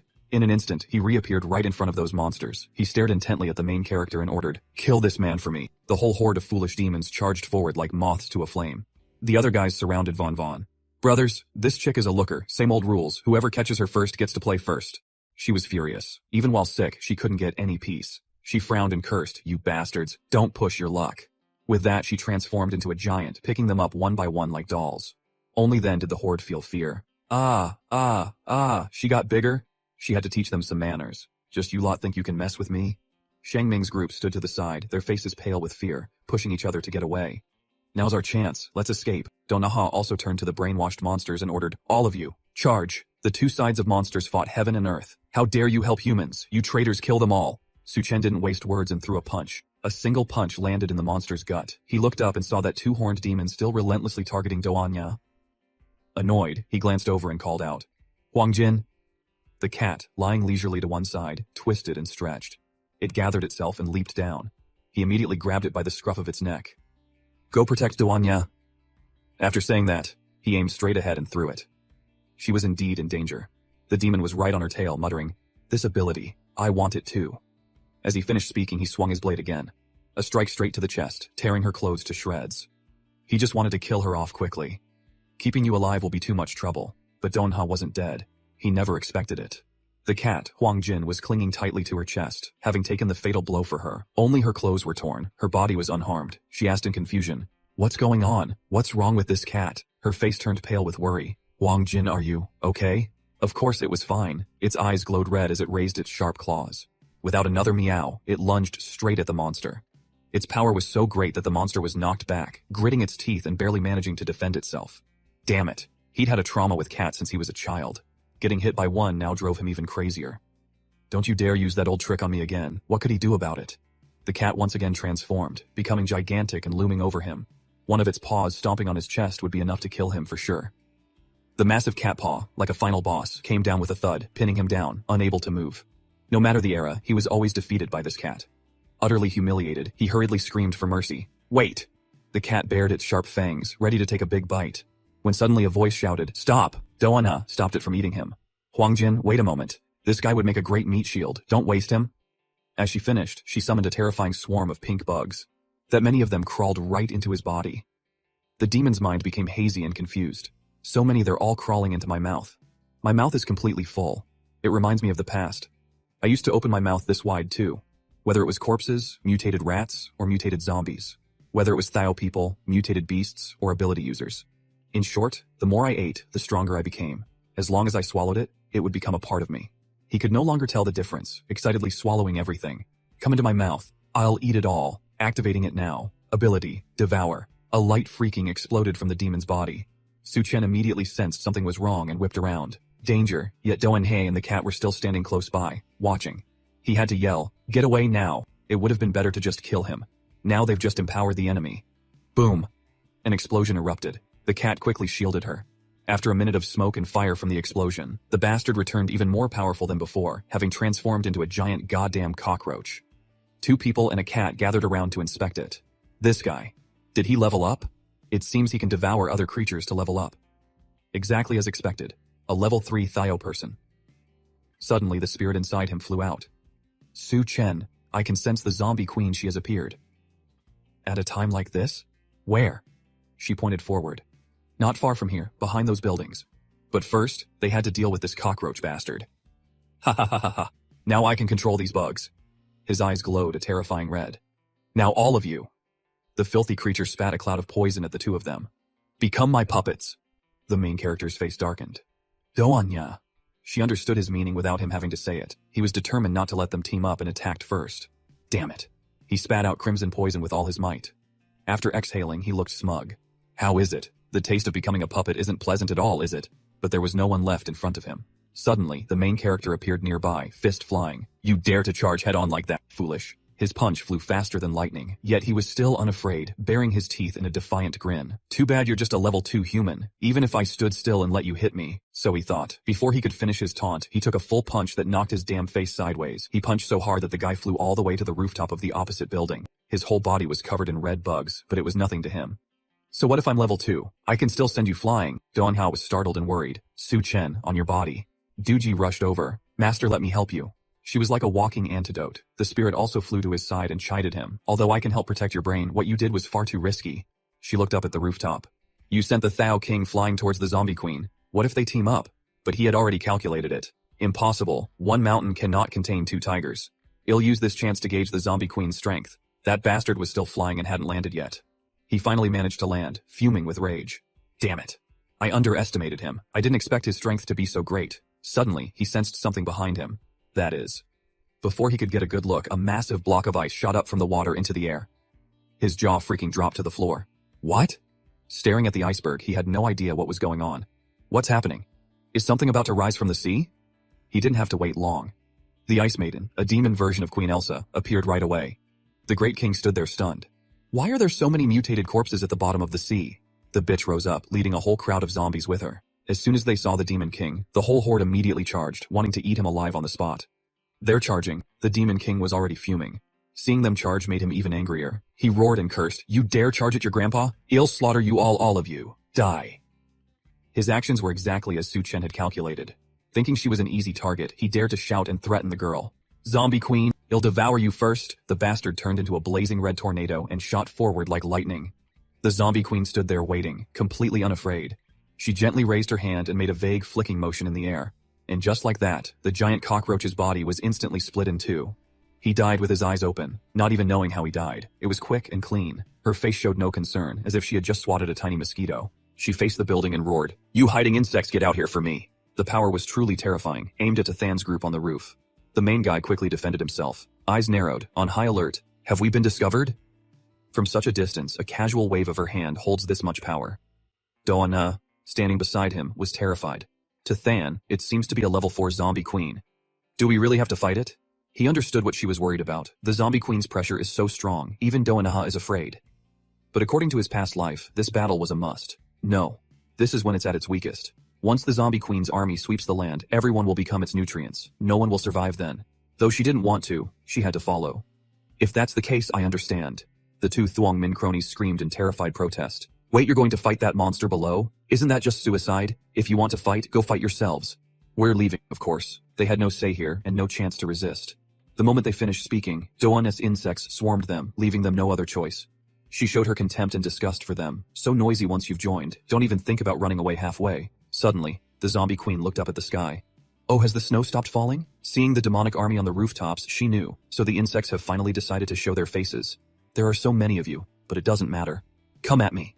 She waved a hand, and octopus tentacles shot up from beneath the ice. She shouted, all of you! Rise, and a horde of giant monstrous creatures emerged from the water. They all obeyed her command. Kill them all. As if being hungry wasn't enough, Van Von stared in awe. Wow, that lobster is huge, she proactively volunteered. To then leave this seafood to me. As she spoke, she activated her enlargement skill, her eyes glowing red as she transformed into a giant. With one punch, she flattened one of them, killing it before it could even gasp. Don Na stood to one side, watching the horde of zombies. The variant zombies are charging. She ordered her demons, block them for me. Demons versus zombies, who knows how this will turn out. The situation wasn't too bad. He drew his blade. I'll leave this place to you all. I'm going to deal with the zombie queen, Doan and Ha warned. To Than, be careful. Yeah, don't worry about me, just remember what I told you. After speaking, the main guy shot off like an arrow, straight towards that witch. At first he encountered no difficulties, fighting whatever came his way. The spirit entity was with him. To then the zombie queen's spiritual power isn't very strong. As long as you beat her half to death, you'll have my chance. The main guy's face darkened, a classic case of give them an inch and they'll take a mile, easier said than done. Seeing the chaotic battle ahead, the zombie queen watched with amusement. Oh, you dare to charge into a horde of zombies on your own? You're courting death. She waved her hand, attacking him directly. A massive chunk of ice shot straight up from the water. Seeing this made him feel the pressure. He was speechless as he told the spirit, can't you see how strong she is? She kept pushing him. But what if you succeed? Don't forget my crystal core is in your hands. Don't you want a zombie queen level subordinate? That did sound tempting. Her words were rather persuasive, but it wasn't something you could get just by wanting it. He had to calculate carefully. At most, I'm only at the peak of level 2 right now. The power gap between us is too great. If I had a choice, I'd rather not have any subordinate. If he really had a zombie queen level subordinate, wouldn't he be able to run rampant in the apocalypse? In any case, this battle was already unavoidable. Then let's take a gamble. We'd have to face each other sooner or later anyway. Procrastinating won't help, so let's just fight now. The main guy's face darkened as he stared directly at the zombie queen. She also stared back at him, those stinking ants behind you. You're the one who called them, aren't you? Your greatest foolishness is not knowing just how weak you are, even if you call upon a heavenly army. A weakling like you, even with millions of your kind, will only end up as part of my zombie army. But, you've got some nerve, daring to block my path alone on this frozen coast, acting as if you were waiting for me. State your name after you die, I will make you my vanguard. Her arrogance was infuriating. He glared back and retorted, you don't need to know who I am, you just need to remember that today. Than drew his knife and charged, not wasting breath on a war of words with her. Is the day you die, the witch received him with a smirk. Big words, I'm afraid even the chill I casually release is more than you can handle. She was absolutely confident. She was indeed no pushover. With a wave of her hand, huge blocks of ice erupted. The main guy naturally jumped back to dodge, activating his skill at the same time. Seeing his tentacles rushing towards her, she even poked at them with her sharp claws. A tentacle-type ability? Seeing him dodge left and right, she grew smug. Someone who has to shrink back and retreat just from facing me, and you still dare to speak so arrogantly? One of his arms was caught by a large sheet of ice. He was pretty scared too. I almost turned into a popsicle. Luckily, I dodged quickly and managed to strengthen my body in time. He tensed his muscles, shattering the ice. But she only used one finger. Just as he was lost in thought about how to deal with her, she attacked again. Hey, what are you standing there spacing out for? This time, the attack was faster, and the ice block was exceptionally large. The main guy had really met his match this time. He was quite panicked. To make matters worse, at that moment, that cockroach guy rushed out from somewhere, binding his arms from behind. Than was completely immobilized. I'm screwed, the witch attacked while enjoying his power. I didn't expect a dual physical type ability user. A pity you're still too weak. She took the opportunity while he was held to attack relentlessly. That damn cockroach held him tight. He had to struggle for a while before he could barely break free. He struggled so much that he fell straight into the sea. The witch still wouldn't let him go. She stood with her hands on her hips, looking down. Think you can escape just by hiding underwater? I thought your strength wasn't bad and was considering making you my next subordinate. Oh well, now you can only be food for my little darlings in the water. And indeed, the main guy faced another disaster below as countless monsters rushed to surround him. She laughed wickedly. It seems there are still a few decent ones left. Let's see who is suitable to be my subordinate. She looked at them one by one. First was Duko, but she sneered. Poison user? Too weak. Even Hoang Kim caught her eye. A cat? Not interested. Suddenly her eyes lit up with interest. Hey, Spirit System 2800%. Doan Na had caught her eye. Not bad at all, but her sharp finger glowed as she scanned over each person. In the end, she pointed at the giant Van fighting the seafood monsters. This one seems more interesting. Admittedly, she was incredibly conspicuous. It would be a waste if she didn't catch the witch's eye. She had already taken down a giant octopus with one punch, but with the zombie queen interfering, things became difficult. Countless octopus tentacles reached out, tightly wrapping around Van Van's limbs. She couldn't move a muscle, and the monster's mouth opened wide, rushing to swallow her whole. Van Van groaned in pain. Ah! Her eyes glowing red, half of her head already being swallowed by the monster. Now, the only way to escape was to grow one size larger. She grew much larger, successfully escaping the monster, but her body was under even more terrifying pressure than before. The zombie queen watched this scene and was instantly captivated, making her choice. I've decided on you. Just then, the thick ice beneath her feet shattered, startling her. A water-type ability?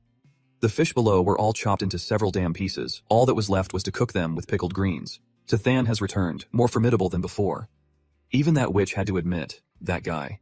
How did he get stronger? She felt something was wrong. How strange. Has your ability actually gotten a little stronger? Am I mistaken? Not mistaken at all. That was unmistakably the protagonist's aura shining from him. Tyrant narrowed his eyes challengingly, his killing intent rising. What's going on? Why don't you try and find out the zombie queen was peerlessly arrogant, openly despising him? Try. Even if you are a little stronger, you're just an ant with a bit more strength. You want to face me? She was one step short of rolling on the floor laughing. You don't actually think you can beat me, do you? His gaze was sharper than a knife. Even though he was seething, he had to act cool. Whether I can beat you or not. How will we know without trying? Come on. As he finished, he threw the knife old foe had forged for him, aiming straight for her face. But it seemed a bit weak. She waved a hand. Naive, this queen only found you interesting, so I decided to play with you for a bit. The knife was indeed deflected, but the witch looked down at her hand in disbelief. You dare to injure me? Just a single scratch was enough to send her into a rage. The ground shook violently, and a savage roar echoed through the sky. Detestable. If you wish for death so badly, then I shall grant it. Ice sprouted like sharp thorns shooting into the sky, surrounding the main guy, leaving him no room to breathe. Take this. She activated her Ice Queen mode. Pissed off from taking a hit, she unleashed a map-wide freezing skill. The sight was enough to make one faint. The move she used was ability, Eternal Frozen Sky. In an instant, the main guy's figure was nowhere to be seen, only a colossal ice structure rising in the middle of the city. Tyrant was knocked unconscious, trapped tightly within the thick layer of ice. The zombie queen became more arrogant as she fought. Now do you see the gap between us? What a pity. You can't talk tough anymore. You're a decent toy. They'll just leave you here as a souvenir. Just as she happily turned to leave, the ice imprisoning the main guy suddenly shattered. Doanya, watching from afar, was worried sick. This is bad. Could it be that Tyrant? She tried to calm herself. No, I can't panic. He said he could hold off the zombie queen. I have to quickly gather the rest of the crystal cores. It's the only thing that can defeat the zombie queen. She could only pray from afar. You have to hold on. As soon as I find the crystal core, I can go help him. The cannon fodder is dwindling. If this continues, everyone will be buried here. She clenched her fists, forcing herself not to look in that direction anymore. This isn't the time for random thoughts. Just stick to the plan and it'll be fine, Tyrant. You absolutely have to hold on. Doanya's job now was to kill monsters and collect crystal cores. After killing the nearest one, she saw it. Found it. I finally got it. But before she could celebrate, the figure of a demon king loomed behind her. She jumped in fright. Oh no, it's a zombified Thio tribesman. Then her whole body was violently pulled back by his tight grip. Her face flushed red as she cried out in pain. Ah! Van Van also saw the ice fortress that woman had created to trap the main guy from afar. Is this the zombie queen's ability? Tyrant. She was about to charge forward when she suddenly remembered. No, that's not right, he's so strong. How could a mere zombie queen trouble him? She channeled all her worry and anger into fighting the remaining monsters. Damn it, get over here. Even though I believe in Tyrant, he would never lie to me. But I have to hurry up too. She was getting anxious. She had to fight even faster. She frantically pushed her skill to its maximum, her face as dark as the bottom of a pot, her eyes turning red with fury. Just as she killed the monster with the crystal core inside. Got it. The crystal core drop rate for these guys is indeed higher than normal mutated creatures. She turned to show it off immediately. Sister Donya, I found it. Distracted by looking in that direction, she didn't notice an octopus tentacle emerging from under the ice behind her. It wrapped tightly around her, refusing to let go, and even sent electric shocks coursing through her body, making her convulse. This time, both girls were in danger, beaten so badly they were limp and couldn't escape on their own. Van Van collapsed to the ground, unable to stand. Her entire body was trapped within that tentacle. It turned out to be two huge mutated eels, their tails wrapping around her as tightly as octopus arms. Just then, a portal appeared in the space in front of her. Doanya grabbed the crystal core and understood immediately. It was Tyrant. She had to place it into the portal to send it to the main guy. Just as she finished, a pair of ice-booted feet appeared before her. The mocking voice of the zombie queen rang out. Is this why he became so strong? Unfortunately, that man, she gloatedly declared, is already dead. Doanya's face paled. But how could she believe that? She had just sent him the crystal core. If he were dead, the spatial portal definitely wouldn't have appeared. Van Van struggled to place the crystal core into the spatial portal. Then! The zombie queen's hand reached out towards Doanya. Let me personally send you on your way. She was preoccupied with the others, completely unaware of the main guy's situation inside the block of ice. Both of the girl's cores were now in his mouth. He crushed them in an instant, getting a power buff. Space. The moment he unleashed his power, the zombie queen immediately sensed it and whipped her head around to look. To then activated his skill. Teleport. He appeared in a flash right in front of her, and even managed to throw a lightning-fast punch. She was hit so hard her guts churned, not even having time to understand what was happening. Taking the opportunity while she was stunned, he raised his leg and kicked her a few more times. His kick was so powerful it sent her flying into a large building in front of them, kicking up a cloud of dust and smoke. Of course, he didn't forget to save his girl who was being cornered by the Demon King, throwing a blade straight through the bastard. The monster died in an instant. All the monsters within several miles of the main guy were killed before they could even blink. He looked cool as hell, red veins popping all over his body like a Power Ranger transforming. Do-anya excitedly shouted, "To-than!" Just one look and she could tell he had leveled up. "You've reached level 3? Now wasn't the time for awe." He just nodded. "Yeah, leave this to me. Go help Von Von." With the main guy back, the others could fight on with peace of mind. He also called his cat, Huang Kim. Duck Ko also ran over immediately. And me. Now the girl's job was to help Von Von. The two of them and the cat ran over right away. Coming to help, the zombie queen hadn't recovered from the main guy's attack yet and cursed furiously. Damn it, getting countered by him made her see stars. She was burning with rage, her mouth not resting for a second. "I'll tear you into 100 pieces, die." As soon as she said it, her hands continuously shot out a barrage of ice blocks. Two then stood there, completely unfazed, and used a single move. Spatial Gate. His whole body blazed with fire. Open. Instantly, the ice block flew straight into the portal, disappearing without a trace. Not just one block, no matter how many she shot, the result was the same. It was the first time the zombie queen had been beaten so badly. She was speechless with rage, utterly shocked. What? It disappeared? Only he knew. After reaching level 3, the spatial gate has gotten much bigger, big enough to swallow that whole pillar of ice. The space around him was empty again. She couldn't understand. What in the world is going on? What did you do? Stop playing tricks. The main guy was toying with her like a magician performing a trick. Suddenly, her eyes widened in horror. How can this be? Only now did she realize she couldn't move her body, completely frozen in place. There's clearly nothing in front of me. But why do I have this feeling that if I take one more step, I'll fall into an abyss of no return? The main guy watched her impatiently, full of anticipation. Why did she suddenly stop? She shouldn't be able to see the spatial gate. What a shame. I wanted to see if I could make her walk into it herself. In the end, she didn't step forward. Her senses were too sharp. Tentacle type ability, physical type ability, water type ability. Could it be that you're still hiding another ability? Hearing her say that, he breathed a sigh of relief. As expected, she can't see the spatial gate. She must have sensed the danger instinctively. Since she wasn't going in, he didn't wait any longer. He raised his hand. You want to know? Then let me show you. He opened the spatial gate again, releasing the ice blocks he had just absorbed. One by one, the massive blocks were returned to her. They crashed down with an earth-shattering bang. He intentionally preserved it. The ice pillar flying out of the portal still has the same kinetic energy as when it went in. I can do a little more to make it a weapon. Even with the whole block of ice falling, she managed to withstand it and even counterattack fiercely. Damn it, I don't know how you did it, but you're the first person who dares to treat me like this. Suddenly, the Demon King approached from behind her. She smirked to herself. Perfect timing. Quickly take this. But before she could finish, the large blade in its hand stabbed straight forward. Well, speak of perfect timing. It had been controlled by Do-anya for who knows how long. It landed a clean, sweet strike. The zombie queen was caught completely off guard, standing stunned and speechless. Her face turned pale in disbelief. What are you doing? Do-anya, sitting smugly on the cat's back, continued to control it. Most of the dormant brain bugs I let it swallow earlier are finally taking effect. The queen finally understood. She continuously threw ice to kill the Demon King. Get lost, but after knocking it away, she also collapsed from exhaustion. Suddenly, she saw To-than talking to himself. Are you ready? Ready? Before she could understand what was happening, he placed his hand on her forehead, holding her tight. He quickly gave the signal. Go, now's the time. The spiritual entity with glowing red eyes rushed out like a moth to a flame. Finally, she had the chance to seize the body she desired, and just like that, it drilled straight into the zombie queen's forehead. For a moment, she couldn't resist. She was immediately swallowed whole by the main guy's spiritual entity. Seeing her collapsed on the ground, no longer as aggressive as before, To then asked softly, did it succeed? Suddenly, her eyes flashed brightly, her expression changed, her eyes glaring. I am the immortal queen you want to defeat me? It won't be that easy. The main guy wasn't too surprised. Devouring someone as strong as her wouldn't be easy. It didn't work? She waved her hand and called out, rise! Immediately, the zombies that were killed before started to get up. The main character was shocked. The dismembered corpses are piecing themselves back together? What the hell is this? The entire zombie army was as numerous as before. They all aimed for the main character and rushed forward to fight. This is terrifying. With so many of them, it's hard for me to fight them alone. Over with the girls, Von Vun was lying flat on the ice, unable to get up. Seeing Duanya approaching on the cat, she hastily signaled, "Don't come over here," but Duanya still commanded, "Huang Kim, get a little closer." The two electric fish immediately noticed her. Their eyes glowed brightly as they bared their teeth and turned to growl. Electricity shot out continuously, and Von Vun grew even more pained and uncomfortable. The cat tried to find a way to get closer to Von Vun, but as soon as it got close, it was shocked by the same current and convulsed, unable to move forward. Duanya, in extreme discomfort, screamed tragically. "Ah!" From a distance, Daka realized. "Are those electric eels?" Vun Vun was in grave danger. In pain, she struggled, her gigantic body shattering the damn ice. Her whole body sank down, with only one arm raised, trying to call for help.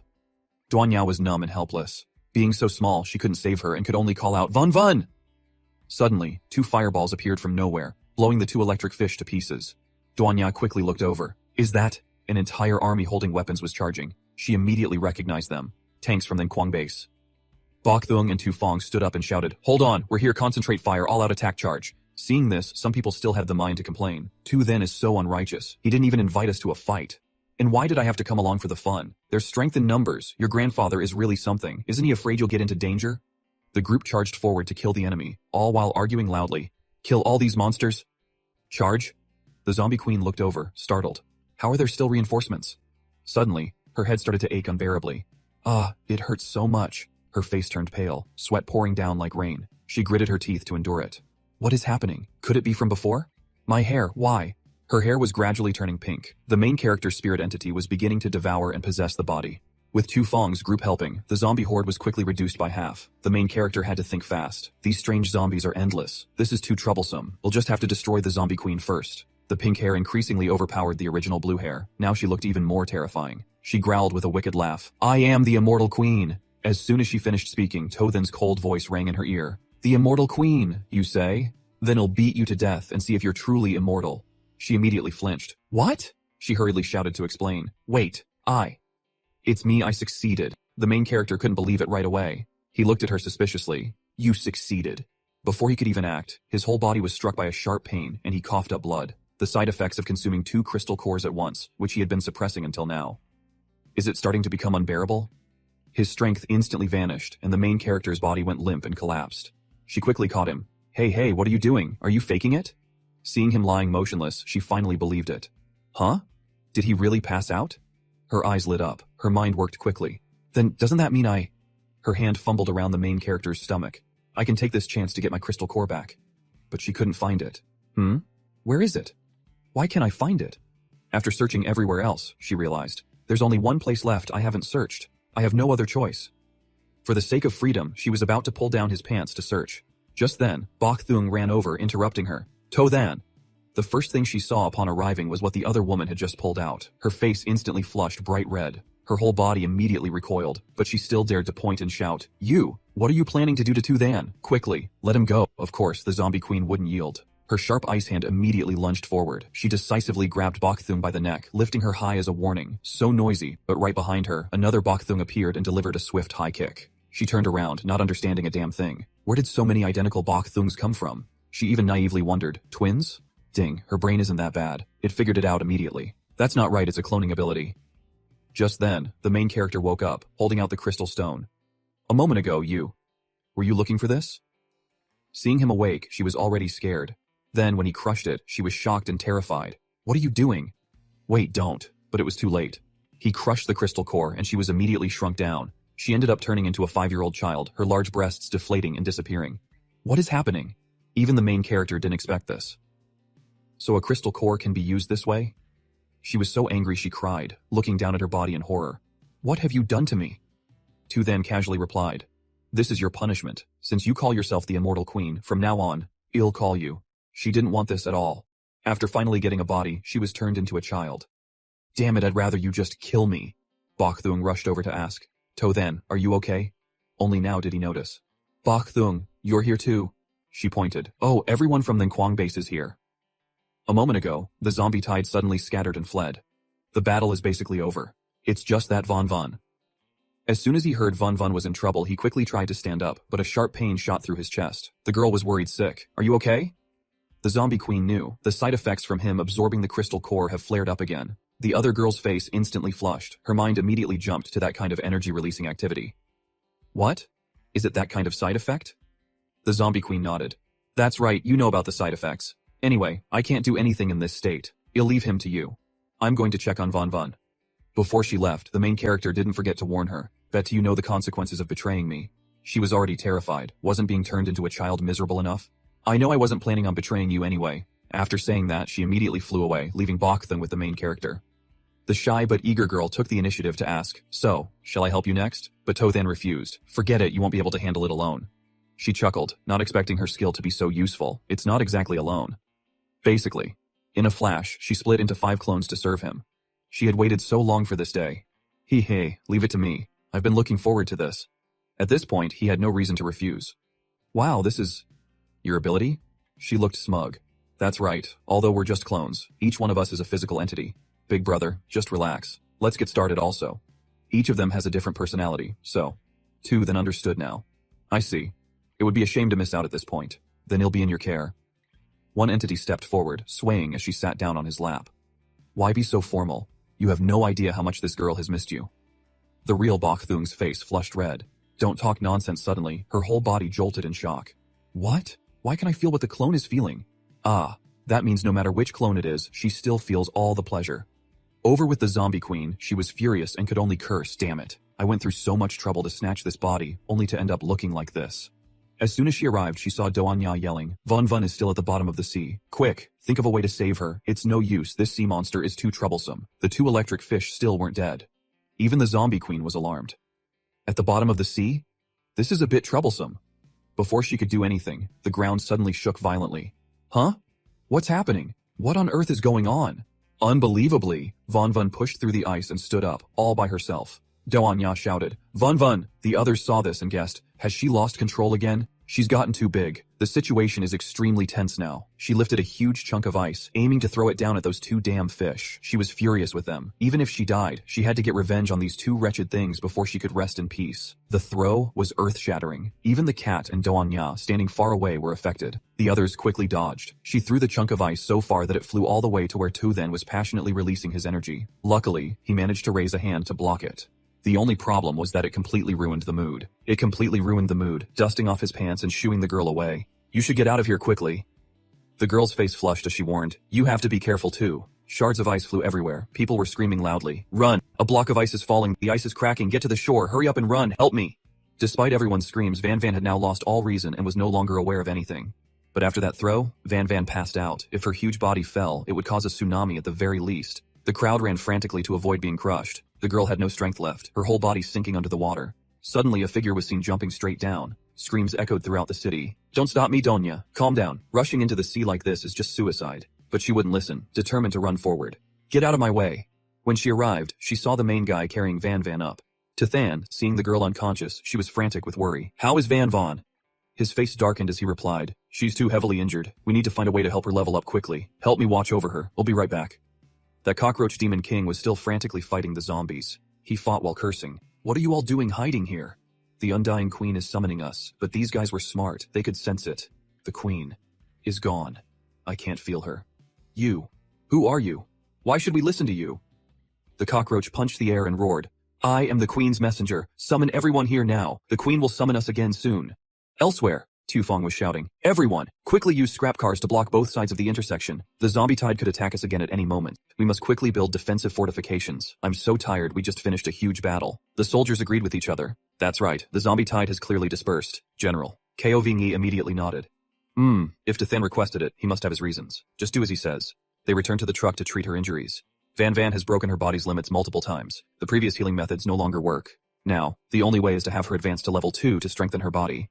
But Von Von needs a large amount of crystal cores to level up. He'll figure out the crystal cores. Everyone here take good care of her. Bach Thuong asked worriedly. Where can we find so many crystal cores in such a short time? Hearing this, the main guy came over. I'll figure out the crystal cores. Everyone here take good care of her. Suddenly, someone threw a chair to the ground. It was Ko. Master, I found her on the shore. It turned out the person she brought back was the screaming bat too. Let me go, you damn bitch! Ko glared and shouted at her. Shut up, if it weren't for me, you would have drowned long ago. But the main guy needed her now, so he told Ko, let her go. And so, Than took Batu to find crystal cores to heal Van Van. Hey, why did you bring me here? As soon as she finished speaking, the main guy, without a word, kicked her face straight into the wall.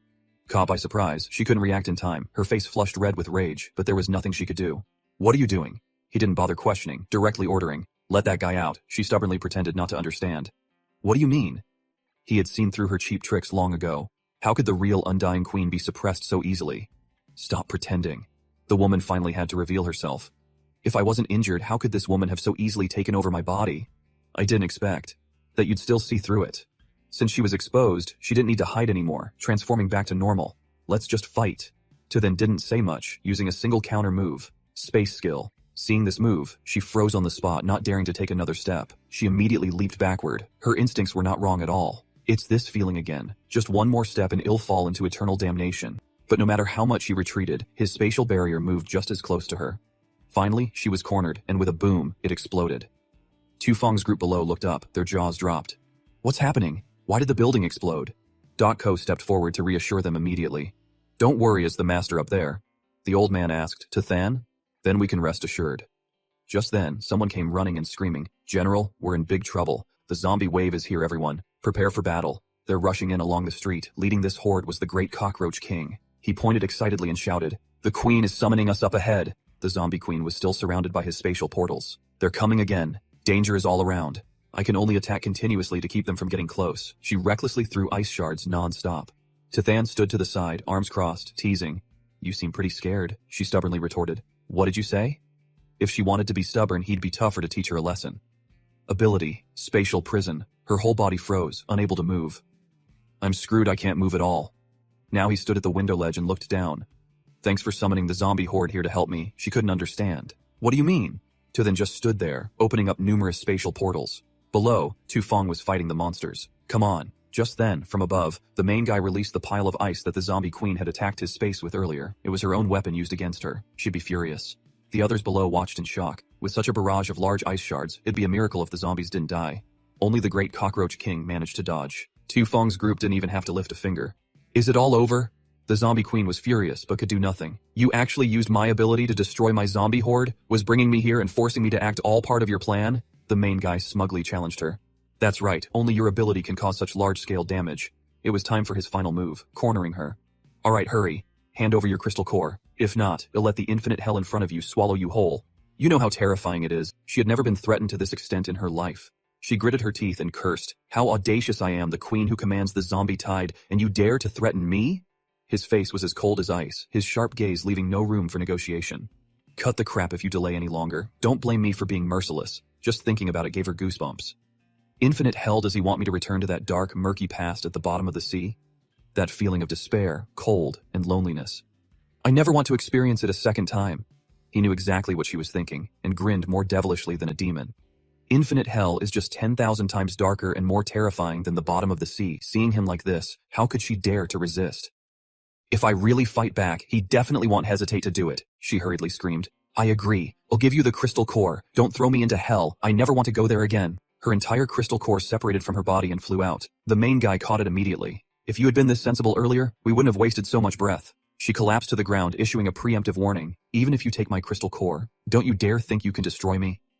He couldn't be bothered to dirty his hands with her. Destroy you? I never thought of that.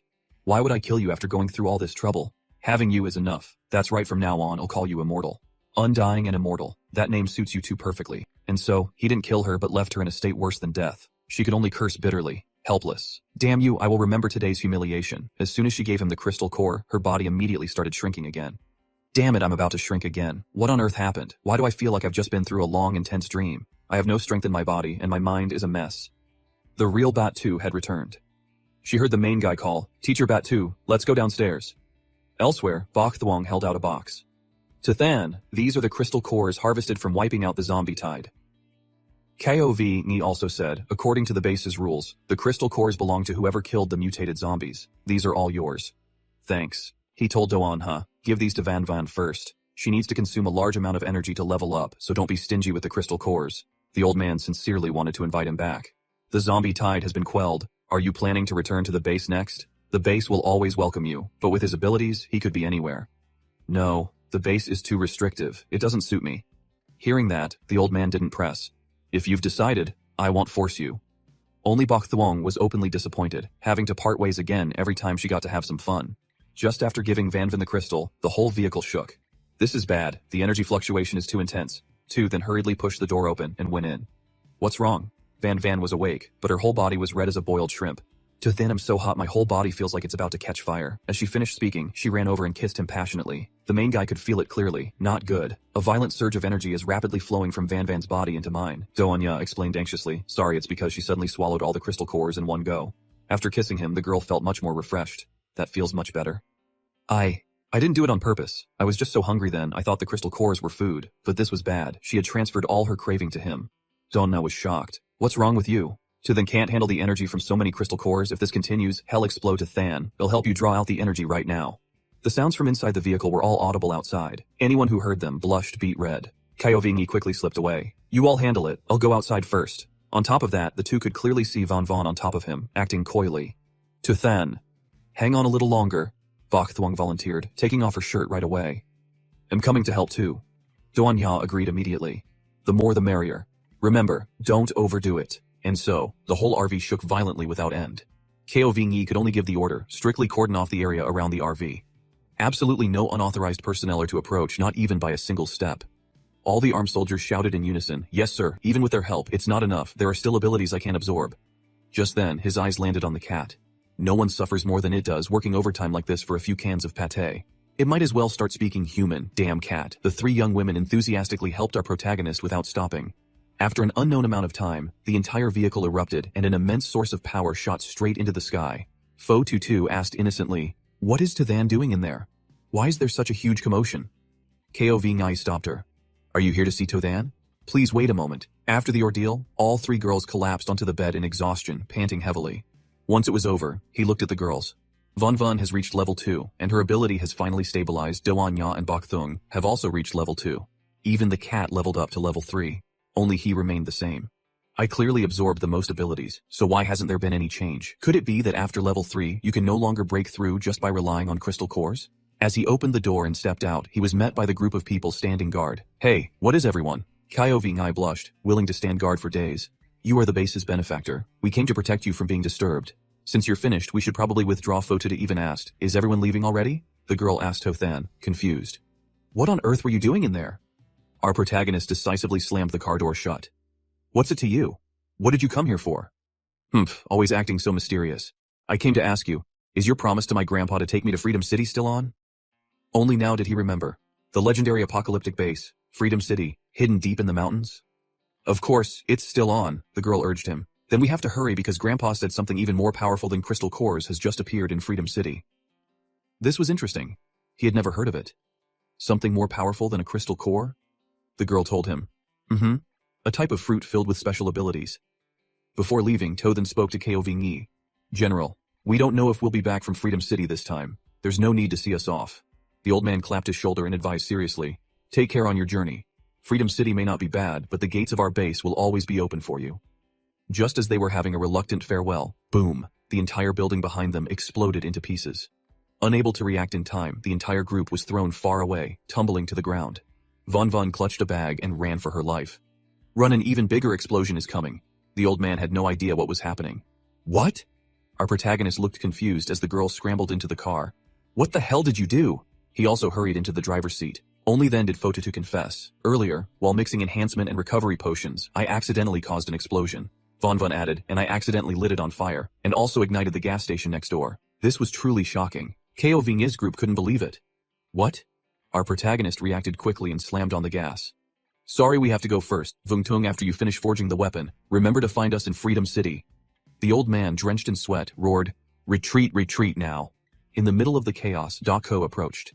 General, Master told me to follow you all from now on. The old man shook his head. Well, deal with that later. Now is not the time for this. But she didn't ask for nothing. She even dragged out that two-horned cockroach demon. So, can I bring it with me? The old man was speechless. What? But there was no time to think. Buildings started exploding into smithereens. The crowd screamed as they ran. Forget it, take everything, the whole street is blowing up faster. The scene was like the apocalypse itself. If you didn't run fast enough, you would die. Let's go. Tothan's group was probably the most relaxed. The girls sat in the car, clearly enjoying themselves. Freedom City, here we come. In his past life's memories, Freedom City was a fantastical place countless people yearned for but could never reach. Only now did he realize. I can't believe it's in Mangtin Mountain. Duanya asked Fo Tutu curiously. How did your grandfather know? This must have been top secret before the apocalypse, right? The girl replied, my grandpa is a senior engineer. He once participated in the construction of Freedom City. Back then, he didn't know he was building an apocalyptic base. The security level was very high. He was only responsible for building the outer perimeter. He only heard that many scientific research talents from various fields were kept there. Our protagonist understood now. Mangtin Mountain. In my past life, that place was rumored to be a den of mutated beasts. No one dared to go near it. Von yawned. Ah, I'm so sleepy. To then stopped the car and reminded them, are we there yet? Get out, we have to walk the rest of the way. The four of them entered the forest together. Right. What exactly is this mutated fruit you mentioned? An old work friend my grandpa met later told him. Because of the appearance of the mutated fruit, Freedom City already has level 4 humans. The longer you live, the more you learn. Level 4 humans, huh? In my past life, until the day I died, the highest combat power of humanity had only reached the peak of level 3. The girl added, currently, Freedom City has restricted entry unless you contribute a large amount of supplies or possess great strength yourself. This wasn't good. Oh, I have plenty of supplies, but everything in my space is brand new. Taking it out would be very suspicious. Supplies in my space. Post-apocalyptic supplies. Looks like you'll have to think of a way. Suddenly, Von stopped in her tracks. Wait, the girl sensed something was wrong. I think we just passed this spot. We're lost. The others panicked. Huh? Didn't you say you knew where Mangtin Mountain was? This is Mangtin Mountain. We're currently looking for Freedom City. Huh? We're already here? Duanya looked around worriedly. In a mountainous area this deep, besides veteran hunters, normal people can get lost very easily. Wandering around like this will only waste our energy. We'll have to find another way. The girl faintly saw the figures of several men hiding behind the trees. She glanced at our protagonist. Two then probably noticed them a long time ago. As the four of them stopped, a sharp arrow flew straight at them from behind. It was a group of huge, muscular brutes. Aim for that man. As for the women, it'll save them to enjoy later. Don't worry, boss, it's been a long time since I've touched a woman. I'm getting impatient too. They had been spying on the group for a while. Wait, this group seems to have a lot of supplies. They even have a tent. That's right, I can smell something delicious. Are they actually grilling meat? I vaguely remember. This is the smell of roast lamb. This meat shouldn't be overcooked, or it will be tough. The delicious smell was too much for them to bear, and they came out, exuding an arrogant, menacing aura. Hey friend, that lamb smells good. How about you let us brothers have a taste if not? Duanya held up a skewer of meat proudly. I'm a professional. Do you need to teach me? Our protagonist had to admit it. You're right about that. The two of them kept talking, treating the men like they were thin air, which infuriated the leader. How dare they ignore us? Talking didn't work, so he resorted to violence, raising a huge club to strike. Damn it, I told you to put the meat down. Are you deaf? Our protagonist was chilling, grilling meat with 4 beautiful women, and this bastard had to ruin the mood. His face turned as black as the bottom of a pot as he whipped his head around and glared at them. Just one murderous glare was enough to make them piss their pants. They scrambled back in fear, yelping, "Boss, what's wrong?" The leader, who had been on the receiving end of that glare, was still terrified, his soul practically leaving his body. He couldn't speak a word. His eyes just now were as cold as ancient ice. Those are definitely not the eyes of an ordinary person. Before they could run, he slowly stood up. Making such a racket. It's so damn noisy the men collapsed to the ground in a panic before a punch was even thrown. You. What do you want to do? That's a question he should be asking them. Who are you? What do you want? He was sweating profusely. We are originally hunters from the mountains. We saw you had a lot of supplies, so we wanted to come trade for some. Trade for things? You came here empty-handed to trade? You've really got some nerve. Do I look stupid to you? Only then did he notice his own empty hands, realizing his slip-up and freezing awkwardly. He quickly tried to explain his way out of it. No, that's not it, Arden. I mean, our tribe is right nearby. We have a lot of stuff there. You can take your pick. How about it? That sounded tempting. His gaze remained as cold as ice. So you're saying you have quite a few things? Seeing that he was believed, the man grew bolder. Of course we have the most stuff in this entire forest. Let me take you there. His face was clearly treacherous, already plotting something vile. They continued to entice him. Brother, it's dangerous to set up a tent in the wilderness. That's right. Our tribe not only has supplies, but you also won't have to worry about attacks from mutated beasts. Tothan didn't really believe them, but he didn't care how much they had, as long as they had something. If you're being so proactive, then just hand over your supplies for Freedom City. He told them. All right, I hope you don't make this a wasted trip for me. Von held the meat skewer regretfully. Huh? But we haven't even eaten the roast lamb yet? The bald man looked over and called out, Beauty, we caught 3 mutated wild boars yesterday. Why don't you come to our place and try some boar meat? Von showed her disdain openly. Humph, who would want that? Scene changed to Hunter's Den. It looked somewhat impressive. At the gate, a young woman was hung up with her hands tied. This is our tribe. they suddenly became unusually enthusiastic. Do you need me to show you around? Our protagonist, with his hands in his pockets, maintained his indifferent attitude. Sure. The man swaggered ahead. Follow me. This is our warehouse. He told them all. I need to go inside and choose carefully. You all wait outside. He glanced and signaled to the man behind him, then nodded. All right, go on in and take a look for yourself. Our protagonist took a look around. The room was filthy and full of cobwebs. Let's see. It's all just messy chunks of meat. I can't even tell what they are. Well, it's for Freedom City anyway. I'll just gather it all. Von Von stood outside, covering her nose and exclaiming, It stinks. What is that smell? He lifted a large boar with a sinister smile, showing off. Beauty, this is a mutated wild boar I just killed. Want to try some? The girl looked at it in terror and screamed, Get it away from me! All the girls could see that they were starting to cause trouble. Hey Beauty, don't judge it by its looks. This is a top-tier delicacy of the forest. Heh. Just as they were flirting, they saw our protagonist push the door open and walk out. He stored the items in his storage space but appeared to come out empty-handed. He casually complained, None of this meets my needs. It seems this was a wasted trip. The man was clearly furious, grinding his teeth. With all this stuff, you still couldn't find what you wanted? Out of nowhere, a swarm of them had gathered to surround them. You dare to mess with us? You're not getting out of here today. That other guy took the opportunity to crowd Von Von. Since you can't leave, want to try my mutated wild boar meat? Or how about I feed it to you?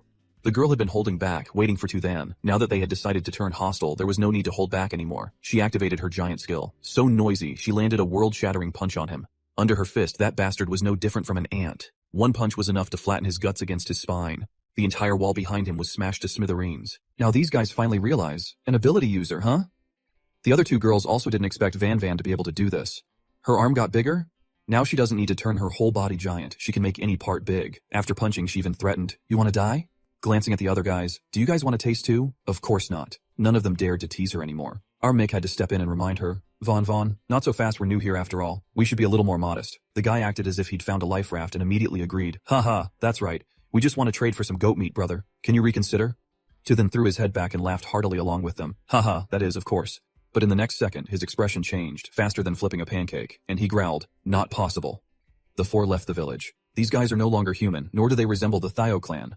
What are they? They call themselves hunters. Maybe they turned like this from eating too many mutated beasts. Tosto, isn't my new skill amazing? My arm suddenly getting big even startled me. Our Meek looked at Van Van with interest. That's right. Besides your arm, other parts can probably get bigger too, right? Let's try it out tonight. Though she was into it, she pretended to be shy, her face blushing as she playfully scolded. This jerk Tuthan, what on earth are you thinking? On the other side, the frustrated monsters said to each other, Big brother, why did you let them go? The leaders seem to be the smartest. Ability users are like fierce wolves. If we're not careful, both sides will suffer. Don't forget, our sworn enemies are still in this forest. Suddenly a subordinate ran out screaming his report. Big brother. It's bad. All our supplies have disappeared. The other guy was shocked. What? Explain clearly. What do you mean disappeared? By the time they realized it, it was too late. After that man went inside, the supplies vanished into thin air. That guy. Could it be that guy has a spatial ability? Big brother, I'll lead some men to chase after them right now. As soon as he finished speaking, he got a slap from the leader. Damn it, keep your voice down. Do you have any idea what a spatial ability means in this forest? Of course, it means those people aren't fierce wolves at all. They understood each other. But a fat sheep that everyone covets? That's right. Their faces showed their vile intentions as they cackled and plotted. Their eyes shone like headlights, veins bulging. Therefore, we must strike before other factions discover them. Capture him, and force him to spit out all the supplies in his space. They have some beautiful thoughts, as if our Michi would let them. The cat Hoang Kim also followed them into the forest, dashing like the wind. It landed precisely on Doan Ha's full chest. Seeing it, she beamed. Hoang Kim, you're back. Tathan glanced over. Where has this stupid cat been wandering off to now? She looked at it and chuckled. It seems especially happy in the forest, as if it's patrolling its own territory. But this cat especially loved to cling to Doan Naya's bosom. Our Mac watched, exploding with jealousy. I think it's just in heat. Now Van Van noticed it. That's right. Is Hoang Kim male or female? Having checked before, he thought, I guess it's a female. Suddenly, the cat flinched and stared straight ahead. Doan Na immediately asked, What's wrong? Quick as a flash, it darted into the bushes and hid. Huh? Where are you going again? As soon as it left, she also sensed something. There's a trap, but it was too late for them to react. A massive black net fell right on top of them. Watch out. All four were squeezed into the tiny net. Our Meg was probably dying of embarrassment from the voluptuous curves pressing in from all sides. The girls couldn't stand it and screamed, It's too tight, let us out. Now the monsters from before reappeared. They were the ones who set the trap. They laughed smugly. Using traps to catch prey is always a hunter's best choice. Our Mech looked at them and recognized them immediately. It's you guys? He looked at the violently shaking net bag. To be honest, I didn't originally intend to kill you. A murderous glint flashed in his eyes. Oh, then what is this about? Veins popped on his forehead as he angrily revealed. You can only blame yourselves for being too careless. You shouldn't have stolen our supplies. That exposed your secret. Therefore, I can't let you leave here alive now. He even dared to wave his hand dismissively. Don't worry, I'll give you a gentle death. He didn't notice something silently reaching for him from behind. It was a gigantic monster that appeared out of nowhere. Its skin was pale green, it had hair and 6 yellow eyes. The hunters recognized it immediately. This is the Thuan-Thu Jiao? The beast said nothing, simply opened its huge mouth and lunged forward to devour him. In an instant, the guy's entire upper body was bitten off. So much for setting traps, a well-deserved karma. Our MC couldn't even process it. What is this thing? It looks like a giant lizard. A giant lizard? Why is there someone on its back? The man riding the beast looked up at the girls with a lecherous smile. Hello, beauties. Why is there a guy too? He glanced back in annoyance. Well, those troublesome people aren't here yet. He patted the monster's head and ordered, kill him. The monster immediately opened its mouth wide towards the trapped net, intending to swallow them whole. The girls freaked out, desperately clinging to him. Help to Than, it's about to bite my butt, hurry and think of something. The more chaotic it got, the more helpless they were. Our EMC was getting frustrated. Stop pushing, I can't get my hands free. To make matters worse, Van's butt suddenly became gigantic, pulling the net straight down. The monster's mouth was about to touch her rear end. Just in the nick of time, a sharp, ironclad foot like a bird's talon shot out from nowhere. A huge lizard crawled down from a tree and grabbed the other monster. The other guy roared in panic. You, what are you doing? The rider of the lizard replied coldly. Chu Hu Kak. I should be the one asking you that. The Thuan-Thu Jiao does not permit the senseless killing of innocents. Chu Hu Kak dared to argue back disdainfully. Tisk, don't think being a captain gives you the right to meddle in other people's business. Van's butt hadn't been bitten yet. She let out a sigh of relief. Phew, we're finally safe. Suddenly, the newcomer turned to the group and said, To Than, long time no see you are. Armak only now recognized him. Dien Viet, this is a real surprise. You're still alive? Armak was moved to tears. He also beamed. That's right, I was lucky enough to survive. Let me get you guys down first, we can talk later. The two embraced each other. Good on you, I knew you were tough. I thought I'd never see you guys again. He had to ask immediately. What exactly happened back then? Dien Viet recounted that day. At that time we were attacked by the Thio clan. Young Mu Fovien was killed by the monsters. Only Dien Viet escaped by jumping into the water. After that, I fell into the river, was rescued by people from the Thuan-Thu Jiao, and have been there ever since. He looked at Armek. Tell me your story. What are you doing bringing 3 great beauties to this deep forest? We're looking for Freedom City. Freedom City? You know where it is? Yeah, but it's a bit complicated. Just follow me back to the Thuan-Thu Jiao first. In a hidden corner of the forest, someone else appeared. That bastard to Than. He actually dared to leave me behind and run away. It was the immortal girl, Bat 2. As she was busy cursing in anger, just wait and see how I'll deal with you. Then she didn't notice a giant figure looming behind her. By the time she sensed the killing intent and turned around, she was scared out of her wits. After all, she had been turned into a child now. Dealing with these big guys would be a pain. She quickly dodged away and yelled, You! When did you get behind me? He laughed sinisterly. So you've noticed me? He chased after her relentlessly. Little prey. Be my pet bat. 2 ran for her life. Ah, help. Armak walked with Dien Viet. Those cat hunters are especially cunning. They like to set traps all over the forest. You guys have to be especially careful. He glanced at him teasingly. But I didn't expect you, to Than, to fall into a trap too. He had to admit it. I have my careless moments too, actually. He knew. Besides, there were 2 groups hiding in the dark at that time. I just wanted to lie low and avoid trouble for a bit. Van also turned to him. Brother Dien, I can't believe it's only been a short while and you're already a level 2 human.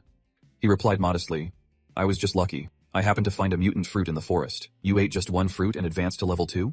Dien Viet's female subordinate turned to explain. That's right. I heard our big brother snatched it from the mouth of a wild beast in the forest. Our Mek was starting to get interested now. It seems the abilities hidden within a mutant fruit are no match for a crystal core. But he suddenly sighed deeply. Sigh, don't just see how powerful mutant fruits are. Finding one is harder than climbing to the sky because the mutant fruit tree bears only 1 fruit. And after it ripens, it's eaten by the surrounding beasts. Even if it's not discovered, it will spoil quickly and its power will dissipate.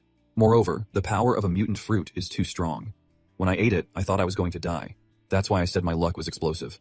Although finding a mutant fruit in the forest is like finding a needle in a haystack, there's a rumor that in Freedom City, there's a strange tree that continuously grows mutant fruits. Doana said happily, that's great, we even specially prepared the necessary supplies to enter the city. But Dien Viet said, supplies are useless now. To enter the city, you have to complete a mission from Freedom City. After walking for a long time, they finally arrived at a large place. The group was in awe. Wow, is this the base of the Thuan-Thu Jiao? Yup, to Than. I've already mentioned you to the sect master. He's always wanted to meet you. Dien Viet advised him. When the time comes, ask for his help. He'll surely have a way. Van watched the beast eating and wondered, what are they feeding it? To then silently assess the situation. I didn't expect this Dien Viet to not only join the Thuan-Thu Jiao, but also be highly regarded by the sect master. His luck is more than just good mutated beasts. In the apocalypse, are an extremely powerful force. The sect master of the Thuan Thu Jiao. I'm really looking forward to seeing what kind of person he is.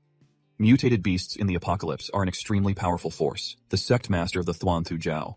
I'm really looking forward to seeing what kind of person he is. The female subordinate brought out 2 giant rats with both hands, very enthusiastically.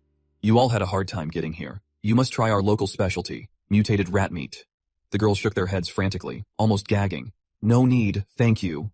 Suddenly, a hand slapped Photosto's butt hard from out of nowhere. She jumped in shock, glaring furiously and cursing. Which bastard was that? It turned out to be Chu Hu Kak. He rubbed his hands with a sinister smile. How can we let a beauty eat this kind of stuff? He stood in the middle, spreading his arms to embrace Do An Ha and Van Van. How about you 3 beauties come to my place? I still have half a pack of instant noodles saved up. What good will come from following this pretty boy? Arma glared at him and asked, just one thing. It was this hand just now, wasn't it? He was still pointing his finger arrogantly. Huh? What do you mean? Tathan didn't say another word, directly drew his knife, and in a flash, cut off his damn arm. The guy's face turned pale, frozen stiff. His brain couldn't even process the pain. A moment later, he screamed his lungs out. Bastard, you dare to cut off my hand? Diane Viet added a kick to his chest. Serves you right. You dare touch my brother's woman? Are you looking to die? Suddenly, he looked behind him. Wild wolf were surrounded, from who knows when. A pack of ferocious red-eyed wolves had appeared, their mouths wide open, full of sharp teeth. Diane Viet quickly moved to fight the beasts. He looked towards the tall figure standing in the distance. Vice Sect Master. I know you're behind this. Come out now. As soon as the old man came out, he scolded in a cold voice. Diane Viet, you injured a brother of the sect. I suspect you are spies. Seize them all for me. Kill anyone who resists without mercy. Diane Viet was furious and argued back immediately. Wei Minghai, don't use your position as Vice Sect Master to slander people. They are the ones the Sect Master wanted to meet. But this bastard just threw his head back and laughed smugly. The Sect Master isn't here right now. I decide all matters in the sect, big or small. Let me be blunt with you. You're gaining more and more favor from the Sect Master, becoming the number 3 figure in the sect. Your reputation is practically overshadowing me, the Vice Sect Master. I was just wondering how I could get rid of you legitimately. His eyes were as red as the wolves, veins popping on his forehead, his face full of cunning. I didn't expect you to deliver yourself to me on a silver platter. The guy named Chu Hu Kak clutched his painful arm and yelled, Vice Sect Master, stop wasting time talking to them. Just kill them all. Once you're dealt with, Big Brother Chu's status will be promoted, and our status will naturally skyrocket. Diane Viet, of course, would not stand by. If you're looking for death, then I'll grant your wish. He swung his blade and killed them without a hint of hesitation for anyone. It's been a while. His abilities have improved considerably, taking on the whole group by himself. Even the girls watching had to praise him. So powerful, Diane Viet radiated killing intent. You brought this upon yourselves, don't blame me. The Vice Sect Master was clearly playing the victim. You still killed them. He just went ahead and condemned him. The traitor Diane Viet, colluding with outsiders, plotting rebellion. Your crime is unforgivable.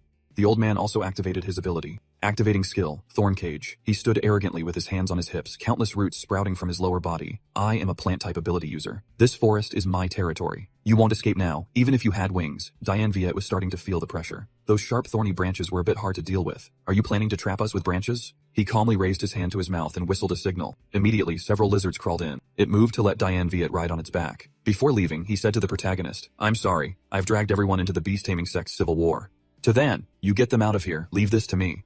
The protagonist, of course, couldn't just leave his comrade to die. What nonsense are you talking about? If we're going to fight, we fight together. I can't let you fight alone, with Tathan's group fighting alongside him. He no longer had any worries. Alright then, today, we brothers will fight side by side. Wei Minghai's face turned black as he glared menacingly. Deal with me. You think you can do it alone? Diane Viet, with a sword in each hand, confidently declared to his face, to handle you. I alone am more than enough after I'm done with you. I will go and plead for forgiveness from the Sect Master. The bastard also gave an order. Leave no one alive. Kill them all for me. Yes, sir. The entire pack of wolves charged straight at Tathan. Diane Viet shouted, Tathan, protect everyone, I'm going to deal with this old villain. He just reminded him. Be careful, today. Diane Viet was determined to personally kill this decrepit old bastard. One horizontal slash from him severed a ton of his leafy tentacles. But the old man lived up to his title of Vice Sect Master. He created a series of man-eating flowers with razor-sharp teeth. Diane Viet couldn't react in time, and his lizard was tightly entangled by the flowers. The guy stood above, looking down with a wicked, smug smile. You don't know your own limits. Did you really think I didn't have a backup plan? Just obediently become fertilizer for my flowers. But he hadn't even laughed for 3 seconds before his expression changed in a flash. Startled, huh? On the other side, Doana also activated her mind manipulation skill. I already advised you to hold back. Otherwise you'll die a miserable death. And it was true. The wolves' heads were falling like rain. Not to mention, Van Van turned into a giant.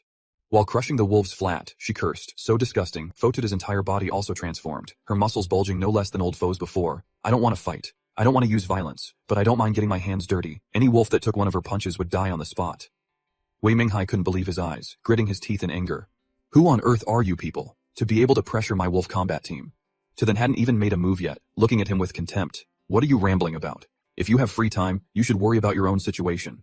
Just as he finished warning him, Diane Viet swung his sword from inside, slicing the man-eating flower in half. What? He flew straight out, completely unharmed, brimming with fighting spirit as he cursed, "Old villain, time to die." Diane Viet actually managed to cut through all the tangled vines and trunks by himself. His power was off the charts, something the old man hadn't anticipated. I can't believe I still underestimated you.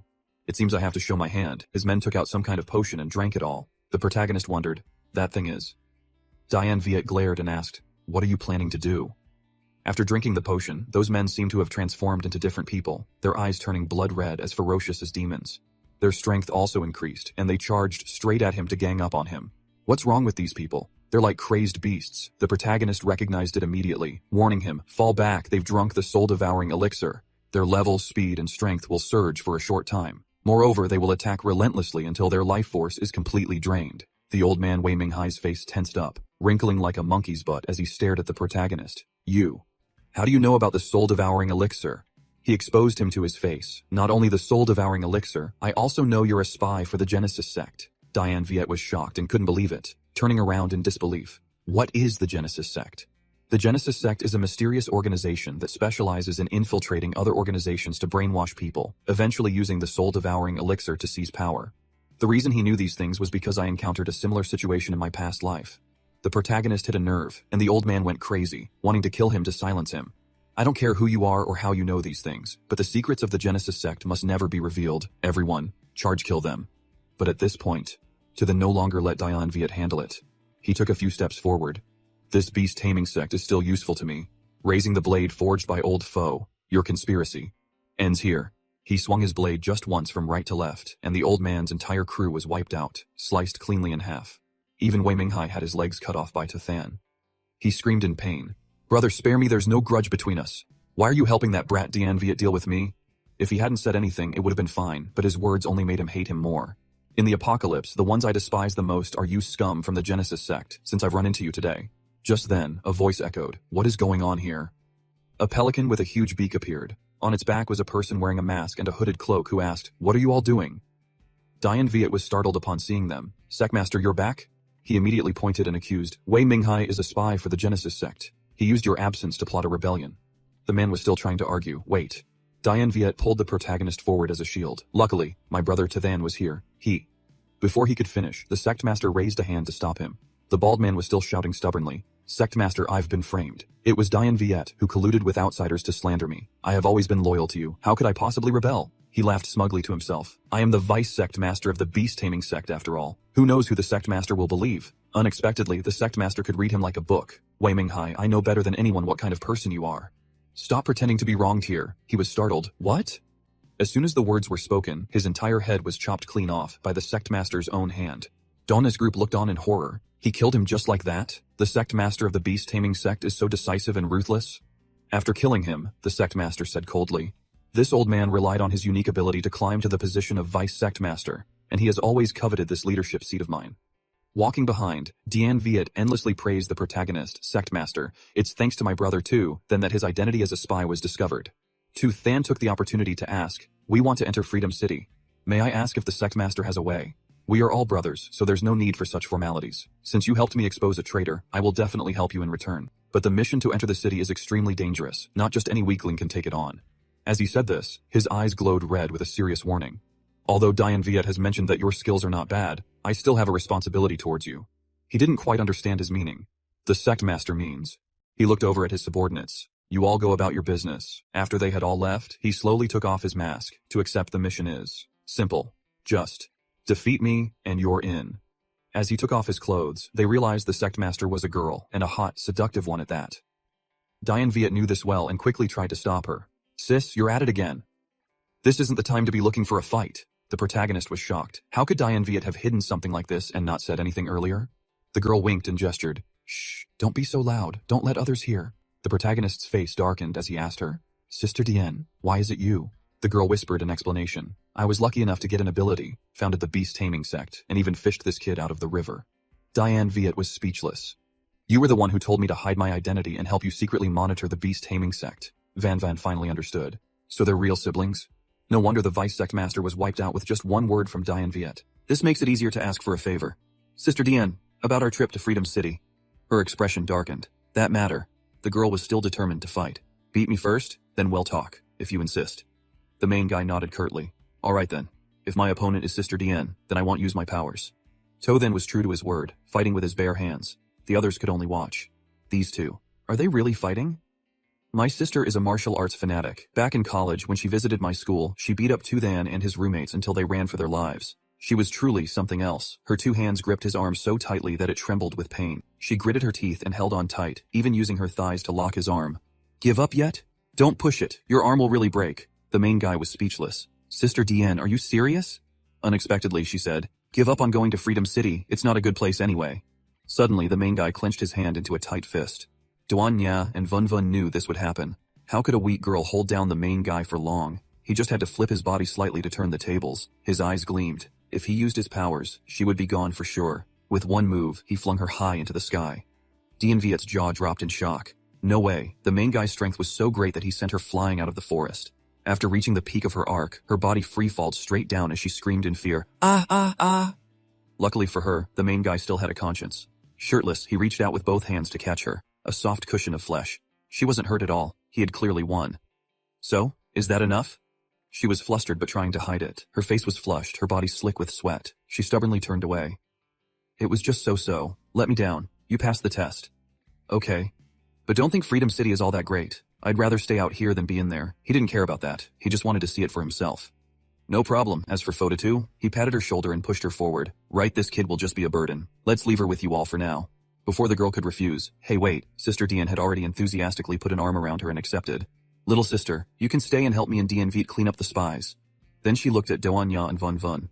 Right, the giant serpent's lair is very dangerous. Tothan might not be able to protect you two. So I'll help you with a little camouflage. She was serious. She gave them costumes, including a pair of bunny ears that could even wiggle. Are you kidding, Sister Diane? And even a foxtail to stick on their rears. Is this supposed to make us look like appetizers? The two girls, now one bunny and one fox, looked at each other in confusion. Can wearing this really work as camouflage? But Tooth took one look and was instantly pleased, decisively making the call. Stop talking nonsense. Let's go. He led the two girls inside. This is the lair of the Frost Giant Serpent. This mission has two main objectives. First, to get the Frost Giant Serpent's crystal core. It's an important token for entering the city. Sister Dian had instructed them carefully. Second, find the scientists who have lost contact. As long as we complete these two tasks, we'll get a spot in Freedom City. Tothan thought to himself, why are there scientists too? What are they here to research? But three paths appeared before them. To then, there are so many paths. Which one should we take? Let me see. These tunnels are very complex. Let me go in alone to check it out. You guys wait at the cave entrance. Vun was worried and reluctant. But it will be very dangerous for you to go alone. Duan Ya, however, trusted the main guy completely. Listen to Tu then, if all three of us go in and get lost, it'll be even more troublesome. The two of us can provide timely support from out here if anything happens. The two girls obediently stood outside. Alright then, well guard the entrance. You be careful. The main guy nodded. I know. I need to calculate a bit. The inside is much bigger than I imagined. You'll just pick a path at random. An hour later, To then suddenly felt something was wrong. Hold on. I've been searching for so long and haven't found anything. Where on earth is the Frost Giant Serpent? Suddenly, the ice blocks on the cave ceiling began to shake violently. With a loud crash, a huge chunk of ice fell straight down. The entire cave was shaken by the impact. The two girls guarding the entrance were startled. What was that sound? It came from the forest over there. Sharp icicles kept falling. To then quickly jumped up to avoid them. He glanced towards the cave entrance. He clearly heard some kind of noise. It was a group of people running and shouting in panic. Doctor, the Frost Giant Serpent is too powerful. We've lost too many people. Let's retreat quickly. But the doctor refused and cursed. Damn it, this is a Frost Giant Serpent with spatial abilities. Do you have any idea what that means? Hiding behind a wall, Tu then heard everything. It has spatial abilities? Just then, a pitch-black snake with glowing blue eyes appeared beside the main guy, flicking its tongue and staring at him. Cut to another scene. A certain girl was stroking Huang Kim's head, lovingly scolding it. You fool, you secretly ate my ability fruit and almost exploded. It's a good thing I acted in time. Is that something you can touch at your current level? Your body temperature is this high and your aura is in chaos. If this continues, the fruit's energy will make you explode. Only the low temperature in the Frost Giant Serpent's lair can suppress this energy, she said as she walked, holding the cat. Just hold on a little longer. We're almost there. Just then, she ran into Vun Vun and Doanya guarding the entrance. Vun Vun crossed her arms and asked first, "Who are you?" The girl was also surprised. "You two are a newly transformed bunny and a little panda?" Doanya suddenly saw the black cat. "Wait, in your hands is Hwang Kim? What did you do to it?" Vun Vun also panicked, shouting without getting the full story. "Hwang Kim never lets anyone else hold it." "What did you do to it?" "Let it go." After speaking, she leaped up, ready to attack. The other girl calmly took a few steps back to dodge. Doanya also activated her skill. "I don't care who you are, give Hwang Kim back to me." But the other girl showed no fear, her face calm as she looked at them. Perhaps this girl was even stronger than them. This girl stared coldly at the two of them. She also had a skill. With one move, she acted. Ability? Air Wall. This one move was enough to stop Doanya's attack as if it were a feather. She even threatened them boldly. "You dare to attack me? You must be tired of living." These two girls were subdued by her in a single move, in the blink of an eye. Both were trapped in a cramped spatial box, their bodies pressed together, unable to move. What is this thing? It's so tight it feels like there's a wall behind me. The girl walked away, holding the cat. "Out of respect for Little Black, you two just stay here quietly and calm down for a bit." The two girls broke into a cold sweat, anxiously watching her figure. "Sister Doanya," she went inside. "Oh no, Toothin is in danger." Inside the cave, the main guy was facing the black snake. Its head was covered in large and small ice blocks, and its body was gradually swelling, but Toothin wasn't scared at all. He just smiled. "Found you." The monster bared its fangs, opened its mouth, and rushed forward, intending to swallow him whole. The main guy calmly leaped up, avoiding the fatal bite. He flipped in the air and countered with a punch. With a loud thud, he caved in the damn snake's head. So much for being arrogant. Its head was now a wrinkled, flattened mess. The tremor shook the cave. The other men asked each other in a panic, "What the hell was that?" The old doctor narrowed his eyes, feeling nervous. "The tremor came from behind us. It seems the giant python isn't chasing us anymore." Just when the others were trying to flee, he turned back around. "This is not good. Come back with me." The others were shocked. "Huh? But that's way too dangerous." Toothin stood on the unconscious snake's head, looking down with contempt. "Knocked out with just one punch? This guy's too weak. Whatever. He'll just dig out the crystal core first." Suddenly, the unconscious snake's eyes snapped wide open, glaring. Something was wrong. A brilliant pink light appeared below the main guy's body. This feeling. This snake has an ability too? And it's a spatial ability? In a flash, it made him disappear without a trace. The others, hiding behind a stone wall, were bewildered, whispering to each other, afraid to make a sound. "Doctor, did you see that? That guy vanished without a trace, too." "Stop talking nonsense. Give me the computer. That giant python has already swallowed a dozen of my subordinates into its space. The data shows its space is almost full. That guy must have taken a mission from Freedom City, sent here to be cannon fodder. But he alone isn't enough. We need at least one more person." Just then, someone approached. "Hey." It was the white tiger girl from before, still holding the black cat. "Hey, giant python." She placed Hwang Kim on the ground. "My friend isn't feeling well. I'm borrowing your ice nest for a bit." "Oh, right. What were you doing making all that noise earlier?" The python didn't say anything, just opened its mouth, roared loudly, and bared its sharp fangs. The girl was startled. Seems she underestimated it. "Hey, what do you think you're doing? Are you crazy?" "Wait, don't you recognize me?" Before the girl could finish her sentence, the python made her disappear too. Only Hwang Kim was left, lying there exhausted. The guys hiding in the corner saw everything. "Doctor, did you see that? He's vanished without a trace again," he chuckled smugly. "It seems heaven is on my side." That white tiger woman was also transported to that pink dimension. Inside, she saw Toothin lying unconscious and was startled. "A human. Is this the giant snake's alternate dimension? My body is completely paralyzed. Are these all people who were trapped here until they died because they couldn't escape? No, I have to find a way out of here. Wait, why is this thing getting closer and closer?" Because the space was shrinking, the two were pressed tightly against each other. "Damn it, I can't dodge at all. Don't come any closer. I dare you to take another step. This human species, it makes me nauseous." Nauseous. Yet she kissed him passionately, unwilling to let go. This kiss also woke Toothin up. He quickly said. "Sorry." The girl was shocked. He's still alive?" He wiped his mouth, looked around and realized, "I've been teleported to an alternate dimension." She couldn't understand it, sweat soaking her body. What's going on? How can he move? Meanwhile, she was stiff as a board, unable to even twitch. And it wasn't just the two of them. The professor's followers had also been captured and brought here. The main guy looked around thinking, the ice frost giant python's dimension isn't that big to stuff so many people in here? Is it planning to store them as food? Suddenly, he saw the girl's animal ears. "Huh? I didn't notice before. Turns out you're in disguise too? Then you must be one of Chi Dian's people. She's a real beast person." The girl froze. "Disguise?" The main guy even playfully touched her ears. "Oh? Your ears look so real," the girl's face flushed red. That tickles. Don't touch them." He didn't notice her whole body trembling, sweat pouring off her, and this tail too. It's so soft and bushy, just like a real one. Much more detailed than Duanya's group's bunny girl outfits. Being touched in all her sensitive spots, the woman's face darkened as she cursed inwardly. This damn human dares to tease me. Just wait until I get out, I'll definitely chop you into a million pieces. On top of that, he grabbed her wrist and pulled her along. Since you're one of Chidian's people, I have no reason to leave you here. But, since we're already here, I have to see what treasures this ice frost giant python has hidden in its dimension, right? After searching for a while, he suddenly saw, that is, an anomaly fruit. The fruit was specially stored in a transparent box. Tothan was delighted and reached out to take it. Awesome, I never expected to find an anomaly fruit here. This trip was a huge score. The tiger girl's eyes widened, wanting to stop him but unable to speak. Idiot, don't touch the anomaly fruit, it was no use. How could he not want to take such a rare fruit? The moment he touched it without even eating it, immense power surged through the main guy's body. What's happening? This power. Why is the power from the anomaly fruit automatically entering my body? His eyes lit up, his body changing abnormally. This feeling is more intense than 10 crystal cores combined. I am screwed, it's the side effect after absorbing the special ability. Even the tiger girl who was touching him was affected. Huh? Sorry I've dragged you into this.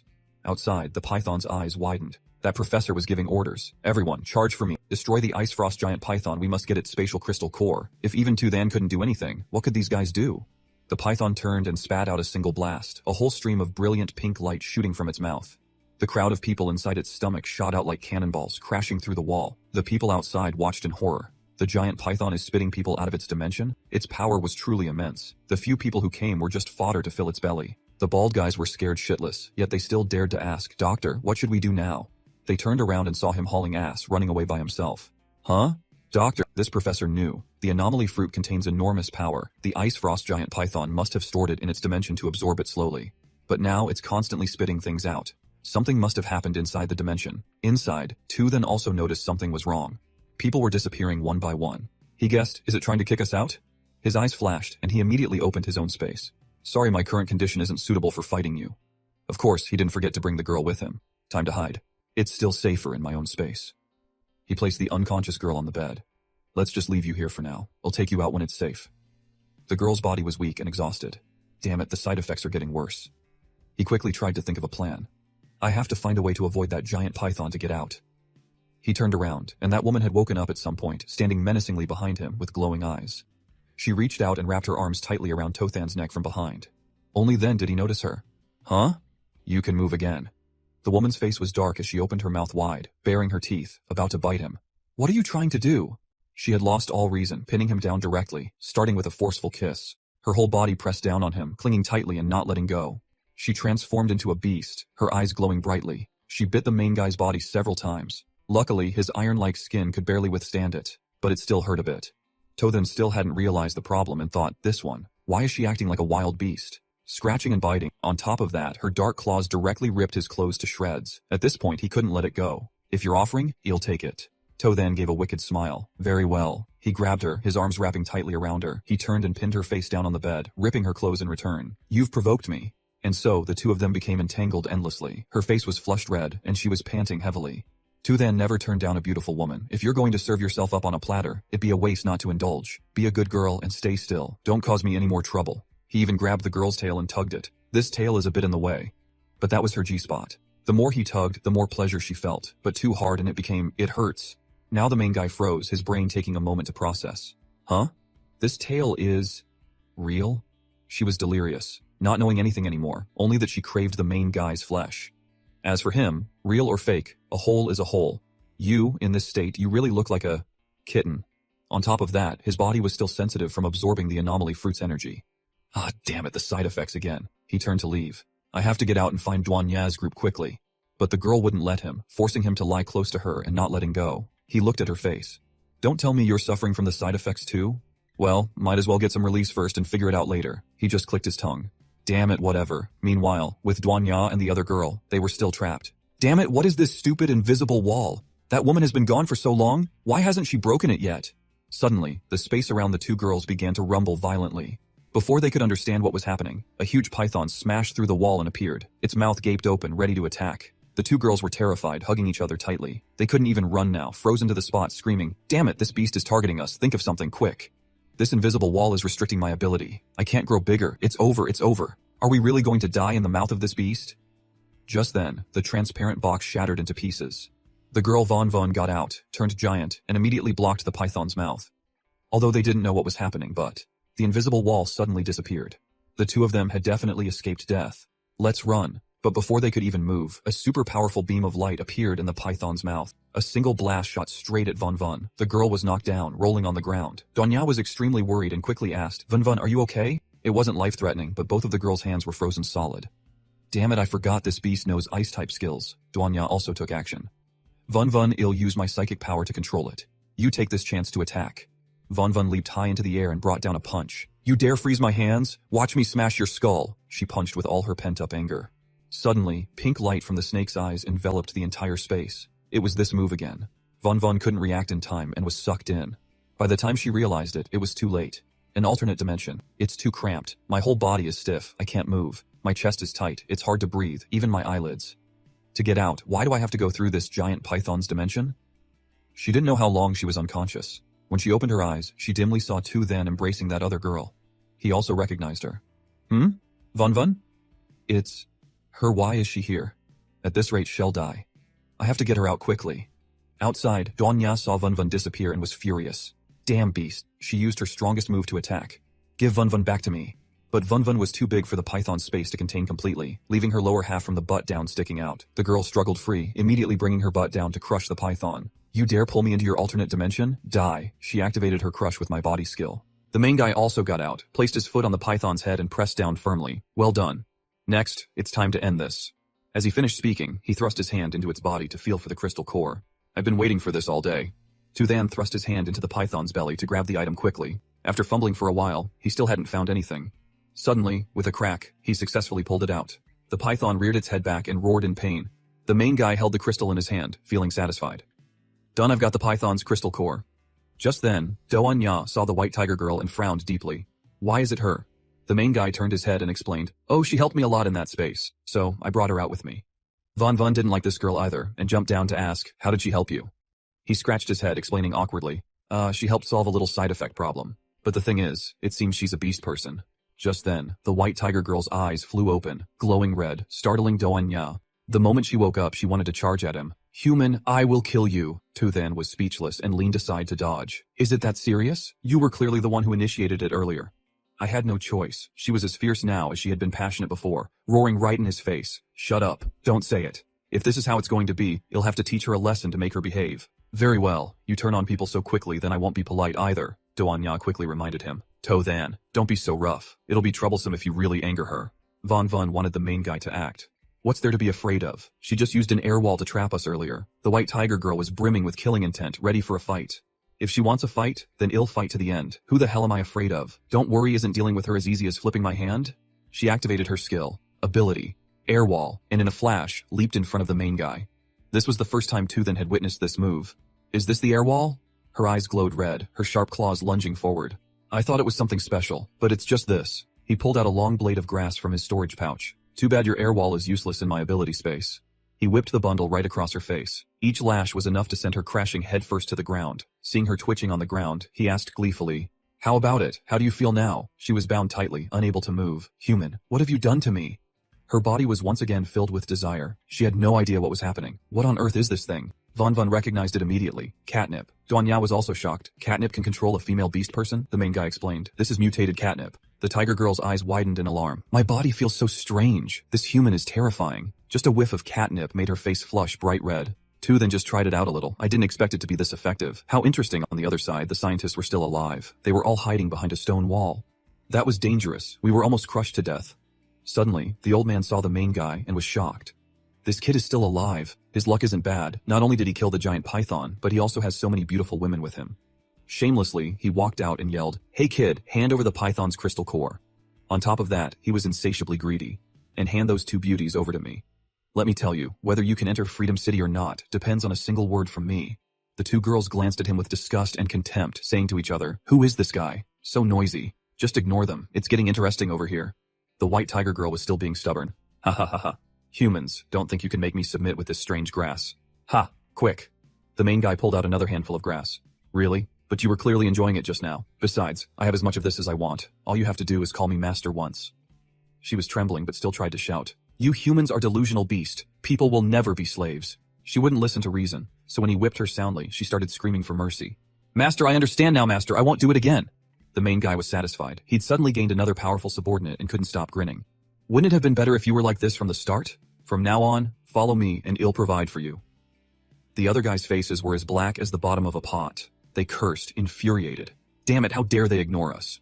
The brainless idiots with developed limbs and blind eyes dared to charge and attack him first, shouting, "You're courting death. Kid, you dare to ignore us. I'll send you on your way." Tu then was annoyed. He glared at them. Trash, like you dare to act presumptuously in front of me?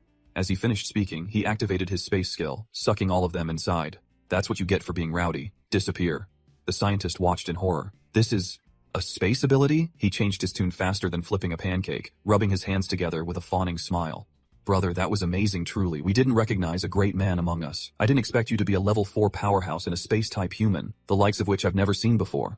He flattered him endlessly. I can lead you into Freedom City. We can cooperate. I guarantee you'll live a life of luxury in Freedom City. You'll have power if you want power, women if you want women. But the main guy wasn't lacking any of that. He scoffed at the man's offer. What the hell are you, to be worthy of making deals with me? While he was at it, he tried out another skill. Ability. Spatial Slash. In an instant, the man's entire body was sliced into 100 large and small pieces. The two girls, Doan Nya and Vun Vun, watched from the side. Did he level up again? He asked the white tiger girl. It's time to go to Freedom City. Are you coming? She was still high from the catnip. I know where Freedom City is. Let me lead the way. Are we going right now? Huang Kim hasn't caught up yet. It's not the first time. That cat is smarter than anyone. It'll follow on its own. No need to wait. Batu was still tracking their journey. She discovered there are still traces of a battle here. Tothan's group must have left not long ago.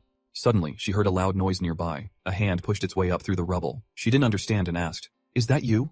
When she looked closely, she was astonished. Huang Kim? You've actually transformed into a human? Her mind raced. The Beast King here just died, and these wild beasts already want to fight for territory? It seems these low-level mutated beasts see us as rivals. She turned and called to Huang Kim. Don't just stand there dazed. Get up here. It's time to establish some rules for the wild beasts around here. With a shout of rise, the eyes of the python from before lit up again as it came back to life. The two girls stood on the python's head and departed. The white tiger led them to a place with many tall buildings. Ahead is Freedom City. As expected of Freedom City, it's huge, but how are we supposed to get in? They had only taken a few steps when a man ran out, beaming and waving.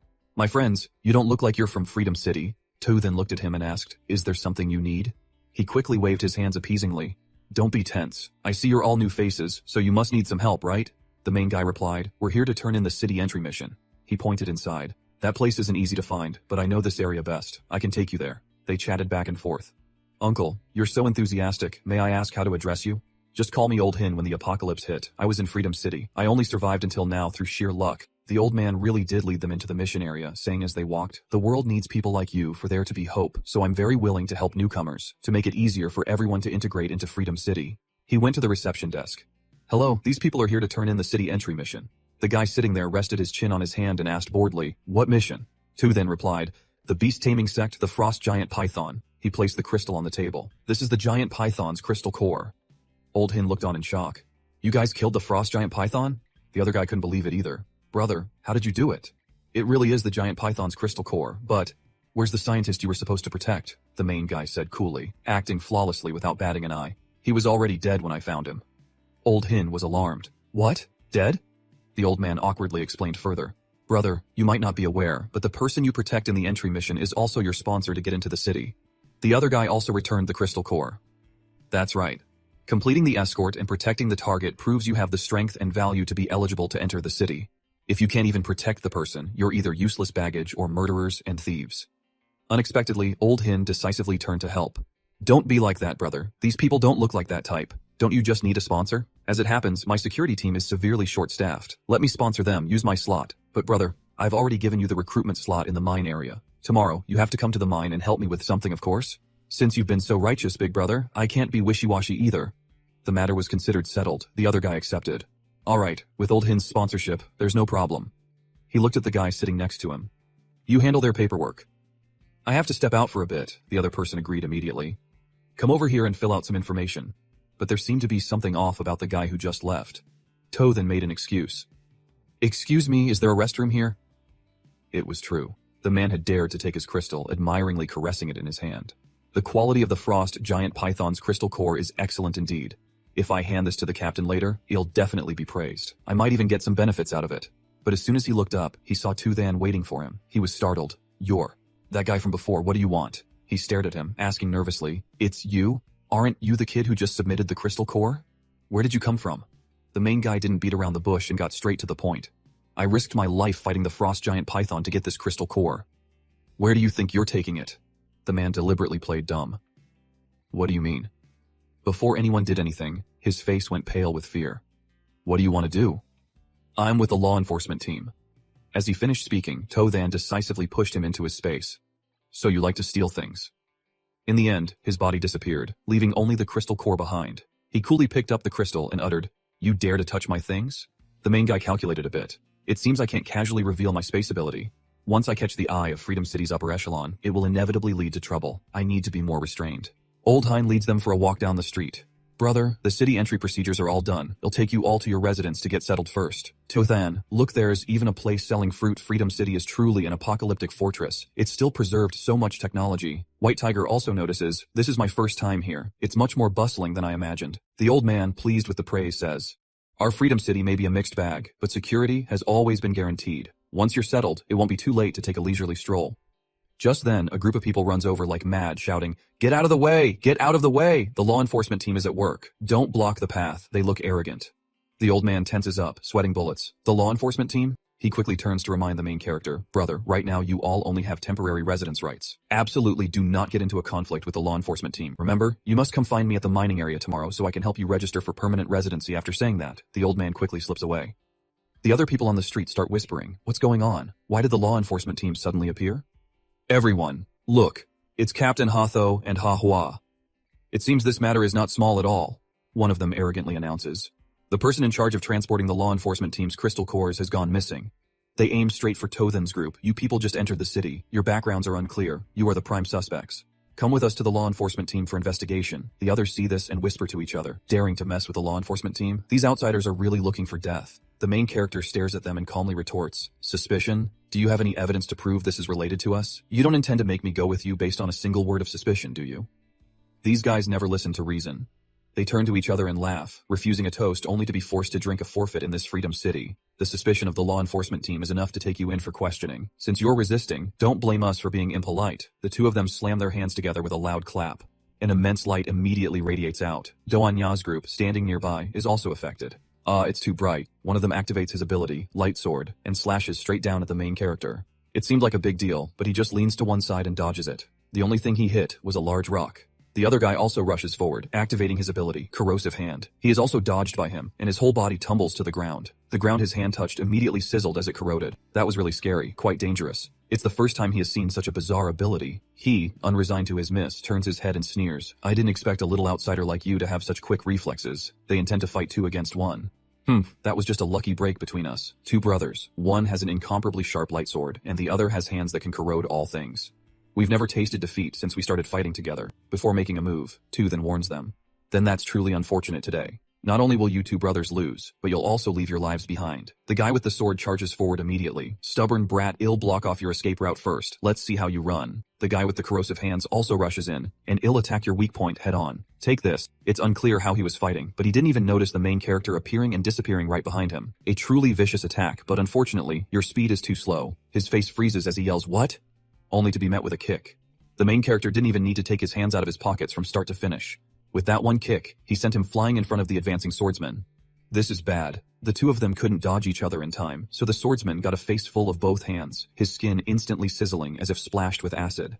The swordsman, in pain, swings his sword wildly. Somehow, he slices off both of his partner's hands. The other guy wails and screams in agony. "My hands!" And so, brother turns against brother. His 2 hands roll right in front of the main character. Tu then casually kicks one of them straight away. "Too noisy. I prefer the arrogant way you acted when you first attacked." Aiming right for his face. If this kick lands, his face will be done for. Just then, a sword slash comes from nowhere, shattering the hand and saving his life.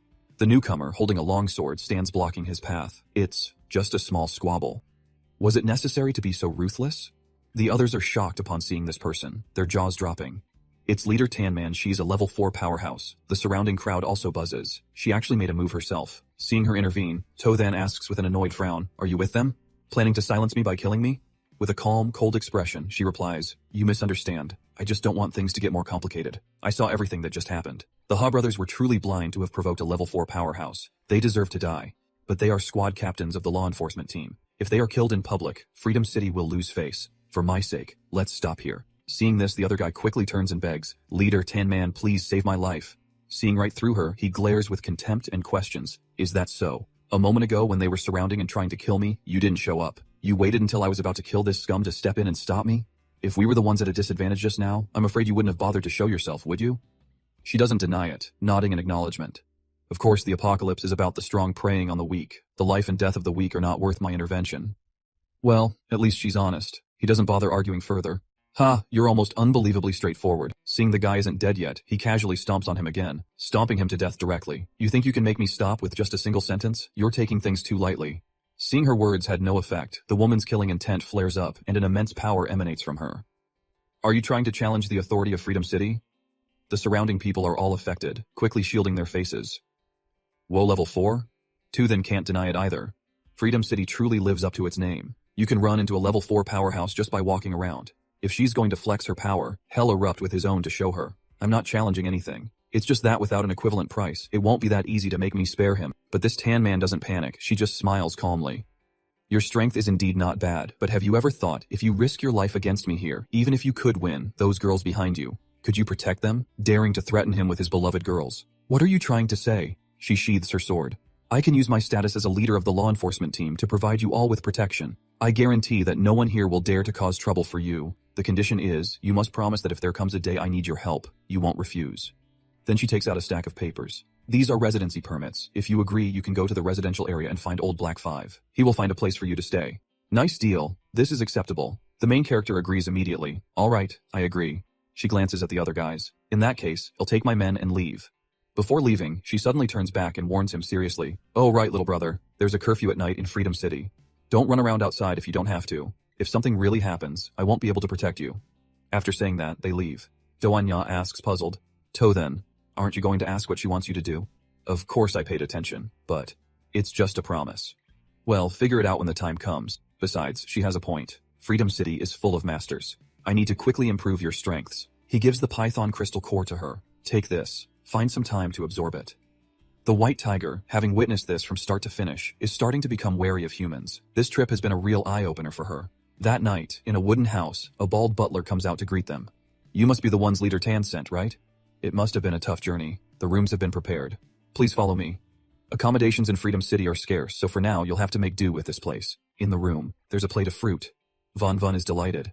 "Wow, there's fruit here too. It looks so fresh. I wanted to eat some when I saw it outside earlier." She grins from ear to ear and takes a big bite, but she spits it out immediately. "It's terrible. It's like chewing wax. There's no flavor at all." The old man explains awkwardly, "That's how the fruit in Freedom City is. It's good enough just to fill your stomach." To be honest, if given a choice, no one would eat the fruit. Doanya asks, "Why is that?" "Even if it's bad, it can't be so bad that no one touches it, right?" The old man finally explains. "The soil in the apocalypse was contaminated long ago. The fruit that grows looks beautiful, but it's full of hidden toxins. Eating it long-term will slowly erode one's abilities. A normal person who eats it won't live for more than half a year. Only bottom dwellers like us, with nothing else to fill our stomachs, will occasionally eat a little. So that's how it is. The longer I stay, the more I learn. This place doesn't seem as divine as the rumors say. Strange fruit, powerful ability users, a curfew at night. What other secrets does this Freedom City hold?" The girls look around and complain. This place is so shabby, and it smells too. Tothan tells them, "Just stay here for now, as long as it's safe. I'll find a place to set up a temporary analysis table." In the apocalypse, having a place like this is already very good. The bald man is speechless and leaves. "All right then, you'll be going now. Remember this, in Freedom City, they only value ability. No one helps unconditionally. Don't cause trouble, and don't meddle in other people's business. Staying alive is the most important thing." Suddenly, he calls the old man back. "Brother Luke, wait a moment. I have a few things I'd like to ask." The old man's face immediately turns pale. He places a chocolate bar in the old man's hand. "A small token of my sincerity." Getting chocolate was like striking gold. The old man exclaims in shock. "Holy cow, not bad, kid. This thing is even rarer than a crystal core these days. All right, for the sake of this item, I'll tell you a few more things. What do you want to ask?" The old man is sharp. He gets straight to the point. "Tell me about the ins and outs of Freedom City. The more detailed, the better." The old man starts telling him everything he knows. The rules of Freedom City? For ordinary people, there's only one core principle. Don't cross the red line. Murder, robbery. If you're caught red-handed by the law enforcement team, you're done for. There's no room for negotiation. That's right, for ordinary people like us, working ourselves to death only gets us some mutated fruit. We're lucky not to starve. If you want to trade for good stuff, you either follow a hunter party to kill primordial beasts outside and exchange their carcasses for rewards, or you do high-risk jobs where life and death are entirely up to fate. The old man is rambling. The main character raises a hand to stop him. Hey brother, have you ever heard of strange fruits? The old man strokes his beard in confusion. Strange fruits? I've heard people mention them. They only appear at auctions, but not just anyone can get in there. You have to be at least the rank of a law enforcement captain or higher. The conditions are unreasonably strict. His face flushes and he winks suggestively. But it's not like there is no way. Don't you have a good relationship with that tan man woman? That woman is a big shot in the law enforcement team. Even the general has to show her respect. If you can handle her, getting into the auction will be a piece of cake. Tothan's eyes light up. This is news to him. A general? Freedom City even has a rank like that? With a little grease on the wheels, the old man talks tirelessly. Of course, Freedom City has a very strict hierarchy, in order. City Lord, Governor, General, Law Enforcement Captain, and Law Enforcement Officer. A general must be a late-stage level 3 human. There are only 20 in the entire city, managing hundreds of captains under them. Their power is immense. If you can climb to the position of Law Enforcement Captain, forget strange fruits. What good thing couldn't you get? All in all, he's learned quite a bit. The main character is satisfied and lets the old man go. Thanks, Law Enforcement Captain. Auction. He'll remember. But just as they finish speaking, the door to the opposite room opens. A man, looking visibly pale, looks at the old man and asks, "Oh? Are there new people here? Want a corn cake?" He shakes his head. "Thanks, no need." The other guy calls out to him, "Old dong, stop dawdling. If we're a little late, we'll miss work, and today's food rations will be gone." The old man watches their departing figures. Those two have been working here since Freedom City was first built. After the apocalypse hit, they just stayed here. The main character wonders, what kind of work do they do? The old man replies awkwardly, "It's best you don't get involved in that kind of work. Someone with a fragile life wouldn't be able to handle it." Suddenly, the old man shivers. "Ha! Why did it suddenly get so cold? This rundown building doesn't retain any heat at all. Forget it. I have to get back to work too." After saying that, the old man leaves immediately. Only he is left standing there, feeling it clearly. This bone-chilling cold is coming from inside the room. Even the doorknob is frozen solid. As soon as he peeks inside, he sees it. The entire room is completely frozen over. As expected, it turns out Duanya is refining that giant python stone. Yunyun was panicking with worry. Sister Duanya originally planned to absorb the crystal core to level up. I didn't expect. Baihu also said she's suffering a backlash from the will of the frost python in the crystal core. If this continues, she'll be completely devoured. Duanya couldn't bear it. Weakly furrowing her brow, "It's taking over my body." Su Chen rushed over to reassure them. "Don't panic, let me hold her back," but she was already possessed, her eyes glowing just like the python's. She asked defiantly, "Just you?" Not only that, but she dared to rush forward and attack him first. But the main guy wasn't scared. With both hands, he firmly squeezed her cheeks. "Listen, focus your mind. Don't let it distract you. Follow my energy." After saying that, he decisively kissed her lips tightly, and Duanya immediately returned to her senses. Baihu couldn't believe her eyes. Does Su Chen want to draw the frost python's consciousness into his own body? She watched the two of them hugging and kissing tightly, and even reached out her hand, wanting to touch them. Yun quickly shouted to stop her. "What are you doing? Su Chen can't be distracted right now. Stop causing trouble. Don't play any tricks." The woman huffed in annoyance and had to pull her hand back. After a moment, the main guy let her go. "Phew, it's okay now." Duanya's face was beet red. "Thank you. Su Chen, it's nothing." That woman, Baihu, standing to one side, suddenly's face changed as she looked through the crack in the door. "Is that the law enforcement team? What are they chasing?" Seeing something was wrong with her, the main guy immediately asked, "What is it?" Her jaw dropped in horror, sweating profusely down below. "There's a monster. Outside on the street, there were chaotic screams. 'Stop, don't kill me. Spare me. I don't want to become.'" Indeed, there was an extremely large, fat monster, its body covered with dozens of eyes, being chased like crazy. The fat monster ran frantically down the street, screaming, "I don't want to die, spare me! Spare me, absolutely not!" Suddenly, from above, two figures holding weapons jumped straight down. This guy looked incredibly cool, holding two large swords in his hands. The monster stood frozen in place, completely clueless on how to fight back. The other guy gritted his teeth and slashed down hard. With one strike, he completely severed the monster's head from its body. It could only cry out in pain, not knowing how to resist at all. Looking in front and behind, people were rushing at it from all sides. It panicked. "This is bad, I'm surrounded." The man with the large blade had no intention of letting it go. "You monster, try running again." After saying that, he delivered several more fatal blows. Blood flowed all over the ground. It died right on the spot. For some reason, after killing the monster, this guy looked up at the window where Su Chen's group was watching. Witnessing this was an eye-opener for Baihu. In the freedom city that everyone longs for, such a terrifying monster has appeared. The main guy also felt, it seems Freedom City has some kind of unmentionable secret. She asked Master, "What should we do next?" "We can take our time with this. Rest for one night first. Tomorrow morning, you'll find a way to join the law enforcement team, then go to the auction house to ask about the strange fruit. You guys get familiar with Freedom City, especially paying attention to news about this monster." The next morning, Scene change to the law enforcement team headquarters. Su Chen instantly managed to infiltrate the place successfully. He walked down the corridor, looking at the closed rooms and guessed, this must be the place. But after looking all around, he saw nothing. Is no one here? Just then, he ran into Kinman, who had just finished her shower and was coming out. Their eyes met, and somehow, it created a chemical reaction with a loud bang. The entire room might have been blown to bits. A whole group of subordinates immediately ran over, pounding on the door and calling out, "Leader Kinman, what happened?" The woman looked out and yelled, "Get lost!" She was burning with anger, turning her head to glare at the main guy behind her. "You're Su Chen, right? Give me one reason not to kill you." Barging into this situation was awkward, but what could he do? He still intentionally replied, "It's not like you can kill me anyway." She went berserk, spun around, and kicked straight at him. "You're asking for it." But her long, slender legs were caught by Su Chen. He pressed close to her body, smiling. "Leader Kinman, hear me out." Her face turned red with embarrassment. "I can't move?" She struggled. "You bastard, let me go." The angrier she got, the more he wanted to tease her. "Don't be so hot-headed." Her face was as dark as the bottom of a pot as she glared. "You've got some nerve daring to break into the law enforcement team's headquarters?" The main guy smiled and took the opportunity to state his reason. "Didn't I hear that you're short 2 law enforcement captains? I'd like to recommend myself." She was in a rage and wouldn't agree. "Wasn't it because of you that the He brothers ended up dead and injured? And now you have the gall to ask to be a captain?" He had anticipated this, leaning even closer. "Leader Kinman, name your price." Quick as a flash, she drew her sword. "If you can beat me, I'll let you be the captain, of course." He could dodge these simple tricks, but she was no pushover either. Her sword was incredibly sharp, causing explosions and destruction wherever it struck. The subordinates were worried sick, running over in a stampede. What's happening again? Why did the building explode like that? What's going on with Leader Kinman? Just like that, Su Chen naturally won. By the time the subordinates rushed in, they only saw the room completely destroyed. She sat there with a forced smile. "Let me introduce you. This is everyone's new captain. Everyone, take Su Chen and get him acquainted with the situation in the law enforcement team. I need to rest for a bit." The subordinates stood there with dumbfounded faces, speechless. Before leaving, he teased her. "Well then, leader, I'll take my leave." The woman, blushing furiously, yelled, "Get out!" After the others left, they still couldn't believe it and asked each other, "What just happened?" Behind her, a tall man had appeared at some point. A new level 4? Perfect timing. Let him go teach those guys in the arena a lesson. Su Chen put on the uniform he was given. It was a pretty good fit. The subordinates started to flatter him. "Captain, this new model captain's uniform suits you very well, Captain. Leader Kinman has assigned a new mission." He was neatly dressed. "Very good. Next, I'll introduce myself briefly.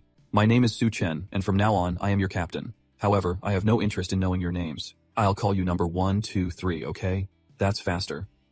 Also, allow me to make an introduction. Your deputy captain." Just then, Duan Ya, dressed stunningly, walked in. And just like that, 2 positions were filled. Meanwhile, with Yun Yun and Bai Hu, the 2 girls were wandering the streets when they saw a red stone on the ground. "This must be a bone spike from last night's monster." "How do you know?" Bai Hu guessed confidently. "We beastmen are very sensitive to smells. This has the monster scent on it." Yun Yun wasn't very convinced but nodded anyway. "Pfft, you say it like it's true. Hurry up and put it away safely. Let's take it back. Maybe we'll discover something." "That pervert Su Chen believes you, but I don't." The 2 bickered back and forth. "Who needs you to believe me?" Just then, 2 scoundrels appeared right behind them, whispering vilely, "Hey, am I seeing things? There are 2 cat girls here? We're in luck, brother." They pounced like hungry tigers. "Perfect, 1 for each of us. Come here, beauties." Before they could do anything, Bai Hu reacted first, leaping up and kicking each of them straight in the chest. One of them even flew right into Yun Yun. The girl furiously watched and cursed. "You stinky cat, just you wait." The guys were beaten black and blue. "Damn it, that bitch dared to kick me." But that wasn't all. The girl Yun Yun, standing right in front of them, transformed into a giant. In large. Her eyes glowing red, she reached out her hand. "You 2, die." Bai Hu walked straight onto the main street and saw people standing in a long line. Damn it, daring to cause trouble at the pharmacy department, looking for death. The weaker people were being beaten mercilessly. The big guy was hitting and cursing. "You have no money but still want to buy medicine. You think the pharmacy department is a charity, seeing the injustice?" The girl reached out and blocked him. He was a big guy, but when she grabbed his arm, his whole body trembled, unable to break free. You. Who are you?" Bai Hu angrily cursed, bullying the weak in the middle of the street. "You're the one who deserves to die?" After saying that, she threw him, sending him flying far away. The others also noticed her, realizing, "A beastman?" The leader stepped forward to speak. "I am the manager of the pharmacy department. I wonder what purpose the beastman race has for secretly infiltrating Freedom City." The others also whispered, "There are no beastmen in Freedom City." "Huh? A beastman? I thought she was just cosplaying." Yun Yun quickly ran out to stop by. "Huh," also taking off the ears on her head. "Sorry, this is just our pet. We didn't come to cause trouble." The old man looked incredulous. "A pet?" The girl looked straight into the old man's face with her wide eyes. Actually, we came to make a deal. The more he listened, the more confused he got. A deal? What could our pharmacy department possibly have to trade with you? This girl took out a vial of green potion, her eyes mysterious. Do you know why I can make a beastman my pet? It's all thanks to this secret formula that can control beastmen. I don't need to explain what it means to be able to control the beastman race, do I? After hearing this, Baihu was startled. Could this be? The girl threw the substance straight at Baihu. With this, any beastman can be easily captured. It was catnip extract, of course. The other girl was terrified. This is not good. That strange feeling. It's coming again immediately. The white tiger's whole body writhed in ecstasy, unable to stop. That guy stood there in shock, unable to believe what he was seeing. Impossible? Can he really control beastmen? He immediately thought, maybe it's a new mutagen. If I can get this formula, it'll surely be greatly rewarded. Then the girl asked the badly beaten guy, Hey, what are you doing? Why did you come here to buy medicine? His face was gaunt and dark, with blood dripping from his mouth. Anyone who eats the food of Freedom City has to buy medicine periodically, or else they can't defecate. But recently, many people have been dying mysteriously in the mining area. I don't dare go to work, and I haven't had money for medicine for days. Hearing this, the girl's interest was piqued. The mining area? On the other side, Tu then was also led to a mining area. His subordinates reported, Captain, the mission objective is this mining area. To then looked from the outside and saw, has the mine stopped operating? Why don't I see anyone? The dark-skinned man hurried forward, reporting, Captain, there was an incident here. All the miners have fled. The security captain has reported to us, asking us to bring back the escaped miners. Captain, why did we come here instead of looking for the miners? We don't know what kind of incident happened yet. Of course we have to come and investigate the situation first. Duanya also said to him, I remember Lao Na, the person who brought us into the city, told us to find him at the square, right? He nodded. This must be the place. Looks like something happened here. Today is my first day as captain. I have to help him out one way or another. The men here immediately became wary upon seeing his group arrive. Boss, it's the law enforcement team. They were confused, What are they doing here? But with just one look, Lao Hin recognized him. To Than? Little brother, it's only been a day and you've already become the law enforcement captain. The main character replied casually. Just got lucky. I heard your mine is in trouble and I promised I'd come help. At the mention of it, the old man sighed deeply. There's some trouble in the mine, causing all the miners to flee. Now we can only hope the law enforcement team can help us find them soon. He asked curiously, why did they all run away? Are you hiding something here? Before the old man could answer, several loud explosions suddenly echoed from the mine behind them. Lao Hin turned his head in confusion. Damn it, why at a time like this? That's a loud sound. It must be coming from inside the mine, right? To then also noticed it immediately. It seems there's a surge of ability aura coming from deep within the mine. He decided to take this case. Brother, you did us a big favor yesterday, so I can't just stand by. Leave the problem in the mine to me. The old man quickly tried to stop him. Wait, now he changed his tune. It's not really a big deal. We can handle it ourselves. We wouldn't dare trouble the law enforcement captain to personally intervene. But since he had already decided, the old man had no chance to interfere. He went straight in. Numbers 1, 2, and 3, stand guard outside. Don't let anyone else in. Yes, Captain. The subordinate hastily told Lao Hin. Boss, the thing inside can be seen by outsiders. His face darkened, sweat pouring down as he coldly uttered, they brought this upon themselves even though I don't know how he became the law enforcement captain. Didn't we already plan for them to go in there and die anyway? Everyone knows that accidents in the mine are common. Go and make some preparations. The subordinate immediately understood. A cunning look on his face, understood. To then led Duanya inside with him. The girl looked around and asked, To Thun, have you discovered anything? The main character had only sensed a little. Not yet, let's look around first. She looked towards the entrance. That Lao Hin is putting on an act. Those people outside make me a little uneasy. We should get out as soon as possible. Suddenly the main character stopped. What is that? There were some flickering figures. It looks like there are people up ahead. Surprised, the girl peeked out. What? Didn't they say construction had stopped? The moment she looked, she was horrified, her eyes wide with fear. That is, are those dead miners? They look like dried up corpses, but ice crystals are growing all over their bodies, on their eyes, noses, and mouths. Tu then nodded. They are miners, but it seems they are still barely alive. Only their noses aren't covered in ice, allowing them to breathe faintly. He touched the ice on them. These ore crystals seem to be growing out of their bodies. Look, the crystals contain ability energy, though not as much as in a crystal core. But if we can continuously collect these crystals, it would still amount to a huge amount of ability energy, and there are many of them in these pits. The girl looked in that direction. To then, look, the main character continued. The more crystals there are in a place, the more remains there are. Duanya understood, a cold sweat running down her spine. You're saying these crystals, could they be cultivated using living people in the mine? On Von Von's side, she heard the guy say. That's right at first. Workers kept disappearing, but the situation in the mine is complicated and dangerous, so no one paid attention. But then, crystals started growing around the eyes and mouths of some workers. Soon, their entire bodies were covered in crystals, unable to move, just waiting to die in the mine. The crystals we mined were growing from human bodies. Everyone was terrified. No one wanted to end up like that, so we all fled the mine. At that time, everyone ran in fear. Help, but the security team didn't care about our lives at all. They even brought people to yell at us. Get back down there. They clearly knew everything, yet they still forced us to keep mining. Forced to go back. We saw.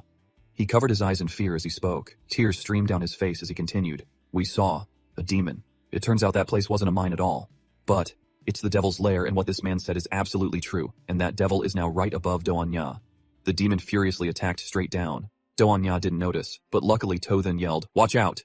Only then did she realize it with a start. She quickly leaned aside to dodge, a completely new skill. The main character immediately asked, "Is this the ability you gained after absorbing the Ice Frost Giant Serpent's crystal core?" The iron armor on her body was covered with another layer of hard ice. That's right, this frost-condensed armor finally has a chance to be used today. Ability. Mystic Ice Armor.